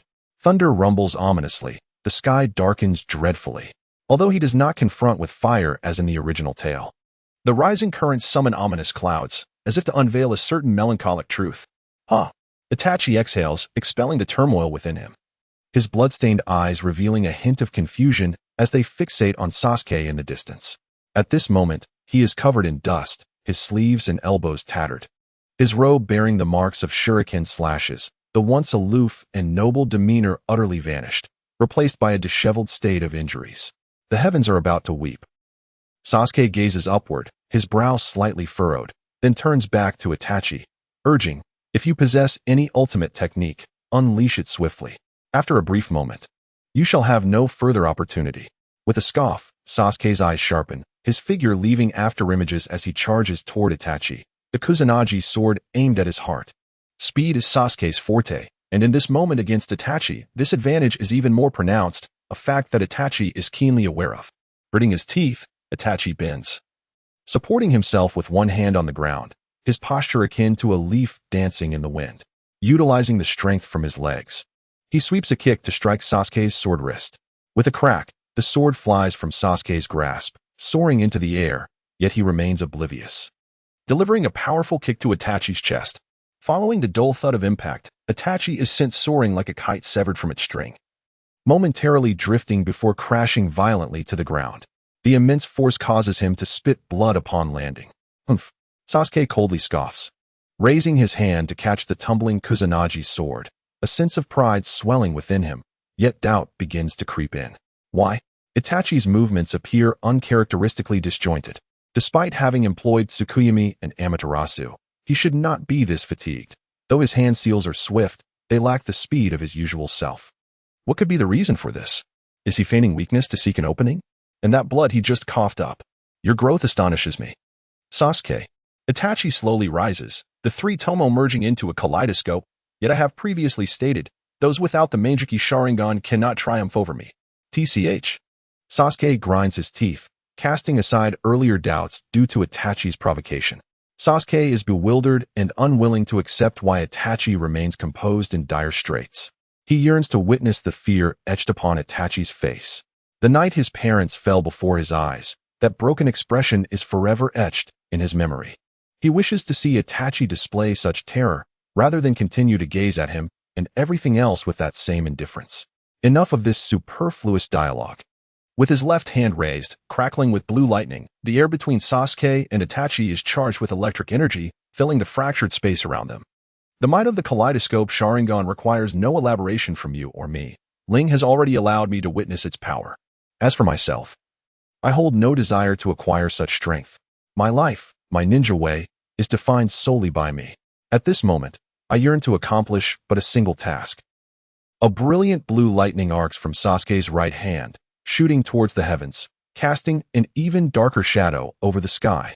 This technique is called Kirin, crafted specifically for you. With a detached expression and a chilling smile, Sasuke's crimson eyes appear more ferocious against the dimming sky. At this instant, accompanied by thunder. Perish. The roar of thunder resonates with Sasuke's low growl as a colossal flash of lightning descends, striking the ground, targeting Itachi. The sky darkens ominously with the technique, and the raging winds render all things dull. In that fleeting moment, the only sight before me is this unparalleled tempest of lightning. A cacophony ensues as the ground is marred with countless smoking craters.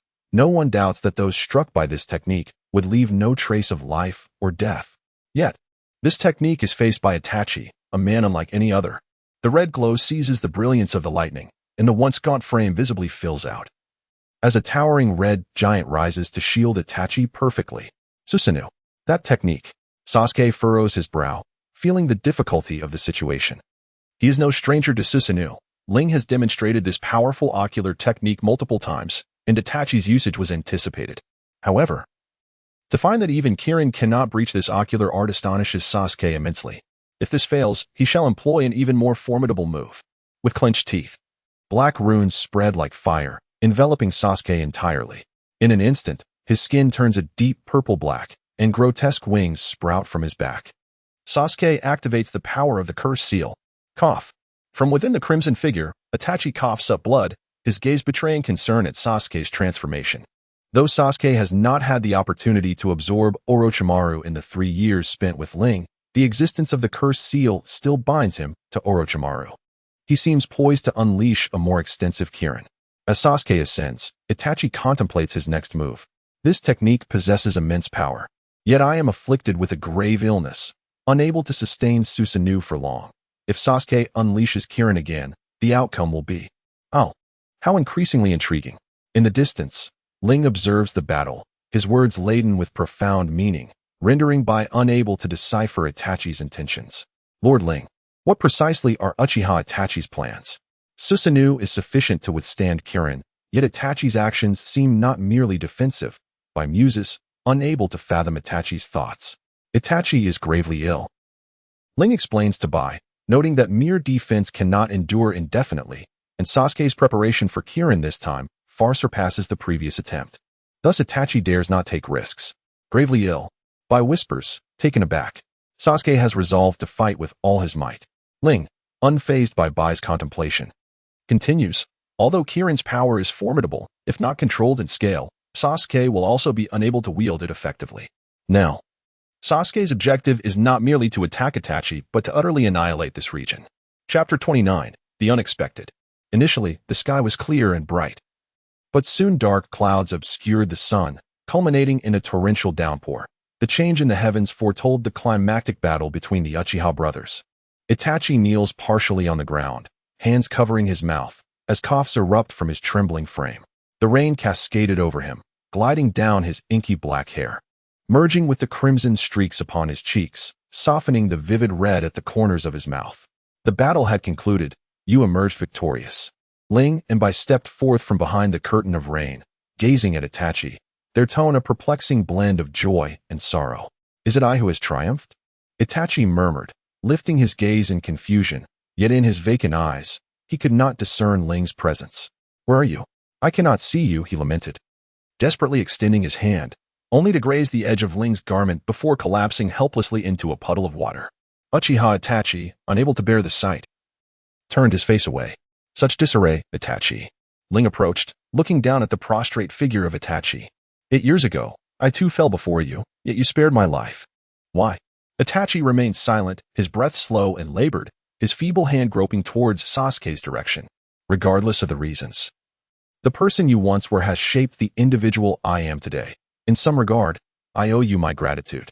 Ling let out a cold laugh, bending down to grasp Itachi's arm and abruptly lifting him, his crimson eyes locking onto Itachi's dazed gaze. "Do not worry. I promise to take good care of Sasuke. Rest easy." With that, Ling placed Itachi's hand on his shoulder, gesturing for Bai to attend to the similarly incapacitated Sasuke. Bai nodded, rising to assist Sasuke, and the four figures vanished into the curtain of rain. At that moment, supported by Ling, Itachi's lips curled slightly, a profound smile gracing his features. A day later, Sasuke awoke. In a room dominated by shades of white, the flickering glow of an oil lamp cast shadows on the walls, and the space contained only a single bed. Startled by the flickering candlelight, Sasuke struggled to open his eyes. To his surprise, he attempted to rise but, weighed down by fatigue and discomfort, he grimaced and fell back weakly. "You are awake," came Ling's voice from the corner, his figure emerging. Clad in a long robe of black with red patterns that flickered in the candlelight, his crimson eyes radiant. Sasuke froze, turning his gaze toward Ling. But the pain in his body made even the slightest movement excruciating. "Do not move about. You need to rest," Ling reassured him, stepping forward to aid Sasuke. But upon seeing his condition, he halted in astonishment. "Ugh." In the midst of Ling's astonished gaze, Sasuke turned his eyes towards Ling, and in an instant, his expression transformed. The tomo of the Rinnegan coalesced into the unique kaleidoscopic form reminiscent of Itachi. In the blink of an eye, dark flames entwined around Ling's body.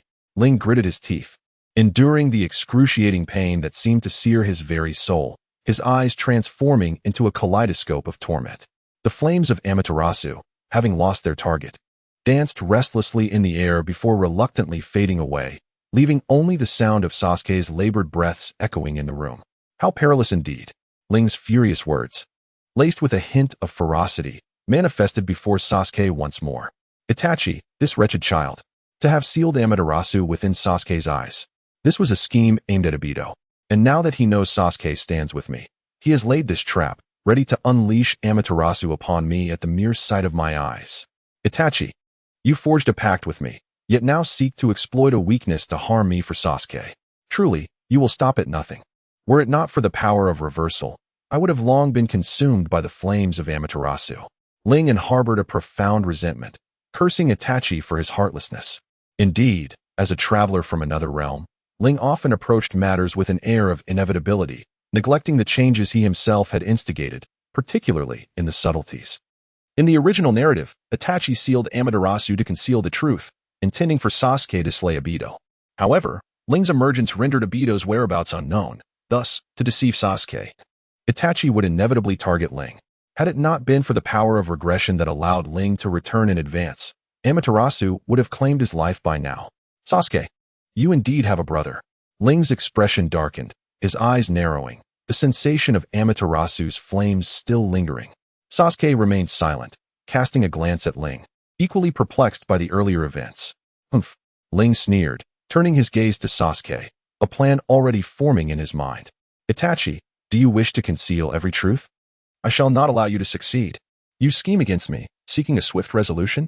I will ensure that Sasuke learns the entire truth, fostering resentment that drives him to oppose Konoha and Naruto. I intend to lead Sasuke down a tragic path of enmity with the world. This is my retribution for the past, for Tsukuyomi, and now for Amaterasu. Only Sasuke's life matters to you. What of others' lives in your eyes? If you are so selfish towards your kin, then so shall I be." With his emotions slightly steadied, Ling let out a cold laugh. Addressing Sasuke under his questioning gaze, "Allow me to congratulate you, Sasuke. You have triumphed. You have slain Itachi." Sasuke was taken aback, lowering his head in silence. A tumult of emotions difficult to articulate. He vividly remembered that it was Itachi who emerged victorious, having ensnared him completely in his Jinjutsu. Yet why did Itachi not claim his eyes? Was it not a long-term strategy? Why abandon it in the end? Moreover, his final words and demeanor resembled the affection Itachi once showed him, a tenderness now lost. You harbor doubts as well, do you not? Observing the fluctuations in Sasuke's expression, Ling surmised his thoughts. You have matured, no longer a child, and certain truths must now be revealed to you.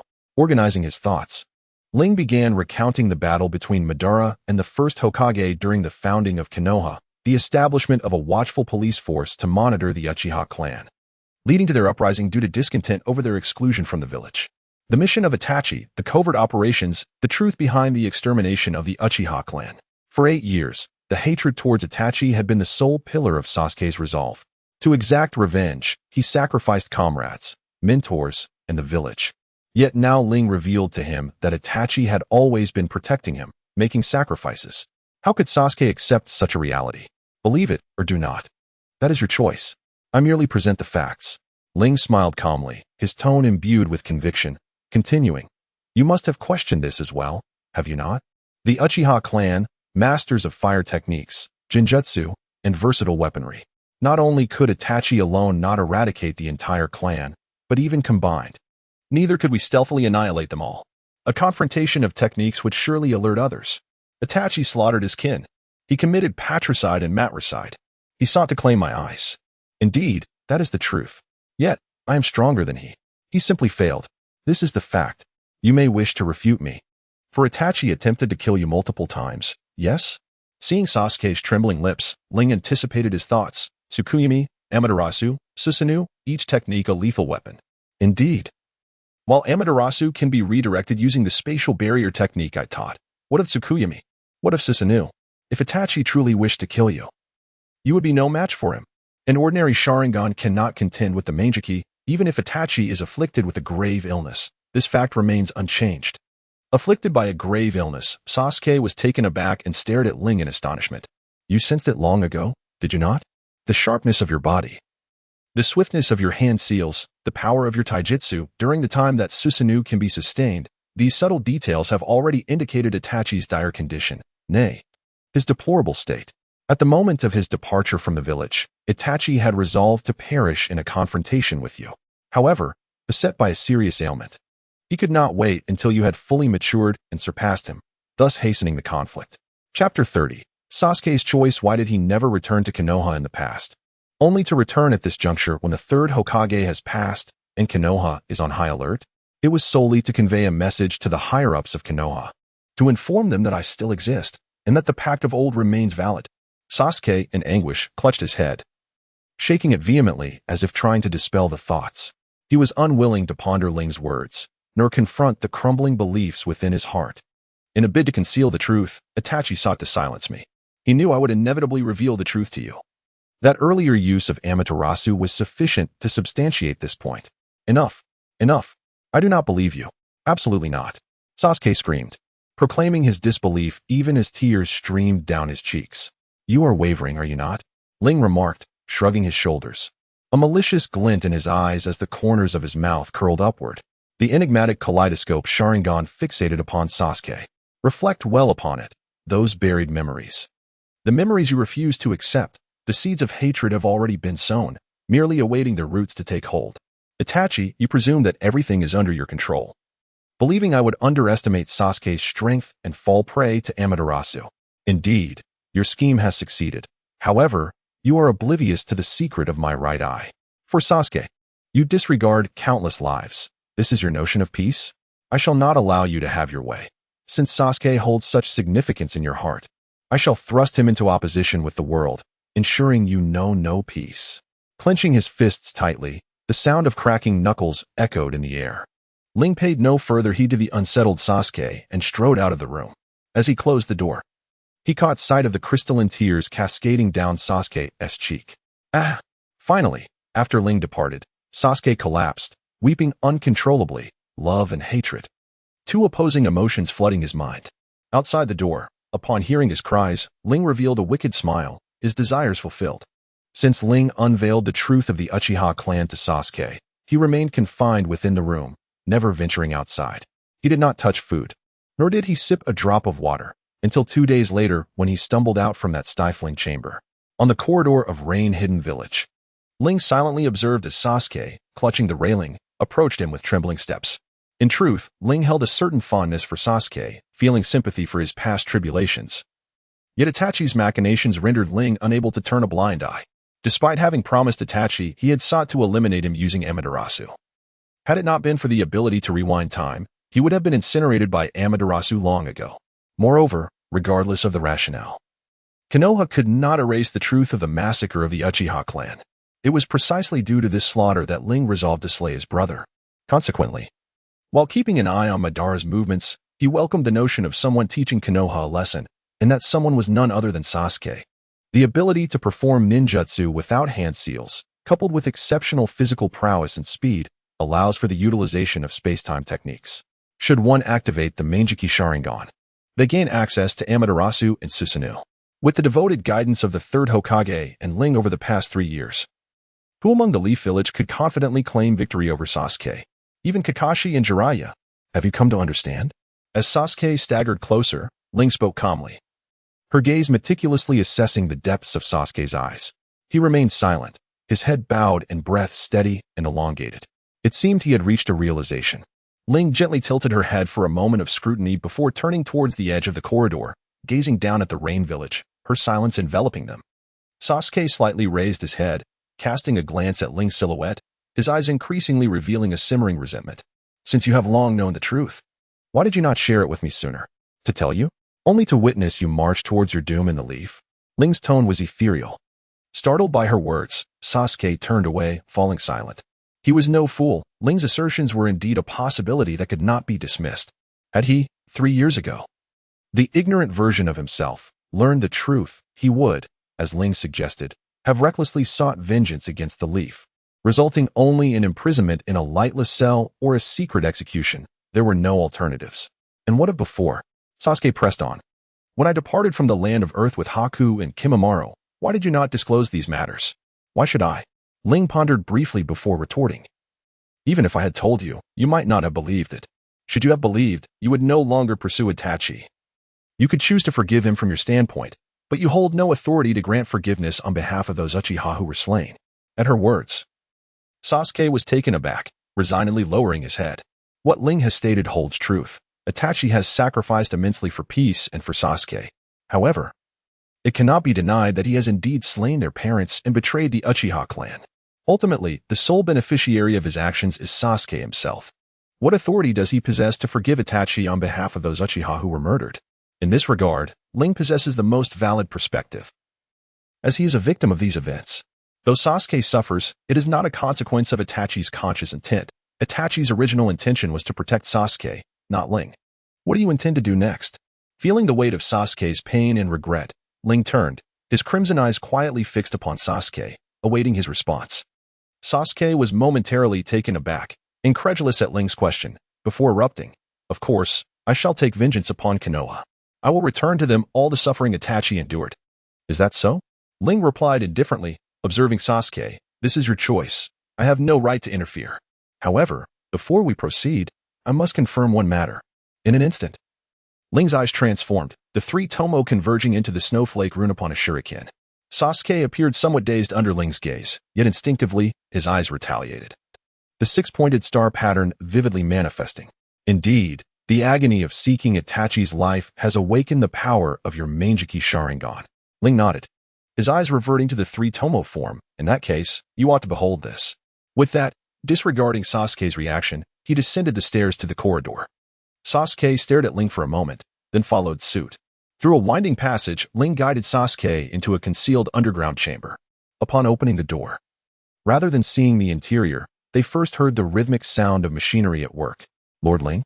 Within, a figure who had halted his tasks approached Ling, bowing in greeting. It was Bai.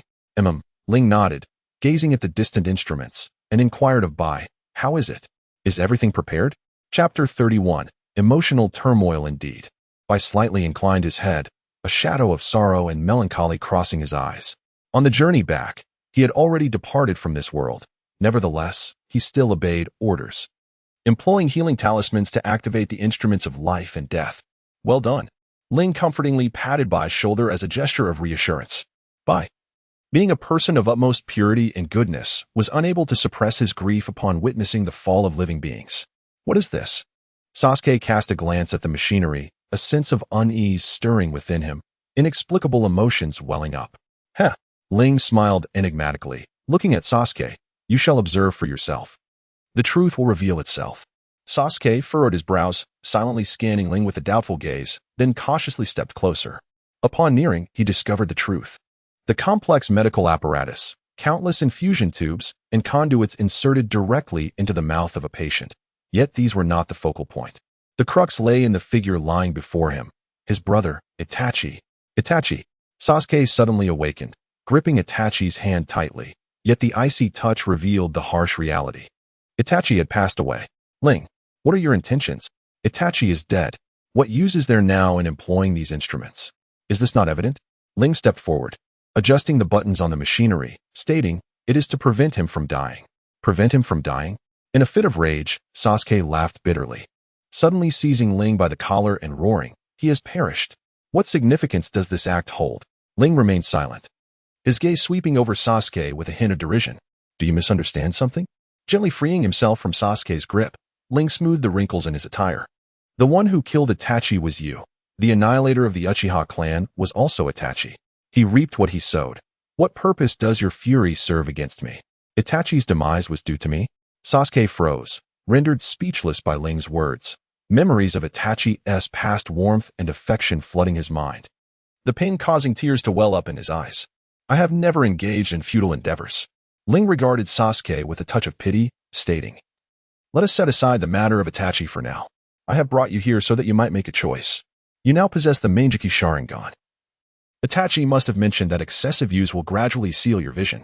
The sole remedy lies in the fusion of Mangekyo Sharingan between blood relatives, resulting in the eternal Mangekyo. Itachi hoped you would attain this power. The choice now rests with you. Eternal Mangekyo? Do you wish for me to transplant Itachi's eyes?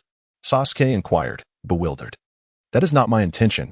It all depends on you, Ling replied, shaking his head. There is no need. After a brief silence, Sasuke spoke with a hint of mockery.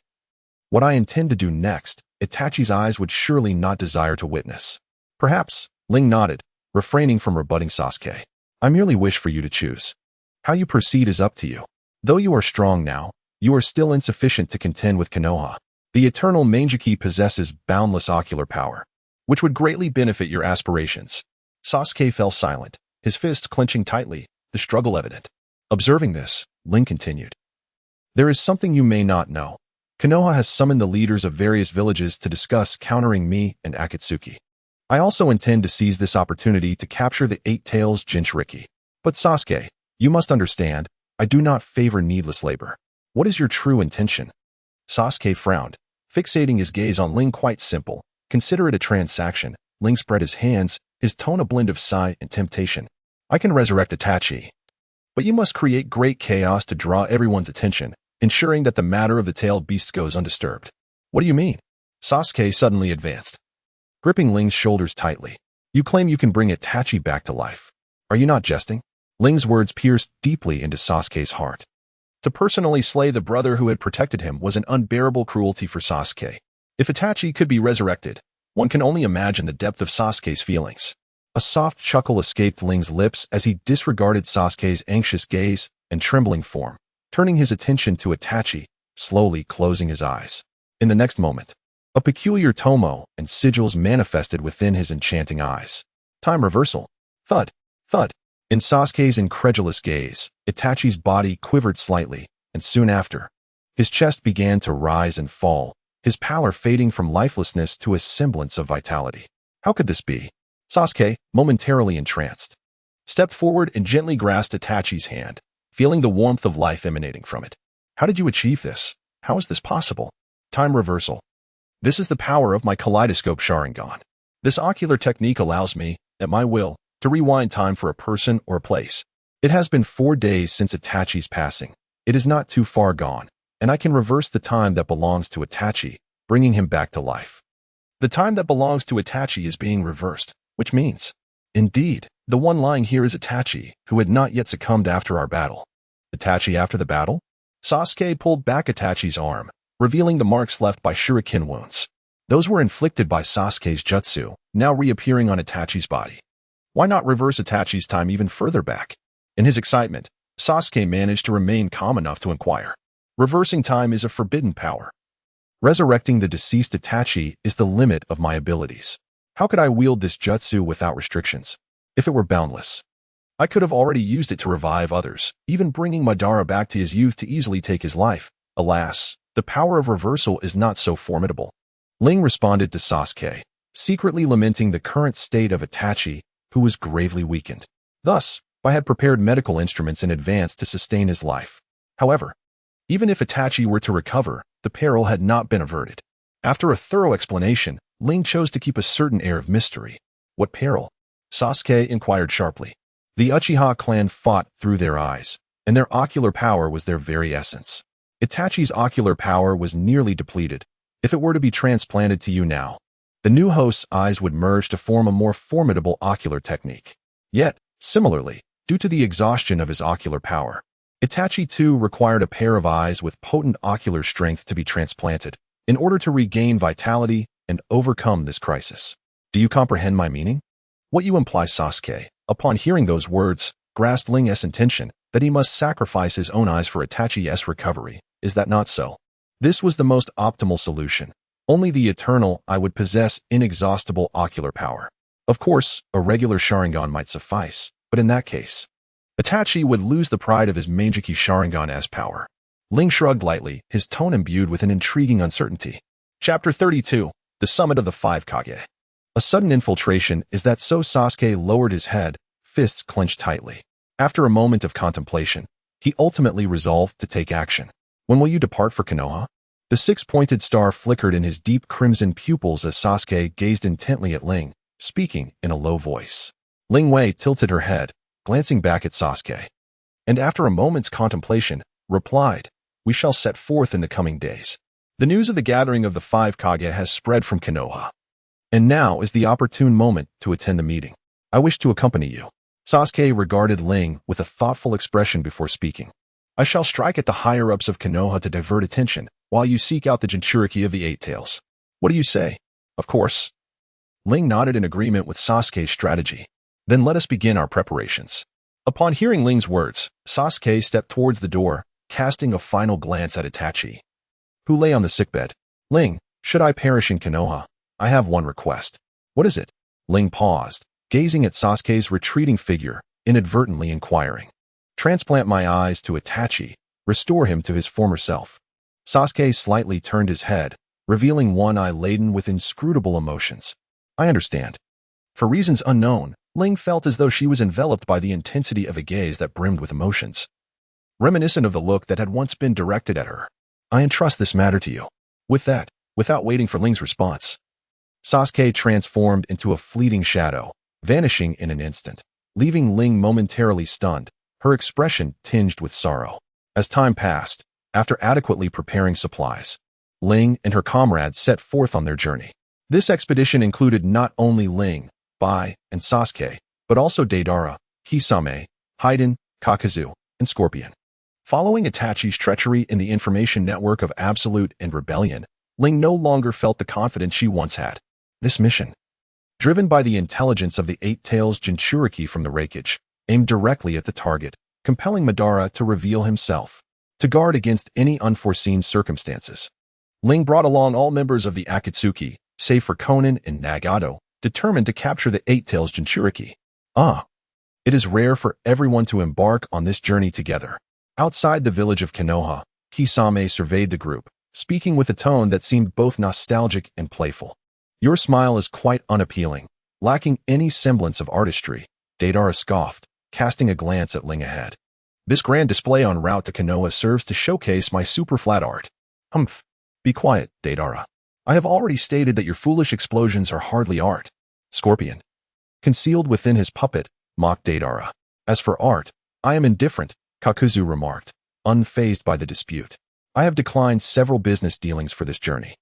Kakuzu's words trailed off, but his intent was clear. A peculiar assembly, indeed. Ling Wei sighed and shook her head, while Bai, upon noticing, covered her mouth with a light laugh. Bai's perspective on the Akatsuki organization differed from Ling's. She bore no malice towards them, as she believed they shared a similar sorrow. Observing Bai's suppressed laughter, Ling was struck by her beauty, contemplating any potential flaws in their plan. I, alongside Sasuke, would create chaos at the venue, while Scorpion, Haiden, and Kakuzu would handle the lower-ranked ninjas. The Water Shadow's dissolution technique and the Earth Shadow's dust technique were beyond the capabilities of the three. After acquiring intelligence on the Eight Tails, Kimimaro, Bai, Kisame, and Deidara would act in unison. A powerful water technique combined with explosives, along with Bai's ice crystal bloodline limit, would ensure that Kimimaro could also deploy the Shikatsu Miyaku and would release, leaving no chance for the Eight Tails to escape. With these thoughts, Ling paused, turning back to the members of the Akatsuki, signaling the end of their trivial discussions. Each individual's mission was clear. Capturing the Eight Tails was imperative. I must reiterate. I seek the Eight Tails, not merely a tentacle. Hearing this, the group exchanged glances, nodding in agreement. Excellent. Everyone shall commence their respective tasks immediately.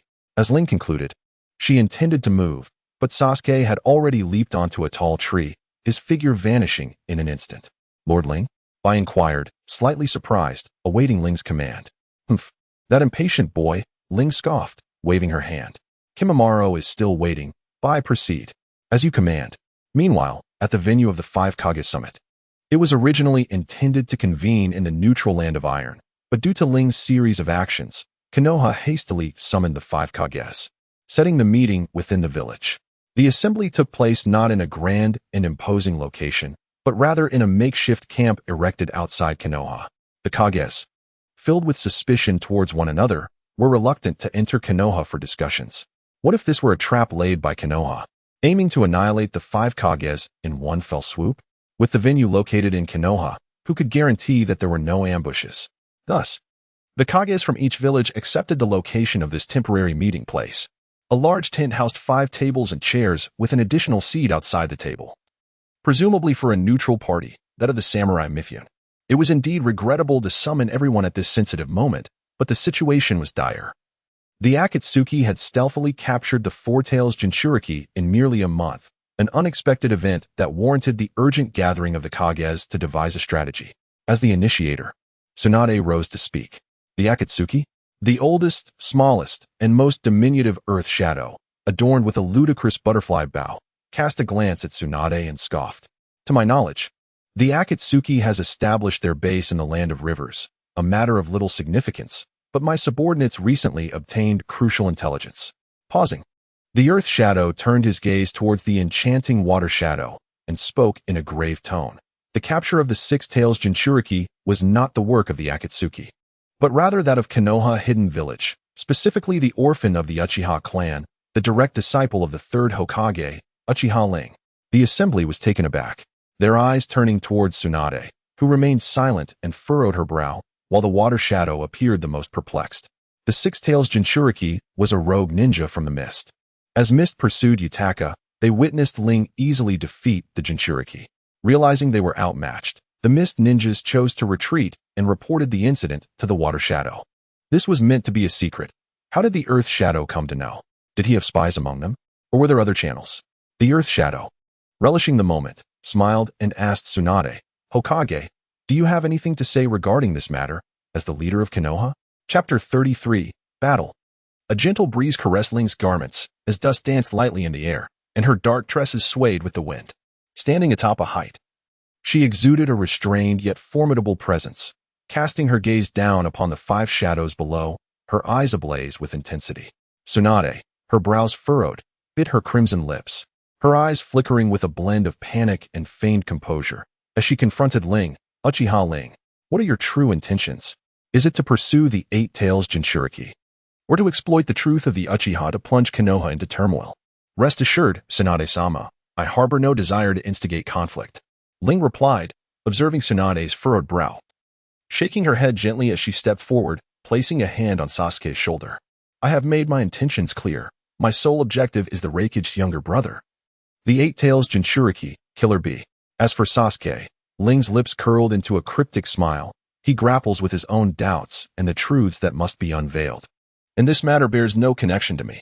Tsunade paused, her gaze shifting between Ling and Sasuke, before pressing further. What is your true aim? Are all your actions merely a means to realize your vision of peace founded upon fear? Before Sasuke could interject, she redirected the conversation back to Ling's intentions. Oh, the folly of youth. No need to showcase it here. Ling chuckled lightly, disinterested in delving into her own motives. Sasuke deserves to know the intricacies at play. But my words alone may not persuade him. Some issues warrant an explanation from Konoha. Fifth Hokage, answer my question. Where are those two obstinate advisors? As Ling's words fell, Sasuke again pressed with a serious tone. Two arrogant youngsters. Observing Ling and Sasuke, one targeting the information about the Eight Tails, while the other solely questioned the Hokage. Disregarding the other four shadows, the Reikage could no longer contain his wrath. I care not for the brilliance of your Uchiha clan. Dare to lay hands on my brother, and you shall not escape unscathed. The Reikage roared, his body crackling with lightning, as a furious chakra stirred the dust from the ground. Well then, this is quite acceptable. I never anticipated your honesty, Ling remarked, lowering herself into a stance, poised for action. Interfere not with my path of vengeance. An impatient Sasuke scoffed at the Reikage's provocation, his sword held at an angle, his gaze piercing. Sasuke, do not forget your original intent. The Reikage is no ordinary foe. You must understand the target at hand. Ling advised gently. As Ling and Sasuke continued their disregard for the gathering, the Reikage's fury ignited, his fist crackling with thunder as he lunged at the two. Humph. Such a volatile temperament. Even the Reikage cannot alter his true nature. The Tsuchikage mocked. Reikage-sama. Two of his subordinates quickly formed hand seals, preparing to cast ninjutsu in support of the Reikage. What swift chakra flow. Beware of his ocular techniques. The Mizukage shouted urgently beside Ao. Annihilation. Water release. Water barrier. The Reikage's guard, Terui, promptly executed water release to shield the Reikage. As black particles scattered, the Reikage stared in disbelief, the peril before him exceeding his comprehension. Annihilation struck the water style, and Ling's expression remained impassive, as if everything lay within his foresight. Jiraiya, the eye of Uchiha Ling. Tsunade inquired solemnly, glancing at Jiraiya. Indeed, he had never intended to directly assassinate the Reikage, for he had already perceived everything. Indeed, Ling had discerned Reikage's attack and Terui's support through his left eye, and then, a colossal dark arm extended from behind Ling, aiming directly at the Reikage, who had nowhere to evade in the air. How swift! The flow of his chakra was so rapid that it was nearly impossible to discern the technique he was employing. Ao ground his teeth, and before his words could escape, CHJR had suddenly swung his sword towards Ling's silhouette. Clang! The clash of metal erupted, sparks flying, as Ling's ambush was thwarted once again. That was a shadow clone. Reacting with agility, the shadow clone chuckled lightly, but regrettably. Boom! The shadow clone exploded. Could it be that he had targeted the Byakugan from the outset? Were all the attacks merely a facade to conceal the movements of the shadow clone? That Tsuchikage, the oldest among them, though astonished by Ling's speed, had already surmised the truth.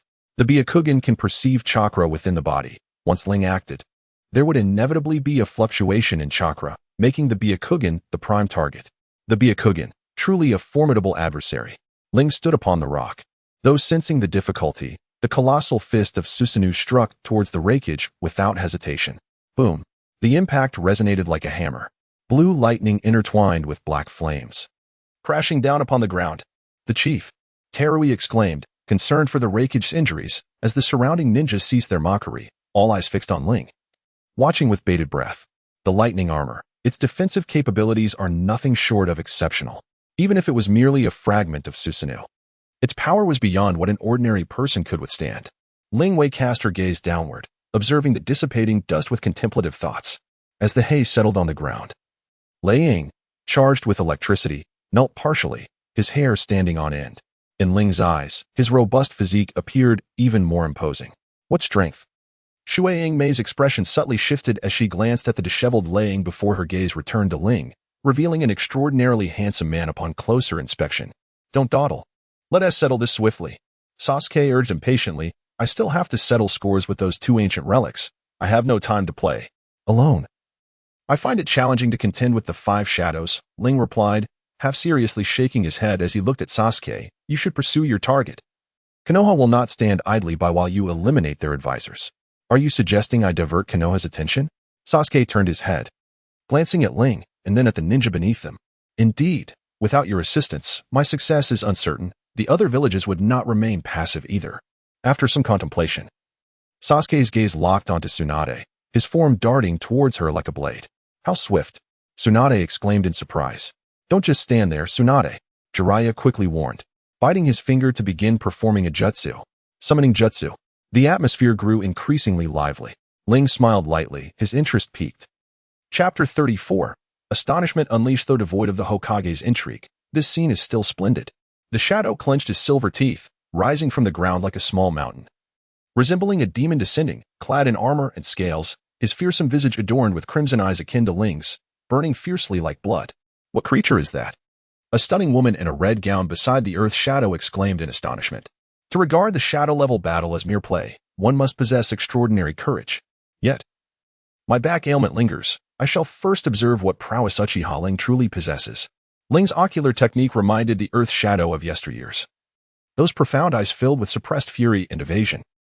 It seems Lord Earth Shadow has no intention of joining the fray. Then let us bow our heads and quietly observe the unfolding events. Shui Ingmei smiled alluringly, her charm captivating. Manipulating the water shadow Deidara as if he were a puppet, trampling upon the prestige of the Mist Village. Her seductive lips slowly exuded droplets of molten gold, revealing ice-green eyes previously concealed by bangs. Shui Ingmei appeared both teasing and enticing, offering Ling a coy smile. Next, I shall grant you a kiss that will sear your very soul. Kiss, Ling murmured, a faint smile gracing his lips as he calmly beckoned to the water shadow. If you wish to try, do come. Humph. The water shadow snorted disdainfully. Ah. Ling chuckled lightly.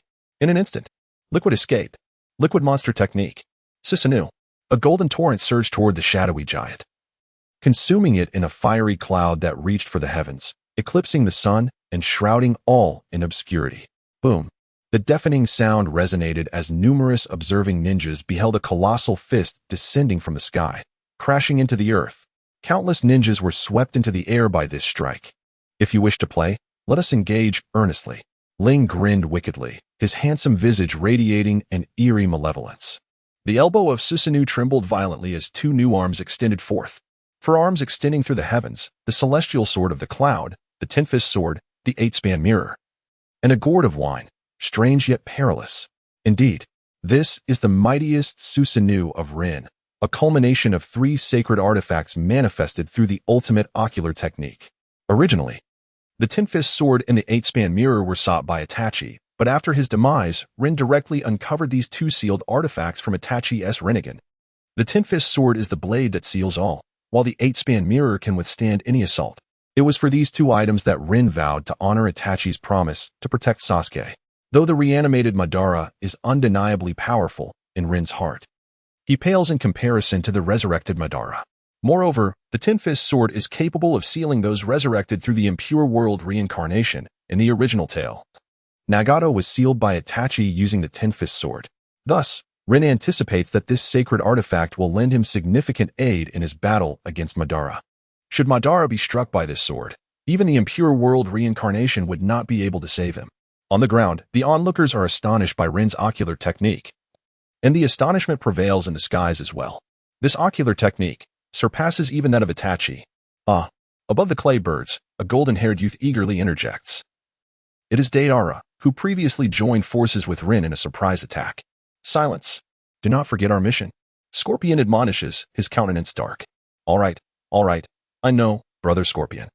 You're so verbose, Deidara replies with an exasperated shake of his head, only to suddenly recall something and become animated. This rare opportunity allows brother Scorpion to witness my new creation. Me too. Yes. Me too? Scorpion is taken aback, surprised. Deidara's explosives have always been labeled C1, C2. When did AB2 come about? Indeed, it was proposed by our new leader. Deidara beams with pride, reaching into his waist pouch for ninja tools. Retrieving a lump of clay that, despite its unassuming appearance, reveals unexpected creativity. This new leader understands my art better than you do. Why you? Enough. Let brother Scorpion take a look. Scorpion hesitates, but Deidara has already hurled the molded clay to the ground. With a resounding bang, what was once the size of a chicken egg transforms into a strange, aircraft-like shape surrounded by a cloud of smoke. What is this? Scorpion wonders, pondering yet finding no answer. This is my new creation, the B-2 bomber. I adore this name. Suddenly, the bizarre aircraft dives steeply, while Deidara swiftly forms hand seals. Art is an explosion. On the battlefield, the situation is ever-changing. Rin grapples with the Mizukage, while Sasuke rushes towards Tsunade and Jiraiya. Summoning technique. Jiraiya swiftly completes the summoning by biting his fingertip. One Tai, lend me your strength. Of course. The Scarface Toad One Tai appears, brandishing his blade to confront the descending Sasuke. However, after a dull thud, a circle of purple light and bones perfectly shield Sasuke. I told you, don't interfere. Sasuke growls. As a massive arm erupts from the bones, crashing down upon One Tai. What is this? One Tai exclaims in shock. Boom. The giant fist sends One Tai soaring into the air. And on the ground, Jiraiya and the others clearly hear the sound of bones shattering. Amaterasu. Tears of blood streamed from the corners of his eyes as Sasuke unleashed a ghastly grin. Fire release. Phoenix fire technique. Black flames materialized from thin air, transforming into dark arrows that pierced directly into One Eye's abdomen. Amidst the smoke of burning embers, only the heart-rending cries of One Eye could be heard. One Tai, Jiraiya roared, his heart heavy with anguish. Was this the moment of sorrow? Compared to Itachi and the Uchiha clan, this was but a mere trifle. Sasuke howled, his violet aura intensifying as his skeletal frame burgeoned into a colossal skeleton, sinewy muscles enveloping it. In an instant, he transformed into a giant with 4 arms. Brandishing a bow, it was the same ocular technique as Uchiha Ling. Witnessing Sasuke's metamorphosis, Tsunade whispered in disbelief. The Sasuke of today was no longer the boy who stood alongside Naruto 3 years prior. Tsunade had envisioned the growth and strength of Sasuke. Yet the shock he delivered surpassed all imagination. The lineage and ocular prowess of the Uchiha were vividly displayed by Sasuke and Ling. Such a divine heritage and bloodline could not be attained merely through effort and talent. This was no time for dawdling. Tsunade, Jiraiya, astonished by Sasuke's might, could no longer conceal his intentions. Help me restrain that child. I must summon the 2 Toads of Sage. The Toad Sages. Before Jiraiya could finish, Naruto suddenly appeared, accompanied by Kakashi, Sakura, and Sai. Naruto, what brings you here? If Uchiha Ling's target is the tailed beast, and he has set his sights on the 9 tails as well. I understand, but I had to come. Naruto interrupted, his azure eyes brimming with unwavering determination. Sasuke has suddenly turned against Konoha, and I wish to know the reason. You. Chapter 35. The technique of mist. At this moment, Sasuke, fully manifested in his Susanoo form, descended from the heavens, his fierce chakra stirring up clouds of dust. His blood-red eyes gazed upon his former classmates and teachers. Sasuke. Sakura spoke softly, tears streaming down her face. So it is you. Sasuke paused, a hint of disdain and resolve in his tone. Sasuke. Naruto gritted his teeth, stepping forward to confront his once close friend radiating an aura of hostility. Why? Even if you forsook Konoha for revenge, why would you turn against the sages and Granny Tsunade? They bear no grudge against you.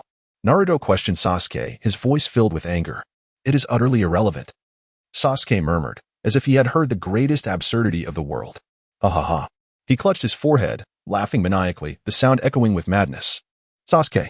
Kakashi furrowed his brow, slowly unveiling the forehead protector that shielded his eyes, prepared for any sudden attack from Sasuke. Despite this, he felt no anger towards Sasuke's actions, for he understood the truth behind the Uchiha and the profound meaning behind Sasuke's laughter. What are you laughing at? Naruto gritted his teeth, staring intently at Sasuke. Naruto, you remain so naive, so oblivious. Sasuke's laughter waned, dripping with scorn.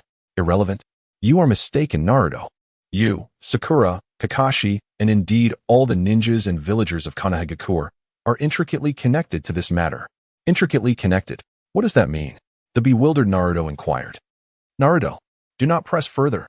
Kakashi gently patted Naruto's shoulder, halting the discussion. What is it, Kakashi? Are the people of Konoha now reduced to being timid and fearful? Sasuke sneered in derision. Sasuke, the tragedy surrounding Itachi is indeed lamentable, and I comprehend your bitterness. However, this does not justify your actions today. Have you ever contemplated the true significance of all that Itachi accomplished? Significance? Indeed, Itachi yearned for peace. Sasuke nodded, his emotions once again surging. Yet someone exploited Itachi's desire for tranquility, coercing him onto this path. The ignorant smiles, the oblivious ninjas, the unsuspecting village, While they bask in the peace bestowed by Itachi and the Uchiha, they curse him, slander him, and mock him. Ling once remarked that all things in the world are transactions, a give and take. Since Konoha has reveled in the peace Itachi forged, is it not time to pay the price? The price. Kakashi furrowed his brow, the three tomos slowly rotating in his crimson eyes. What exactly are you intending to do? Sasuke. What do I intend to do? Sasuke scoffed, a chilling chakra enveloping the air. Of course, I seek to demand recompense for Itachi's sacrifices. With a thunderous shout, Sasuke summoned Susanoo, immediately launching a deadly arrow towards the people of Konoha. The violet light sliced through the air, moving with such swiftness that the naked eye could scarcely perceive it. How astonishingly fast! Kakashi gasped, swiftly activating the ocular technique of the Sharingan. Well done, Kakashi. Sasuke remarked, observing the arrow vanish into the distorted space, a tone of mockery lacing his words, as another arrow coalesced upon Susanoo's arm. But this is merely the beginning. How unexpected. Ling, witnessing Sasuke's display, could not help but express admiration. Though Sasuke's growth was remarkable, he now faced two of the legendary Sannin. And Kakashi, who had already attained the level of Hokage, while Naruto and the others would not stand idly by as Sasuke launched his assault. With the activation of his Mangekyo Sharingan, Sasuke's power had undergone a qualitative leap. This fellow truly possesses an air of arrogance. To dare divert his attention to observe others amidst battle. Seeing Ling disregard the crowd's gaze fixed upon Sasuke, the ninjas muttered their furious curses. Yet, Ling exuded confidence. Without the ability to penetrate Susanoo's defenses, they could not inflict harm upon him, hence he felt no trepidation. Lord Mizukage, how should we respond? Chjr of the Mist Village, witnessing Ling's impeccable defense, helplessly inquired of Meiterum. Truly worthy of the Uchiha name. Beyond this ocular technique, he is yet to unleash his prowess in Genjutsu. However, the Mizukage fixed a keen gaze upon Ling, hesitating to speak. However, I do not believe he can sustain such a large-scale ocular technique for long. I shall accelerate the depletion of his chakra. Boil release. Hidden mist technique. A thin mist emanated from the water shadow, enveloping Rin and Susanoo within. This technique. Rin was taken aback, but soon comprehended its intent. He aimed to dissolve my Susanoo. Indeed, in contrast to the reanimated Obito, I cannot recklessly wield Susanoo, yet I am not devoid of strategies to confront the water shadow. The water shadow possesses chakra of three distinct natures and has further merged two unique bloodline limits. Although Rin, adept in ocular techniques, finds himself unable to rival the water shadow in ninjutsu, he certainly retains the capability to contend against it. You, with your two bloodline limits and the dust release born from the earth shadow's bloodline elimination, indeed surpass me. However, I too am continuously enhancing my own ninjutsu. And now I shall demonstrate its prowess to you. Ling Wei squinted, the dual eyes of Susanoo mirroring his every change. The giant was undergoing a transformation? What could be happening? The ninjas gazed in terror at the peculiar gleam emanating from Susanoo's eyes. The powers of wind and fire. As one well-versed in ocular and illusionary arts, I find myself unable to contend with you in ninjutsu. Thus, this technique must rely on Susanoo to complete it. Chapter 36. A direct gaze at the foreshadows. Ling Wei parted his lips slightly, feeling a tinge of surprise.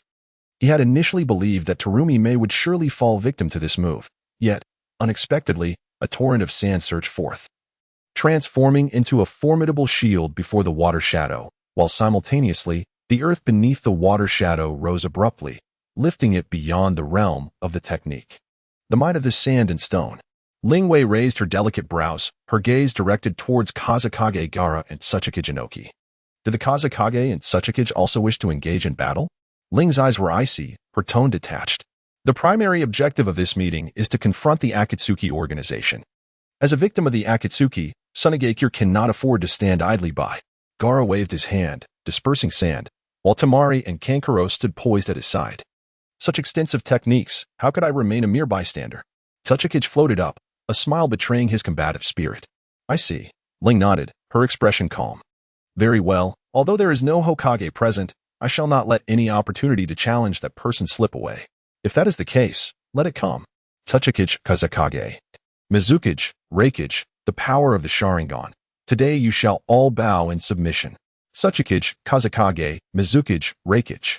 Ling murmured, her enigmatic eyes sweeping over the four, filled with nonchalance and intensity. The power of the Sharingan shall compel your submission today. Her voice was resolute, cold, yet imbued with profound arrogance as she faced the four legendary Kage of the ninja world, issuing a challenge. This individual, is he mad? The assembled ninjas were astonished, gazing at Ling in disbelief. Each of the four held formidable renown, and now a mere youth dared to challenge them all?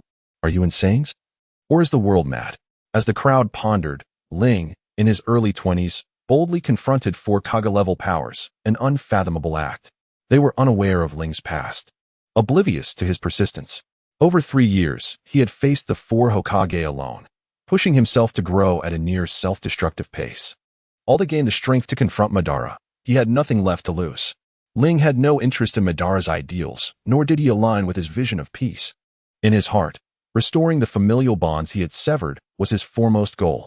The Eye of the Moon plan, a grand illusion dragging humanity into a dream, was something Ling refused to become a victim of. He had no choice but to resist. The name Uchiha bestowed upon him great power, yet it came entwined with a painful curse. Whether it was Haku or Kimimaro, though they were pure and reliable, they remained illusions. Only Reiji was a family member he recognized. Even if not for himself, for the sake of family, he would gamble everything, regardless of the outcome. Uchiha Ling, you are indeed a rare talent. I have never seen someone of your age possess such power. However, the Hokage, the eldest and most experienced among them, slowly spoke, his tone suddenly darkening.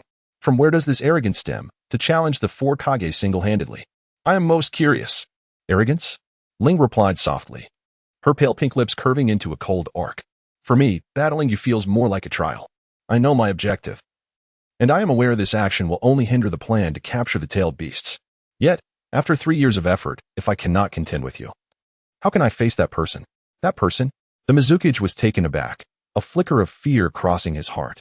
The power displayed by Ling is truly formidable. She cannot fathom the strength of an adversary capable of making her feel vulnerable. Does such a formidable being truly exist in this world? Numerous details remain untold. Ling shakes her head, poised for action. My objective is to confront the Eight-Tails Jinchuriki. However, Lord Reikage will not easily divulge information regarding his younger brother. Thus I must resort to battle. One by one, I shall vanquish you all and gradually obtain what I seek. First, as Ling finished his words, he brought his fingertips together before his lips, his crimson pupils fixed on the four shadows. Fire release. Great fire destruction. A delicate flame erupted from Ling's mouth, transforming into an overwhelming sea of fire upon contact with the ground, rushing towards the four shadows. Water release. Water barrier. Upon witnessing Ling's fire technique, the water shadow immediately countered with a water-based defense. The two techniques collided, and torrents of mist enveloped the surroundings like thick smoke. It's coming. The earth shadow exclaimed, swiftly altering hand seals, a radiant light flickering between his fingers. Boom. In the midst of the four shadows' astonishment, it was as if cannon fire erupted within their ranks. Ling wielded his Kusanagi sword, accompanied by a tempest, charging forth with ferocity. Beware of his eyes. Gaara recalled a scene from 3 years prior and urgently cautioned. This matter requires no further words from you. The lightning shadow bellowed, his body crackling with lightning, bolts striking towards Ling. How intriguing, Ling replied, his lips barely parting. As Black Bones manifested abruptly, absorbing the brunt of the lightning shadow's fierce strike. Decent speed, yet lacking in strength. The Black Bones thwarted the lightning shadow's assault, and Ling's voice dripped with mockery. Simultaneously, a massive black hand elongated from the bones, seizing the lightning shadow in an instant. Too fast. The water shadow gasped, incredulously witnessing the speedster lightning shadow captured by Ling. Surprised, Ling lifted the lightning shadow, scrutinizing him from beneath. Indeed, your speed is remarkable, yet pales in comparison to golden flashes. Furthermore, my left eye can foresee your attacks, allowing me to exploit the temporal disparity and ensnare you. Now what follows? Ling whispered, his black arm gradually tightening, leaving the lightning shadow to struggle against his lightning armor in vain. Earth release. Technique of world separation. Ling intended to act, when a beam of golden light shot from the earth shadow's hand towards him. Too slow. With a swift wave, a colossal Susanoo reappeared, brandishing a shield to meet the golden light. In an instant, the leaping radiance struck like a white bolt, and the golden light unleashed by the earth shadow rebounded upon him. Chapter 37. The time of trials rebounding all attacks? This is indeed a time of trials. Gaara's gaze fell, his hands clasped before his chest, as waves of sand surged forward like a tidal wave, encircling and charging at Ling. Gaara, why do you act thus? Temari exclaimed, taken aback by the scene. Do not worry. The lightning shadow is unharmed. Gaara replied solemnly. Gaara, Ling was not there. Kankuro shouted, placing a hand on Gaara's shoulder. So it was. The turbulent chakra settled, and Gaara was horrified to realize that the target of the previous attack was not Ling, but the water shadow. With gritted teeth, he halted the onslaught of sand, casting a complex glance towards Ling's location, unable to meet his gaze directly. Has it been discovered? Ling shook his head slightly, a hint of regret in his tone. Was that an illusion? How could it be? I had always avoided direct eye contact with Uchiha Ling. How could I have fallen victim to his genjutsu? Do you not grasp the principle? Allow me to enlighten you. Ling nodded, brushing a stray hair from his face. Indeed, you all know the methods to counter the Sharingan. Yet you overlooked that crucial moment before the battle. Before the battle? The water shadow frowned, gazing at Ling with confusion. Precisely. I have made my presence known here, capturing the attention of all, including yourselves. At that moment, aside from the earth shadow, the other three shadows beheld my gaze. And it was then that I employed my Sharingan to cast a genjutsu suggestion. Upon hearing my words, the three shadows exhibited expressions of complexity as they turned their gazes towards the earth shadow. This suggestion necessitates a masterful ocular technique, once cast. I can activate it at will using my Sharingan, and you shall all fall prey to my illusion. The earth shadow, having suffered greatly from such an affliction in the past, is well aware of the perils of making eye contact with the Sharingan. Yet you remain unable to escape my ocular prowess. Is his intention? The water shadow clenched his teeth, feeling the gravity of the situation and struggling to believe it. Indeed, should he desire, he could activate the suggestion at any moment, ensnaring us in his genjutsu. Even if we were to swiftly break free, he could easily seize the opportunity to counterattack, for his speed is unparalleled. Gaara spoke with reluctance.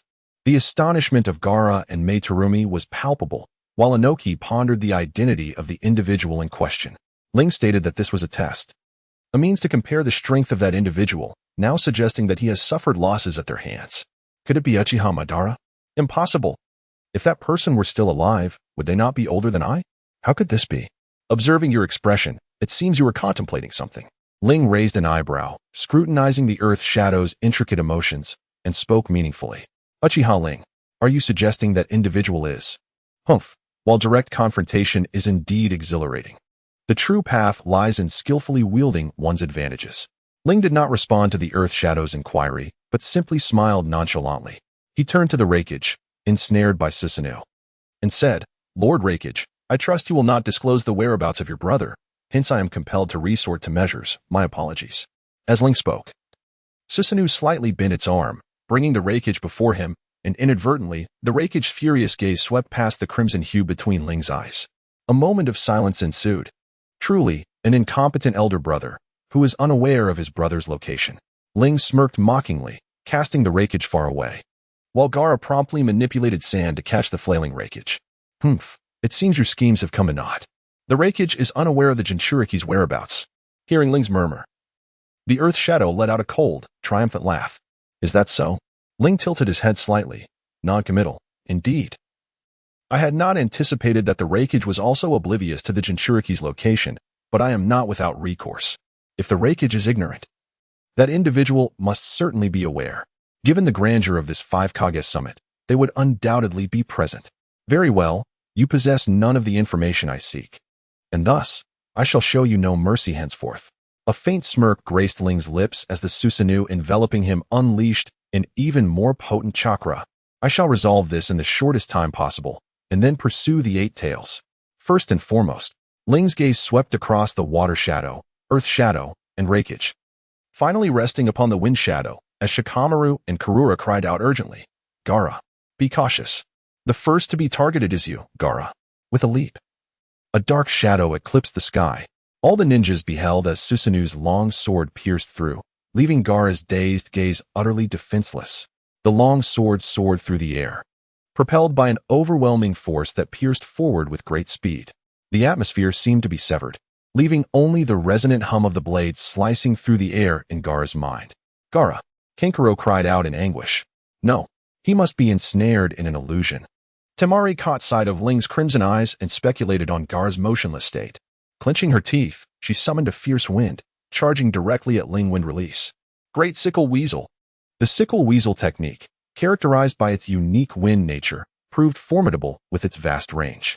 It could inflict physical damage upon adversaries, rebound sound, and at its peak, create a vacuum that rendered fire techniques, sound, and explosive jutsu ineffective. In the original narrative of the Fourth Shinobi World War, Temari was appointed the leader of the Wind Release troops, underscoring her exceptional abilities. Yet now, she faced Ling, whose power rivaled that of legendary figures like Madara and the first Hokage. The Susanoo briefly halted, and with a mere gesture, the eight-span mirror directly reflected Temari's wind technique back at her. "This is bad," Temari gasped, her sharp voice echoing. What an opportune moment. Observing Ling countering Temari's wind technique with the eight-span mirror, Such seized the opportunity and no longer hesitated. Dust Release. Original World Stripping. Chapter 38. The Eerie Descent. Realizing the gravity of the situation, Ling dispelled the Susanoo armor surrounding him and addressed the astonished four Kage. "The situation has changed. It appears we can no longer continue." "What do you mean?" The Reikage thundered in fury. "You come and go as you please, treating us Kage as mere trifles. My sole objective here is the Eight Tails. I harbor no interest in you. However, before I take my leave, I shall present you with a gift." "A gift?" The four Kage lowered their stances, wary of Ling's impending attack. Not from me," Ling replied with a faint smile, shaking his head as he turned to the Such. "You know this person, Such?" "I know him," the Such murmured. "Enough, the gift has arrived. Until we meet again." Ling smiled enigmatically, and his body bizarrely sank into the earth beneath him. The four Kage, unwilling to lower their guard, awaited the gift Ling had mentioned. "It's coming." In the sky, the Mizukage was the first to sense the anomaly. Gazing up at the obscured sunlight, "That's Gaara," he whispered, feeling an uncanny familiarity. "Deidara," that Such grinned, comprehending whom Ling had referred to. In the skies, a triangular-shaped clay aircraft, adorned with ambiguous aerodynamic lines, dove toward the ground. "Be careful, that thing will explode." Gaara, having previously battled Deidara, was acutely aware of his attack methods. The Rock Village's rogue ninja, Deidara. Indeed, the Akatsuki's strength derives from you villagers. The Reikage bellowed, his tone steeped in indignation, while the expressions of the other three Kage turned awkward. Indeed, within the ranks of the Akatsuki, both Ling and Sasuke were once ninjas of Konoha, while Orochimaru and Itachi shared a similar past. Deidara hailed from the hidden stone, Scorpion from the hidden sand, Kisame from the hidden mist, and Go from the hidden waterfall. Haiden originated from the hidden hot water, Konan and Nagato from the hidden rain. Aside from the hidden cloud, all other villages have connections to the Akatsuki. What purpose does discussing this serve now? We must first address the imminent threat of that bomb. The Such shook his head in resignation, employing Dust Release to neutralize Deidara's explosive attack. As the clay vanished, the four Kage exchanged glances, momentarily at a loss for words. "Very well, let us consult with the Hokage. They possess deeper knowledge regarding Uchiha Ling, and we cannot confront him without Konoha's assistance." Inoki broke the silence. "Humph." The Reikage scoffed, turning away, yet his path led to Tsunade's location. Though he claimed to confront the Akatsuki alone, those words were born more of frustration. He could scarcely contend with Ling alone, let alone the entire Akatsuki. As the Reikage departed, Gaara lowered his gaze, a look of concern etched upon his face. "Gaara? What troubles you?" Temari inquired, noticing her brother's distress. "Uchiha Ling." Gaara's eyes drooped further, a frown marring his features. He had cast an illusion with his Rinnegan upon everyone, save for the Such. "Unless this issue is resolved, our chances in future confrontations are bleak." Temari sighed, uncertain how to console him. "Fear not, Wind Shadow." The Such approached to offer solace. "Uchiha Ling is indeed formidable. Had he not abruptly ceased his assault, we might have all perished today. The immediate concern is to discover a means to counter him. As for the Rinnegan's illusions, I believe Konoha may have someone capable of assisting us." "Konoha," Gaara murmured, suddenly recalling someone. "Kakashi Hatake?" "Precisely," that Such nodded. "Kakashi is renowned as Konoha's foremost expert, adept in the Rinnegan's application. He should be able to aid us in matters of illusion." "Konoha's foremost expert? He sounds like a remarkable individual," the Mizukage remarked, wiping the sweat from his brow. "Let us first check on the Hokage. Uchiha Sasuke is not to be underestimated." "Indeed, let us proceed." "Very well." Meanwhile, on another battlefield, Sasuke surrender. Victory eludes you. Kakashi's eyes twitched, his tone a complex tapestry of weariness, hope, and resignation. Sasuke was his pupil, Konoha was his village, and it was also Sasuke's enemy. Faced with Sasuke's desire for vengeance, Kakashi found himself unable to strike, torn between protecting Konoha and sparing Sasuke's life. Surrender? Ahaha, Kakashi. When did you become so foolish, infected by Naruto's Navet? Sasuke sneered, mocking him. In this moment, he was battered and bruised, his eyes stained with blood. His chakra and ocular power depleted. Boy, we comprehend your animosity towards Konoha, but as a village forged through the efforts of our ancestors, we cannot stand idly by while you inflict harm upon it. As for the Uchiha clan, we shall provide you with an explanation. Jiraiya, flanked by two toads, entered sage mode to persuade him. An explanation? Sasuke roared. Can your explanation resurrect the Uchiha clan? If it can, I am willing to listen. If not, then be silent. Jiraiya was taken aback, rendered speechless. I have nothing to say to you people. Sasuke struggled to rise, his eyes once again bleeding, preparing to unleash Susanoo. Sasuke, stop. You will die? Sakura cried out in anguish. She was right. Cease your actions, Sasuke. Just as Sasuke was about to strike, the figure of Rin emerged from the ground. What can you do in your current state? If you wish to survive, halt your actions. Uchiha Rin. The Leaf villagers were startled, on high alert. Do not be tense. I harbor no intention of combat, Rin stated, shaking his head and stepping forward. I have come solely for the Eight Tails Jinchuriki. Your strengths and weaknesses are of no concern to me. That person? Who does he refer to? Jiraiya, Tsunade. And Kakashi exchanged glances, pondering together. The Reikage is unaware of the Eight Tails' location, but I possess other means. Rin glanced at Sasuke, biting his finger to perform the summoning technique. With a resounding bang, two plumes of smoke revealed the figures of Haku and Kimimaro. Lord Rin. Haku and Kimimaro exchanged glances before approaching Rin. Take Sasuke and leave first. I have matters to attend to, Rin commanded. Understood. Kimimaro glanced at the battered Sasuke, then stepped forward to support him as they departed with Haku. Uchiha Rin. Have you already defeated the four Kage? Jiraiya clasped his hands together, inquiring solemnly. It can be considered a draw, Rin replied nonchalantly, tilting his head slightly. The Leaf villagers, witnessing Rin unscathed, could not help but worry about the condition of the other four Kage, as they continued to appraise Rin. He spoke again. I have no interest in the Nine Tails, nor do I seek enmity with the Leaf. Sasuke's fate is his own. Aside from the Eight Tails Jinchuriki, I also seek to reclaim an item that rightfully belongs to the Uchiha clan. Chapter 39. Breathing heavily humph, Naruto. Observing the wary gazes of the Leaf villagers, Rin paid them no heed, and instead turned his attention to Naruto. The Uchiha item must be returned to me at this moment. Naruto, step back. Tsunade, Jiraiya, and Kakashi commanded in unison. Worry not, I mean no harm, Rin clarified, his gaze deepening as it fell upon Naruto. It is likely that Itachi Uchiha's Amaterasu, which was intended to deal with me, has been entrusted to Naruto. That ocular illusion may prove useful against Madara. With this thought, Rin's three tomo transformed into a kaleidoscope of colors, causing Naruto to breathe rapidly, overcome with agony. Naruto. Sakura exclaimed in shock, glaring at Rin. What have you done to Naruto? Before Sakura's astonishment could subside, a black crow emerged from Naruto's mouth, soaring into the sky. After circling around, it settled upon Rin's shoulder, its crimson eyes surveying the Leaf villagers. The Sharingan. Whose eyes are those? And how did they come to be within Naruto? Kakashi was taken aback, lost in contemplation. Indeed, Ling murmured, a hint of pride curling the corners of his lips. Itachi, you believe you have orchestrated everything flawlessly. Yet you remain oblivious to the fact that I have disowned all. Though you still draw breath, you are beyond the reach of the impure world reincarnation. The eye of the moon's reflection now belongs to me, and your Koto Tsukumi shall prove futile. Sasuke is destined to embark on the path of vengeance against Konoha. The object has been reclaimed. Now, it remains to be seen whether that individual is present. Ling contemplated for a moment, catching sight of the expressions of the Konoha populace, some deep in thought, others filled with indignation, and some steeped in worry. With a wave of his hand, he transformed into a shadow and vanished from their view.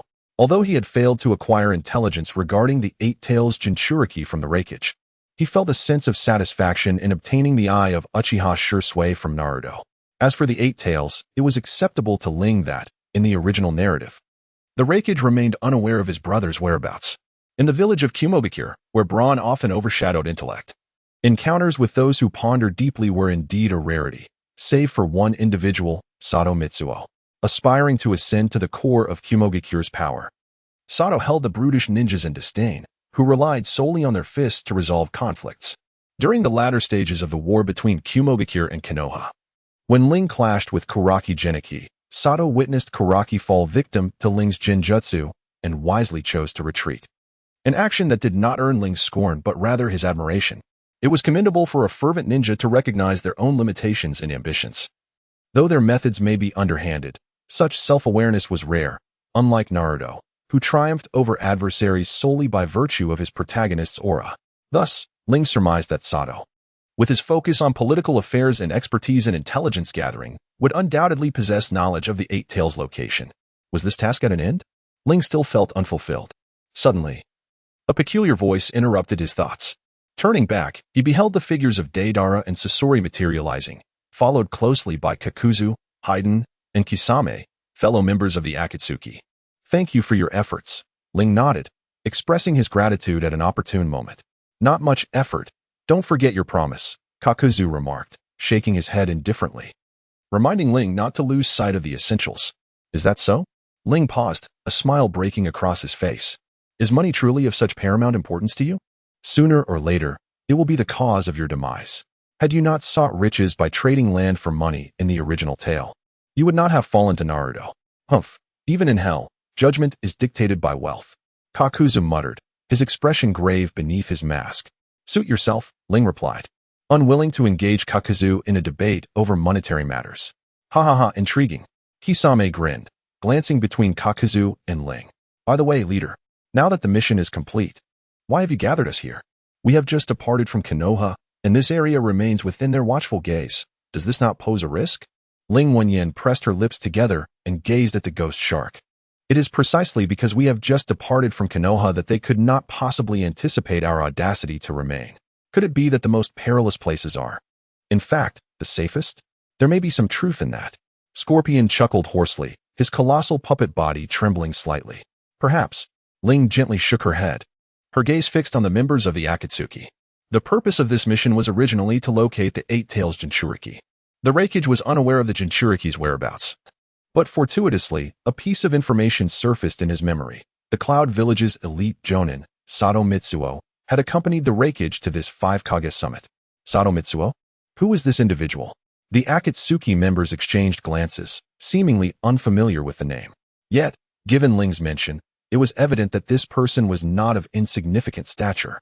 Only a fleeting encounter, Ling remarked, shaking her head dismissively. How then shall we locate this cloud ninja? Scorpion inquired. Ling remained silent, offering no response as he calmly strode in a particular direction. The onlookers of the Akatsuki, filled with curiosity or amusement, followed in his footsteps. Where was he headed? Fadewan stood, bewildered, gazing at Ling's retreating figure. To the cloud-hidden camp, not far from here. Let us depart, Ling remarked, slightly turning his head, his pace unwavering as he continued forward. The battlefield lay in ruins, with ninjas from various nations focused on their own casualties, assisting the Leaf ninjas in clearing the devastation. Although Ling unleashed numerous large-scale destructive jutsu, the coalition was not fully formed, and most attendees were merely the guards of the various leaders, resulting in minimal losses. Amidst the lingering smoke and flames, the scene of ninjas tending to the wounded and clearing debris cast a somber pall over Naruto. Naruto struggled to comprehend Sasuke's hatred for the Leaf Village, as no one had divulged the details to him. He remained oblivious to the origins of his own Sharingan and the reasons behind Sasuke's formidable strength, which rendered him powerless in comparison. Jiraiya's Sage Mode astonished the watching ninjas, showcasing the exceptional prowess of one of the legendary three, yet his sage techniques were unable to subdue Sasuke's abilities. GZ was displaced by Sasuke's space-time barrier, while the Thousand Needles of Death, combined with the speed and power of Sage Mode, failed to breach the defenses of Susanoo. Although Naruto sensed that Jiraiya, Tsunade, and Kakashi were not exerting their full strength, Sasuke stood against many. If not for Kakashi's Kimyui, they would have struggled to counter Sasuke's arrows from Susanoo.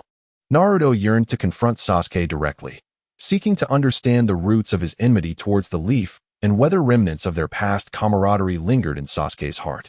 Yet, the current Sasuke possessed the capability to disregard Naruto's restraint of the Nine Tails power. Should Sasuke wish to eliminate Naruto, the latter, with his current strength, would be unable to endure for 3 minutes.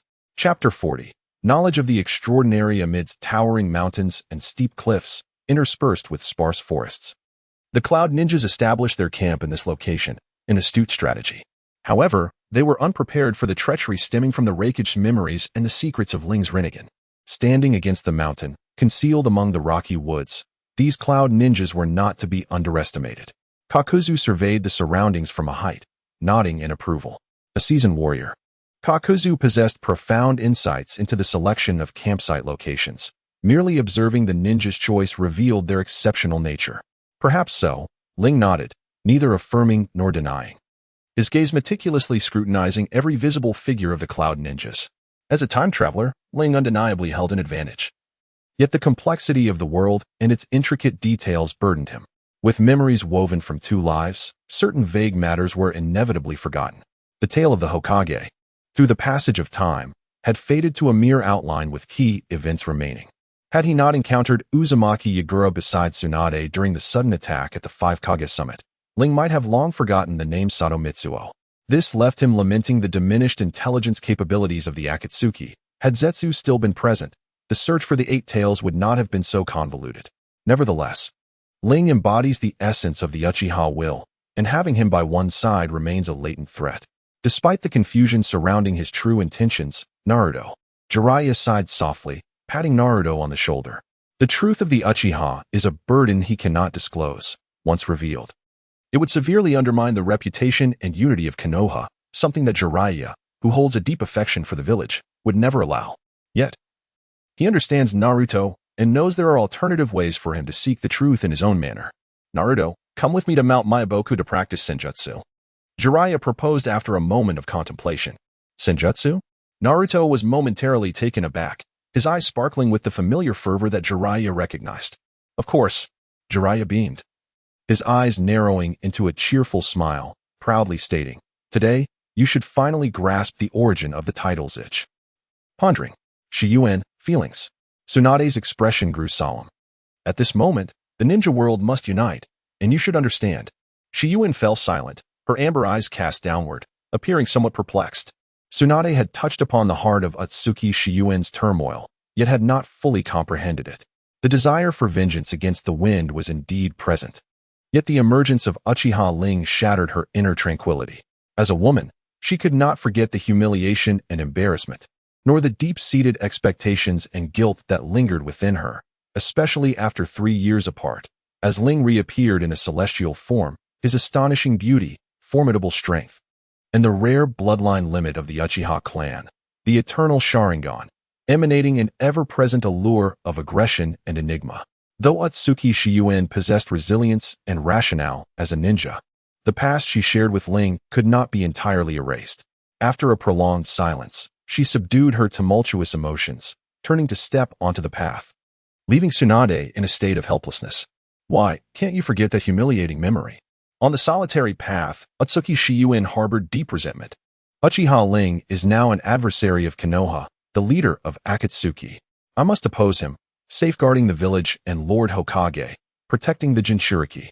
With this self-admonition, Akatsuki Shizune wandered along the path, catching sight of other village ninjas setting up tents in the distance, preparing to camp. Shizune paused, then felt a sense of relief.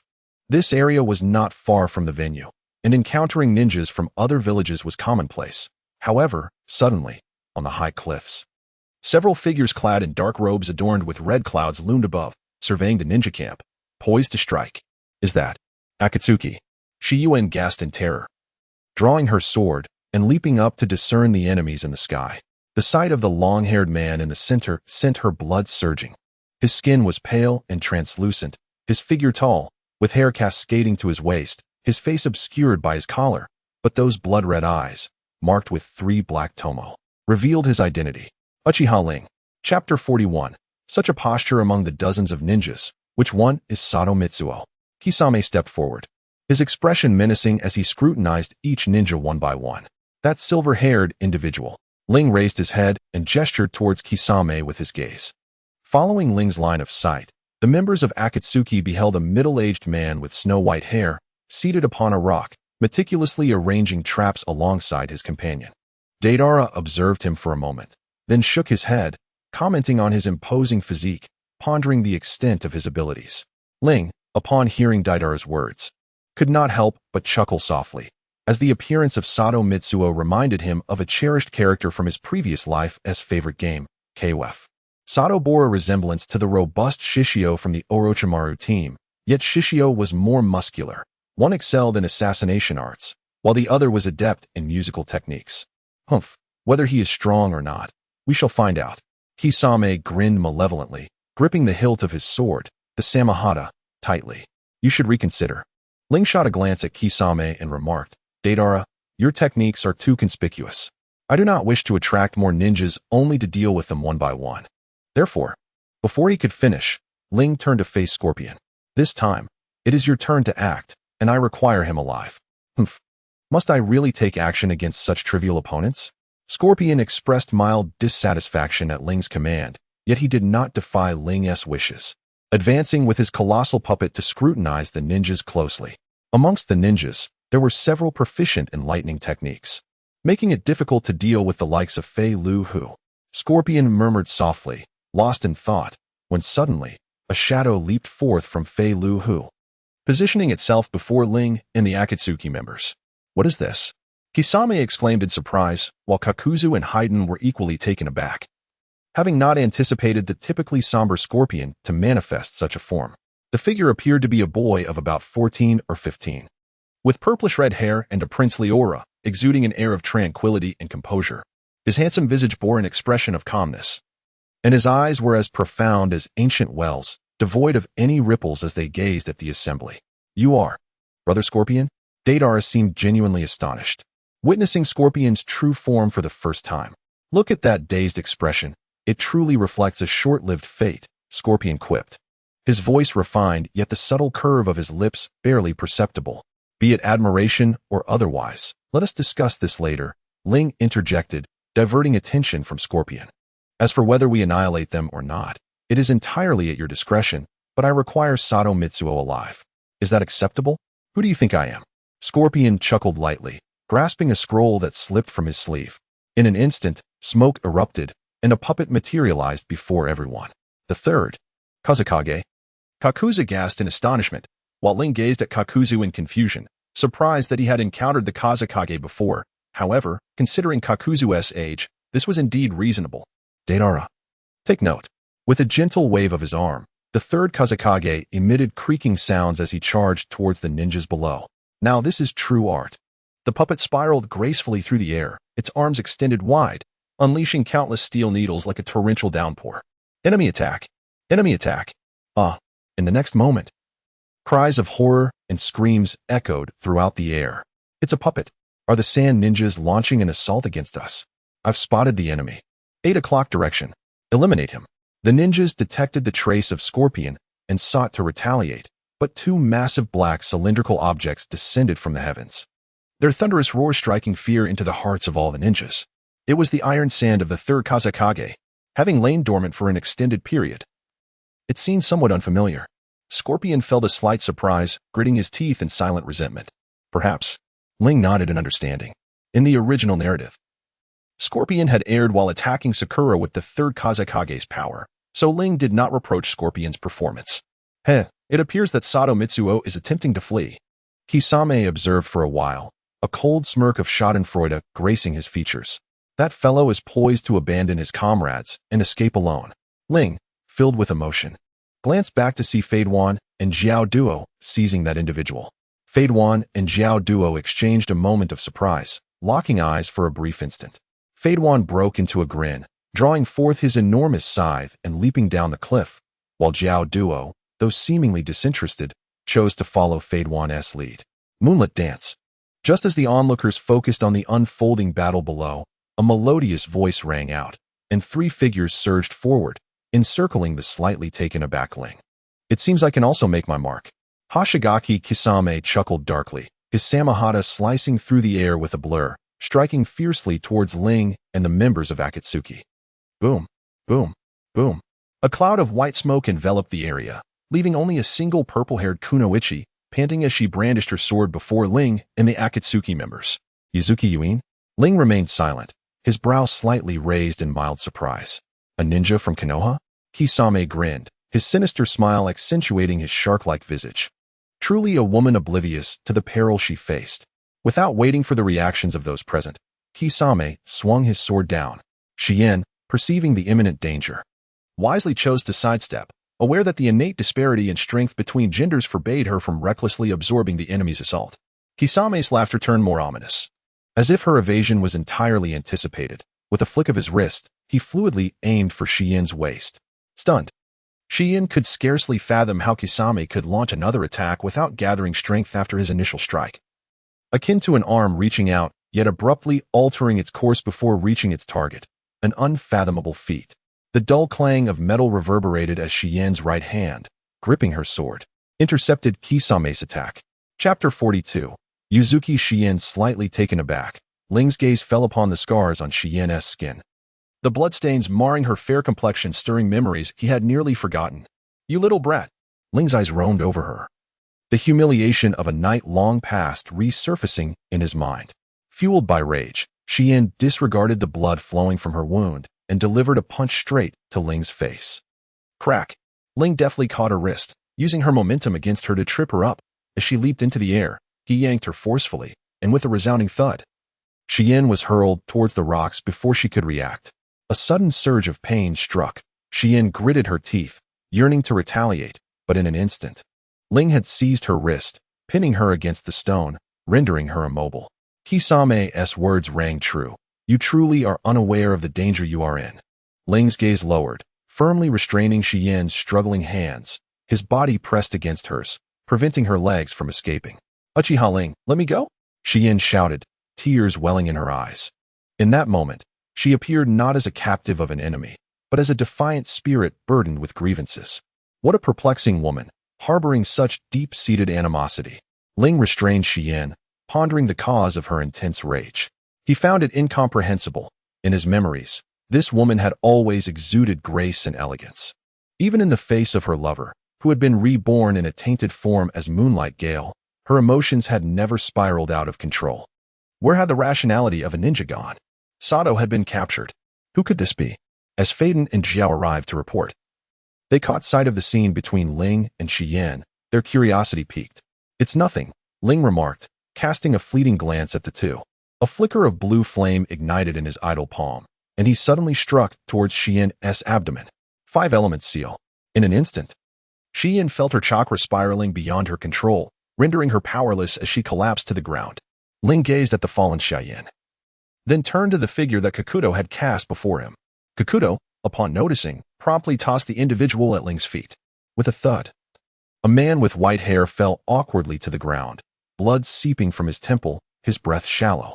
A light chuckle escaped Ling's lips as he stepped forward, seizing the man's collar and lifting him up, the frail body starkly contrasting with the robust form of the other man. Is it appropriate to say we haven't met in ages, Mr. Sato Mitsuo? Through blurred vision stained with blood, Sato Mitsuo struggled to lift his head to identify the figure before him. Ling remained silent, brushing aside the long hair that obscured his view, undoing the collar of his cloak to reveal his face. You, Uchiha, Ling. The image of a youthful boy suddenly surfaced from the depths of his memory.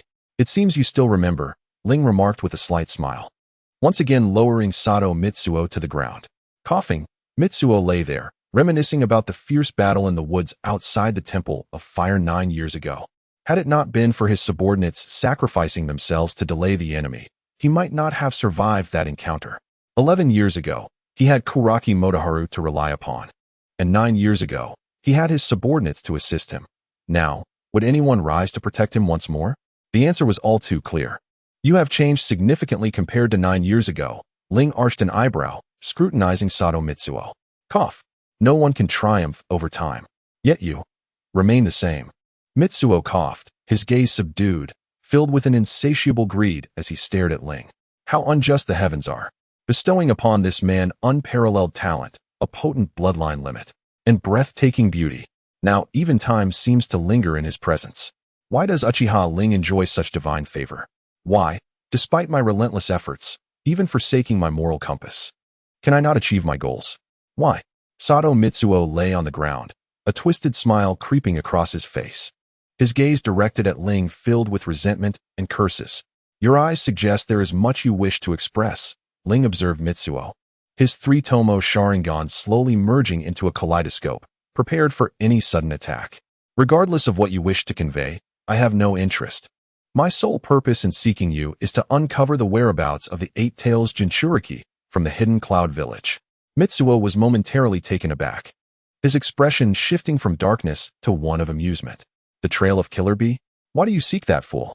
Be mindful of our circumstances. Ling's gaze lowered as he uttered a perplexing statement that left Mitsuo baffled. I can discern everything with these eyes.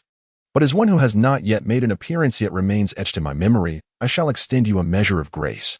Mitsuo, upon hearing this, was astonished, a bitter smile creeping onto his face. Indeed, I am but a prisoner now. I cannot contend with Uchiha Ling, nor any member of the Akatsuki. Should I simply await my demise? Should the hidden cloud village be governed by those fools? My intellect could usher in a more splendid future for the village. Am I to perish here today? With my head feebly striking the ground, Sato Mitsuo weighed the choice of surrendering or pursuing that faint glimmer of idealism. As his forehead met the earth, blood mingled with dust, rendering Sato Mitsuo a picture of disarray, yet imbued with a touch of tragic nobility. This man is not merely the coward he appears, solely preoccupied with self-preservation. He possesses his own convictions. Ling gazed at Sato Mitsuo, who lay prostrate on the ground, lost in contemplation. It was merely a flicker of curiosity. Every world and every character possesses their own narrative. Yet for Ling, while he was intrigued by Sato Mitsuo's inner thoughts, he had no intention of delving deeper. Was it necessary to comprehend the musings of one who had nearly faded into obscurity, whose aspirations and resolve seemed of little consequence? The answer was abundantly clear. Where's Kira? Ling inquired, his patience waning.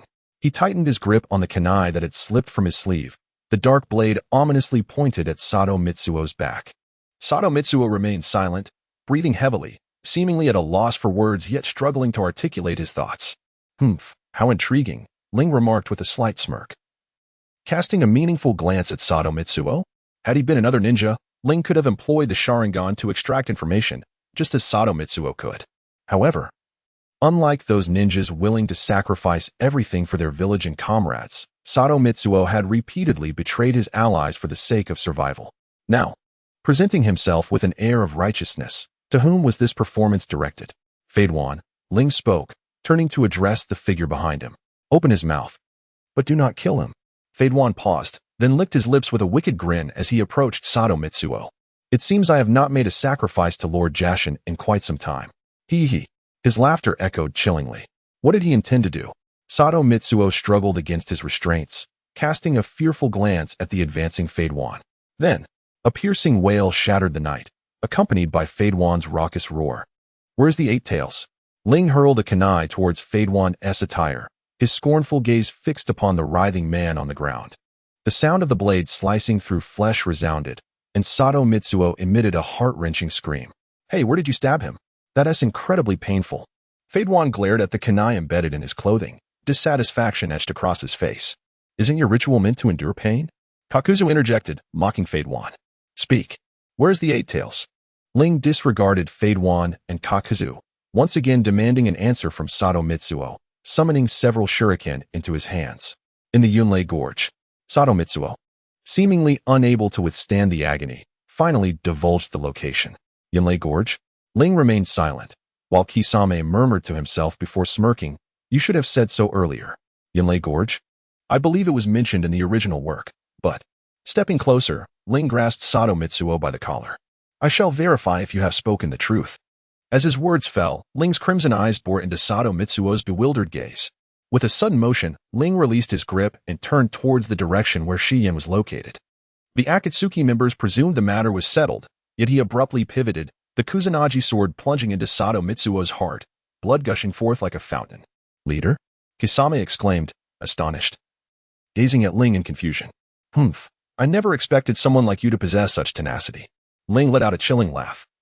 slowly rotating the hilt of his sword as he observed the increasingly agonized expression of Sato Mitsuo. With only the power of the 8 tails and 9 tails remaining, did he still fear that Yunin would become weakened by the loss of the 8 tails? Remarkably, he still considered the interests of the village. Hence, I have decided to grant you a reward to ensure your demise is more excruciating.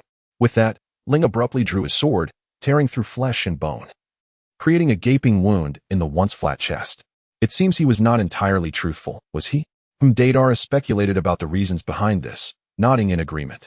Though in a state of disarray, there was still a semblance of a ninja's responsibility.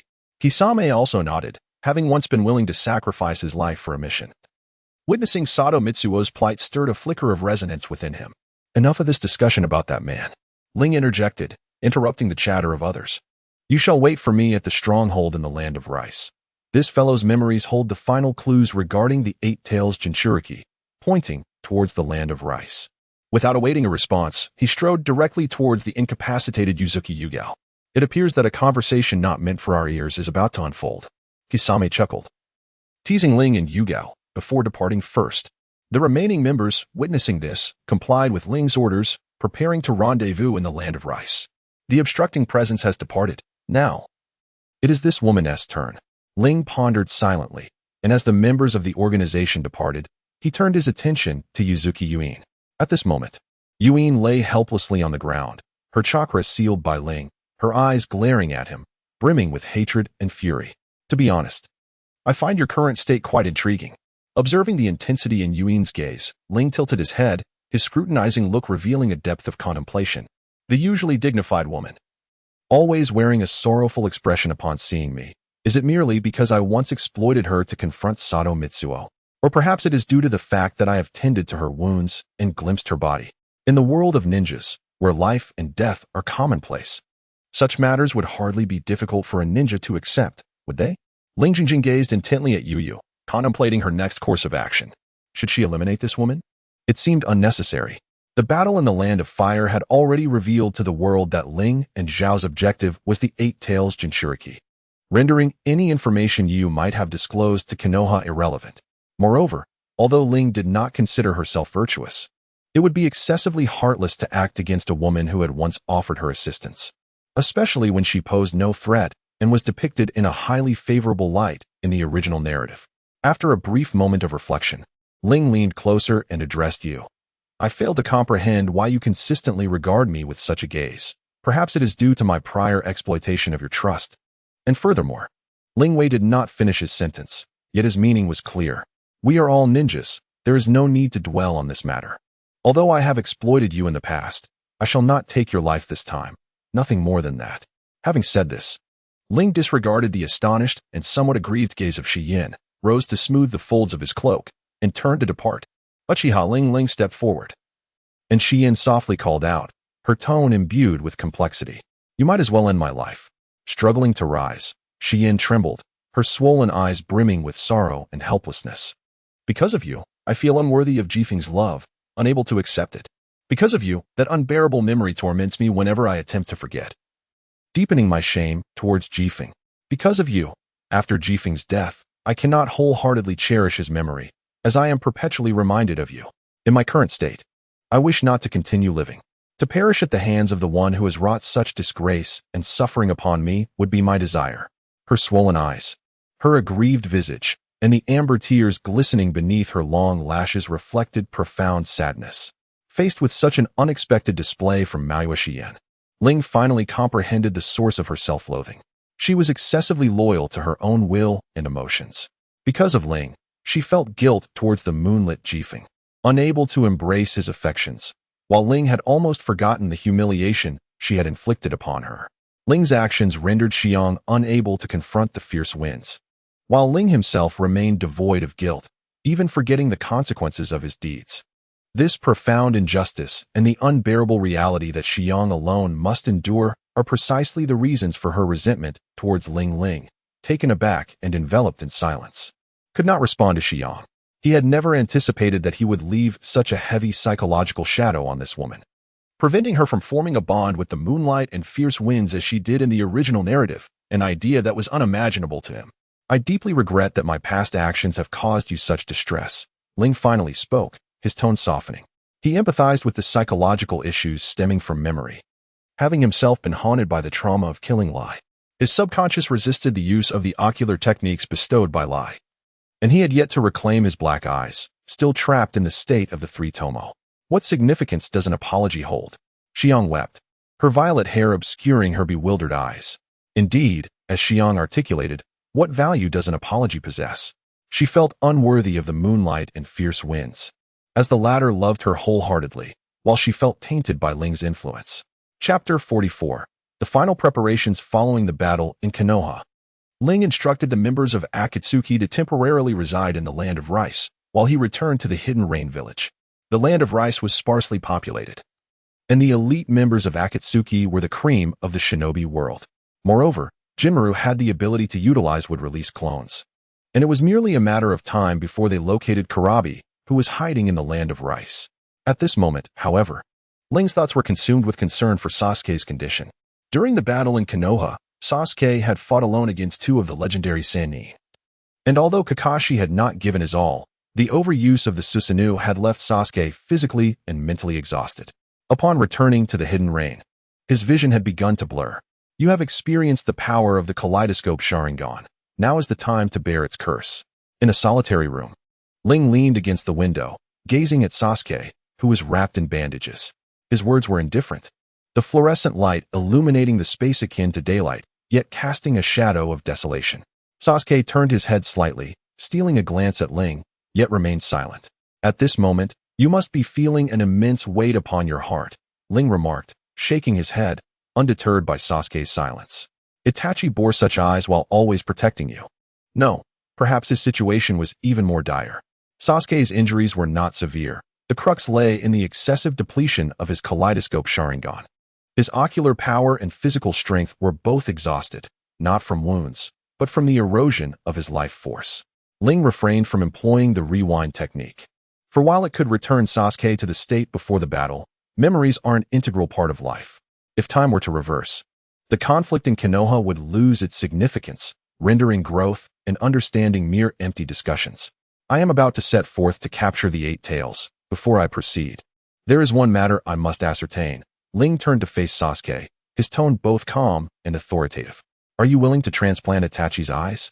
Sasuke was taken aback, his expression momentarily vacant, before lowering his head and clenching his fists tightly. Power. Sasuke desperately needed it to exact revenge upon Konoha. It was an essential asset. However, the prospect of transplanting Itachi's eyes was fraught with peril, for it could lead to Itachi's loss of ocular power and put his life at risk, an unsettling reality that Sasuke was reluctant to confront. Ling perceived Sasuke's hesitation. The transplantation of the eye would bestow upon him the power of vengeance, yet it simultaneously signifies Itachi's demise. Conversely, should he choose not to undergo the transplantation, Sasuke would find himself powerless against the very Konoha that obliterated the Uchiha clan. Caught in a tumultuous web of familial bonds and enmity, Sasuke's thoughts are in disarray. Ling pondered for a moment, seeking an alternative solution regarding Itachi's condition, assuring Sasuke that he need not worry excessively. Noticing Sasuke's surprise, Ling continued, I possess a reserve of Sharingan, even the Mangekyo Sharingan. The new eyes can provide Itachi with the ocular power necessary for his survival. However, before that, I must personally ascertain whether Itachi will pose an obstacle. Sasuke furrowed his brow, his expression displeased. What are your intentions? Rest assured, I harbor no malicious intent, Ling replied, his tone tinged with a hint of mockery towards Sasuke's wariness. On the night of the Uchiha clan massacre, the elders of Konoha, led by Danzo, seized numerous Sharingan. I transplanted one pair to Nagato to summon the Outer Path's Gedomazo. Most were lost in experiments, yet not all were gone. I still possess 2 remaining Sharingan, along with the Shisues I acquired from Naruto, totaling 4. After reserving 1 pair for Itachi's revival, Shisue's Mangekyo Sharingan could be transplanted to Itachi, provided he does not obstruct or threaten me. You mean to transplant new Sharingan to Itachi? Sasuke lowered his gaze, contemplating the variables involved. Precisely, Ling nodded. Consider this. I need to confirm the feasibility of this plan. With that he exited, leaving Sasuke to ponder alone. Upon leaving the infirmary, he encountered Shiro waiting outside. Master Ling. Shiro greeted with a gentle smile, approaching him amiably. Ling affectionately brushed Shiro's forehead and inquired, How is Itachi's condition? Itachi Uchiha? Shiro paused, his expression darkening. I fear he has little time left unless he undergoes a transplant of a more potent ocular power. Indeed, Ling sighed softly, lost in thought. Shisue's Mangekyo is exceedingly powerful. Should it be transplanted to Itachi, it may result in backlash. In the original narrative, although Itachi was liberated through the power of Izanagi following his reanimation, whether this ocular technique can be controlled with the eternal Mangekyo remains uncertain. Chapter 45. On standby after a moment of contemplation, Ling commanded. Quickly find a ninja and instruct him to await at the pinnacle of the tower. Without waiting for Bai's response, he strode directly into the rain-hidden tower, a place often frequented by Pain. Upon reaching the rooftop, shortly thereafter, a rain-hidden ninja approached to deliver a report. The village was now entirely under Ling's control. He had triumphed in battle against Konan and the Six Paths of Pain controlled by Nagato, earning the reverence of the village's ninjas as a godlike figure. The fact that he had defeated them instilled both fear and obedience among all rain-hidden ninjas. After assuming control of the village, Ling did not impose tyranny, which led the ninjas to silently accept his rule amidst their trepidation. Lord Ling, a middle-aged ninja, bearing the scars of battle, approached the open platform. Trembling as he gazed at Ling's silhouette, the robust figure stood before the somewhat slender, strikingly handsome young man, a true reflection of power. Ling remained silent, slightly turning his head, his gaze sweeping over the ninja. Their eyes met briefly, and the ninja stood frozen, as if bereft of his senses. Then, in a hushed tone, Ling glanced at his finger, his expression sharpening as he bit his fingertip and invoked a jutsu. Celestial rebirth. Dust and fragments enveloped the ninja, and in an instant, a strikingly handsome youth materialized before them. Where's this place? The youth appeared somewhat bewildered, looking around in confusion. It has been a long time. Ling remarked with a light laugh, though the mirth did not reach his eyes. Uchiha Shisuke. Shisuke paused, only to realize another figure stood beside him. After a moment of focus, he exclaimed, Ling? What is happening? Due to the myriad of changes, Ling replied with a mocking tone. There is no time to recount every detail. Shisuke furrowed his brow, sensing something unusual about his body. Is this celestial rebirth? Do you recognize this technique? Ling inquired, a hint of surprise flickering within him, but he did not delve further. He simply knelt at the edge of the platform, quietly observing Shisuke. There are matters that require your explanation, hence I summoned you back with this technique. A malicious smile crept across Ling's lips. I suppose you never anticipated our reunion would unfold in such a manner, given your betrayal of the Uchiha clan alongside Itachi. What are your intentions? Shisuke's gaze lowered in wariness, yet he found his body unresponsive. Futile. Ling shook his head. This technique was initiated by me, although it does not bind your will. Your chakra is entirely under my control. Unless I permit it, you are unable to perform any jutsu, including the ocular techniques of the Sharingan. Ignoring the furious expression of Shisuke, Ling continued, My time is limited, so let us address the matter directly. Years ago, Danzo deprived you of one eye, while you entrusted the other to Itachi. Now, both of your eyes reside in my possession. I seek to comprehend the abilities of your left eye, Konoha Tsukimi, as well as the limitations and weaknesses of the Genjutsu wielded by your right eye. Konoha Tsukimi possesses the power to manipulate others without their awareness, altering their will, hailed as the mightiest Genjutsu, surpassing Tsukuyomi. The other eye can infiltrate the mind and control the foe. My intention is to transplant Shisuke's Sharingan into Itachi while simultaneously utilizing Nagato's method to dominate him, all while remaining vigilant against Konoha Tsukimi. Should I impose restrictions and Itachi employs Konoha Tsukimi to suggest to himself, all would be in vain. In truth, my refusal to allow Itachi to perish stems from a desire to prevent his potential reanimation, which could lead him to persuade Sasuke to relinquish his hatred, an outcome I cannot abide. If I can control Itachi, I shall not only acquire formidable power but also enable him to utilize Konoha Tsukimi to confront Madara. However, I remain uncertain as to whether Konoha Tsukimi would be effective against one possessing the Rinnegan. My eyes are in your possession. What is your true intention? Shisuke exclaimed, momentarily taken aback, quickly realizing that the guardian of peace he had always been feared Ling might use his eyes to harm Konoha. Rest assured, I harbor no interest in Konoha. How I proceed is a matter for Sasuke, Ling retorted with a sardonic smile, shifting the tone to a more oppressive one. What I intend to use your eyes against is not Konoha, but rather the Rinnegan. The Rinnegan? Shisuke gasped, astonishment evident in his expression. He could scarcely believe the records inscribed on the tablet were indeed true. The Rinnegan truly exists, he murmured. He mentioned the tablet? So that is it. Ling, regaining his composure, realized that you had also encountered the stone tablet. With your kaleidoscopic Sharingan, you must have perceived an abundance of information. Indeed, the infinite Tsukuyomi is a reality. And it is precisely such an ambitious individual that I intend to confront through your eyes. Uchiha Madara. Confronting Shisui. Ling revealed the most formidable hypothetical adversary he had faced over the years. Uchiha Madara? How could this be possible? He existed in the same era as the first Hokage. How could he still be alive today? Shisui gazed incredulously at Ling. Impossible? Ling scoffed. Then how can you converse with me now that you have departed from this world? Are you referring to the reincarnation of the heavens? Shisui paused in disbelief, then nodded in acknowledgement. During the fateful battle at the Valley of the End, Uchiha Madara did not perish. He merged the powers of the first Hokage with his own, awakened the Rinnegan, and devised a plan to become the Ten Tails Jinchuriki. Initiating the infinite Tsukuyomi, Ling gradually recounted the awakening of the Rinnegan, the revival of Obito, and the meticulous plan for his own resurrection. How could you possibly know about these matters? Shizuka furrowed his brow, casting a doubtful glance at Ling. That is my concern, and it does not pertain to you. Ling rose, approaching with an aura brimming with power. I am aware of your thoughts. You merely fear that I might wield your eyes against Konoha. If that is your assumption, you are gravely mistaken. Should I choose to strike at Konoha now, no one could impede me. As his words echoed, a tremendous surge of chakra erupted from Ling, akin to the shockwave of an explosion, dispersing his long hair, the Akatsuki cloak, and even the dust upon Shizuka's form. Do you see? This is the extent of my power now. Ling chuckled coldly, his suppressed gaze locking onto Shisui, determined to dispel any doubts through action. What an immense chakra! Once renowned alongside myself and Itachi as a prodigy, I never anticipated he could evolve to such a formidable level. Shisui marveled at Ling's power, his previous reservations beginning to wane as memories of the past resurfaced. Indeed, with Ling's current strength, who could thwart his desire for vengeance against Konoha that might incite chaos? Such a Ling requires no assistance from Shisui's eyes to achieve his ends.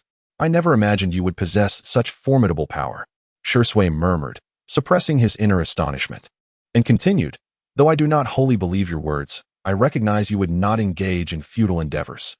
Yet, witnessing your present self, I can only deduce that your use of Kodoame Tsukumi against the Rinnegan bears no significance. Chapter 46, Capturing the Eight Tails. What do you mean by that? Ling gently closed his eyes, gazing intently at Shisui, remaining silent for a moment. The Kodoame Tsukumi, hailed as the pinnacle of Genjutsu, cannot possibly be ineffective against Madara, can it? Do you not comprehend my words? Shisui shook his head, speaking slowly. Madara's strength, though not fully known, can be partially discerned from your current demeanor. The Uchiha clan's conflicts are fundamentally contests of ocular prowess. Only the strong can prevail.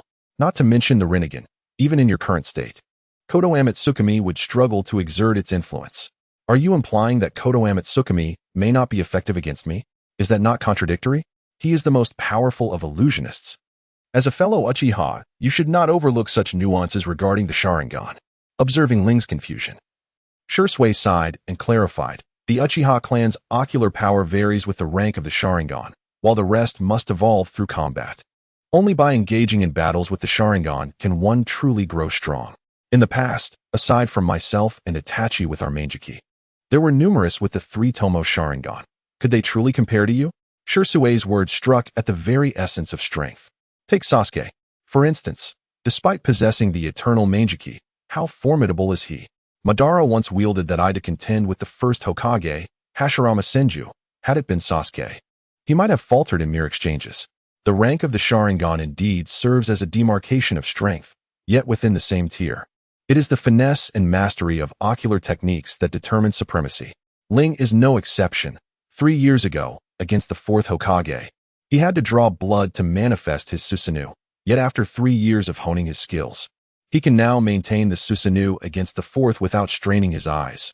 This is a testament to how combat cultivates one's ocular prowess. Just as Kurizetsu remarked on the clash between Sasuke and Itachi, a master can wield nature as weaponry, while a weakling finds no utility in divine artifacts. In comparing Shisui and Madara, there is truly no basis for comparison. Shizune met his untimely demise at a young age, while Madara's life was steeped in the crucible of battle. I see now. Upon hearing this, Ling sank back down, realizing his previous intentions to outmaneuver Madara were shallow. His words, it seems, were indeed heartfelt. Observing Ling's expression, Shisue's disappointment was palpable, and his doubts about Ling gradually dissipated. In this light, Shisue's Mangekyo, transplanted to Itachi, holds little significance after all. Ling pondered in silence, feeling both fear of the Eye of Stop Water and a sense of regret. Itachi, unlike Sasuke, was not the reincarnation of a son of the Sage of Six Paths. Despite his strength, he was insignificant compared to Madara. If the Eye were to be transplanted to Itachi, it might aid Sasuke in achieving the Eternal Eye, thereby providing assistance to himself. With restrictions placed upon the Eye of Stop Water, Ling was confident in his ocular prowess and unafraid of any schemes Itachi might devise. Should Itachi summon Susanoo using the Eye of Stop Water, even if he could not rival Madara, he could at least restrain his power. Moreover, Ling still possessed the trump card of the fourth Hokage. With numerous skilled individuals involved, defeating Madara, who had been resurrected through the Impure world reincarnation, was not an unattainable feat. With his thoughts settled, Ling resolved to release the Impure world reincarnation of the Eye of Stop Water and began devising a strategy to capture the Eight Tails to counter Madara. Killer Bee, the host of the Eight Tails, with his flamboyant personality and rap-like speech, did not appeal to Ling. However, he could not deny the strength of the Jinchuriki. In the original narrative, even when Sasuke activated his Mangekyo Sharingan, he remained at a disadvantage despite the assistance of Suigetsu, Karen, and Yugo, not to mention Killer Bee's complete mastery over the Eight Tails' power. Nevertheless, although Killer Bee was formidable, he now faced Ling and the members of the Akatsuki. In a location resembling a dam yet akin to a canyon, waters converged into a small lake, its surface shimmering under the sunlight, casting hues of rainbow. This place was indeed pleasant. A cool breeze danced through Ling's garments and long hair. He gathered the scattered strands and gazed toward the imposing figure in the distance. Though the land of rice was small, the speed of its ninja was undeniable.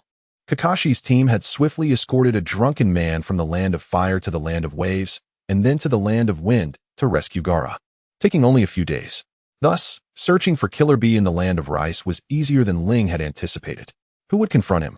Kisame, having removed the Samahata from his shoulder, chuckled and inquired, revealing his intent.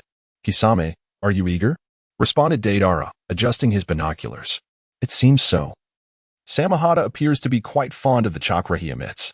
Upon saying this, the Samahata in Kisame's hands wriggled, seemingly impatient. Kisame could indeed handle the Eight Tails, but Ling had no desire to delay matters. He dismissed Kisame's inclination to take matters into his own hands. Such a pity, Kisame chuckled, falling silent thereafter. Ling remained silent, disregarding the expression of Kisame, as he meticulously devised his battle strategy. Deidara hovered in the air, seeking an opportunity to strike, while Sasori harassed from a distance with his puppets. Kimimaro, Kisame, and he faced the enemy head-on, with Haiden and Kakazu on standby, ready to secure the blood of the Eight Tails upon inflicting damage, ensuring their plan's success. However, as Ling plotted to capture the Eight Tails, he hesitated, questioning the propriety of such an action. Unexpectedly composed, Madara wielded the Rinnegan, betraying not a hint of disarray. It seemed he intended to capture all the tailed beasts before claiming victory, yet the strategy appeared futile. Indeed, though Madara, reanimated through Edo Tensei, could not summon the Outer Path's golem, he was entirely capable of confronting Ling to reclaim his eyes for resurrection. Afterward, how to deal with the tailed beasts and Jinchuriki would be entirely within his discretion. Why did he not pursue this course of action? Was it merely for the sake of conserving effort in obtaining all the tailed beasts? What were his true intentions? Ling found Madara's thoughts inscrutable, leaving him to act in accordance with Madara's will. Nevertheless, for Ling, regardless of Madara's plans, eliminating him would resolve all matters. Chapter 47. The Struggle for the Eight Tails with a Tranquil Mind. Ling turned to gaze at the members of the Akatsuki and Kimimaro, this time united in purpose. Our strategy was set, and the Eight Tails would surely be ours. Having spoken, Ling elaborated on their plan, and the group prepared for action, conspiring for a decisive strike. Once the Eight Tails were captured, with the Nine Tails and Rinnegan at my disposal, I would summon Madara, and the outcome would be dictated by fate. With a focused gaze, Ling's eyes shone brightly as he summoned a formidable chakra. His arms extended from behind, firmly grasping Kimimaro and Kisame. Before either could respond, Ling leapt into the air, his arms resembling wings, soaring above the lake's surface. Ling's movements did not escape the keen eyes of Killer Bee. The Reikage had tasked Killer Bee with guarding the village. Yet his restless nature led him to sneak out, eager to witness the 5 Kage summit. Passing through the land of rice, he sought to train, only to be detected by the hidden cloud village, which promptly informed the Reikage. Thus, the Reikage remained unaware of Killer Bee's whereabouts. Sato Mitsuo held a position of authority in the hidden cloud village, commanding troops, and upon learning of the Eight Tails' presence in the land of rice, he informed Sato Mitsuo, enabling Ling to uncover the Eight Tails situation. So, this was the Jinchuriki of the Eight Tails? Kisame, restrained by Susanoo, caught sight of the towering, dark-skinned ninja standing upon the lake's surface and smirked, swiftly forming hand seals, adhering to the principle of first courtesy, then combat. Water release. 5 shark bombs. Leaping down from Susanoo, he struck the lake's surface. 5 chakra formed, shark-shaped water projectiles surged towards Killer Bee. Shark water technique. Who are you? Fools. Scoundrels. Killer Bee chanted a peculiar rhythm, raising his arms in preparation. This matter need not be disclosed. Behind Killer Bee, Kimimaro coldly remarked, as he thrust out his palms, unleashing colossal bone spikes. Bones. Killer Bee paused, then grinned, finding this young adversary amusing. I'll tear you apart first. V. This tone was indeed grating and must be stopped swiftly. Ling chuckled coldly, his fists clenched behind him, striking fiercely towards the onrushing Killer Bee. This move appeared so familiar. What could this be? Killer Bee felt a fleeting sense of doubt, emboldened by the power of the Eight Tails, and did not evade, instead drawing his twin swords to meet Susanoo's fist. Boom. The lake erupted in enormous waves as Susanoo's punch sent Killer Bee crashing into the water. To withstand the Susanoo with mere flesh? Humph. Ling sneered, gazing at the boiling surface of the lake. I inquired, surely your strike will not be fatal to him? Kisame, witnessing the assault, retracted his hand and grinned maliciously, reveling in the misfortune. Ling Moran gazed serenely at the surface of the lake. In an instant, several colossal octopus tentacles erupted from the water, sending waves crashing towards him, targeting both Kyubi and Jinmaru. How rude. Kyubi sneered, brandishing his sword, the shark muscle, towards the tentacles. A torrent of chakra surged within Ling as a towering black giant rose from the ground, seizing one of the tentacles. Would release. Would dragon. Jinmaru clasped his hands together, summoning a massive dragon that surged from the lake's depths, entwining the tentacle like a mystical serpent, rendering it immobile. Who are you? Why do you seek to challenge me? A gigantic bull-headed beast surfaced, glaring menacingly at the trio.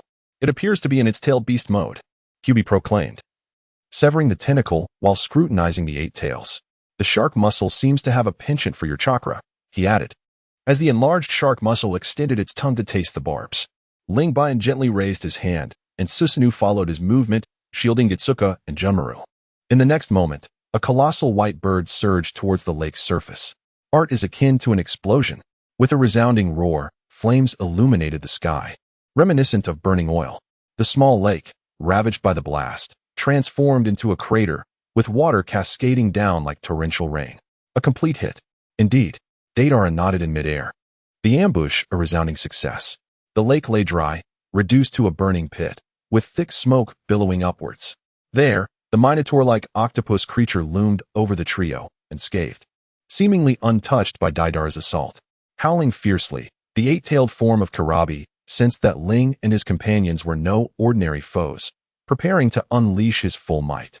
In his complete tailed beast transformation, he truly embodied the epitome of a perfect Jinchuriki. Ling nodded calmly, gazing at the immense body of the eight-tailed beast. To be frank, I am quite eager to test your limits, but alas, this moment does not allow for delay. With serene composure, Ling shifted his palm to his lips, slightly parted his crimson lips, and bit into his fingertip. Summoning technique. A formidable pressure rivaling that of the Eight Tails emerged, as a swirling mass of red chakra manifested beneath Ling's feet, with the Nine Tails following suit, roaring with a thunderous presence. The Nine Tails. Who exactly is this individual capable of summoning that foolish fox? The bull demon questioned Karabi in disbelief. The manifestation of Ling's Susanoo has already left him astonished. And now with the appearance of the Nine Tails, Nyogue begins to contemplate an escape rather than engage in battle. How do I know this? This fool. Scoundrel. I have no time to heed your nonsensical chatter. Ling's gaze was intense, as the Susanoo enveloped the nine-tailed beast like a flowing stream, forming an ancient armor adorned with sharp edges and spikes. From its back and tail sprouted two formidable arms, one wielding a sword and the other a shield. The ferocity of the beast was palpable. The Kusanagi sword, the eight-span mirror. Next, the one hailed as the most perfect Jinchuriki. Stand tall upon the forehead of the nine tails, and gracefully beckon the eight tails. Allow me to witness your prowess. In the midst of a chilling silence, the nine tails opened its maw, drooling as it unleashed a torrent of purple-black chakra, charging towards the eight tails, leaving deep rifts in the earth. Tail Beast Bomb. Chapter 48. The Wrath of the Nine Tails. The vast spiritual energy plummeted towards the ground like a meteor from the heavens, its crimson fury saturating the air. Enveloped in a fiery armor as dark as ink, a terrifying amalgamation of black and red, the ground trembled with the force of the impending clash, dust swirling ominously. Regarded as the most perfect host for a tailed beast, Ling stood atop the Nine Tails' forehead, casually beckoning to the transformed figure of Killer Bee, his tone indifferent. Show me your true abilities.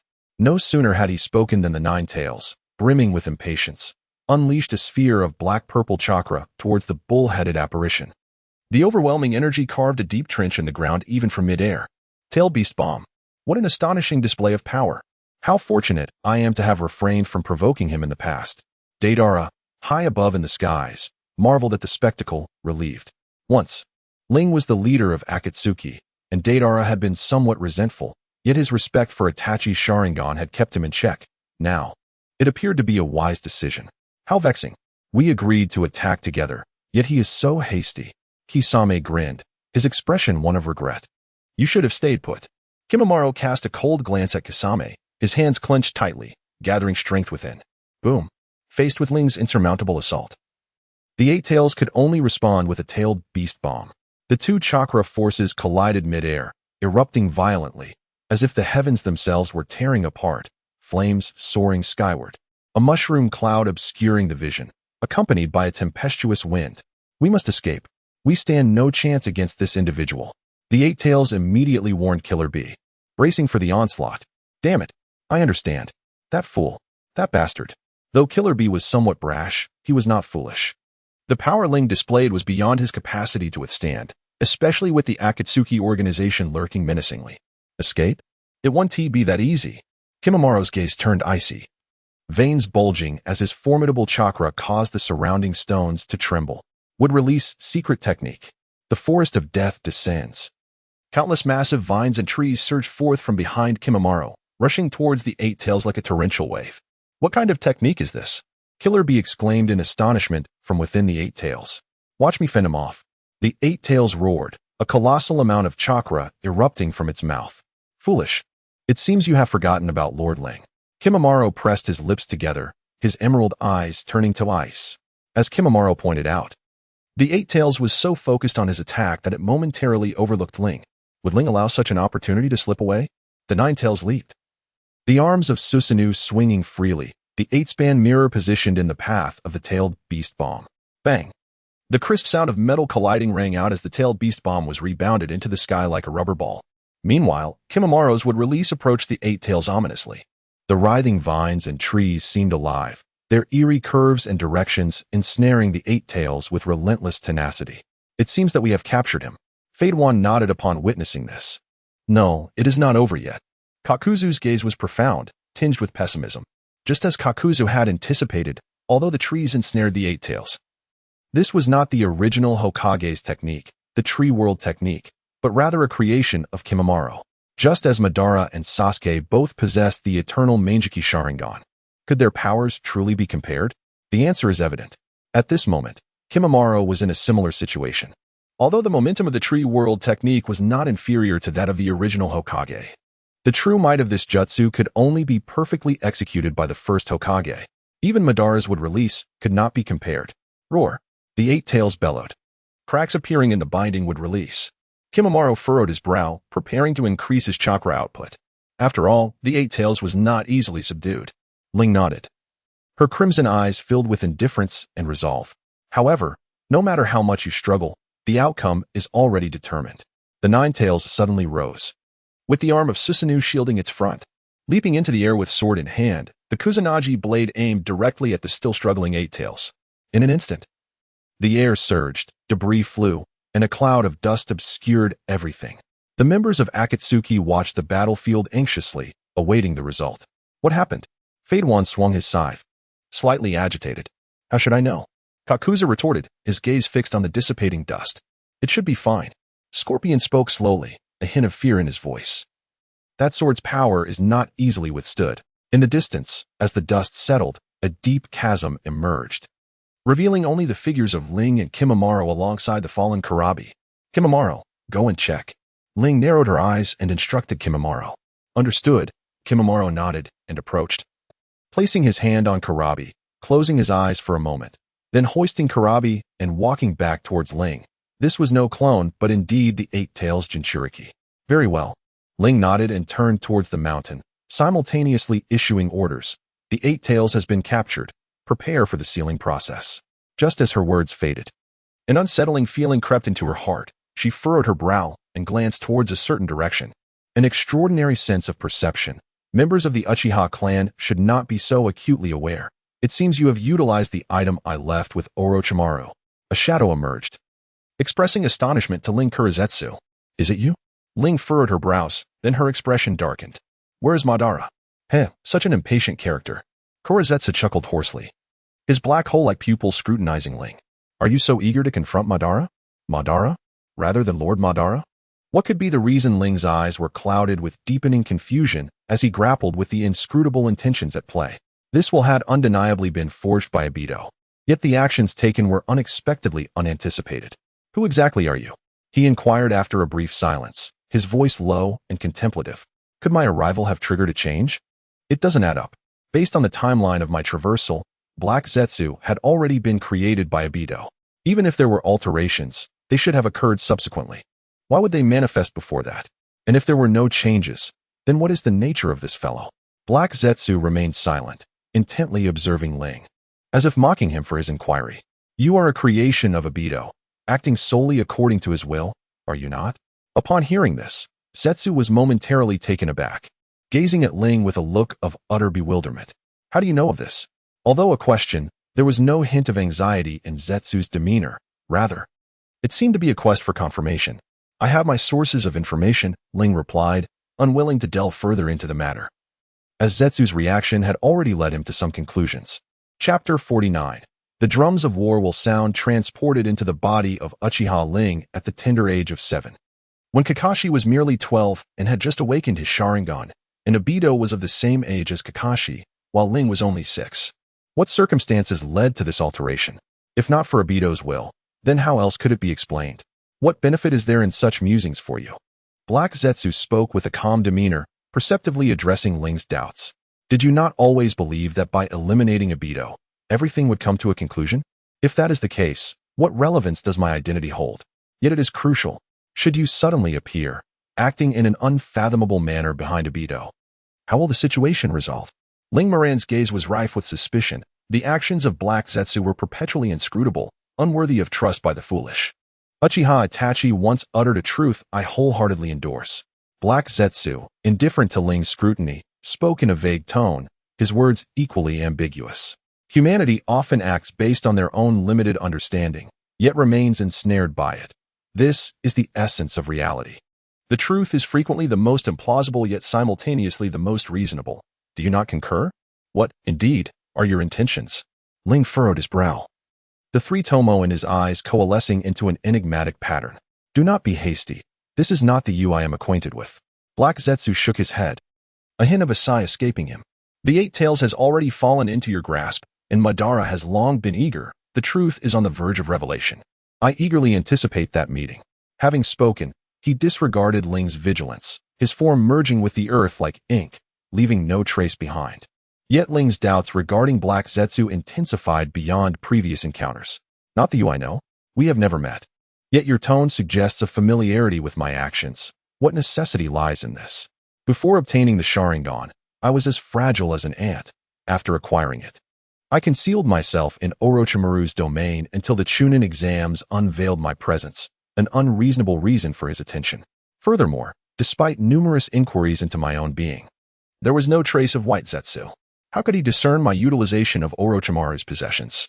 Merely by sensing his presence? Lord Ling? Observing Ling's troubled expression, Kimimaro stepped forward to inquire, bearing the weight of Kirabi upon his shoulder. Ling, he was momentarily taken aback, regaining his composure as he shook his head at Junmalu, signaling that he was unharmed, yet his heart was increasingly shrouded in doubt. Was Ban not the ultimate adversary? If one were to triumph over Ban, in what form would this young man manifest? Could I possibly contend with him? The situation grew ever more perplexing.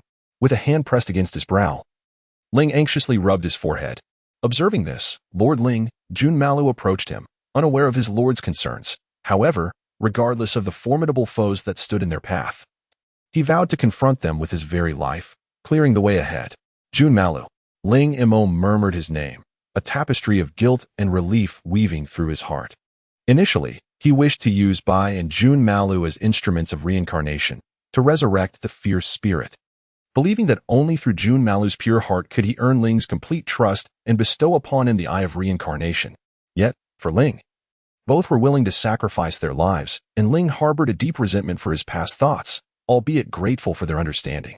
Do not worry, Junmalu, Ling assured, gently patting Junmalu's shoulder. These trivial matters are but fleeting disturbances.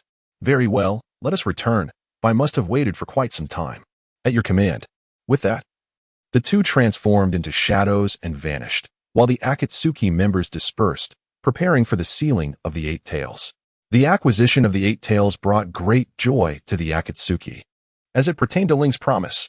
For this group of forsaken warriors, the vision of establishing their own nation stood as a path of solace. Ling manipulated the long gate to summon the Outer Path's golem, joining the Akatsuki and unsealing the Eight Tails. Within the dim cavern, only the occasional cries of Killer Bee and the sound of dripping water disrupted the oppressive silence. The Eight Tails had been captured. When would they proceed to Konoha to seize the Nine Tails? Deidara channeled Chakra, shattering the stillness. While curious about Ling's connection to the Nine Tails, he could not help but focus on Naruto, the host of the Nine Tails, dismissing deeper thoughts of Ling. The capture of the Nine Tails had been promised to one, without causing harm to Naruto. Ling cast a sidelong glance at Deidara, countering his intention. Not to capture the Nine Tails? What then would be the next step? Kisame, taken aback, failed to grasp Ling's intent and directly inquired about their objective. Ling remained silent, her blood-red eyes scanning the Akatsuki members. A hint of indifference mingled with a trace of pity, leaving everyone feeling uneasy. Ling has always been aloof and obsessive, yet at this moment, his peculiar gaze is utterly perplexing. I ponder a question.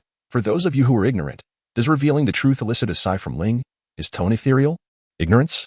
Kakuzu furrows his brow, questioning the meaning. The literal interpretation. Ling slightly parts his lips, a sardonic smile gracing his face. My ideal is not erroneous, and your actions are not entirely misguided. To believe that gathering the tailed beasts equates to fulfilling one's mission is a grave misconception. The members of Akatsuki exchange glances. And Scorpion speaks. What do you wish to convey? There exists an individual, perhaps unfamiliar to you, yet Kakuzu must have heard his name. Ling coldly laughs, fixing his gaze upon Kakuzu, an oppressive aura making even the century-old warrior uncomfortable. Have I heard his name? At that time, all powerful beings had already perished. Who could possibly threaten this child? It is hard to fathom. Kakuzu ponders deeply, while the Akatsuki members scrutinize Ling's expression, awaiting his explanation. The ruler of the world. Establishing an ideal nation based on a feudal system, Ling chuckles coldly, the curve of his lips harmonizing with his delicate cheeks, revealing indifference rather than hope. Everything hinges on defeating that person, Uchiha Madara. At last, Ling discloses the legendary name to the Akatsuki members. Uchiha Madara? The man who co-founded Konoha with the first Hokage and quelled the chaos of the era. How can this be possible? Utter nonsense. How could Uchiha Madara possibly survive to this day? Kakuzu frowns, rebuking Ling, disbelieving his words. Kisame hesitates, aware of Obito's identity and sympathetic to his ideals. Yet at this moment, he is uncertain of Ling's authenticity. Is the truth so shocking and hard to accept? Ling narrows his eyes, seemingly filled with indignation as he states, the greatest legend of the Uchiha clan, the power of the Mangekyo Sharingan is epitomized in him. He is the true adversary. Chapter 50. Ling's hatred. Ling was deeply incensed by Madara's actions. It was due to Madara's abandonment of Konoha that the Uchiha clan found themselves leaderless, subsequently facing ruthless oppression from the village without any reservations. Ling also harbored resentment towards Obito. for his unleashing of the Nine Tails had sown seeds of doubt against the Uchiha clan, leading to the tragic demise of his kin. Through this turmoil, Ling discerned the preciousness of familial bonds, yet he was left to mourn the loss of his loved ones. Madara's vision was excessively idealistic. He yearned to construct a peace that resided within his heart. However, Ling's selfishness would not permit another to dictate their fate. Only through the establishment of the peace that Ling recognized could his kin find solace, and thus, this outcome was the sole one he would acknowledge. The despair of others mattered not to him. Madara Uchiha was indeed a figure of legend, eliciting awe from Kakuzu as he reminisced about the tales of decades past, having only heard his name without ever witnessing his presence. "Do you believe that Madara will thwart your plans?" Kakuzu inquired. As the Sand Village's talented scorpion swiftly grasped the essence of Ling's intentions, the man sought to ensnare the world in his illusions, crafting a realm where dreams were realized for all, reminiscent of a joyous childhood where one's parents were still alive. Ling cast a cold gaze upon Scorpion, his calm words striking like a hammer upon the latter's heart, rendering him speechless. "What are your intentions, then?" Kakuzu pondered for a moment before seeking Ling's perspective. "What are my intentions?" Ling replied with a light chuckle. "Madara has his ideals, and I possess mine. Since our visions of peace are irreconcilable, the only resolution lies in a struggle to the death. Should I prevail, the world shall be mine. Should I fail, I shall merely perish. In my previous life, I was utterly alone, but in this life, having family, I shall not let go." The members of Akatsuki were taken aback, astonished that Ling dared to confront a figure of legend. Though his power left them in awe, if legends could be vanquished, could they still be considered legends? "This is fate," Ling declared, sensing their shock. "Regardless of your musings, I do not subscribe to Madara Uchiha's illusory peace. Our ideologies are at odds, and only through combat can we discern right from wrong." The Akatsuki members fell silent, absorbing the profound implications of Ling's revelations. All were geniuses, isolated in their own thoughts. Yet Ling's gaze was cast toward the world, a depth of insight that eluded their grasp. "What do you wish from us?" Kakuzu asked solemnly after some contemplation. "What do I expect from you?" Ling responded. "What can your powers truly achieve?" Ling let out a disdainful laugh, concealing her true thoughts while expressing her conclusion in a gentle manner. "The battle between myself and Uchiha Madara is one that no one can intervene in. I share this truth with you, hoping that you will not be deceived. As for my promise, should I emerge victorious, everything shall come to fruition, but if I fail..." Ling Weiyan had not spoken fully, yet the meaning was unmistakable. Defeat equates to death, and promises inevitably remain unfulfilled. I never anticipated it would unfold in such a manner." Kisame chuckled softly, though his concern was palpable. "I had initially believed that Obito was the final adversary, only to discover that the name of Madara would unearth the true Madara. Is Uchiha Madara truly so formidable?" Observing Ling's expression, Haiden uneasily inquired. "The prowess displayed by Ling has surpassed their wildest imaginations. Now, what caliber of ninja could instill such apprehension in Ling? A shadow? No, not a shadow, but a deity. The truth may be harsh. Should one attempt to describe that individual, you would find yourselves defeated in an instant, even when united, beneath the weight of death." Ling Morin spoke, his calm voice resonating profoundly among the crowd. "So formidable?" Deidara gazed at Ling, sensing that his words might be somewhat exaggerated. "Nevertheless, it is essential for an artist to continually challenge oneself to ignite the spark of creativity." Indeed. With that, he nodded in agreement. Ling remained silent, a cold smile gracing his lips, yearning for death, yet no one intervened. "What did you say? Do you wish to test my artistry?" Deidara exclaimed angrily, his blue eyes glimmering with a dangerous light. This individual held art above life itself, willing to self-destruct for its sake, a pure fool. "Silence, Deidara, you cannot intimidate Ling." Scorpion interjected, casting a glance at Ling before continuing, "He need not deceive us. If he wishes to break his promise, he can certainly kill us. He possesses that power." Scorpion's words compelled Deidara to fall silent, as Ling indeed had the capability to slay them all. "Humph, I merely speak the truth. How you choose to act is entirely up to you," Ling said, the corners of his mouth curling in a mocking manner, his eyes undergoing a sudden transformation, as a bizarre kaleidoscope emerged within his crimson pupils. "The final sealing was about to commence. Should I survive, I look forward to meeting you all again." With the sealing of the 8 tails complete, the members of Akatsuki departed, each harboring their own thoughts. The existence of the entity Ling spoke of exceeded their imagination. If such a being were to exist, It seemed there would be no safe place in the world. Upon returning to the Hidden Rain village, Ling adjusted his slightly fatigued body after sealing the tailed beast and encountered Sasuke once more. "How are your eyes? Still unable to perceive clearly?" Ling speculated, noticing the habitual squint in Sasuke's gaze, despite Sasuke's attempts to conceal it. Sasuke remained silent, irritably rubbing his eyes, hoping that all of this was merely a psychological issue rather than reality. Useless. Ling found amusement in Sasuke's actions. Could the side effects of the Mangekyo Sharingan truly be alleviated by merely rubbing one's eyes? Yet, Sasuke's demeanor revealed his hesitation. "It appears you have yet to decide regarding the transplantation of Itachi's eyes." The struggle Sasuke faced was not merely for the power of the Mangekyo, but rather concerning Itachi's safety and his vengeance against Konoha, especially after learning the truth. "Is there truly no other way?" His voice trembled slightly. Sasuke gazed at Ling, a mix of suppression and hope in his eyes. "Naturally, there is no other way. How could there be?" Ling closed his eyes in silence, while Sasuke lowered his head in despondency. "Do you recall what I mentioned last time?" Ignoring Sasuke's demeanor, Ling spoke. "I possess the Mangekyo Sharingan of Uchiha Shisui. This I may bestow its ocular power, aiding Itachi's survival. Furthermore, I have ascertained that this poses no threat to me. Now, I present to you your choice." Ling harbored concerns that the power of the infinite Tsukuyomi might prove detrimental to himself, as transplanting it would result in the loss of his Susanoo, a prospect he resolutely refused to entertain. Thus, the ocular power could only be transferred to another. Although Kinshiki was a potential candidate, the extensive use of wood release and the corpse bone path had drained his vitality, rendering him incapable of fully utilizing the Sharingan. Only Itachi, well versed in the intricacies of this ocular prowess, emerged as the most suitable choice. Ling employed Shisui's abilities to eliminate the threat posed by the infinite Tsukuyomi, establishing a barrier against it, while using Madara to intimidate Sasuke regarding his safety. Faced with a common adversary, Itachi found himself devoid of any means to resist. Chapter 51. The curtain rises. Ninjas regarded closing their eyes in the face of death as a mark of shame.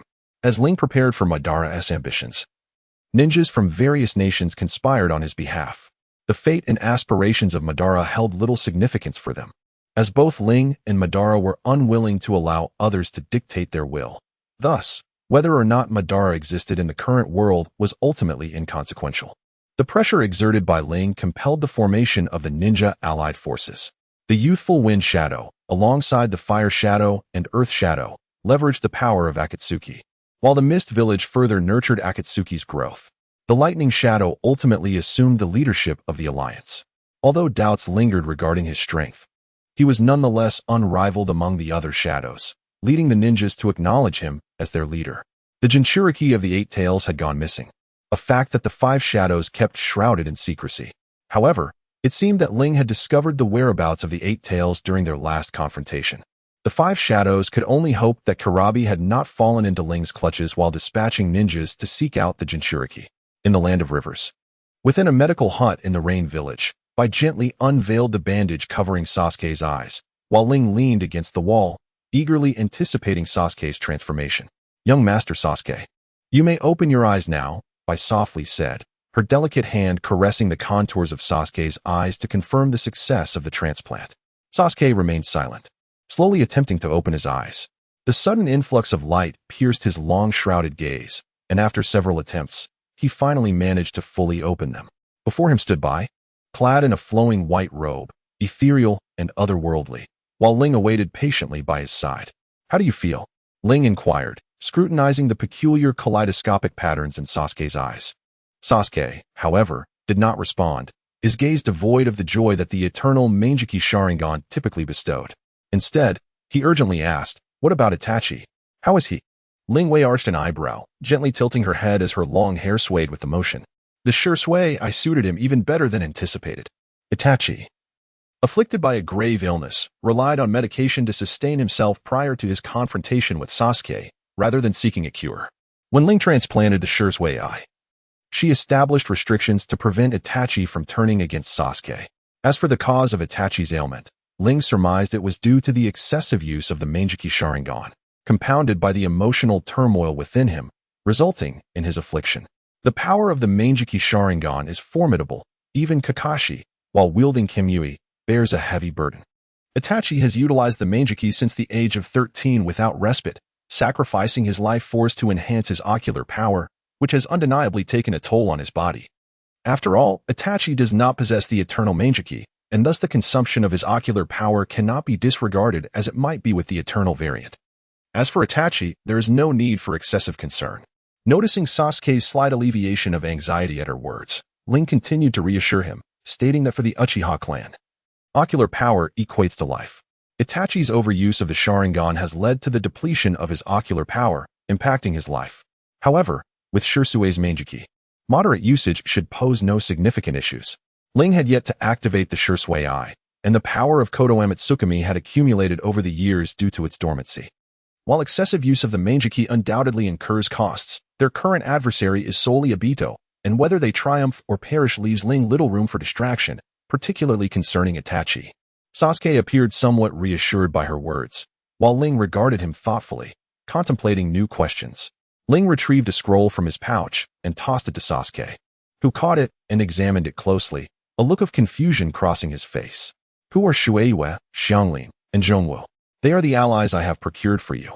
Ling replied, raising his hands in a gesture of contemplation as he gazed at Sasuke. All three are subordinates of Orochimaru, each possessing unique abilities. I shall have neither the time nor the inclination to attend to them. If you seek vengeance, you shall need their assistance. Whether you can subdue them rests solely upon your own capabilities. The trio had originally been members of Sasuke's snake team, but due to Ling's involvement, Sasuke had yet to engage with them. Xianglin could be easily conquered due to her encounter in the Forest of Death, while the fates of Shueiwa and Zhongwu remained uncertain. Ling held a deep affection for Sasuke and wished to spare him from unnecessary peril, yet the ability to recruit these three was a matter of destiny, beyond Ling's control. Sasuke scrutinized the scroll, his gaze lowered, fully aware that Ling often possessed information unknown to others. He had neither the time nor the inclination to delve into these mysteries. Ever since their acquaintance, Ling had maintained an air of enigma. Rather than pondering the riddles surrounding Ling, it was far more prudent to focus on the task at hand. Find them and make them your allies. What follows thereafter is for you to determine. Ling approached Sasuke, gently patting his shoulder. Do not engage in actions that would lead to my disappointment. Disappointment in me? Do you not harbor hatred for Konoha? You possess the power to obliterate it. Why refrain from doing so? What does the Uchiha clan signify to you? Is everything you do merely to oppose that Madara? Sasuke voiced the confusion within his heart. Yet Ling offered no response, redirecting the conversation elsewhere. Sasuke, perhaps you can sense it. Indeed, I hold a certain fondness for you, which compels me to teach you earnestly. That is all, unlike Itachi's profound love for you. To me, the Uchiha clan is merely a symbol of identity, devoid of any other significance.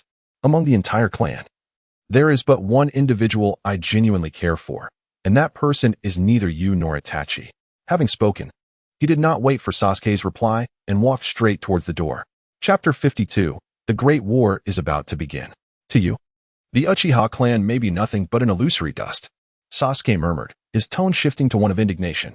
Yet for me, Itachi, my parents, and the Uchiha clan, they are the weight of existence. Every matter in the world has two sides. Ling contemplated the various possibilities of opposing Madara. Who would not overlook this intriguing Ling twisting a lock of dark chain? Madara connected the blazing fan to the end of his scythe, the wind howling as he wielded it, exhibiting no weaknesses in his physique. The crimson armor danced, leaving behind afterimages like a bloody specter flickering amidst the scythe's radiant flow. Lord Madara, we have received the latest intelligence. As Madara toyed with his words, Black Zetsu emerged from the ground like a shadow in the night. Uchiha Ling has acquired the 8 tails and sealed it. He is now eager to meet you. Upon hearing this, Madara halted, casting a sideways glance at Zetsu. Eager to see me? This boy is rather amusing. His tone held a playful yet slightly regretful note, as he had assumed that being a fellow Uchiha descendant, he would share my ideology. After all, possessing extraordinary eyes should enable him to decipher the secrets of the stone tablet. What a pity. Indeed, Uchiha Ling will undoubtedly hinder your actions. Black Zetsu replied, his expression resolute. Oh? Madara raised an eyebrow, regarding the contemplative Zetsu. The last time we met, I sought to kill him to reclaim the Sharingan. You said the time was not right. Naturally, information is difficult to grasp without experiencing the events firsthand. Since you are aware that Ling will obstruct my plans, why did you not allow me to eliminate him back then? Was it merely because of the 9 tails? The nine tails is indeed one reason, Black Zetsu nodded, continuing, but there is another factor concerning your eye. I, along with the other white Zetsu, have searched for the Rinnegan without success. If we were to kill him, the Rinnegan might be lost forever, as only Uchiha Ling knows its whereabouts. I see. Madara curled his lips into a smirk, a smile that was neither fully joyful nor entirely sardonic. As my will, you have not pondered as deeply as I would expect. Black Zetsu was momentarily taken aback by this remark. Is that so? In life, the things we hold dear must be safeguarded closely to ensure peace of mind, and they can also serve to intimidate adversaries at any moment. Hence, the Rinnegan is undoubtedly within Uchiha Ling. This is beyond question. Black Zetsu fell silent. And after a moment, he spoke in a grave tone, Indeed, I have been negligent. Negligent? Madara raised an eyebrow, stepping closer to scrutinize Black Zetsu. His gaze sharp and teasing. Such negligence is not typical of me. It must not occur again. Do you understand? Remember it well. Ju nodded slightly, deliberately avoiding the profound meaning hidden within Ban's gaze. It was best not to mention the matter any further, since Uchiha Ling was so eager to meet. Then let it be so. Changing the subject, Ban ceased to pay excessive attention to Ju. Given my temperament, prolonged waiting is not to my liking. It is preferable to conclude the story swiftly. Moreover, the technique of Edo Tensei was created by Tobarama, although I have been resurrected through it. Hashirama could also potentially be revived, which might obstruct my plans. There is no need for you to worry about this, my lord. Hearing this, Kuroju let out a hoarse chuckle.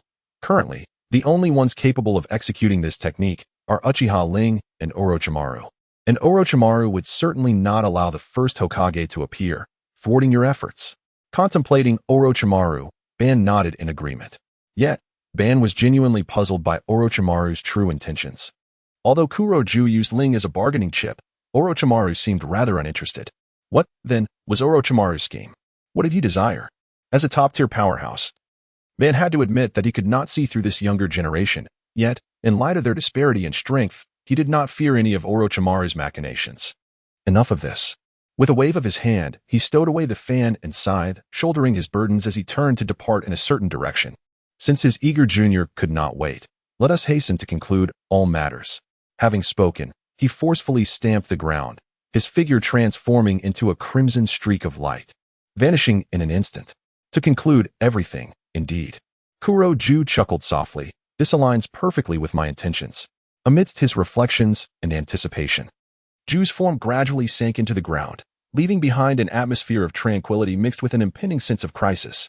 Ban embarked on a quest to reclaim the Rinnegan, setting out to find Ling. Though he was unaware of Ling's precise location, with Kuroju and countless white Jews searching, it was merely a matter of time. Simultaneously, the five great nations in the neutral land of Iron formed a coalition of ninja warriors, advancing towards the Akatsuki's base in the Land of Rivers. The five Kage remained unaware that Ban had been resurrected through Edo Tensei. Defeating either Ban or Ling was essential to prevent the world from being manipulated at their whim, which was the future they could accept, rather than waiting passively for doom. The development of events was always unexpected. Through Ju, Ban learned that Ling had seized Akatsuki and was heading towards the Rain Village, while he awaited confirmation from White Ju regarding Ling's presence there or elsewhere. Meanwhile, the ninja coalition pressed onward to the Rain Village, where the two forces would inevitably collide within the borders of the Land of Rivers. Just as in the original tale, Sasuke encountered the Edo Tensei Itachi, the coalition advanced, and Ban's figure flickered among the rubble and trees. Hold on. The sensory-type ninjas sensed something amiss. That hidden yet surging chakra made their breaths hitch. The ninjas halted, awaiting intelligence. They resembled scouts on an ancient battlefield, needing to ascertain whether the Akatsuki had laid traps or ambushes to prevent their forces from suffering significant losses. Such an overwhelming chakra. The adept sensory ninja shut their eyes tightly, sweat trickling down their foreheads. Who possesses such formidable chakra? Even without seeing the person, the powerful aura was palpable. Adorned with the symbol of shinobi on their forehead protectors and clad in various attires, could this be the newly formed ninja coalition? Amidst the towering trees, a blood-red figure stood indifferently among the dense foliage, their crimson eyes calmly surveying the dozens of ninjas before them. Upon closer inspection, one would discern that his eyes were devoid of substance. The dozens of ninjas appeared non-existent, leaving no trace within his gaze. Who could this be? Many ninjas instinctively turned to look, Yet in the next moment, it was as though their souls had been ensnared by those eyes, rendering them immobile. It was the Sharingan. Do not meet his gaze. Experienced ninjas hastily cautioned, their suspicions regarding this individual's identity burgeoning. The Uchiha clan had been annihilated, aside from Uchiha Ling and Sasuke. There remained only the mysteriously absent Uchiha Itachi. Clearly, the foe before them was not one of the three. Could it be that, like Kakashi, he had acquired a transplanted Sharingan? Yet, how to explain that face marred with cracks? Who on earth is he? Chapter 53. Diligent instruction. It seems we have encountered something of elegance. Lord Madara. A unique, hoarse voice emerged, attached to White Zetsu's form. As a ghostly figure materialized from the branch upon which Madara stood, Madara pondered for a moment, casting a glance at Zetsu before inquiring, have there been any discoveries? Is there any trace of Uchiha Ling? Indeed, Zetsu nodded. Since the sealing of the 8 tails, he has been concealed within the Rain Village. It appears Uchiha Ling is also awaiting your arrival. Thus, I can only hope that this meeting will differ from the last, allowing me to appreciate his distinct qualities. Perhaps as you surmise, the situation may unfold accordingly. The two conversed as if oblivious to their surroundings. Yet those ninjas who had not fallen prey to the hypnotic gaze of the Rinnegan could still hear their dialogue. Uchiha Ling, the 8 tails. White Zetsu, each piece of intelligence was staggering. Yet, what astonished them most was the honorific used by White Zetsu for this individual, who commanded such formidable presence. Madara, the Rinnegan. When amalgamated, this information could only point to a legendary being possessing such attributes. But could it truly be him? If so, not only would victory be elusive, but even their safe departure from this place would be in jeopardy. Could it be? A ninja struggled to swallow, trembling as he uttered the name, Uchiha Madara? That ninja renowned alongside the first Hokage, Shinja Hashirama, hailed as the god of the ninja world. Madara paused, taken aback by the astonished ninja's recognition. You know of me? In this era, few are aware of my name. His tone bore an air of scrutiny and mockery, although a hint of disdain was not easily concealed. However, I do not appreciate the mention of that ninja's name in my presence. With a piercing gaze and icy tomo. Merely his stare caused the ninja to cry out in agony, collapsing to the ground, clutching his head, muffled groans escaping uncontrollably. What is happening? Is it an illusion? Do not let him strike first. Attack together, eliminate him. A multitude of ninjas shouted, their shurikens and kunai embedded with talismans soaring toward Madara's position. To be honest, you have yet to pique my interest. Before those piercing eyes, all assaults appeared as still frames, and the power of impure reincarnation rendered him fearless. However, I advise against excessive warm-ups before reclaiming my eyes. Fire release. Dance of the Dragon Flame technique. Unbeknownst to the others, Madara formed hand seals, his hands casually resting on his shoulders, yet countless colossal fireballs manifested in the sky behind him, their searing heat staining the horizon crimson, plummeting down like meteors. Here, Madara engaged in combat with the ninja allied forces in search of Ling, while there, Ling made final preparations for Madara. Inside a humble and somewhat disordered room, there existed but a long table, illuminated by a solitary overhead light that cast a dim yellow glow. In the shadows, Ling, clad in a long robe of black adorned with red clouds, busied himself at the table.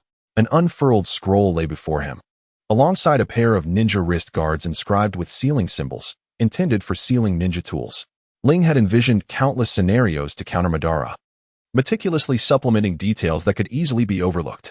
Shuriken or firearms would be ineffective against Madara. Instead, he prepared smoke bombs and flash grenades, tools capable of disrupting the Rinnegan.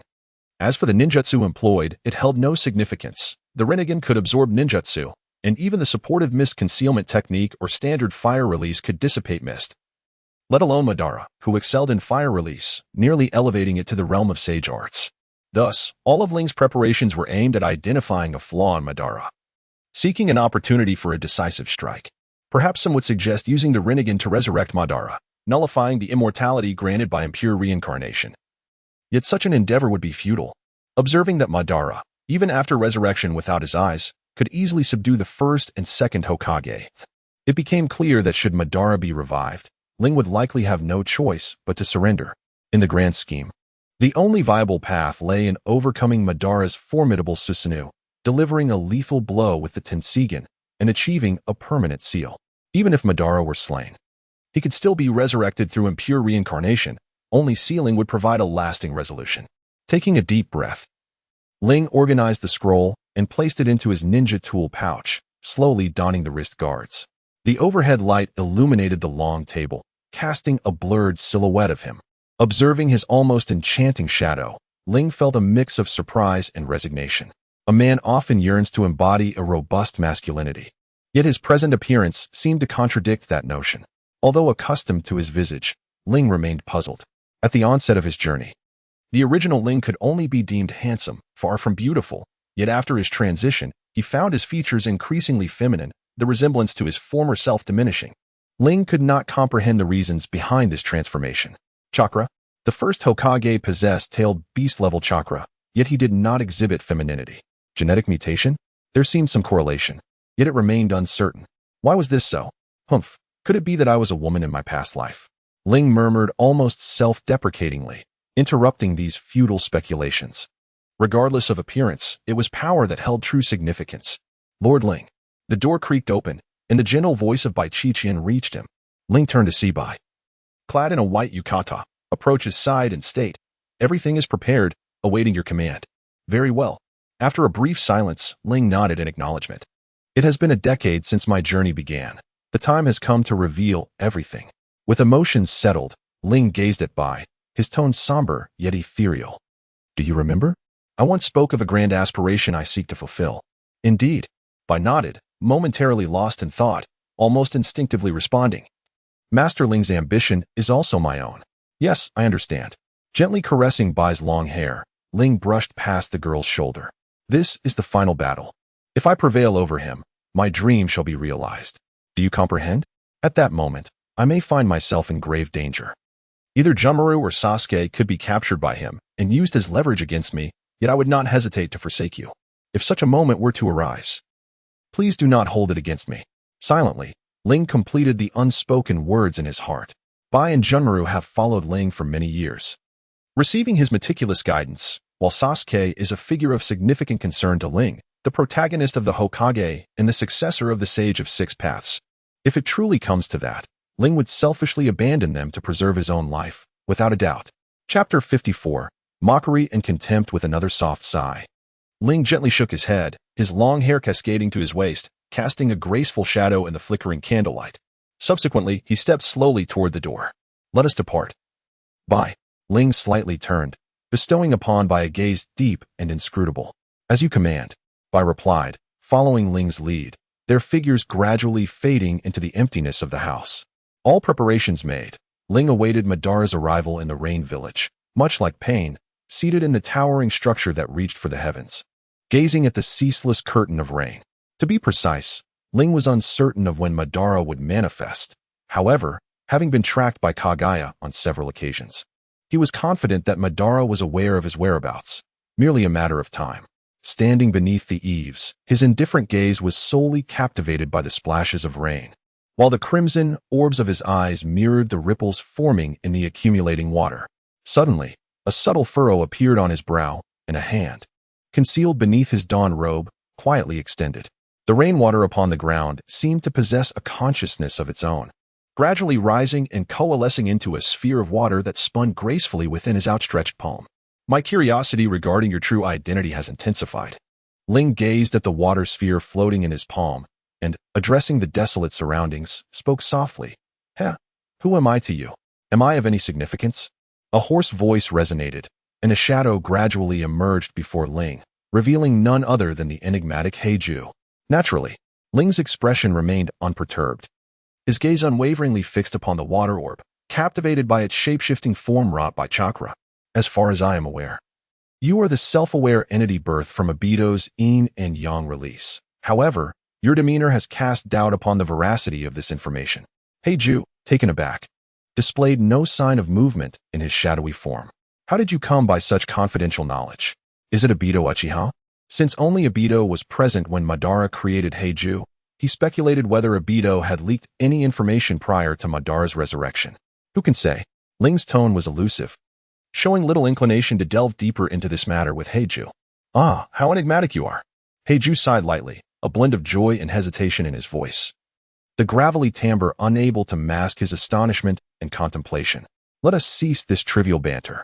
Ling's palm gently closed, and the water sphere erupted with a resounding burst, scattering countless sparkling fragments like shattered glass.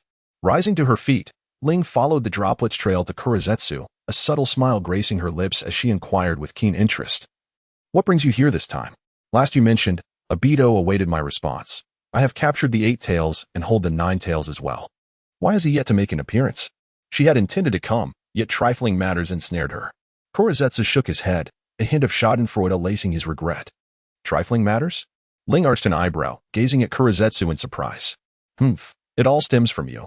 Kurizetsu chuckled darkly, observing Ling's bewilderment before elaborating.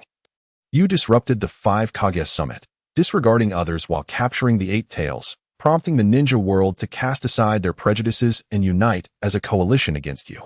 These ninjas are presently en route here, but they unfortunate enough to encounter Obito, who is also hastening to this location.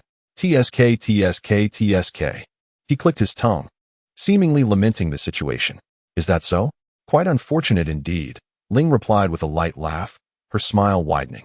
With the 9 tails in my possession, he remains unhurried, even preoccupied with the ninja coalition. It is truly beyond comprehension. Indeed, it was a one-sided massacre. You ought to witness it firsthand. In this world, aside from the late Hashirama Senju, you are perhaps the only one capable of matching Obito, Kurizetsu remarked. A blend of flattery and provocation evident in his tone as he cast a sinister glance at Ling Hashirama Senju. That too is my trump card against Obito. Yet the tone of this fellow. Ling Wei narrowed her eyes, her gaze heavy with restraint. Where is Orochimaru? If he were to summon the 4 Hokage first, it would spell disaster. At that moment, dealing with Madara. TCH, as if merely guarding against Obito was sufficient, I should have eliminated Orochimaru long ago. You seem to have surmised my thoughts, Black Zetsu remarked, a sly grin dancing upon his lips as he regarded Ling. I must remind you, in confronting Madara, you ought to reconsider your strategy. Those 4 Hokage cannot aid you. This wretch. Indeed, if Orochimaru summons the 4 Hokage first, I will be unable to call upon them thereafter. Observing Black Zetsu's expression, it is clear that Orochimaru has summoned the Hokage but refrained from awakening them, solely to thwart my efforts to summon them against Madara. What is Orochimaru truly scheming? What could he possibly gain by assisting Madara? Once the infinite Tsukuyomi is activated, even the grandest of promises will become utterly meaningless. Feeling disheartened?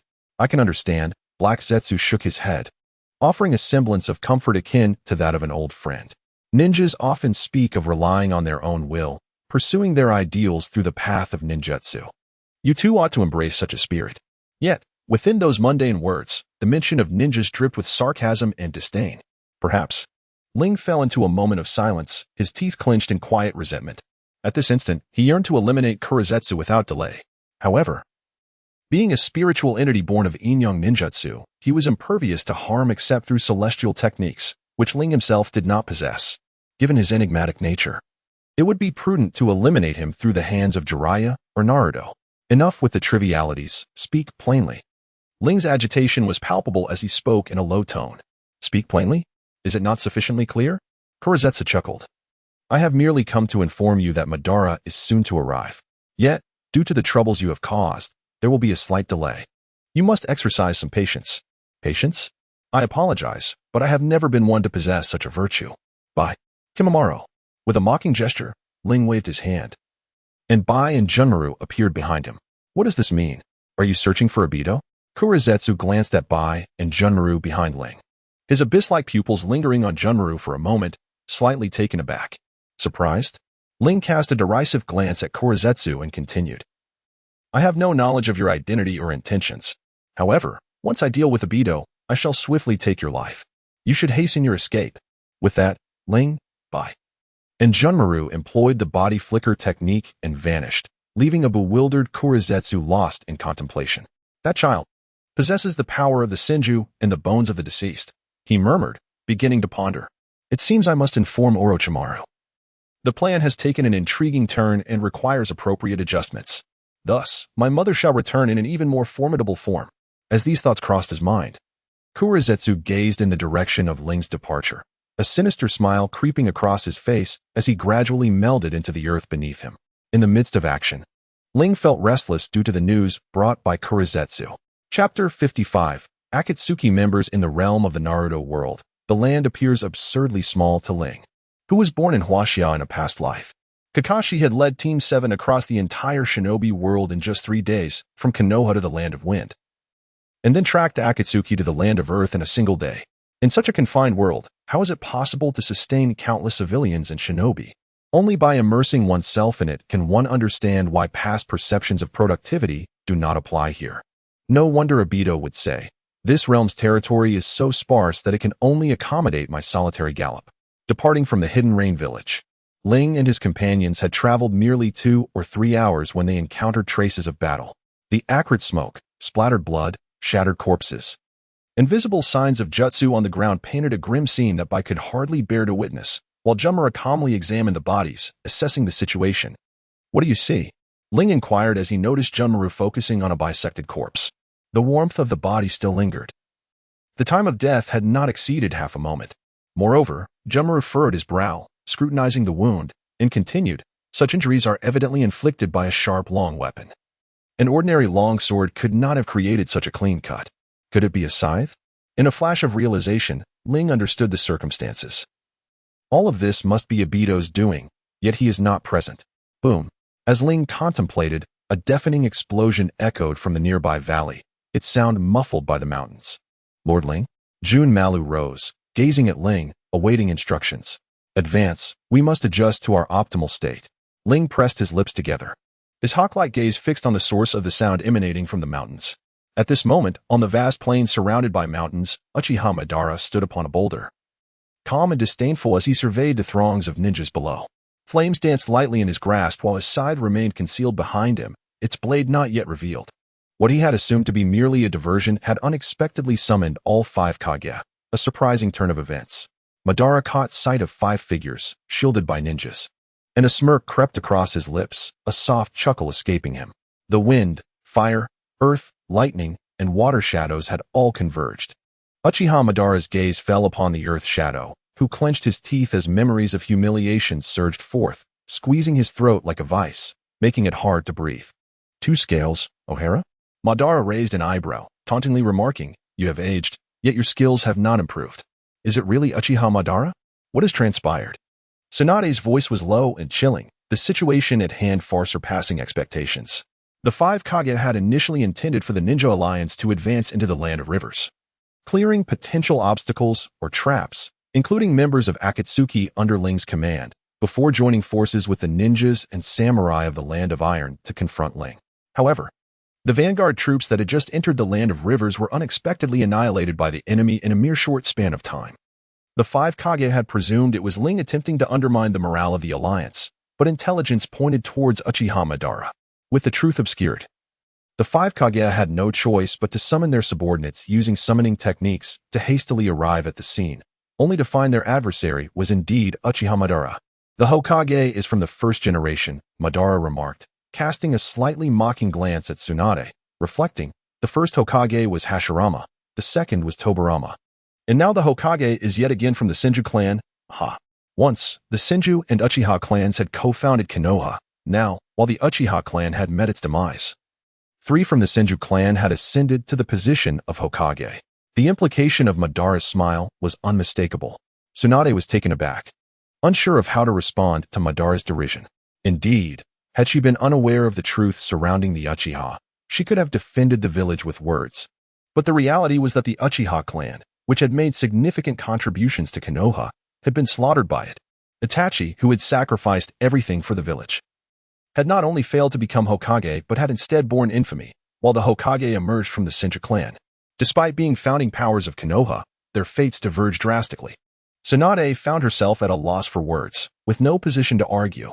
Chapter 56. Implications enough. Conversing with you children is no different. The recent battle was merely a warm-up. A warm-up? What is your intent? The 5 Kage exchanged glances, pondering the meaning behind Madara's words. I view you so-called shadows as no different from ordinary ninjas. I hold little interest in you yet." With a deep chuckle, Madara fixed his eyes on Tsunade, uttering words that sent shivers through the hearts of all ninjas. "Lady, you are a descendant of Hashirama Senju. Today, I intend to take your life. Are you truly seeking to slay the Hokage?" Upon hearing these words, the crowd was taken aback, and the ninjas of Konohagakure swiftly gathered around Tsunade, preparing to ensure her safety. First, Eliminate the medical ninja. Meitarumi whispered, casting a gloomy gaze at Madara. A medical ninja? Madara scoffed, his eyes brimming with undisguised disdain and mockery. Though I am unaware of your medical prowess, you are certainly no match for Hashirama Senju. He requires no hand seals. His wounds heal instantaneously, not to mention his formidable strength and would release. Hashirama is revered as the god of shinobi. I once battled him to the death.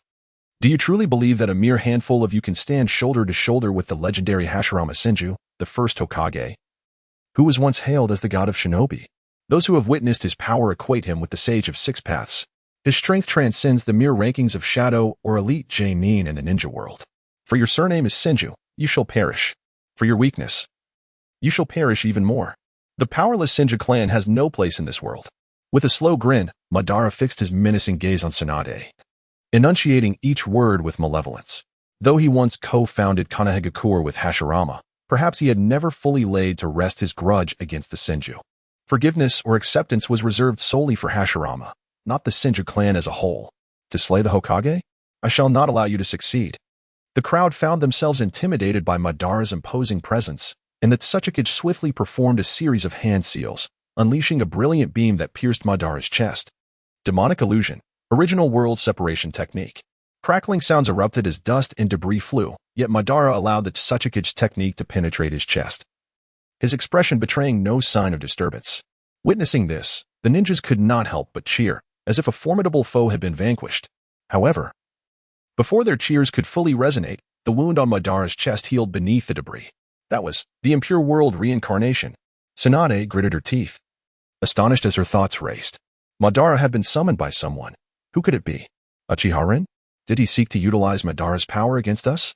Your courage has certainly grown, Anoki, Madara sneered, mockingly observing the Suchikage's astonished and sweat-drenched demeanor.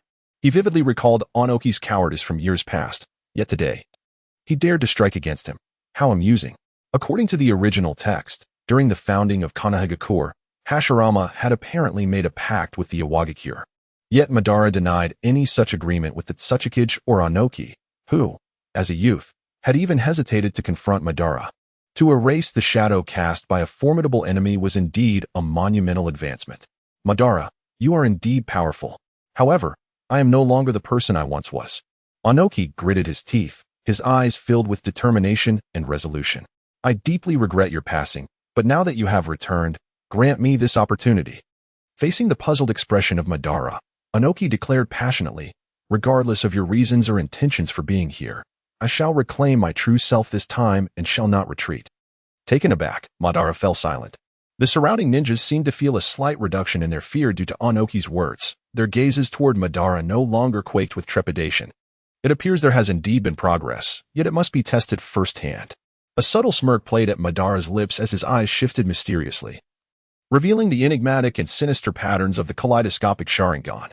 You all must be cautious. Do not gaze directly into his eyes, Anoki warned, the tension thickening as the battle seemed poised to erupt in the next instant. It was indeed a wise decision to not linger any longer in the Rain Village. Just as both parties appeared ready to engage in combat, the voice of Ling Qiqian resonated from behind Uchiha Bido. Uchiha Ling, when did? And to wait for his command. Could it be that Uchiha Madara has indeed summoned him to confront us? The ninjas were taken aback, astonished by his sudden and silent emergence before them. What kind of formidable power lies behind Madara? Yet, Ling was acutely aware that Madara's preparations were not directed towards the five Kages, but rather at himself. Madara had long since sensed his arrival, awaited for quite some time. Madara chuckled lightly, turning to glance at Ling. As you can see, these youngsters have caused delays. To refer to all ninjas and the five Kages as mere children? Such is a blatant display of disdain. Yet Madara possesses such power. Ling furrowed his brow, gazing at Ban with a peculiar expression, and spoke. What gives you such confidence? Such a significant object rests in my possession. Are you not afraid that I might destroy it while you linger here, frolicking with the other ninjas? Oh, would you dare to destroy it? Ban chuckled lightly, scrutinizing Ling from head to toe. From your words, it is evident that you have not yet shattered my eye. Although I remain unaware of your ultimate intentions, the fact that you have chosen to leave it intact suggests that you must have some reliance on this eye. Is that not so? Ling was momentarily taken aback, rendered speechless. The depth of Ban's insight rendered all provocations and cleverness utterly futile. His reasoning was sound, indeed. He required that I.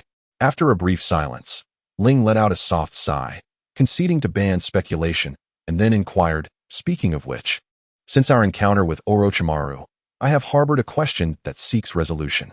May I voice it? Do share, Ban replied, crossing his arms and speaking leisurely. If you wish to reclaim your eye, why did you not strike when I last lost control? At that moment, you could have easily vanquished me, could you not? Having regained his composure, Ling found this perplexing. Was it due to the uncertainty surrounding the Renegade's whereabouts, or perhaps the elusive presence of the Ninetales? Given Ban's confidence, it seemed implausible that he acted without careful consideration. Regarding this matter, Ban paused, his eyes narrowing slightly, a shadow of gloom crossing his features, merely to confirm certain suspicions. Suspicions? What do you mean? Ling pondered in confusion. At this juncture, I suspect you are not so eager to seek me out for trivial banter, Ben interrupted Ling's contemplation, stating, you comprehend my intentions. I shall ask you once more, as a descendant of the Uchiha clan, are you willing to join forces with me? Ling Wenyan fell silent, gazing intently at Ban. Upon meeting Ling's suspicion, Ban continued, with this eye, the Uchiha tablet can indeed be deciphered. It would be a pity to kill you. You should understand that the infinite Tsukuyami is the salvation of our Uchiha clan. It not only redeems ourselves but also the world, bringing an end to all conflicts and severing the ties of cause and effect. This outcome is not in your favor. Chapter 57. My ambition. The sage of six paths placed his trust in the Uchiha rather than the Senju, thus bequeathing the salvation to the Uchiha. Ling Moran scoffed at Madara's words. To base everything solely on an ancestral stone tablet struck Ling as utterly ludicrous. For a millennium, countless shinobi have pursued peace, embodying their beliefs through sweat, blood, and even their lives, all bearing witness to their relentless struggle. Yet Madara, in his folly, sought to attain an ideal of peace through illusions rather than reality. How pitiful Madara is. Though he possesses the eternal Mangekyo Sharingan and can decipher the stone tablet, he was once moved by Hashirama and aspired to build a village for peace. It was only later that he abandoned everything, consumed by utter despair towards the real world, doubting that complex humanity could ever understand one another for their own selfish gains. He believed that true peace could only be realized if the desires of the many were fulfilled, and only the eye of the moon could satisfy those desires. What say you? Would you consider my proposal? Noticing Ling's silence and averted gaze, Madara inquired. Redemption? Humph, if it is merely a fleeting dream. What have my years of training amounted to? My sole objective is to vanquish you and dominate this world. It is regrettable. It seems you have not chosen as I had hoped. Observing the murderous intent in Ling's eyes, Madara understood his resolve, feeling a mixture of regret and anticipation. Since your mind is made up, let us test it then. I am eager to discover how you differ from your former self. With a languid motion, Madara removed the flame fan and scythe from his back, the iron chains clinking ominously as the flame fan pointed resolutely at Ling. Ling nodded in agreement. Calm and composed. Then let us commence. With that, a profound silence enveloped the two, disregarding the conversations of the five Kage and the shinobi, provoking much speculation. The eye, the stone tablet, and Orochimaru. The connection among these three concepts eluded understanding. Lord Hokage, how should we proceed? Observing that Madara and Ling were oblivious to the crowd and preparing for battle, Kakashi quietly approached Tsunade from behind. The situation is intricate. Tsunade gritted her teeth, leaving faint marks on her full lips. We shall observe for a while longer. Understood. Ling and Ban are poised for action, their immense power emanating an overwhelming pressure that renders the surrounding ninjas breathless, beads of sweat cascading down their foreheads. These two individuals are truly anomalies. The ninjas cannot help but mutter curses under their breath. Ling's previous assault on the venue of the Five Kage Summit has instilled a profound sense of dread among the witnessing ninjas, while Madara remains utterly indifferent to the Five Kage. In this clash between the two, what fate awaits the surroundings? These ninjas. Ling furrows his brow, seemingly intent on clearing the battlefield first. You need not concern yourself with these insignificant insects. Madara gestures dismissively, stepping forward to gaze intently at Ling. In due time, others will attend to them. Others will attend to them. Ling, he was momentarily taken aback, contemplating the matter, yet soon realized it was unnecessary. The ninja, a mere triviality in his affairs, was inconsequential. His only adversary was Ban. Very well, let us commence. Silence. As Ling concluded his words, all the ninjas held their breath. The once clear sky suddenly turned oppressive, shrouded in dark clouds, casting a pall over all. Heaven grant that these two monsters perish together. Leaves, shattered stones, and soil trembled with the tension as the ninjas fervently prayed for divine intervention amidst the eerie atmosphere. Whoosh! The suffocating ambience affected everyone, leaving them unable to remain calm. And Ling took the initiative to strike. His feet sprang into action like a coiled spring, leaving behind fleeting afterimages as he thrust the Kusanagi sword directly at Obito's chest. Obito, upon noticing, let out a cold smirk, and the flame fan met the Kusanagi sword without hesitation, while simultaneously his scythe aimed for Ling's waist. With a resounding clash, the Kusanagi sword and the flame fan collided violently, sending gusts of air surging. Ling seized Obito's wrist, which held the scythe, and the two pairs of crimson eyes locked in a silent confrontation. There was a striking resemblance to Hashirama's former grandeur in Ling's demeanor. Obito smiled in approval. For 3 years, Ling has engaged in combat with the fourth Hokage, and it is hardly surprising that his techniques or movements bear traces of imitation. However, when Madara remarked that Ling possessed the essence of the first Hokage, he was momentarily taken aback. Could it be that Madara was aware of his training over the past 3 years? This seemed implausible.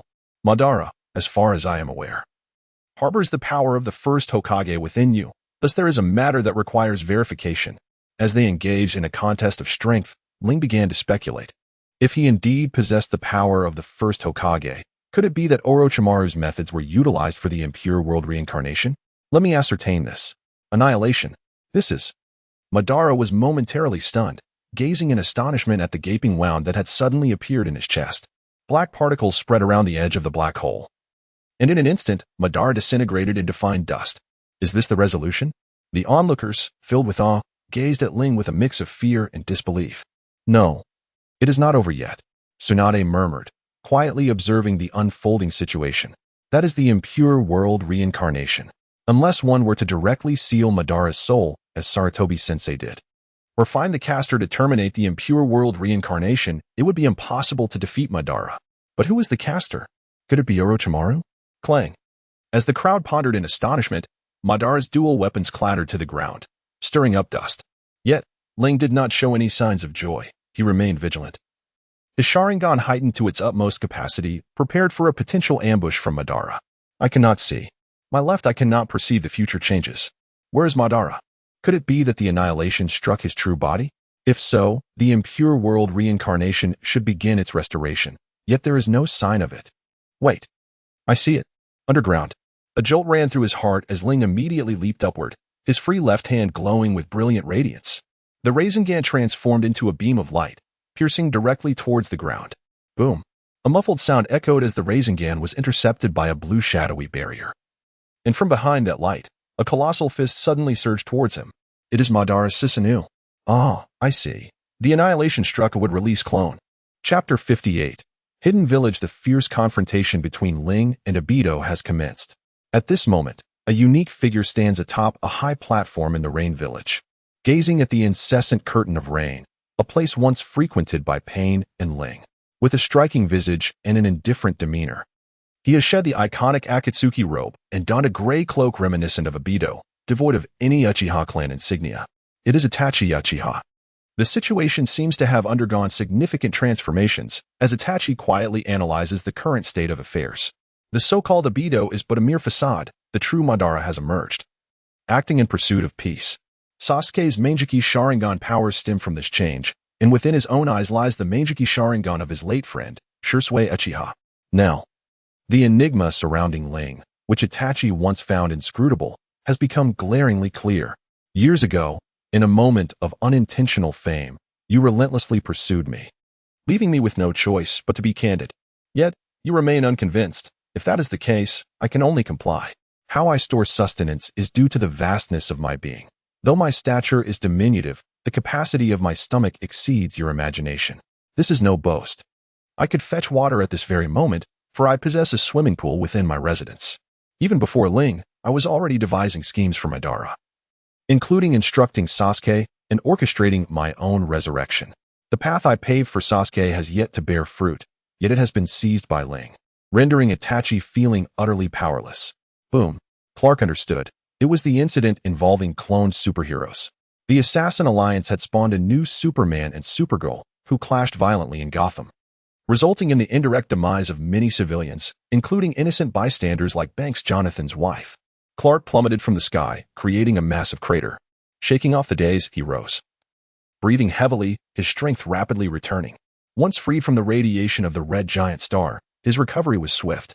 However, what awaited him was not merely a red giant star projectile. A sound of air being torn behind him echoed, akin to a cannonball slicing through the atmosphere. Instinctively, he turned, attempting to shield himself with his palm, but an unusual energy burst forth from his hand, sending sharp pain coursing through his arm and body. As his protective suit was utterly torn apart, propelling him backward, a bullet from an ultraviolet collider, yet another specially crafted gift for Superman. Clark knelt on the ground, one hand propped on his knee, gasping for breath as the black smoke from his blue uniform gradually dissipated. He looked up to see several enormous mechanical figures blocking his path, the metallic thud of their feet echoing in the air. A deep thunder rumbled like a roar. Oppressive lightning flickering within the dark clouds, causing Itachi to furrow his brow slightly. Suddenly, an umbrella quietly opened above him, shielding him from the rain. Out of the corner of his eye, he caught a familiar silhouette and sensation. It was his brother, Sasuke Uchiha. Your body has just recovered. Do not expose yourself to the rain any longer. Sasuke's words, though somewhat stiff, were laced with concern. For Itachi, Sasuke had yet to fully forgive him. Although he understood that Itachi's actions were meant to protect him, he could never overlook the fact that Itachi had slain their parents and clan. You have finally stopped avoiding me. Noticing Itachi's continued silence, Sasuke's expression grew even more complex. Evading is now futile. Finally, Itachi sighed. All my thoughts and actions have been perceived and altered by Ling. From your tone, it seems you harbor resentment towards Ling. Sasuke chuckled softly as he approached Itachi, both observing the delicate raindrops cascading down, yet his gaze diverged from Itachi's serene demeanor. Conversely, he expressed admiration for everything Ling had done. Ling had unveiled the truth to him and revealed an alternate future. Upon hearing this, Itachi paused, looking toward Sasuke. What do you mean? What are your thoughts? A sly smile crept across Sasuke's lips, tinged with a hint of ferocity. Konoha is akin to a ship, and I am but a plank on this vessel. I can rely on this ship to navigate the tempestuous seas. Even if it were to sink, I could still drift far and wide. Is this not what you expect of me? Sasuke's words took Itachi by surprise, for they echoed sentiments he had expressed 3 years prior when he encountered Ling in Konoha. Ling has imparted much to you, Itachi murmured, his tone laden with complexity. Indeed, an abundance. Sasuke's expression darkened further. The more he learned, the less he could comprehend why the one who had slain their kin would show mercy to him. We are both family. How are my parents and I any different? And yet, you steadfastly uphold your mission, serving as a spy for Konoha within the Akatsuki. Is Konoha truly deserving of such loyalty? Faced with Sasuke's inquiries, Itachi found himself at a loss for words. Sasuke's rapid breaths compelled Itachi to regard his younger brother with an even more intricate gaze. The affirmation regarding Naruto now appearing nebulous. Chapter 59. Touching reality. As he gazed at Sasuke, Itachi pondered whether Naruto could indeed alter him. Sasuke, within every heart lies something cherished and ideals pursued. My actions stem from your youth and inexperience. You should not bear the bitter fruits of the Uchiha clan's demise. Itachi sighed softly, opening his heart to Sasuke, yet lamented, alas, I misjudged Ling. His actions have rendered the path I paved for you into mere illusions. Sasuke fell silent, his hurried breaths gradually calming as he stared at Itachi for a moment, a faint, sorrowful smile forming on his lips. Do you truly believe you can always deceive me? Your strength resides within me. The entirety of the truth is laid bare before my eyes. Your lies are rendered meaningless, just as Ling articulated. You are so selfish. Selfish? Indeed. From a certain perspective, Itachi could be deemed selfish. He slaughtered their kin solely for the peace he envisioned. Yet did he ever consider the yearning for peace felt by his fellow clansmen? In his fervent desire to protect Sasuke, had he ever contemplated Sasuke's feelings? All of this stemmed from Itachi's profound love for peace and his brother. Itachi, regardless of your views on Konoha or your unwavering convictions, you cannot sway me. Your presence in this world brings me solace, yet it deepens my resentment toward Konoha and amplifies my appreciation for Ling's insights. The world requires a ruler to usher in peace, to vanquish Ling's adversaries. Everything will be rewritten. I demand that Konoha pay the price and reshape the realm belonging to the Uchiha, my world, even if that peace is an oppressive, stifling tranquility. Itachi turned to scrutinize Sasuke. Indeed, Sasuke retorted sharply, it is this very village that has propelled us to this day. Your fate has only solidified my acceptance of Ling's philosophy. But what if one day you find that Ling's ideals no longer resonate with you?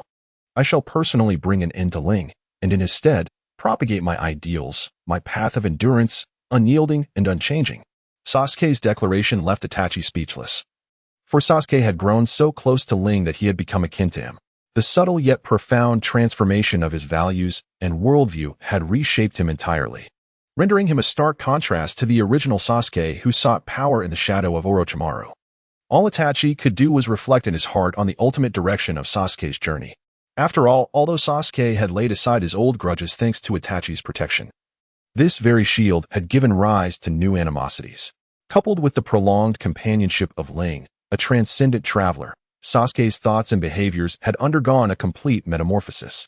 Even if Itachi safeguarded Konoha, as long as the system remained unchanged, countless Itachis would inevitably arise. The only path to resolution lay in a total upheaval of the old world, aligning perfectly with Ling's ideals, while revenge against Konoha also became Sasuke's objective. In the presence of Sasuke at this moment, Itachi seemed to grasp the essence of Ling's previous words. Sasuke was not merely a plank aboard the vessel of Konoha, but rather an eagle soaring through the skies. All he could do was await the moment when the eagle grew weary, offering a refuge named Itachi for solace. Sasuke had matured, learning to think independently. The road ahead could only be traversed by him alone. Ah!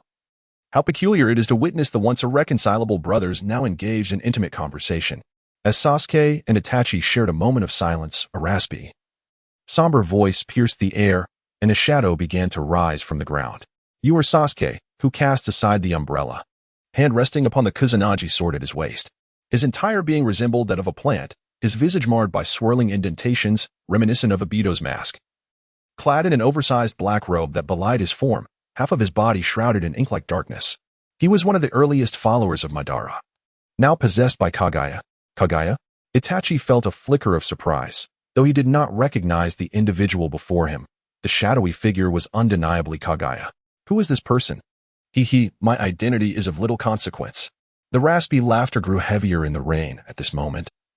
Madara was locked in a life-and-death struggle with Uchiha Ling, a rare confrontation not to be interrupted.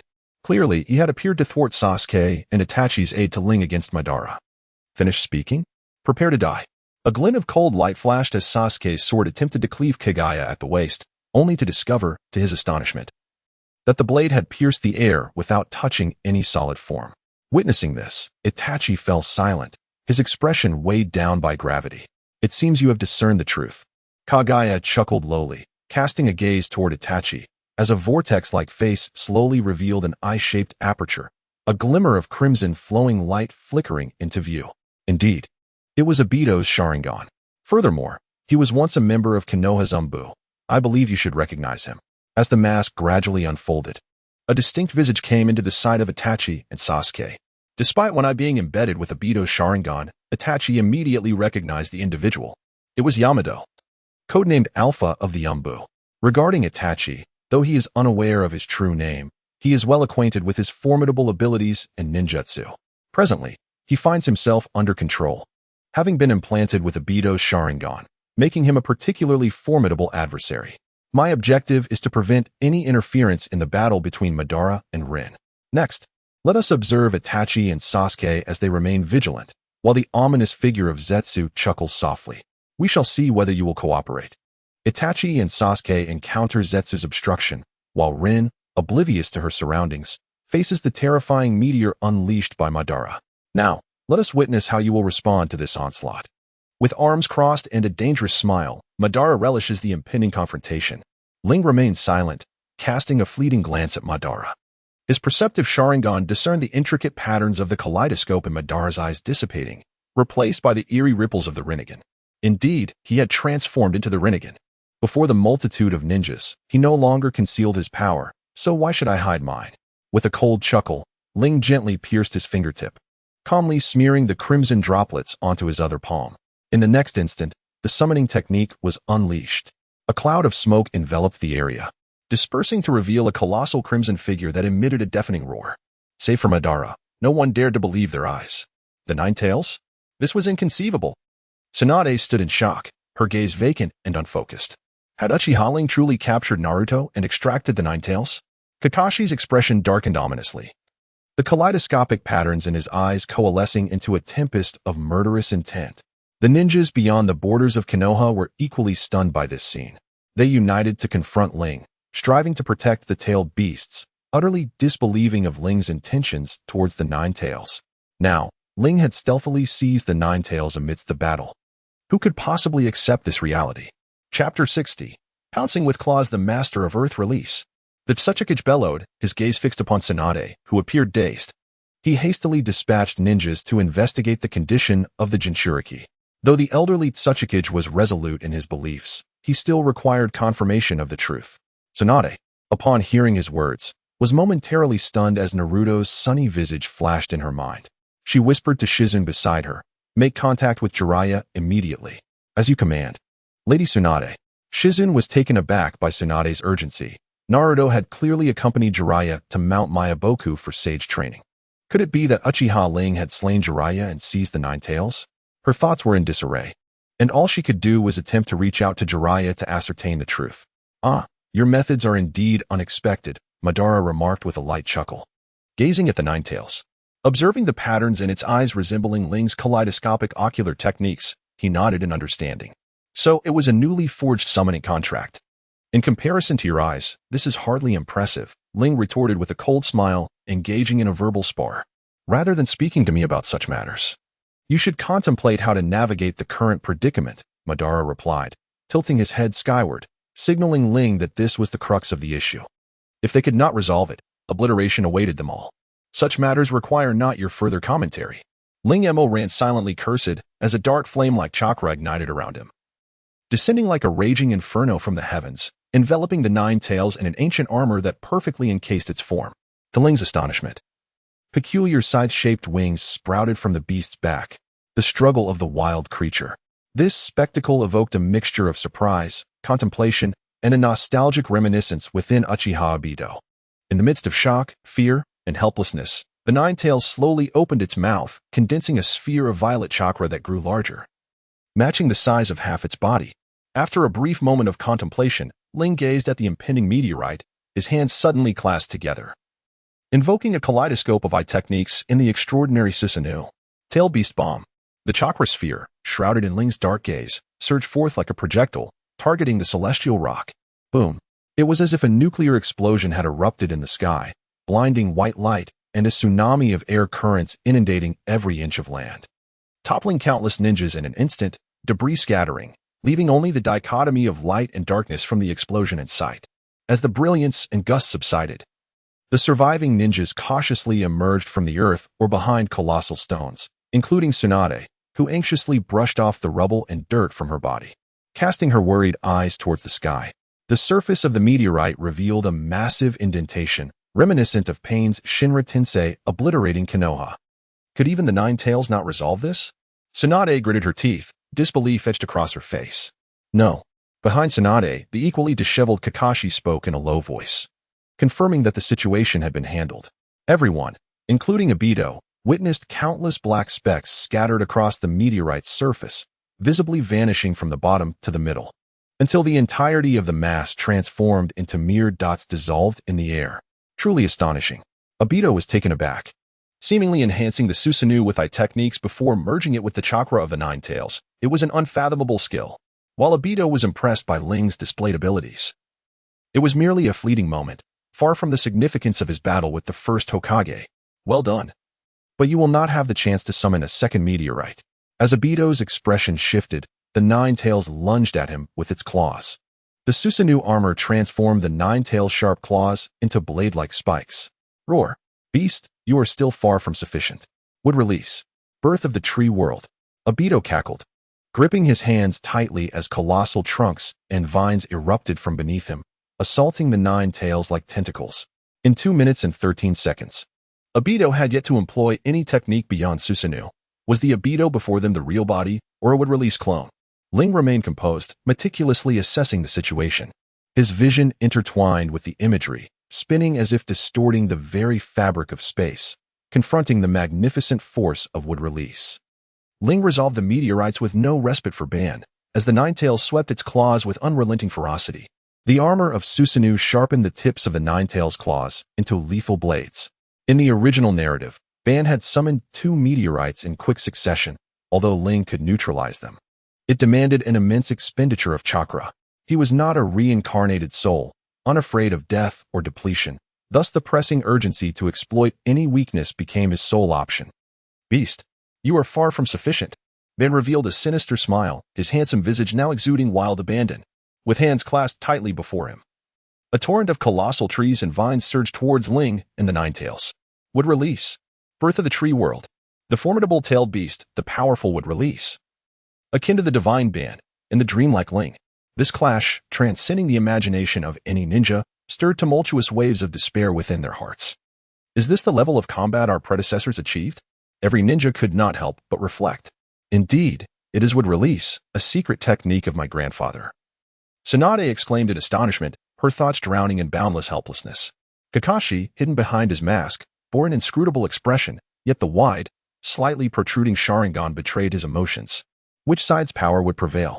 Amidst the shocked and speculative gazes of the crowd, a bizarre, large image surfaced on the exterior of Susanoo, and the encroaching would release was instantly enveloped by runes, vanishing without a trace.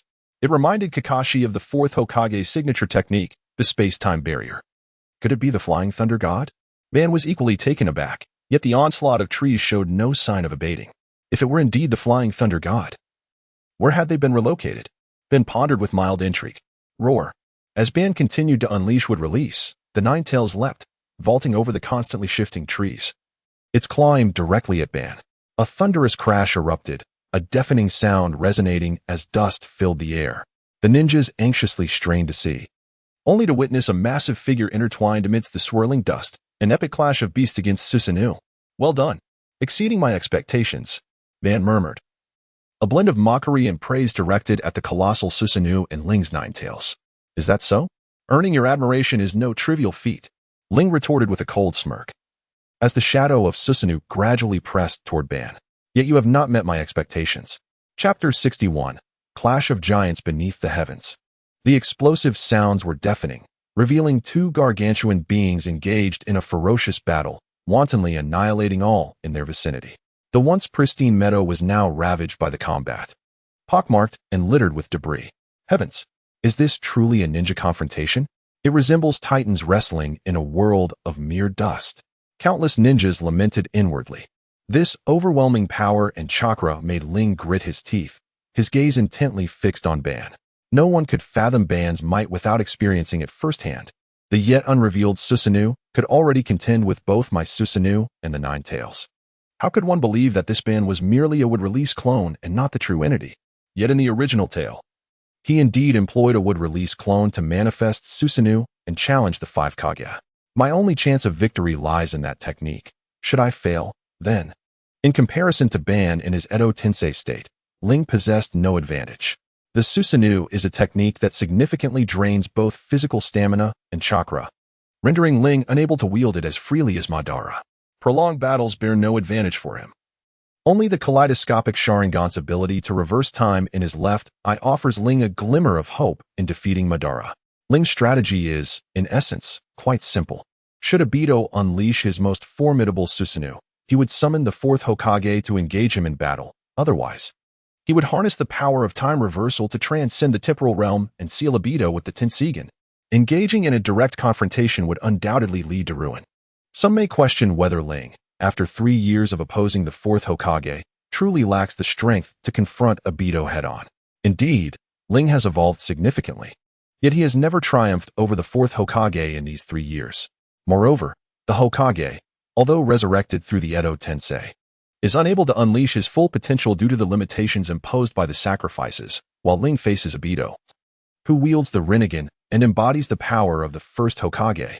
Why does Ling not summon the 4th Hokage immediately to combat Obito? While the notion is appealing, it is constrained by the Edo Tensei technique. Obito's resurrection is unique, exceeding his inherent strength, not only due to the sacrifices but also because of Orochimaru's enhancements to the technique. Although Ling has mastered the Edo Tensei, he lacks Orochimaru's exceptional talent for modification. In the original work, even the 4th Hokage summoned with the cells of the 1st Hokage through White Zetsu could not contend with Obito. How could Ling's Who cannot tailor or enhance the Edo Tensei hope to succeed? Furthermore, should the fourth Hokage battle Obito, he would have to release all of his will. Even if they were to defeat Obito, Ling would remain the sole unparalleled powerhouse in the world. Should the Hokage perceive Ling as a threat, he might turn against him, resulting in a loss greater than the gain. The first Hokage once proclaimed that all things in the world follow the cycle of reincarnation. If Ling were to wreak havoc, there would surely be those who would rise to resist him. However, Ling harbors no trust in these Hokages. He believes solely in himself. What occupies your thoughts amidst such scrutinizing gazes? As the Susanoo clashed with the colossal beast, Obito quietly assessed Ling, questioning whether this was truly his full strength. If so, it was indeed rather dull. What was his intention? Merely to provoke? Ling furrowed his brow, silently observing Obito. Ah, you have consumed too much of my time. I have no desire to continue this game with you. A sardonic smile graced Obito's lips, a blend of arrogance and mockery. It was time to conclude this predictable battle. Upon uttering these words, Obito swiftly formed hand seals, and the Susanoo enveloped him in a dazzling blue light. Ling was taken aback. Was he about to manifest the complete form of Susanoo? The blue giant radiated a soft glow, its form rapidly expanding. Ling, witnessing this, finally resolved himself. Indeed, it is the complete Susanoo. Although Obito had previously utilized a wood clone to manifest Susanoo, I refuse to believe that a mere clone could exhibit its most potent form. What stands before me must be the true body. As thoughts raced through his mind, Ling's eyes suddenly brightened, the unique symbols of his Sharingan intertwining and swirling. With his gaze, the Susanoo on the nine tails extended its arms, one wielding a sword, the other holding a gourd. In Obito's moment of astonishment, the nine tails leaped forward, with its long sword piercing the empty space beyond where Obito stood. What was his intention? Was he attempting to escape? The actions of Ling left the five Kages and other ninjas in a state of bewilderment. Just 3 minutes and 15 seconds ago, Madara stood here. Yet he had not summoned his Susanoo. Now, a long sword pierced the heavens, glimmering with golden light, striking the empty space before him. Meanwhile, in the Hidden Rain village, Sasuke faced off against Itachi, confronting the enigmatic figure of Obito. Thunder rumbled ominously, and in the oppressive atmosphere, Itachi gazed intently at the strange Obito, deep in thought. Who exactly are you? Itachi inquired, breaking the silence. Brother? Before Obito could respond, Sasuke looked at Itachi in astonishment. The intelligence on Ling indicated that this individual was a manifestation of Madara's will. Had he not informed you? No, Sasuke, you are mistaken. Itachi's gaze remained fixed on Obito. If he were truly Madara's will, the current situation would be inexplicable. Inexplicable? Obito responded, taken aback, as he turned to Itachi. I would be most interested to hear your perspective. Isn't it evident?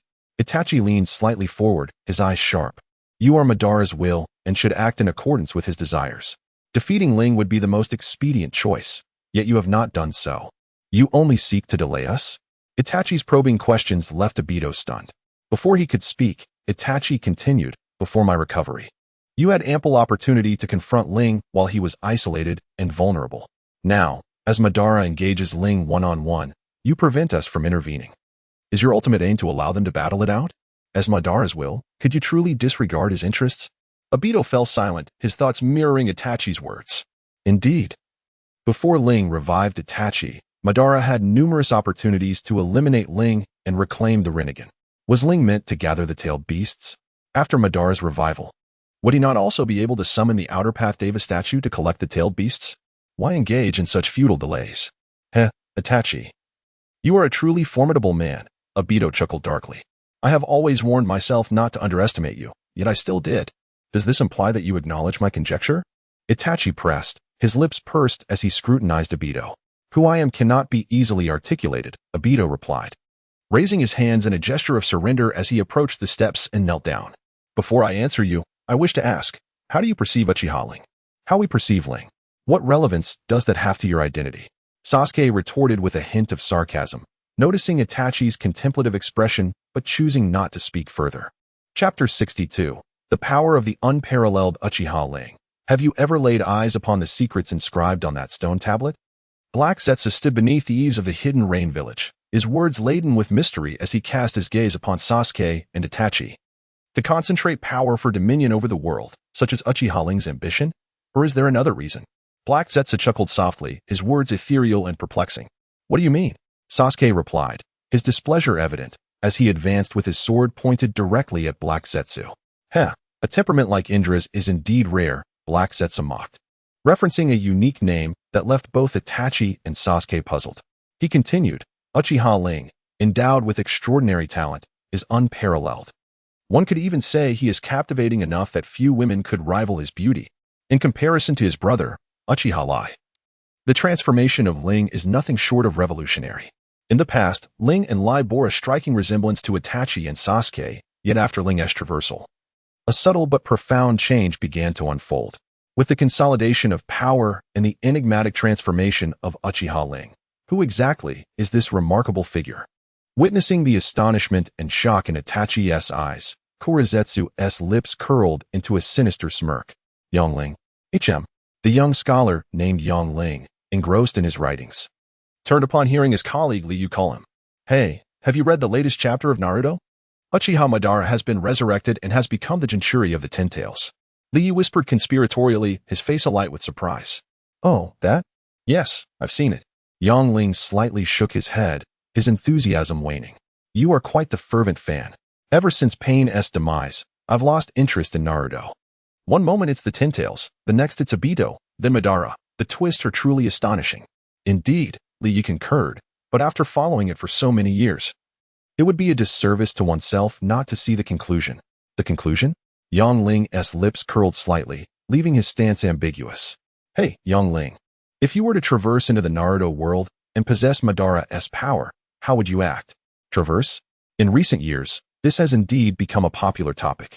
If I were to truly traverse, Young Ling lightly tapped his forehead with his pen, pondering briefly before responding. With power akin to Madara's, I would fear nothing.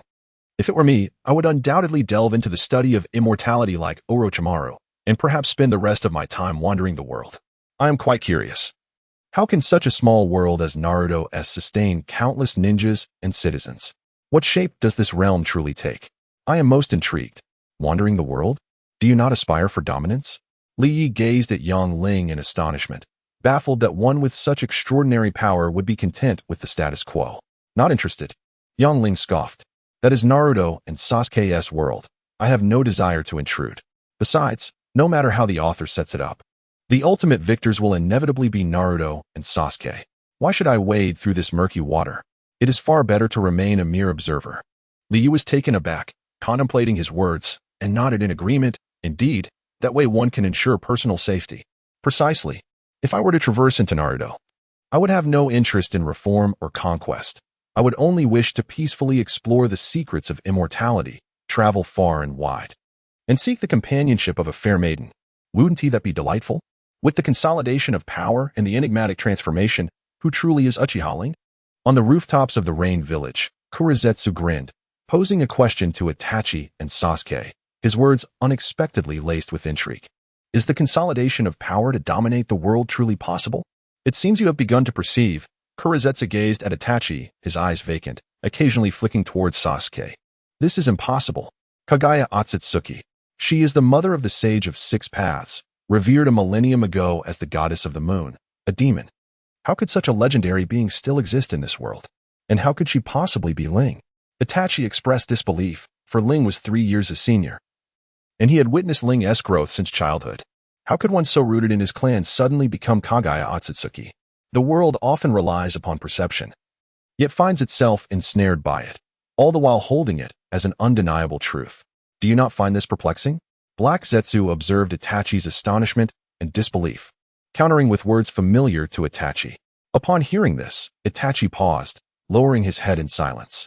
Indeed, when all clues converge, no matter how bizarre, they manifest as reality. The transformations and domineering actions of Rin serve to validate Black Zetsu's claims. However, is what Black Zetsu asserts truly accurate? If so, how did he come to know Rin's identity? What connection does this identity have with Black Zetsu? Itachi, consumed by greed, hesitated. Black Zetsu chuckled softly, his fingers swaying lightly, stating, I have spoken my piece. The veracity lies for you to discern. I am here solely to prevent you both from venturing into peril, lest it disrupt the battle between Uchiha Rin and Madara. The delay has been lengthy. It is time to execute the final plan. In due course, You shall discover whether my words hold truth. Leaving behind an enigmatic laughter, Black Zetsu's form eerily melded into the earth beneath him. He had said all he needed. Now it remained to see whether Itachi would prioritize Sasuke or, as in times past, sacrifice his clan and brother for the sake of peace. Your deep affection for Sasuke will not allow him to embark on futile risks. Thus, everything remains within my grasp. As Black Zetsu departed, Sasuke furrowed his brow, gazing at the silent Itachi, awaiting an answer. How to choose? Itachi seemed oblivious to Sasuke's call, still lost in contemplation. If Black Zetsu's words are true, Rin must be akin to Kaguya, poised to dominate the world with infinite Tsukuyomi. And now, there is no second sage of 6 paths to thwart him. Such a scenario would spell disaster for both the world and Sasuke. Conversely, if false, Madara harbors ambitions to control the world through infinite Tsukuyomi as well, should Rin falter. No one could stop Madara, resulting in the same fate for Sasuke. Supporting Rin or aiding Madara would yield identical outcomes. Yet Black Zetsu referred to Sasuke as Indra. What could be the significance of this? Brother. Sasuke's voice grew more insistent, prompting Itachi to return to awareness. Gazing at Sasuke with complexity. What is it? Are you bewitched by that fool's ramblings? Sasuke's tone dripped with mockery, though his laughter was not directed at Itachi. Fool's ramblings? Is that all it is? Itachi sighed softly. His voice subdued as he addressed Sasuke. You have yet to see the stone tablet I mentioned at the South River Shrine, have you? After acquiring the kaleidoscope Sharingan. So what? Sasuke frowned, puzzled. Setting aside Rin's matter for now, his defeat at Madara's hands was not a trivial affair. Before we delve into that, I shall take you to see the tablet. Without waiting for Sasuke's response, he strode purposefully towards the exit. With your current ocular prowess, you shall uncover many secrets previously unseen. Chapter 63, Inaccessible. The tablet. Uchiha Rin once spoke of it, and Uchiha Kaguya also had something to say regarding it. Now, Uchiha Itachi holds it in such high regard. What significance lies in this relic of our ancestors that compels their esteem? Sasuke, unable to fathom Itachi's depth, understood well that his brother was not one to engage in mere theatrics.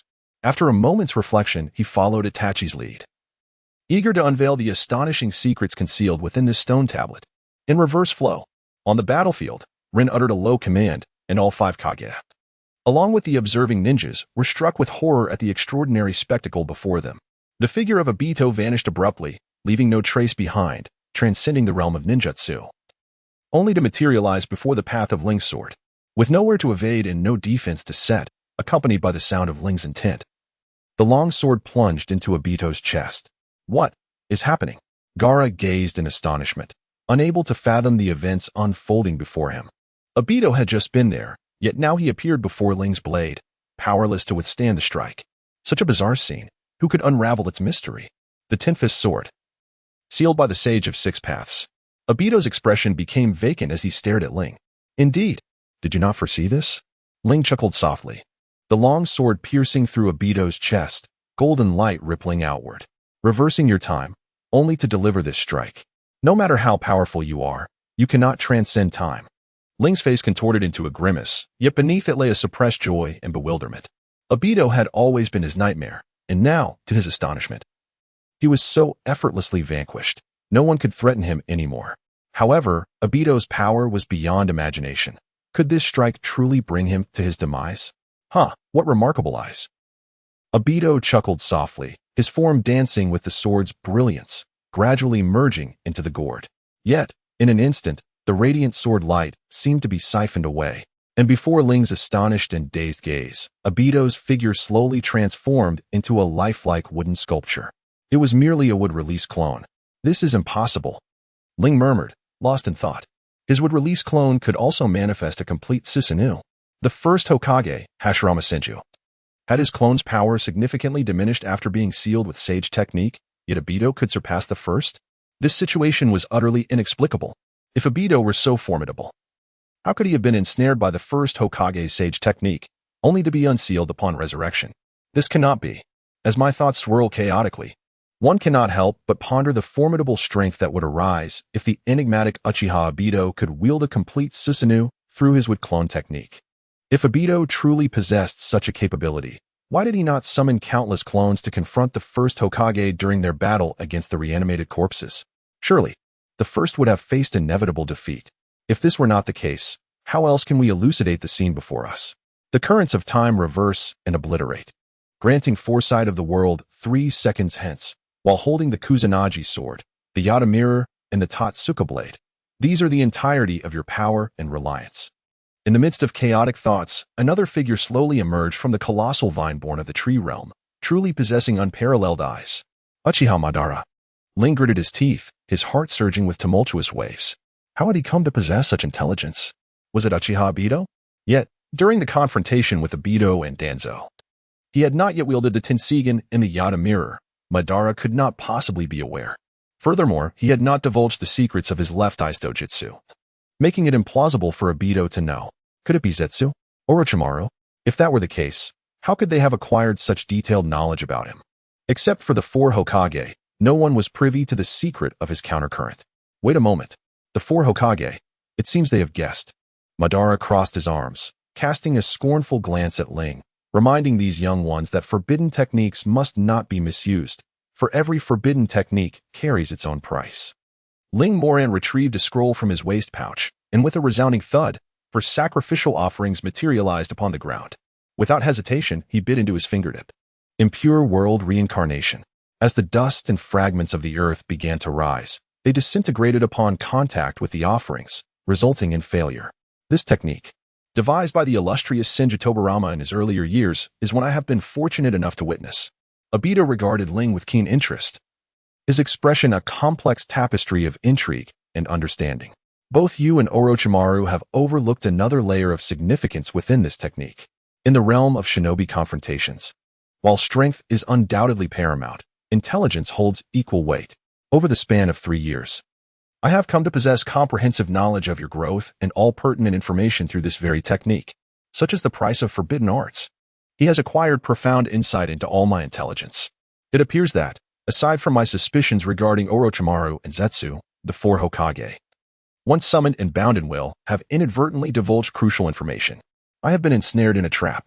Ling's lips curled into a bitter smile, his heart filled with sorrow. He constantly calculated against Ibito, yet was ensnared by the very calculations he devised, as Ibito, with his unparalleled battle wisdom, discerned all of Ling's abilities and crafted countermeasures with effortless ease. What deepened Ling's bitterness was the revelation that Ibito's wood clone could wield the complete form of Susanoo, surpassing his expectations. Moreover, it must be noted that the wood clone had not even utilized the full power of Susanoo.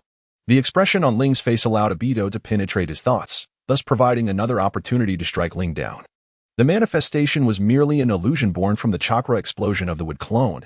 Had one not intervened, they would have realized that aside from chakra, the Susanoo of the wood clone bore no alterations. Do you comprehend this, Uchiha Ling? I know you inside and out. The illusion of the wood clone wielding the complete form of Susanoo was a ploy to entice you into employing your reverse flow. Now, your reverse flow cannot be utilized for a brief period, along with your ability to foresee the world 3 seconds ahead. How do you intend to continue this battle against me? You have been thoroughly outmaneuvered. Orochimaru, Ibito, Zetsu, countless adversaries and allies alike, Ling, despite his formidable strength, found his intelligence ceaselessly leaking. Over the past 3 years, in his pursuit of greater power, he had divulged his intelligence, ocular techniques, and combat style to the Hokage, hoping their vast experience would aid in refining his abilities, only to be exploited by Orochimaru. The first Hokage once remarked that Ling's over-reliance on his ocular power against Ibito would bear no fruit, and now those words have proven prophetic. Now, since you wish to witness the complete form of Susanoo, let it be as you desire. Ibito slowly uncrossed his arms, his fingers deftly weaving seals. Each movement, even without the Sharingan, was distinctly visible. With his actions, a torrent of brilliant blue light erupted from him like a volcanic explosion. Subsequently, all transformations became glaringly evident. A colossal form reminiscent of a mountain, an eerie visage, and the scorn evident in his blood-red eyes, akin to that of a human. Indeed, it was scorn. Susanoo gazed upon Ling with contempt. Chapter 64. A surprising expression. Ling clenched her silver teeth, her lips slightly parting as a chilling smile blossomed upon her delicate features. Before her stood Ibito, and though her heart was in turmoil, it was not due to his martial prowess, but rather his cunning intellect. The summoning of meteorites, the deployment of wood-release clones, the initiation of the tree realm birth, and even the complete form of Susanoo, all were techniques employed by Ibito in the original narrative, of which Ling was acutely aware. Since their confrontation began, Obito had not revealed any abilities unforeseen by Ling. However, it was precisely his strategic machinations that ensnared her in a dire predicament. For most viewers of Naruto, preconceived notions often cloud judgment. With a character like Obito, one might wonder if, beyond what is depicted in the original work, there lie untapped powers. If so, what magnitude of strength might they possess? Few delve deeply into these musings, for Obito's demonstrated might renders inquiries into other potential techniques seemingly irrelevant. Ling, too, found herself ensnared by her own assessments and conjectures regarding Obito, leading her into the current quagmire, a crisis of her own making, surpassing her initial predictions. To illustrate with a simple example, many Naruto enthusiasts speculate on the Nin exams, pondering how the third Hokage might strategize against Orochimaru, should Jiraiya or Tsunade be present. To restrain the will-deficient first and second Hokages and assist the third in overcoming Orochimaru. Yet, few consider whether Orochimaru would adhere to the original narrative if Jiraiya or Tsunade were involved. Observing the battle between the third Hokage and Orochimaru reveals that Orochimaru displayed little brilliance, as his focus was predominantly on suppressing the reanimated Hokages. If one of the legendary Sannin were to appear, would Orochimaru still resort to reanimation? When would be the optimal moment for its use? If he refrained, might he possess formidable jutsu yet unexhibited in the original storyline? This represents the unpredictability that external forces can introduce. And Ling's very presence has likewise brought an element of uncertainty to Obito's plans.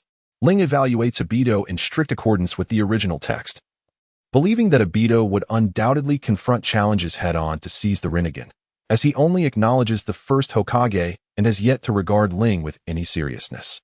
This ingrained mindset is the very root of the current predicament. In Obito's heart, Ling is not as inconsequential as he presumes. The prowess Ling has exhibited possesses the potential to contend directly with Obito. This possibility naturally resonates within Obito, prompting him to contemplate strategies. In truth, Obito is not as disdainful and supremely arrogant as depicted in the original narrative. Rather, this is merely the facade he presents to the world, who can accurately decipher the depths of his thoughts. In an era rife with conflict, Obito stands as the leader of the Uchiha clan. One must ask, how could a person filled with arrogance and contempt possibly lead a clan teeming with prodigies? Obito's manipulation of Tobi and his concealment of Kaguya all indicate his profound deliberation. How, then, could he overlook Ling, who poses a challenge to him? His contemplation and assessment are, indeed, self-evident. Orochimaru has worked alongside Ling for many years, and their mutual understanding runs deep. It is precisely Orochimaru's insight that leads him to foresee Ling transforming the four Hokages into formidable combatants. 3 years prior, when Orochimaru's arms were sealed by the third Hokage, Ling appeared at a fortuitous moment, promising to assist in their unsealing in exchange for the Kusanagi sword and the summoning jutsu of the Impure world reincarnation. Orochimaru scoffed at this transaction, as Ling, in the eyes of Orochimaru and Kakashi, shared the common trait of avoiding futile endeavors. In Orochimaru's mind, although Ling harbors a certain fondness for him, this affection is trivial. To achieve Ling's undisclosed goals, he would undoubtedly resort to any means necessary. However, Orochimaru is perplexed, faced with a disarmed Orochimaru. Ling could have effortlessly attained his desires, but chose to proceed with the transaction instead. Why? Upon arriving in Konoha and lifting the Reaper Death Seal, Orochimaru regained his arms and was naturally aware of the effects of the unsealing. The souls of the four Hokages were released together. To validate his suspicions, Orochimaru entrusted the cells of the four Hokages in the Impure world reincarnation to Ling. Ling's expression revealed a hint of surprise, yet he was not astonished. With Orochimaru's intellect, everything is interconnected. There can only be one answer. Ling aspired to unseal the four Hokages while simultaneously acquiring the Kusanagi sword and the technique of Impure world reincarnation. He pondered that should he eliminate Orochimaru directly, he might forfeit the opportunity to obtain the sword. With meticulous calculations, Ling devised a plan that would bring him his desires in the most ideal manner. Orochimaru, impressed by Ling's cunning, inadvertently revealed Ling's ambitions. At present, the intricate web of causality began to intertwine, leading to unforeseen variables for Obito regarding Ling. Obito's contemplations were met with an unexpected flurry of anxiety from Ling. Orochimaru, exerting himself to aid Obito, placed Ling in a precarious predicament. Why would Orochimaru extend such assistance to Obito? Once the infinite Tsukuyomi commenced, Orochimaru became merely a puppet in Obito's grasp, What significance did this action hold? Ling could not fathom that Orochimaru would engage in actions devoid of meaning.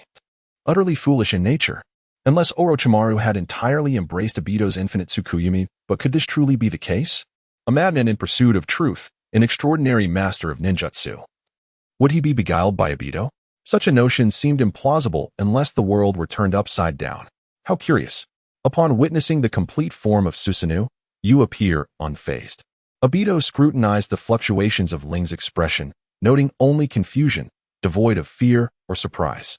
This peculiar disposition left him pondering whether my summoning of complete Susanoo had indeed been anticipated by you. Obito gazed intently at Ling, his thoughts racing.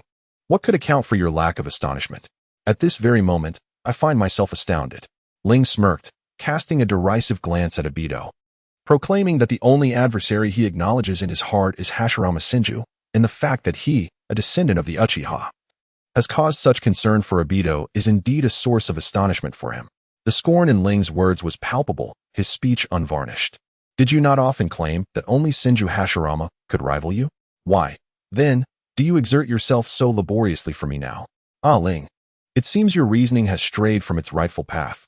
To everyone's surprise, Madara directly addressed Ling, his gaze imbued with judgment. One cannot measure a ninja by conventional standards. The phrase you are familiar with from the ninja textbooks was, indeed, introduced by me. Madara spoke, his words leaving Ling astonished. Do you believe I place too much importance on you, thus making a misstep? Is that not absurd? Ling fell silent, unable to counter Madara's assertion. Indeed. Who decreed that Madara could hold no regard for anyone other than Senju Hashirama? Observing your current state, I find myself somewhat regretful. Ling pondered deeply. Chapter 65. Humiliation and Mockery. What, pray tell, do you wish to convey?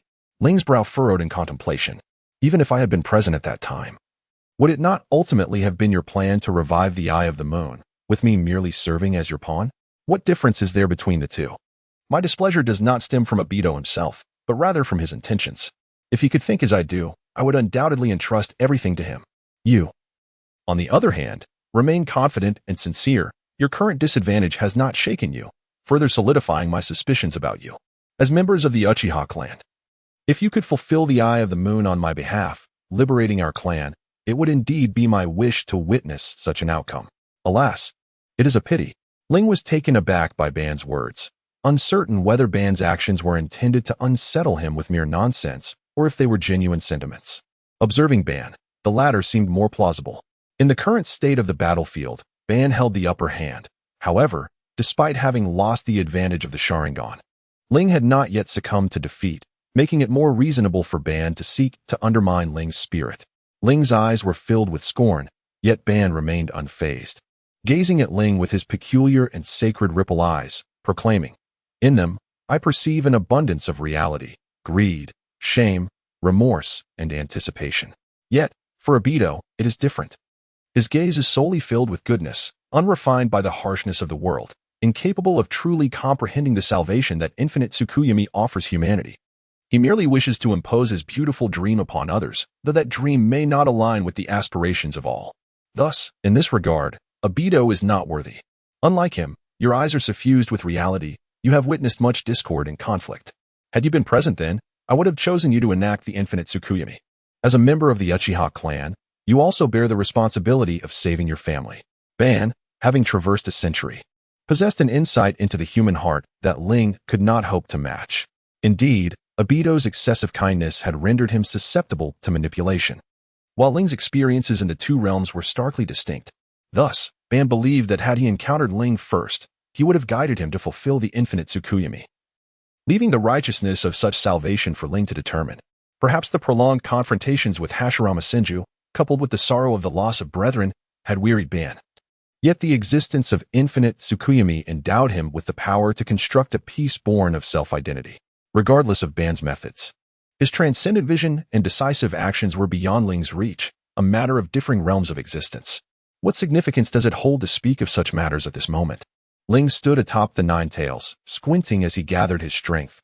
He held no interest in discussing hypothetical inquiries.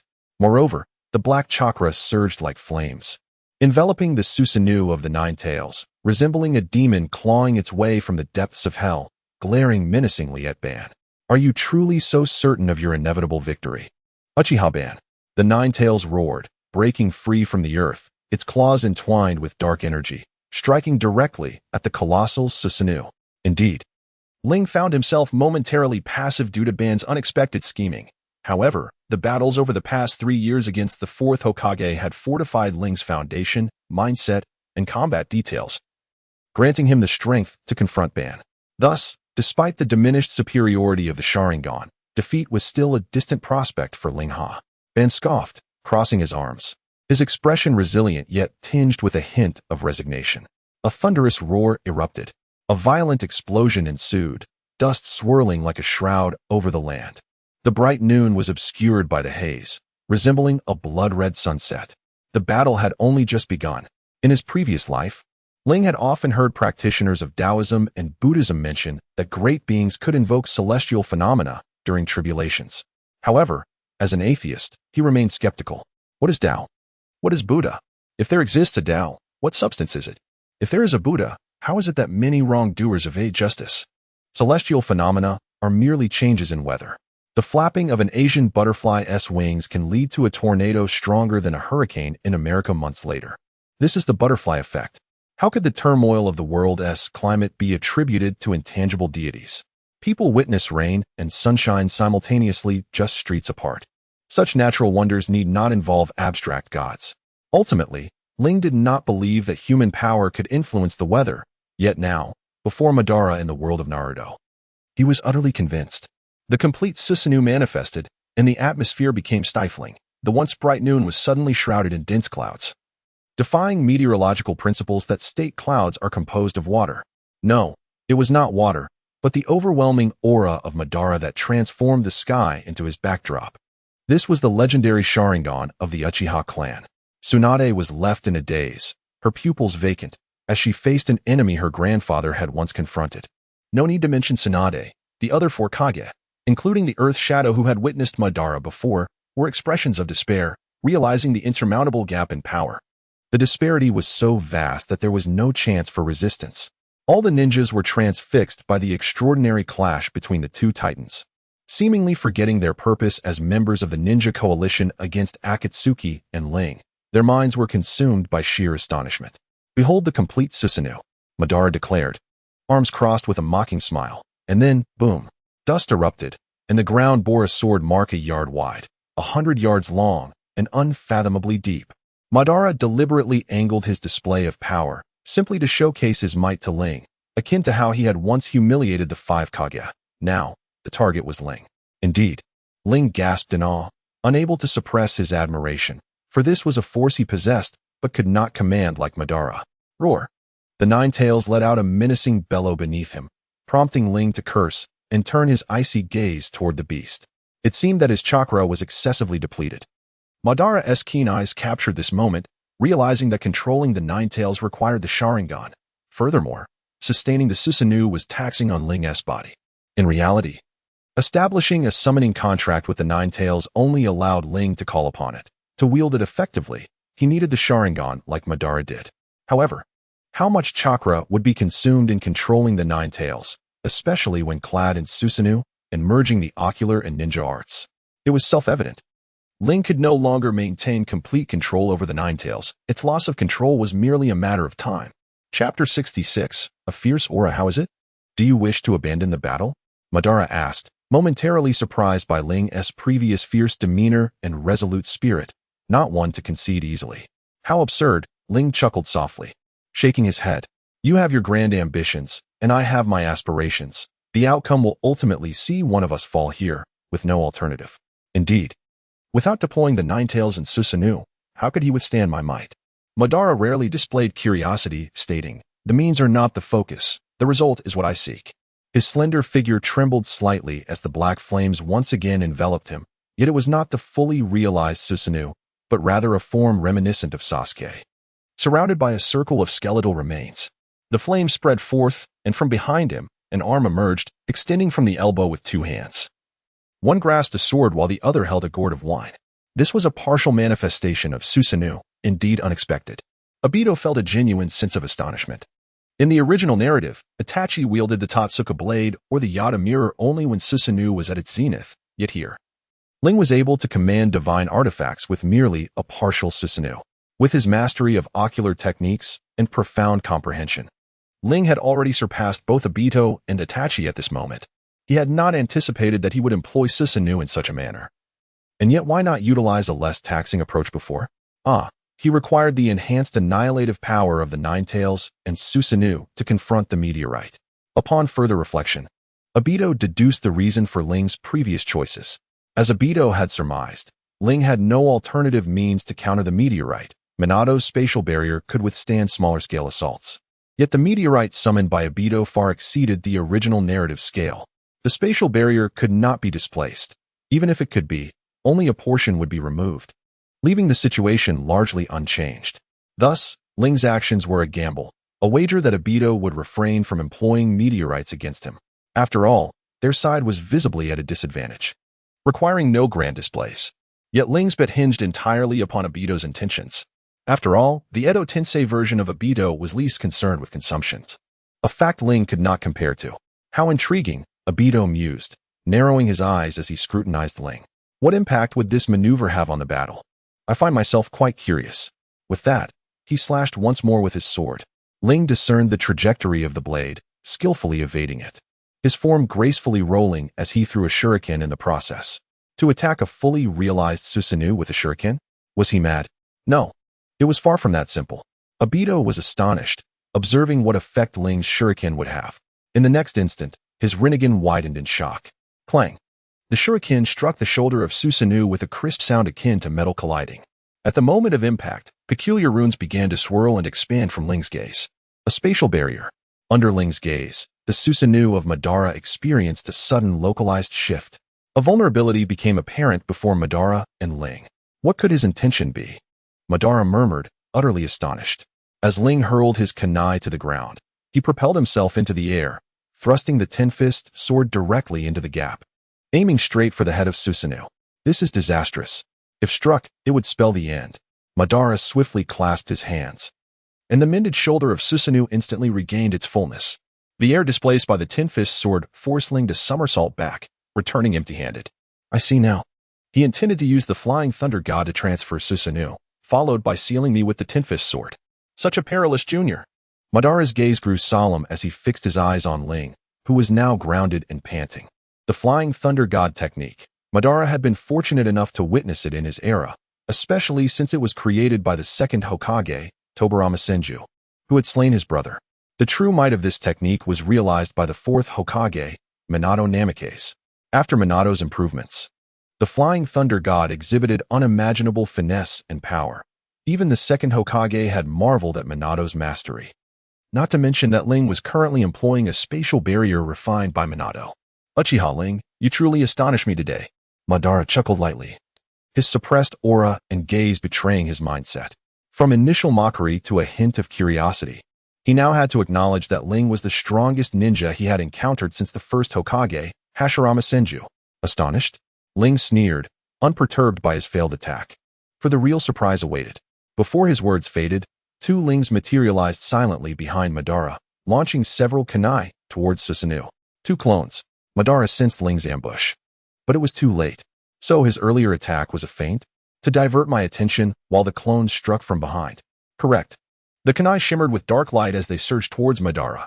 Naturally, he would not remain idle, and Susanoo swung its sword to block. Yet, before Madara could maintain his smile for a second, Ling raised his hand, and the kunai multiplied instantaneously, from 4 to 8, flooding forth like a tide. Kunai clones. Madara had never encountered the third Hokage's unique secret technique, leaving him quite astonished. This technique is called Shadow Shuriken. Ling corrected, leaping into the air, gracefully brushing his wrist as countless black objects soared towards Madara's vicinity.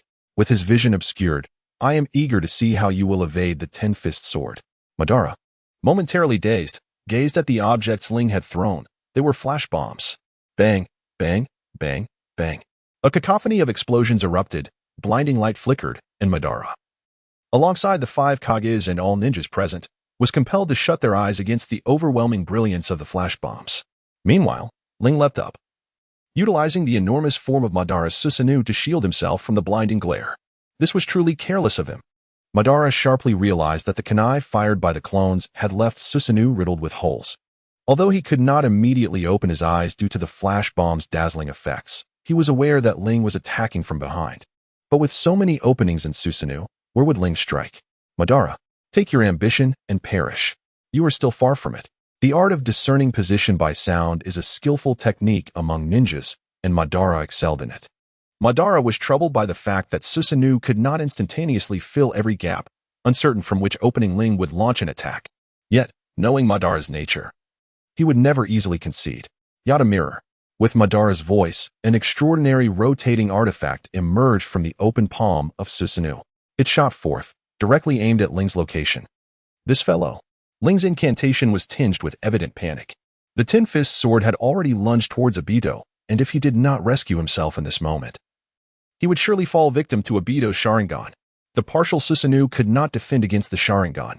It was a choice between mutual destruction or relinquishing this opportunity. Should he forfeit, would Obito still be vulnerable? In an instant, Ling's thoughts were a tumultuous whirlpool, known only to himself. After a brief hesitation, the assault of the Tin-Fist sword pressed on relentlessly. It was not that Ling was unafraid of death, but rather that his mind and will were blank at this critical juncture. Chapter 67 slowly unveiling in this dire moment. Both Obito and Ling were poised to claim each other's lives when suddenly an extraordinary vortex of space emerged, swallowing their attacks entirely, dissolving them into the swirling void. Ah, I have arrived just in time. A raspy voice echoed, accompanied by a distorted figure gradually manifesting from the vortex. Is it Obito? The technique he employed just now. Could it be the ocular prowess of Madara? Ling fell to the ground, his eyes trembling, a complex interplay of regret and relief. Indeed, he had nearly slain Ban.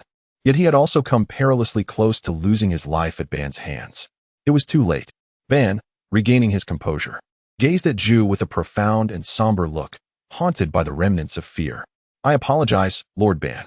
I intended to directly intercept Uchiha Ling's attack, but I am still unable to fully control Obito's ocular powers. Ju raised his hands, innocence mingling with a hint of schadenfreude.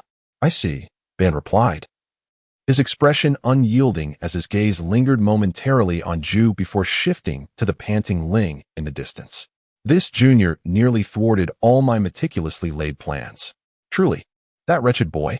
Ban rose, his countenance twisted in fury as he slowly advanced towards Ling, the oppressive aura of his suppressed rage instilling fear.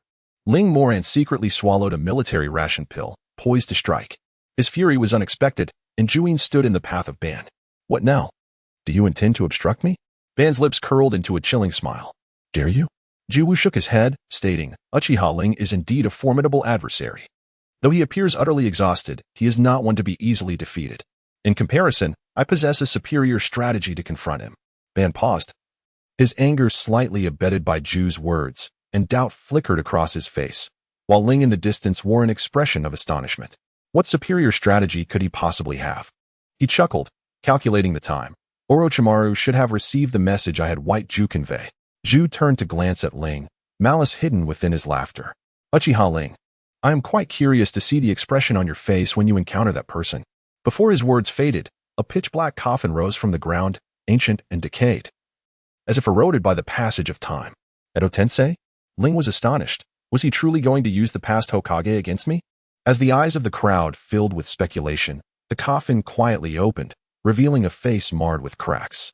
The astonishment of Ban, the cunning of Ju, and the dazed, perplexed, and barely concealed fear of Ling formed a stark contrast. After a long absence, the figure from Ling's coffin stepped forward, a familiar smile gracing his lips. You've grown. Ling Wuyan trembled, haunted by countless fantasies of those he wished to reclaim. After awakening the kaleidoscopic Sharingan, every action he took bore profound significance. As he intimately felt emotions for the first time, severing the bonds he once held dear with his own hands.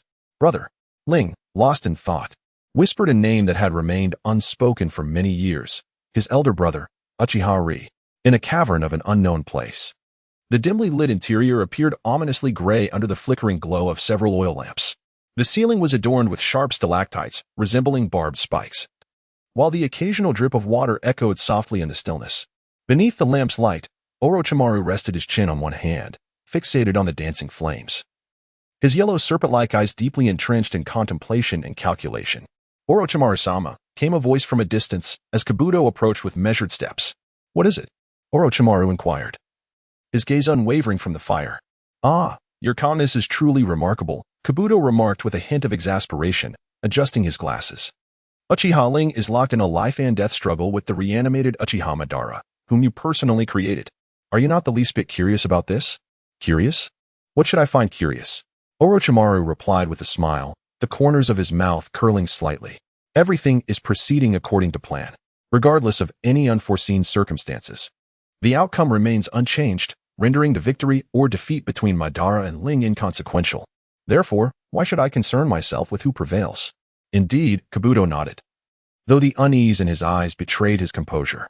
But that is contingent upon the veracity of Izanagi's words. Orochimaru chuckled softly, unfazed by Kabuto's doubts. It was entirely natural for Kabuto to harbor such thoughts. It would be curious if he did not. For Orochimaru, it was not the truth or falsehood of Izanagi's statements that piqued his interest, but rather the eventual impact on this world, alongside the truth shrouded in layers of mystery. Kabuto, taken aback by Orochimaru's laughter, instinctively adjusted his glasses and asked, do you truly harbor no doubts about the authenticity of Izanagi's intelligence? Perhaps, Orochimaru shrugged, his expression a blend of intrigue and ambiguity. After hearing Izanagi's so-called secrets, I find myself less interested in the truth behind his words. What truly captivates me is Ling and the truth he embodies. The truth represented by Uchiha Ling, Kabuto murmured, disbelief flickering in his eyes. Yet, when considering Izanagi's intel alongside past actions, this absurdity began to take on a semblance of reality. Orochimaru-sama, do you genuinely believe? Kabuto stammered, his gaze filled with questioning. Do you truly believe that Uchiha Ling is the Tsutsuki Kagaya that Izanagi speaks of? Tsutsuki Kagaya, a terrifying entity once deemed a demon a millennium ago. Kabuto's words suggested that Izanagi believed Ling to be Kagaya, a young ninja who had grown up amidst the tales of yore. Such a notion was utterly unfathomable. Ah, Kabuto, how do you define a person? Orochimaru smiled, sidestepping Kabuto's inquiry while posing another. A person? How does one define it? Kabuto stammered, puzzled by Orochimaru's question. Are you surprised? It is precisely due to this same astonishment that I chose to assist Izanagi in all of this, for it pertains to the truth I have long sought. Yet, regardless of whether the truth aligns with the assertions of Kuro, the acceptance lies solely within myself. After a moment of contemplation, Do was about to speak when the ground beneath him began to quiver, and an eerie, naked figure gradually emerged. I come to convey intelligence.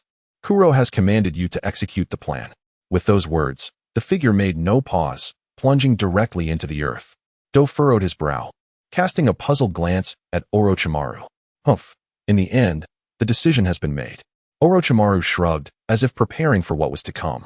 Ling could never have foreseen that every step he took after awakening his Sharingan at the tender age of 7 was meticulously monitored by Kuro. This very reason is why I place my trust in Kuro.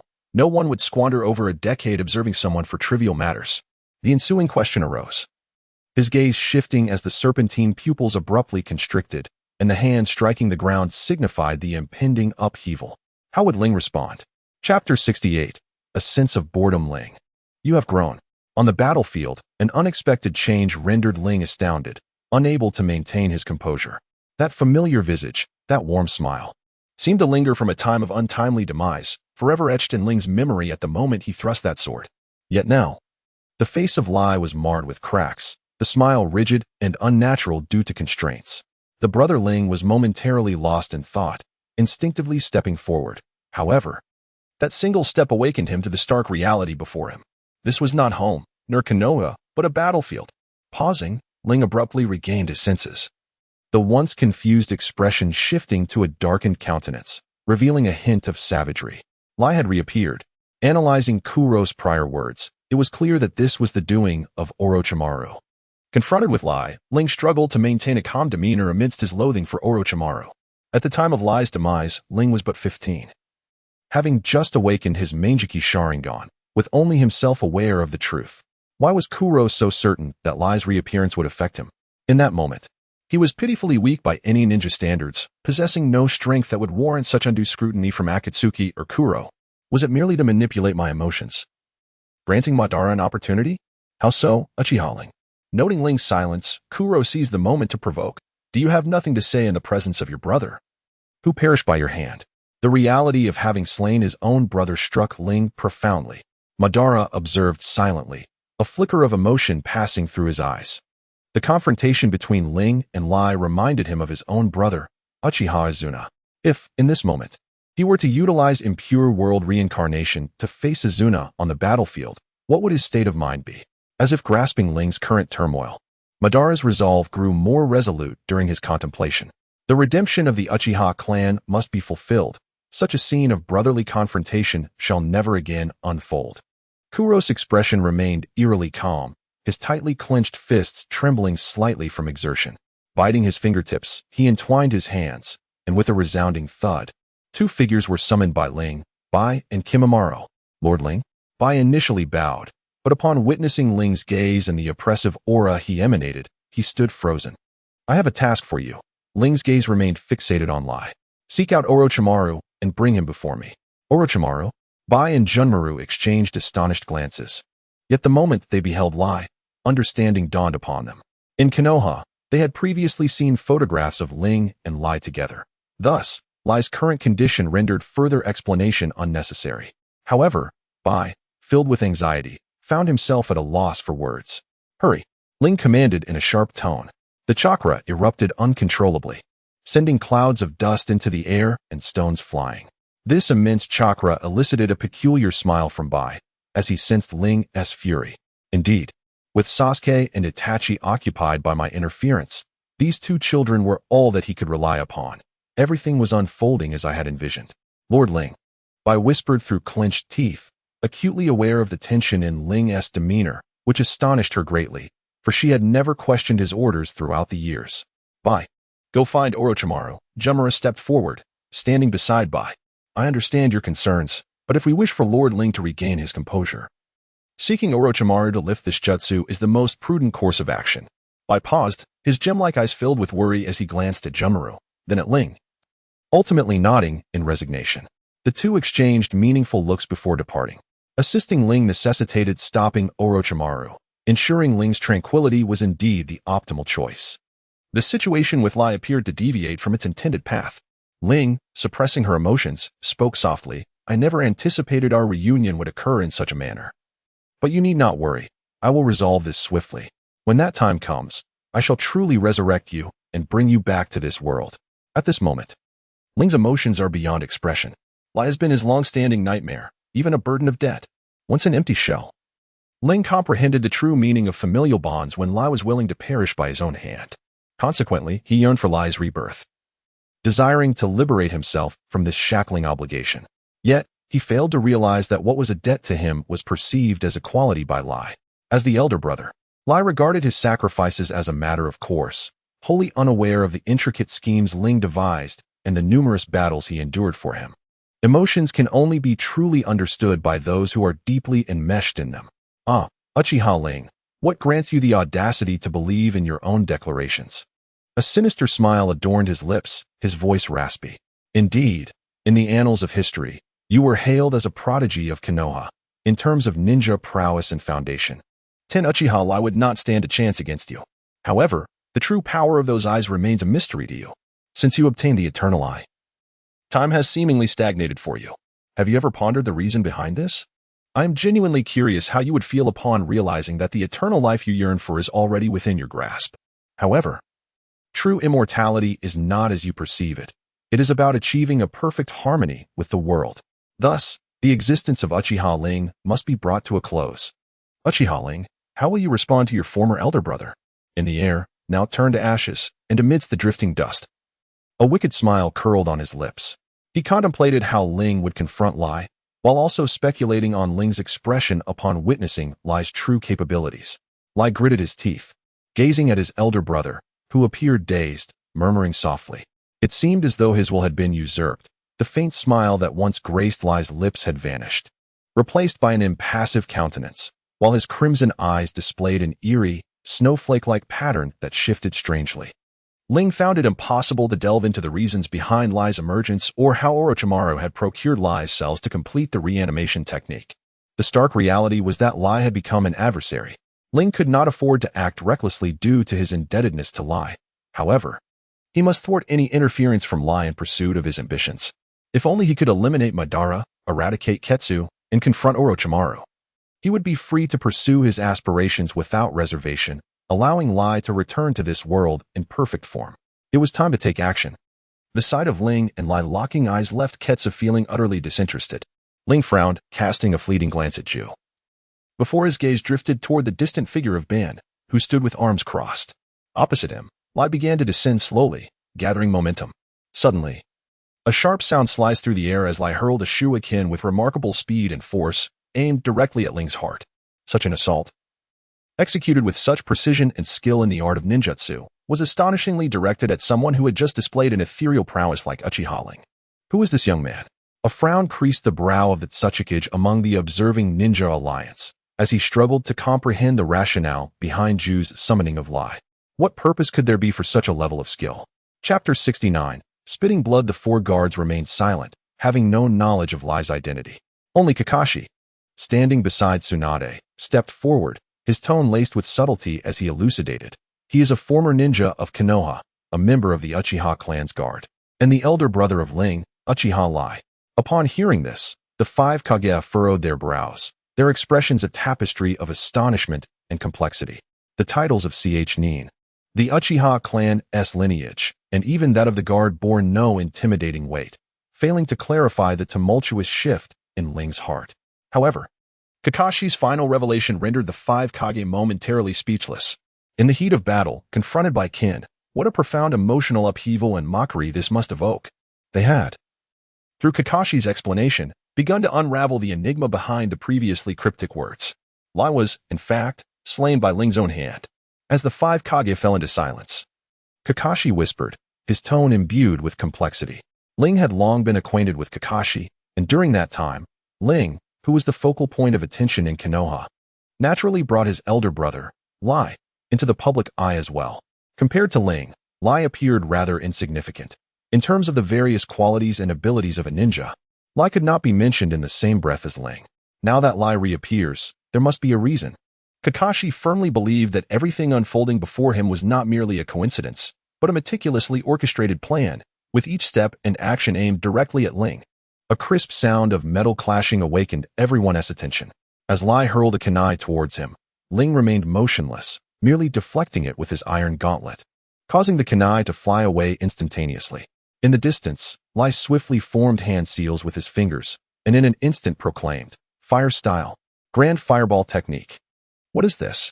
The Reikage widened his eyes, the hand seals were slow, and the skill of the fire style was far from exceptional. Was it merely to disrupt Uchiha Ling's state of mind? Lai, Ling Wei bit her lip, realizing that the fire release technique was far from impressive and posed no threat to her in the present circumstances. Amidst the chaos, she feigned composure, deep in thought. The true menace was not the fiery opponent, but rather the formidable Uchiha Madara by her side. She needed to seize control of the situation quickly. Yet the Edo Tensei technique was something she could only attempt, lacking any profound understanding of its intricacies. Moreover, sealing techniques were not her forte, leaving her utterly at a loss against the fiery adversary. Ju chuckled darkly, noticing Ling's gaze wavering between the flames and Madara. Uchiha Ling, your mindset has been thoroughly disturbed, and your brother is not as incompetent as you presume. While you have inherited the power of those eyes, you are incapable of wielding it, which has already begun to affect you. Now behold this taboo strength.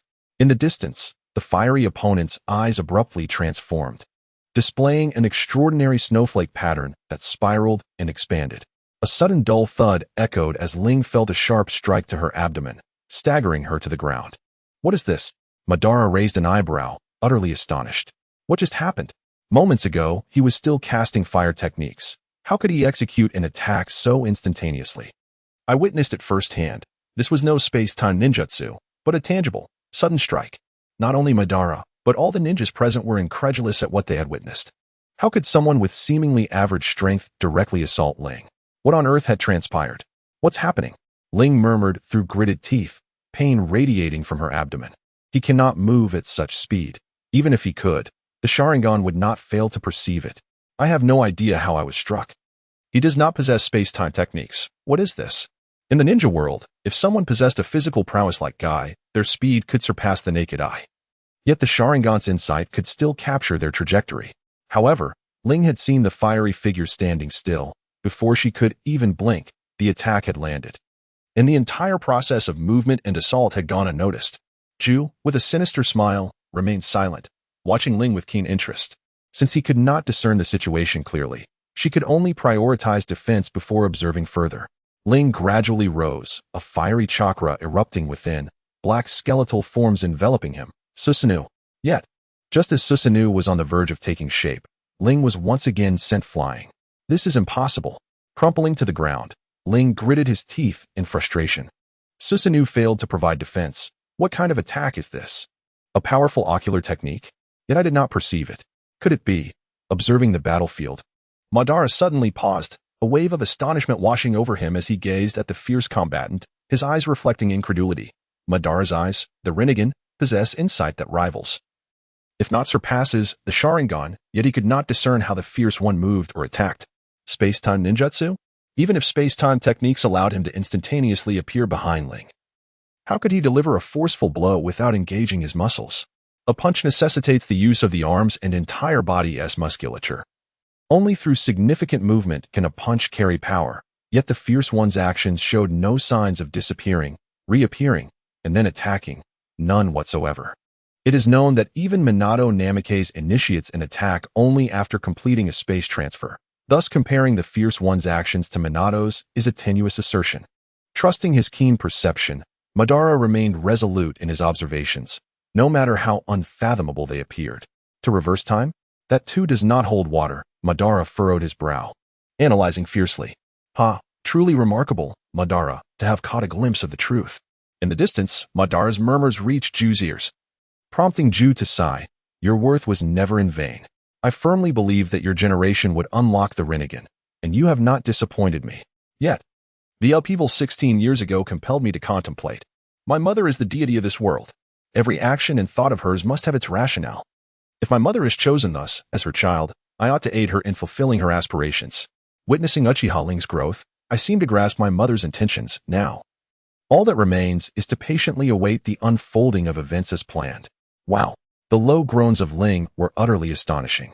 The unparalleled grace displayed during the fierce battle with Ban seemed now a distant memory, as he was relentlessly vanquished by what appeared to be an inept ninja. Reduced to a half-kneeling position, even spitting blood. How could this be possible? Kakashi's eyes widened in disbelief, despite his limited understanding of Lai's capabilities. He could not fathom that anyone could defeat the dreamlike Ling. Yet, the scene unfolding before him was all too real. The eye bestowed by Obito could not penetrate the truth of the matter. All he witnessed was Lai relentlessly assaulting Ling with punches and kicks, while Ling offered no semblance of retaliation. Could it be that guilt over his brother's death had rendered him defenseless? Even so, such a lack of preparedness was uncharacteristic of Ling. What could be the reason behind this? The battle must be concluded swiftly. Time had already been squandered for far too long. Ling, utterly defenseless, astonished Ban with his vulnerability, yet did not forget his original intent. As you wish. A chilling laugh escaped as he cast a gloomy gaze upon Ling. In that moment, Lai suddenly plunged a kunai into Ling's abdomen. Ugh. Chapter 70. Absurd persona. A deep roar reverberated as Ling turned to the side, cold sweat pouring from his brow. Though Lai's kunai had not penetrated deeply, blood gushed forth, clearly intended to render his foe's existence more unbearable than death, leaving Ling powerless to resist. In anguish, now unable to employ his ability to rewind time. The wound bled profusely, and I find myself defeated at the hands of Lai. As Ling's thoughts became increasingly chaotic, Ben stepped forward slowly, positioning himself before Ling. After a brief moment of contemplation, he stooped to grasp Ling's collar, lifting it. The outcome is already determined. Though the process was unexpected, the conclusion is unequivocal. Ban spoke with a tone that was both triumphant and laden with doubt. As a ninja, one must bear the responsibilities that come with the title. Ben slightly tilted his head, gazing intently at Ling in his grasp. This battle could yield but two outcomes. Either I emerge victorious, or you do. Now that the victor has been decided, to dwell on the process is nothing but a futile endeavor. Having spoken, Ban gradually retracted his arm, drawing Ling closer as he whispered in his ear, "Tell me, where are your eyes concealed? One eye has already been destroyed by my hand." and the other shall never be sought after again. Ling let out a low, haunting laugh, both beautiful and tragic. So it is, Ban nodded. As Ling's expression confirmed the veracity of the information. This matter has proven quite convoluted, said Ju, approaching Ban and spreading his hands. The Nine Tails has been released from the summoning. How then can we reclaim the eyes? Reclaim the eyes? Ban chuckled softly, his sharp gaze piercing like a sword towards Ju, before shifting back to Ling. Then Ban, with a sharp cry, the crowd turned in astonishment towards Ban. He unexpectedly sank his teeth into Ling's neck. Only when the blood flowed from Ling's body onto the ground did Ban release his grip, leaving Ling's neck marred with crimson stains. In the past, I sought validation through this method, and today I must once again reclaim my vision in this manner. Ling was cast to the ground, and Ban's words were laden with reminiscence. Previously, Ban had bitten into Hashirama's shoulder, transplanting it to the wound, thus awakening the Rinnegan. In this moment, Ban seemed to wish to express his acknowledgement of Ling. Indeed, Ling's performance had surpassed his expectations, with formidable ocular techniques and solid fundamentals. Had he been born in that era, Ban firmly believed Ling could have become as unparalleled a warrior as he and Hashirama. Therefore, even though Ban's heart only recognized Hashirama, he could not deny Ling's strength at this moment. Enough, the required item has been obtained. Ban turned to face Zetsu, remaining silent for a moment before stating, the plan may commence. Dispose of Uchiha. Ling. Zetsu was taken aback, a cryptic gaze sweeping over Ban, then shifting to the gasping Ling on the ground, seemingly filled with regret. The two children have yet to return. How shall Orochimaru act? Alas, though far from perfect, it is still acceptable. Contemplating this, Zetsu gently nodded, while Zetsu's other half, rigid, stepped forward, a kunai aimed directly at Ling's heart, waiting for the strike to descend. A millennium has passed, and the prolonged wait has left me weary. However, witnessing the world gradually succumb to the ninja realm I have woven is indeed a joy. The Uchiha and Senju, the Senju and Uchiha, and even beyond the feathered robes, Indra and Ashura, are all mere playthings in my hands. All this is for the resurrection of my mother, Kaguya Otsutsuki. In my waiting, I have witnessed countless Ashura and Indra become ensnared in the altered reality I have crafted, until the newly reincarnated Uchiha Madara emerged, and I firmly believed he could awaken the Rinnegan and achieve the so-called redemption. Yet, just as events were unfolding as I had envisioned, an unexpected occurrence transpired. I sensed my mother's soul. What could be the reason? Such futile musings, akin to tracing back my mother's origins, seeking a foundation that bears no significance. I ponder, why has my mother's soul been reincarnated? It is the meaning of reincarnation that must be understood, not the reason. The chakra of Ashura and Indra endures, and even beyond the feathered robes, though powerful, cannot touch